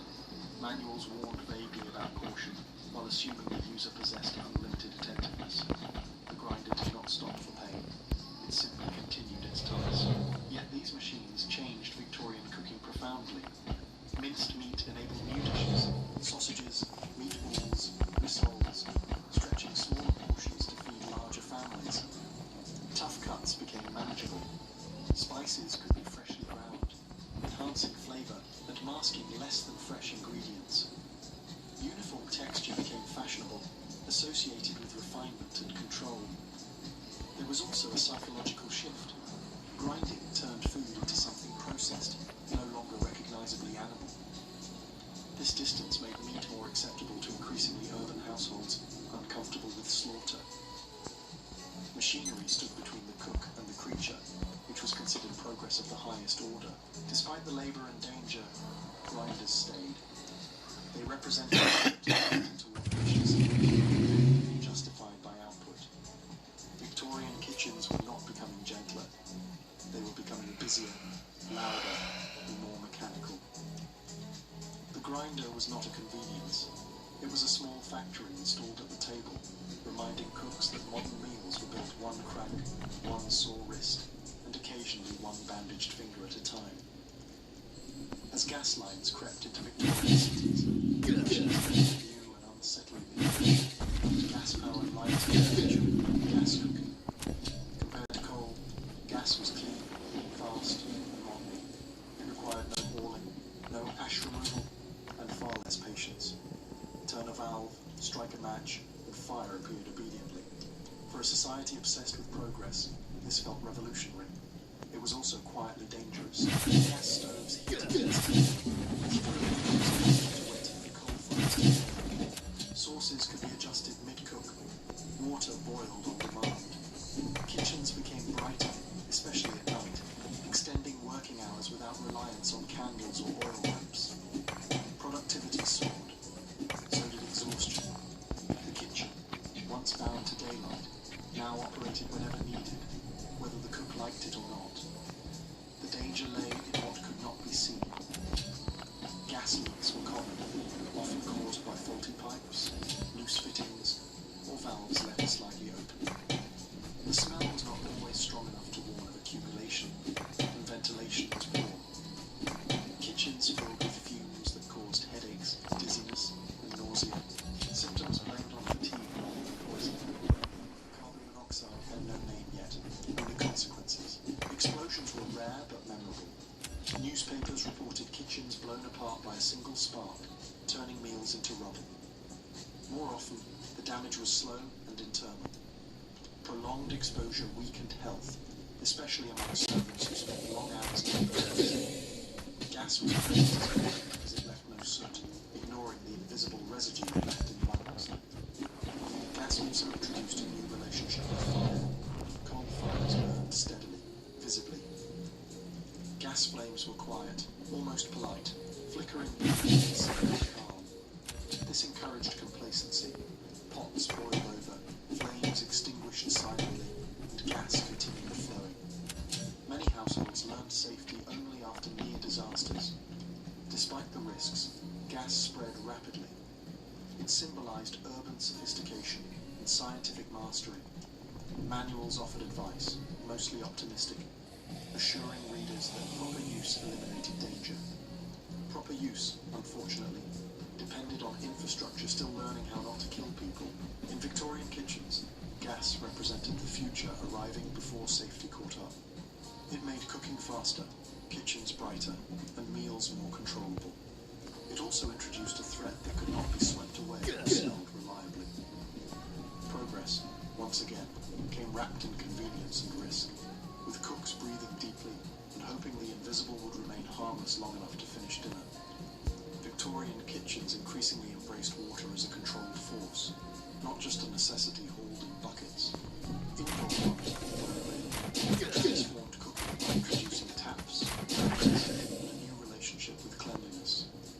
Water could now be summoned rather than fetched, boiled rather than conserved, and discarded without ceremony. This felt modern. It was also exhausting in new ways. Running water encouraged frequent washing of hands, tools, vegetables, and surfaces. Victorian manuals praised cleanliness as moral virtue and scientific necessity, even as germ theory remained only partially understood. Kitchens became wetter places, floors stayed damp, and steam lingered in the air. Combined with coal or gas heat, this created a stifling environment where cooks worked in constant humidity, sweat mixing freely with soap and scalding water. Steam became a hazard. Boiling pots released clouds that fogged windows and lungs alike. Lids slipped, kettles screamed. Scalds were common and expected. Burns from hot water were considered less dramatic than fire burns, which did nothing to reduce their severity. Water was safer because it was familiar.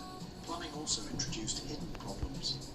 Pipes froze in winter, burst without warning, or leaked slowly into walls and floors. Contaminated water supplies caused illness that appeared unrelated to the kitchen, confusing households who believed cleanliness alone guaranteed safety. Cooks were blamed for outcomes they could not control. New technologies accompanied water's rise. Steamers, double boilers, water baths, oxygen, nutritional preservation. These methods required constant attention and precision. Water levels had to be maintained. Neglect resulted in scorched pots or evaporated baths that defeated the purpose entirely.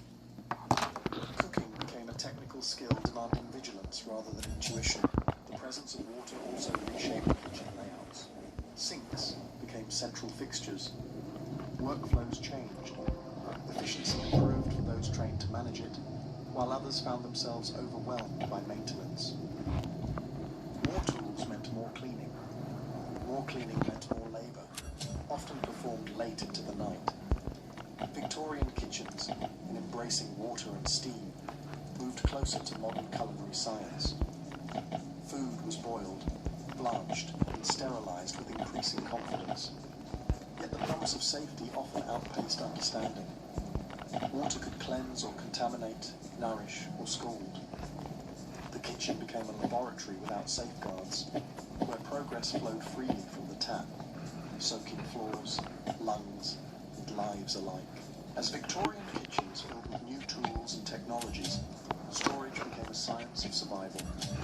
Shelves, drawers, and cupboards multiplied, each assigned a specific role in the fight against rot, insects, and disorder. Nothing could simply be left out. Everything needed a place, preferably one that delayed decay long enough to make the effort worthwhile. Pantries were carefully positioned on the coolest side of the house, away from direct sunlight. Shelving was often stone or marble, believed to discourage pests and absorb cold. Wooden shelves persisted, despite their tendency to warp, crack, and harbour smells that never fully left. Flour absorbed dampness, sugar hardened into bricks. Tea took on the personality of whatever lived nearby. Storage was less about preservation and more about managing inevitable decline. Containers grew more specialised. Tin boxes for dry goods, glass jars for preserves, ceramic crocks for fats and pickles. Each came with rules. Tin rusted, glass shattered, ceramic chipped. Labels were handwritten, optimistic, and frequently wrong. Households relied on memory to track age, freshness, and risk. Mistakes were common. Rodents treated storage as an invitation. Wire screens, traps, and elevated shelving slowed them down, but never truly excluded them. Insects arrived regardless. Flower weevils were tolerated. Ants were negotiated with. Mold was scraped off if it looked manageable.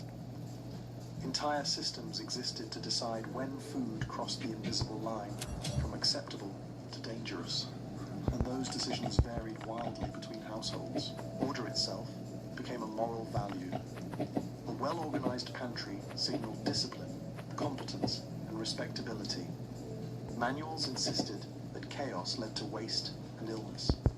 In reality, disorder often resulted from exhaustion rather than neglect. Maintaining perfect storage required constant vigilance, daily inspections, and regular reorganization. Labor that fell almost entirely on women and servants. The irony was that increased storage options encouraged accumulation.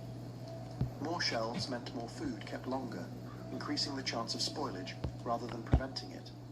Leftovers lingered. Ingredients aged quietly. Smells blended into a permanent background note of almost fine. Victorian storage systems reflected a society trying to control nature indoors.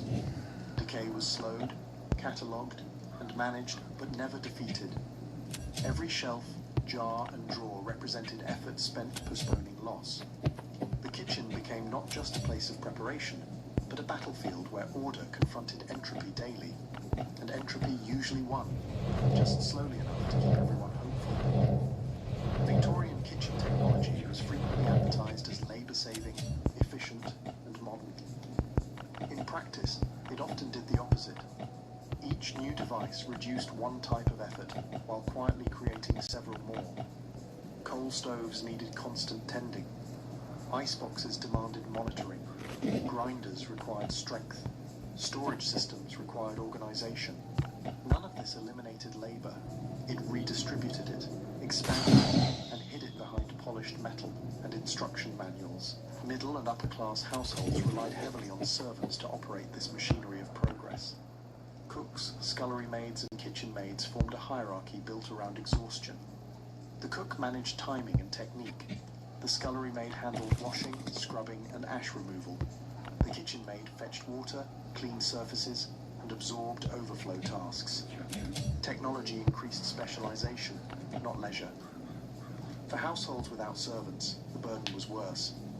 Middle-class women were expected to master complex systems alone, performing skilled labor while maintaining the illusion of domestic ease. Instruction manuals promised order and control, but rarely acknowledged fatigue. Efficiency assumed endless energy and flawless attention. Working conditions were harsh. Kitchens were hot, smoky, damp, and loud. Long hours bent over sinks or stoves took a physical toll.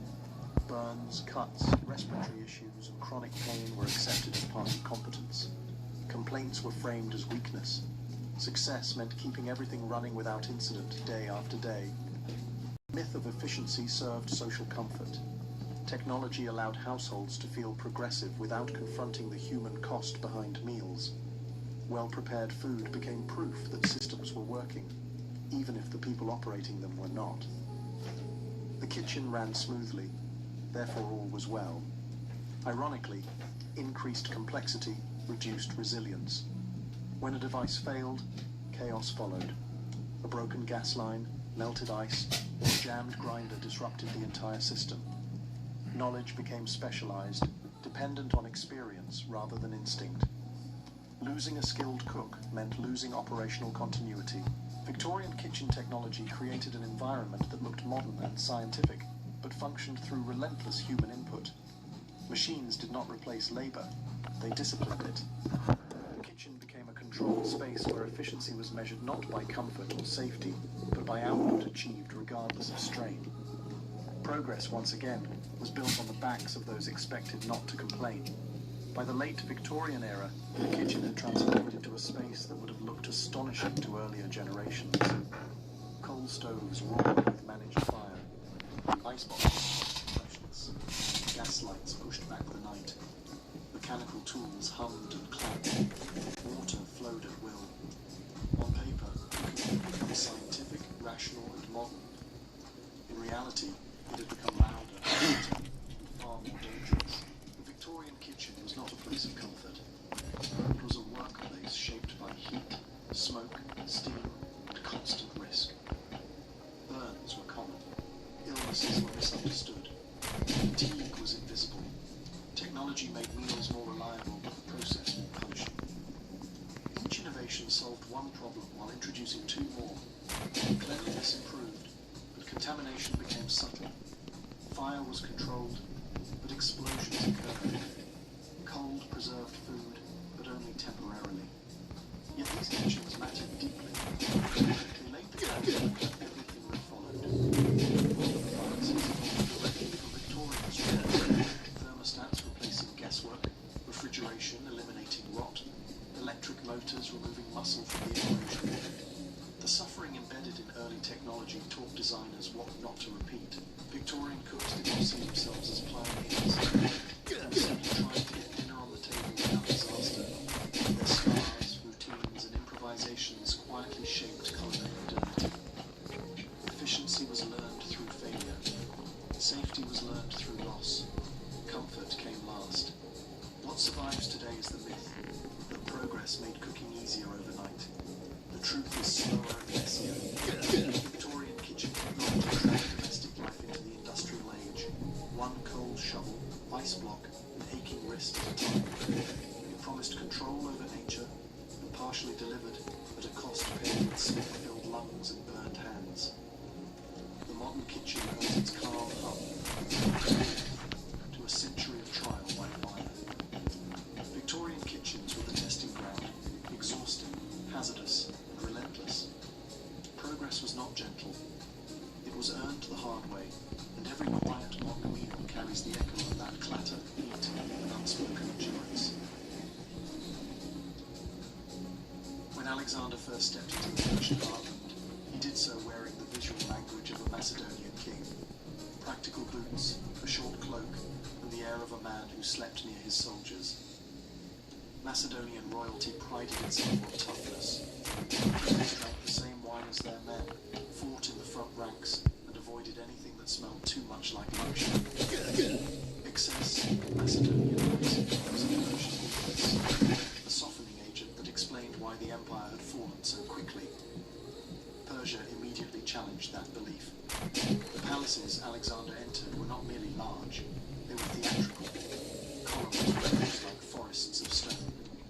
Walls glittered with gold leaf. Floors were polished to mirror brightness. Servants moved silently, trained to anticipate needs before they were spoken. Clothing shimmered. Scents hung in the air. Incense, oils, perfumes unknown in the Macedonian camps. This was power expressed through abundance, not austerity. At first, Alexander treated Persian luxury like captured treasure rather than a lifestyle. He distributed gold to his troops, rewarded officers, and kept up appearances as the same hard-driving king who had crossed Asia Minor on foot. But exposure works quietly. Day after day, Alexander lived inside Persian spaces, attended Persian banquets, and observed Persian court rituals. These were not random indulgences. They were systems, carefully designed ways of projecting authority and divine favor. Persian kings did not simply rule, they were staged. Their clothing mattered, their posture mattered, their distance from common men mattered. Alexander, who already believed himself descended from heroes and gods, began to recognize the appeal. Macedonian kings earned loyalty through camaraderie.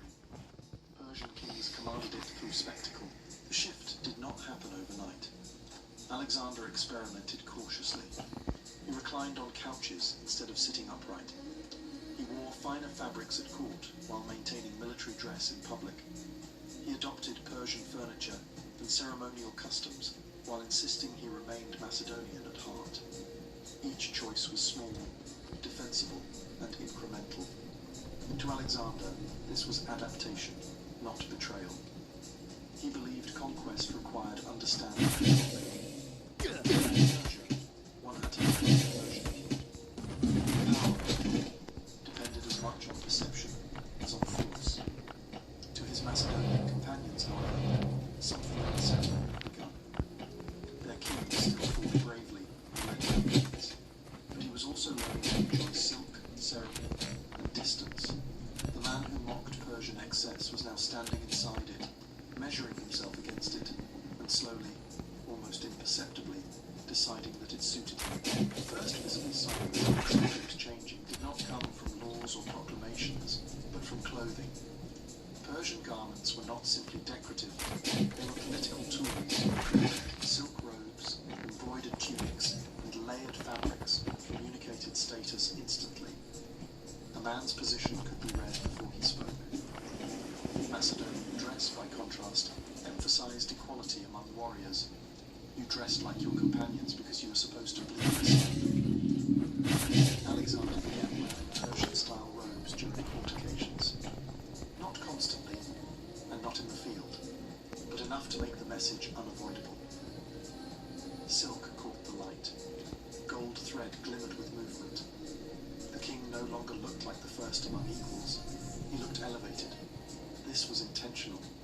Persian subjects expected their ruler to appear distant, almost unapproachable.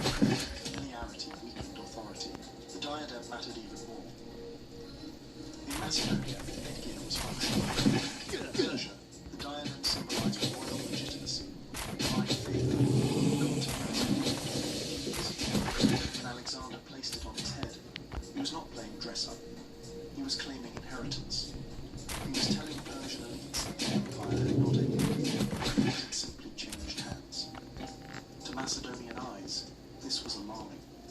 The diadem looked suspiciously like a crown, and crowns implied separation. Alexander had grown up sharing meals, stories, and dangers with his companions.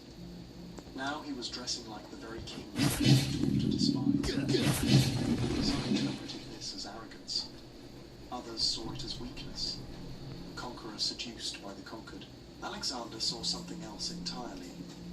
He understood that empires survived by symbols as much as swords. Persian officials, administrators, and nobles recognized legitimacy through appearance. Without it, resistance simmered quietly. By adopting Persian dress, Alexander believed he was stabilizing his rule, reducing rebellion, and signaling continuity rather than rupture. The problem was that symbols speak to multiple audiences at once. What reassured Persians unsettled Macedonians. Clothing became a battlefield. Each robe, each jewel, each ceremonial gesture widened the psychological distance between Alexander and the men who had followed him since youth. Alexander did not abandon Macedonian customs. He continued them. Military life remained rough and familiar. Court life became increasingly Persian. He believed he could inhabit both worlds without conflict. But identity does not like compartments. As silk replaced wool and diadems replaced helmets in certain spaces, the language of power shifted. Alexander was no longer merely conquering Persia. He was learning how to look like its king, and in doing so, redefining what kind of ruler he intended to be. Clothing unsettled the Macedonians, but ceremony nearly broke them. Among the most controversial Persian customs Alexander attempted to introduce was proskynesis, a ritual act of bowing or prostration before the king. In the Persian world, this gesture was not worship. It was hierarchy made visible. Subjects bowed according to rank. Only the gods received full prostration. To Persians, it was polite, expected, and politically neutral. To Macedonians, it was intolerable. Macedonian culture drew a sharp line between gods and men. Kings were powerful, but they were still human. Bowing before another man implied submission or divinity. The idea of kneeling before Alexander, a companion fought beside, and occasionally argued with, felt humiliating. Worse, it felt sacrilegious. Alexander did not impose proskynesis immediately or universally. He experimented. Court gatherings became tests. Persian nobles performed the ritual naturally. Macedonians hesitated, froze, or refused outright. The room filled with tension.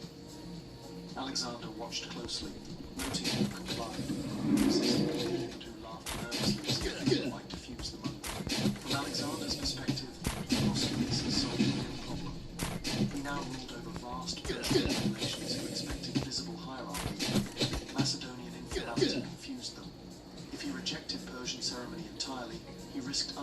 authority in the eyes of the very people he needed to govern. The ritual was not about ego, it was about administrative cohesion.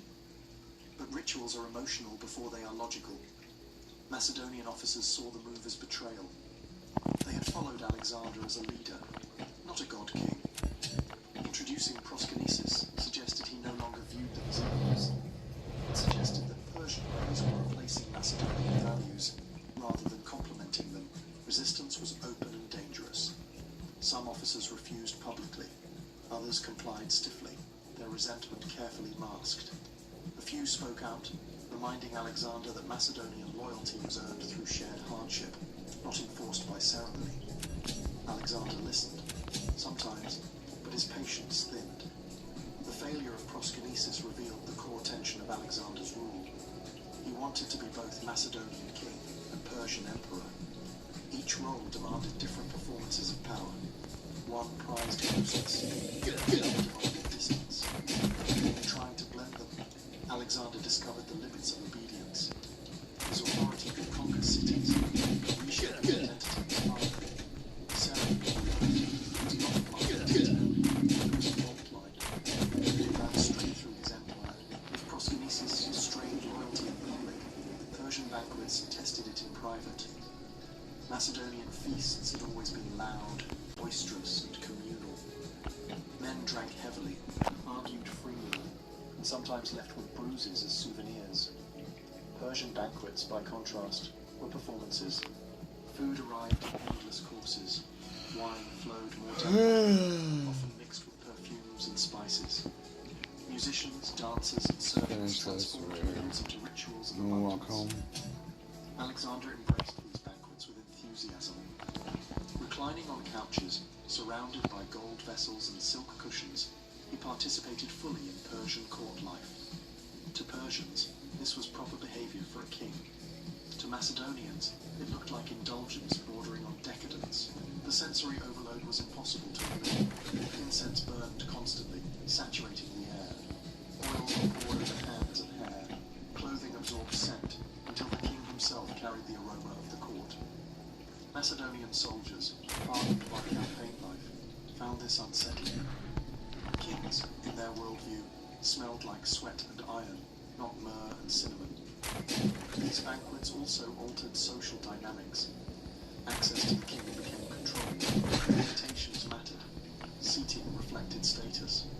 Favor was no longer earned solely through bravery or loyalty, but through proximity to court culture. Persian nobles navigated this world effortlessly. Macedonians stumbled, unsure of etiquette, resenting the shift. Alcohol, once a bond between king and men, became a danger.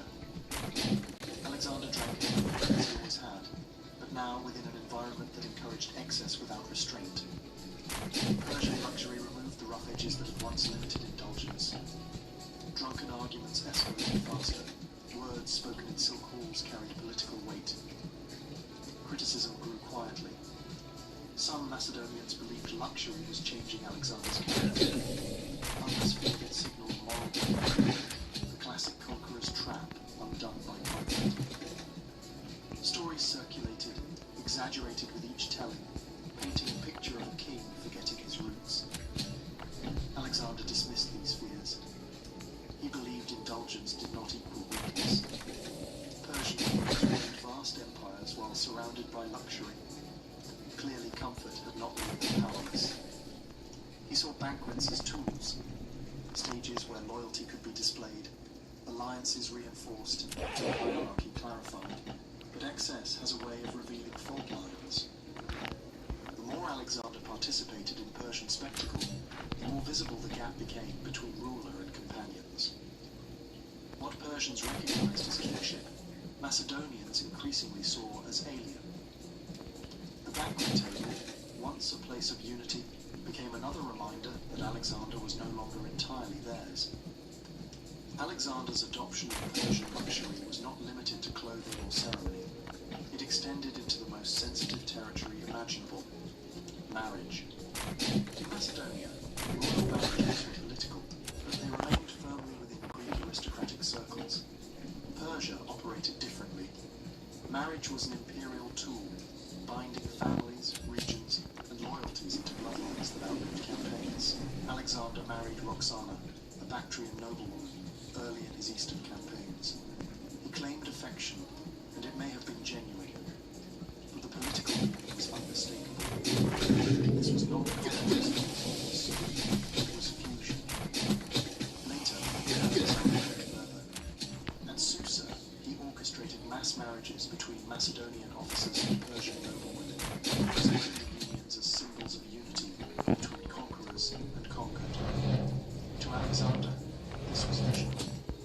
He believed empires survived when elites merged. Shared children meant shared futures.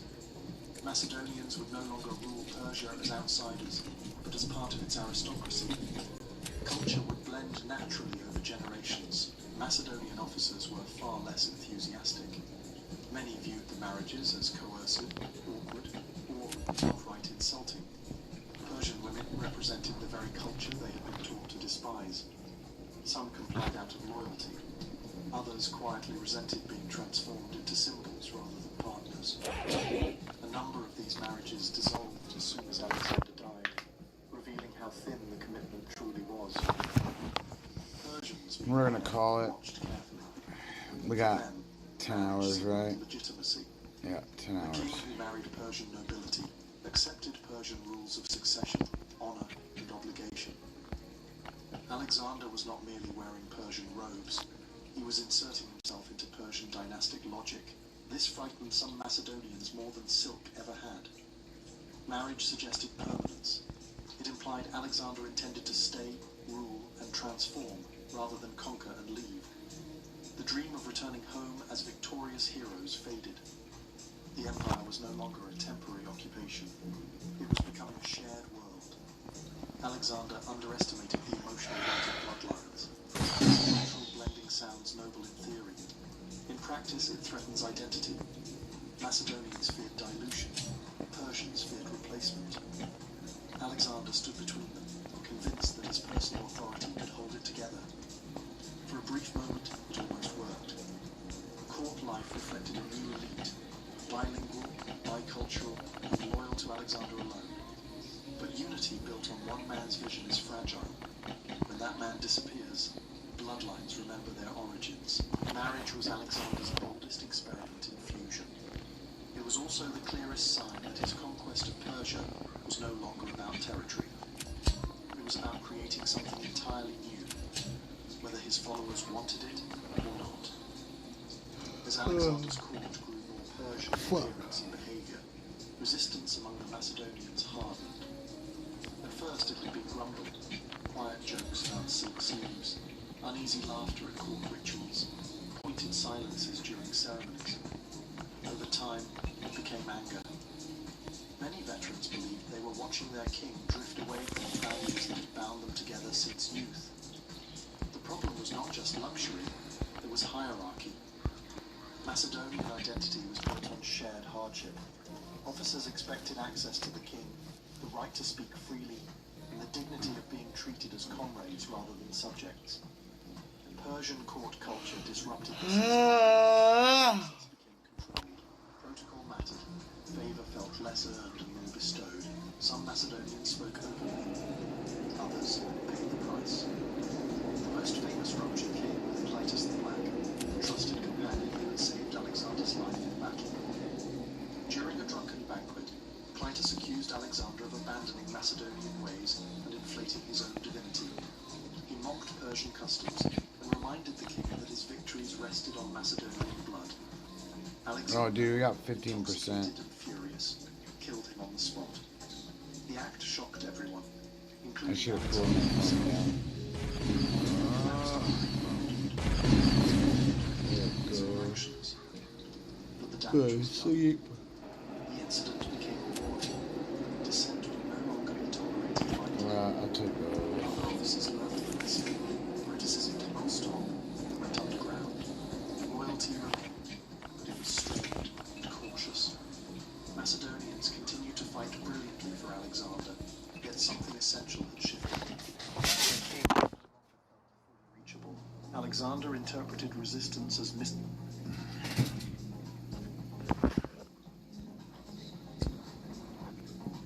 Alright, everybody.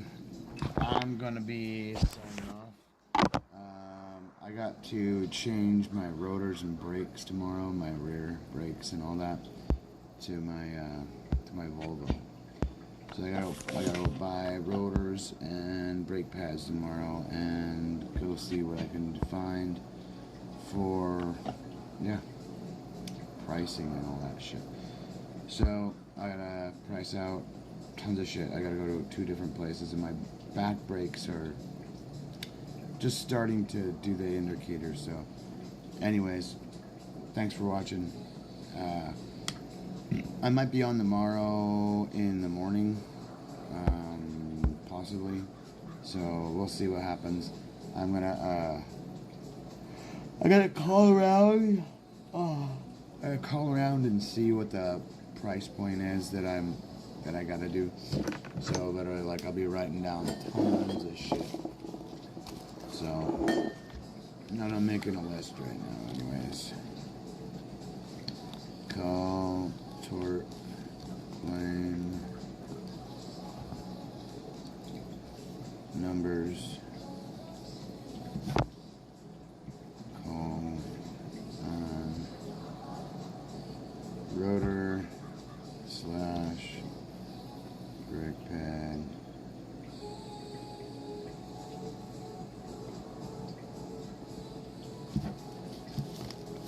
So I got a call. Hopefully I can get my 125 grand. If I do, you guys, there'll be signs. You'll go, oh fuck, look at this guy's fucking computer setup. Cause I'll straight up buy a $12,000 fucking PC right fucking now. So I don't know about 12 G's. I'll probably spend maybe 5 grand on a computer, like a sick ass one.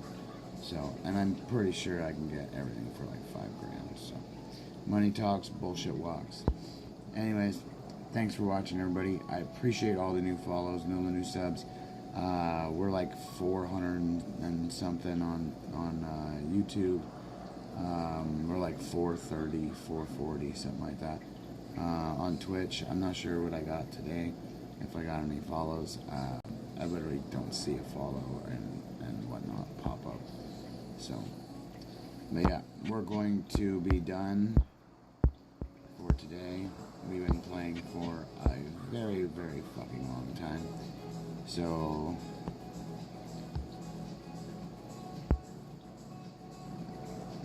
we're going to be going to gather some iron ore. So let's pop our asses out of here and we'll walk our asses over. So we'll be a copper fucking tournament. Yeah, I gotta do some of these tournament things or whatever. I gotta get onto this thing, so. Alright, so we could also choose, if that thing goes, we're just gonna switch. So, that's what we're doing. So, thanks for watching, everybody. I'll see you guys tomorrow, and you guys know I'll be here. So, and as you can see, it's 5 a.m. and I barely got the yawns. So, it's kind of nuts. But it is what it is. So, thanks for watching. We got a backpack full of shite. So, we'll leave it here. And, yeah, thanks for watching, everybody. Have a great night. Peace.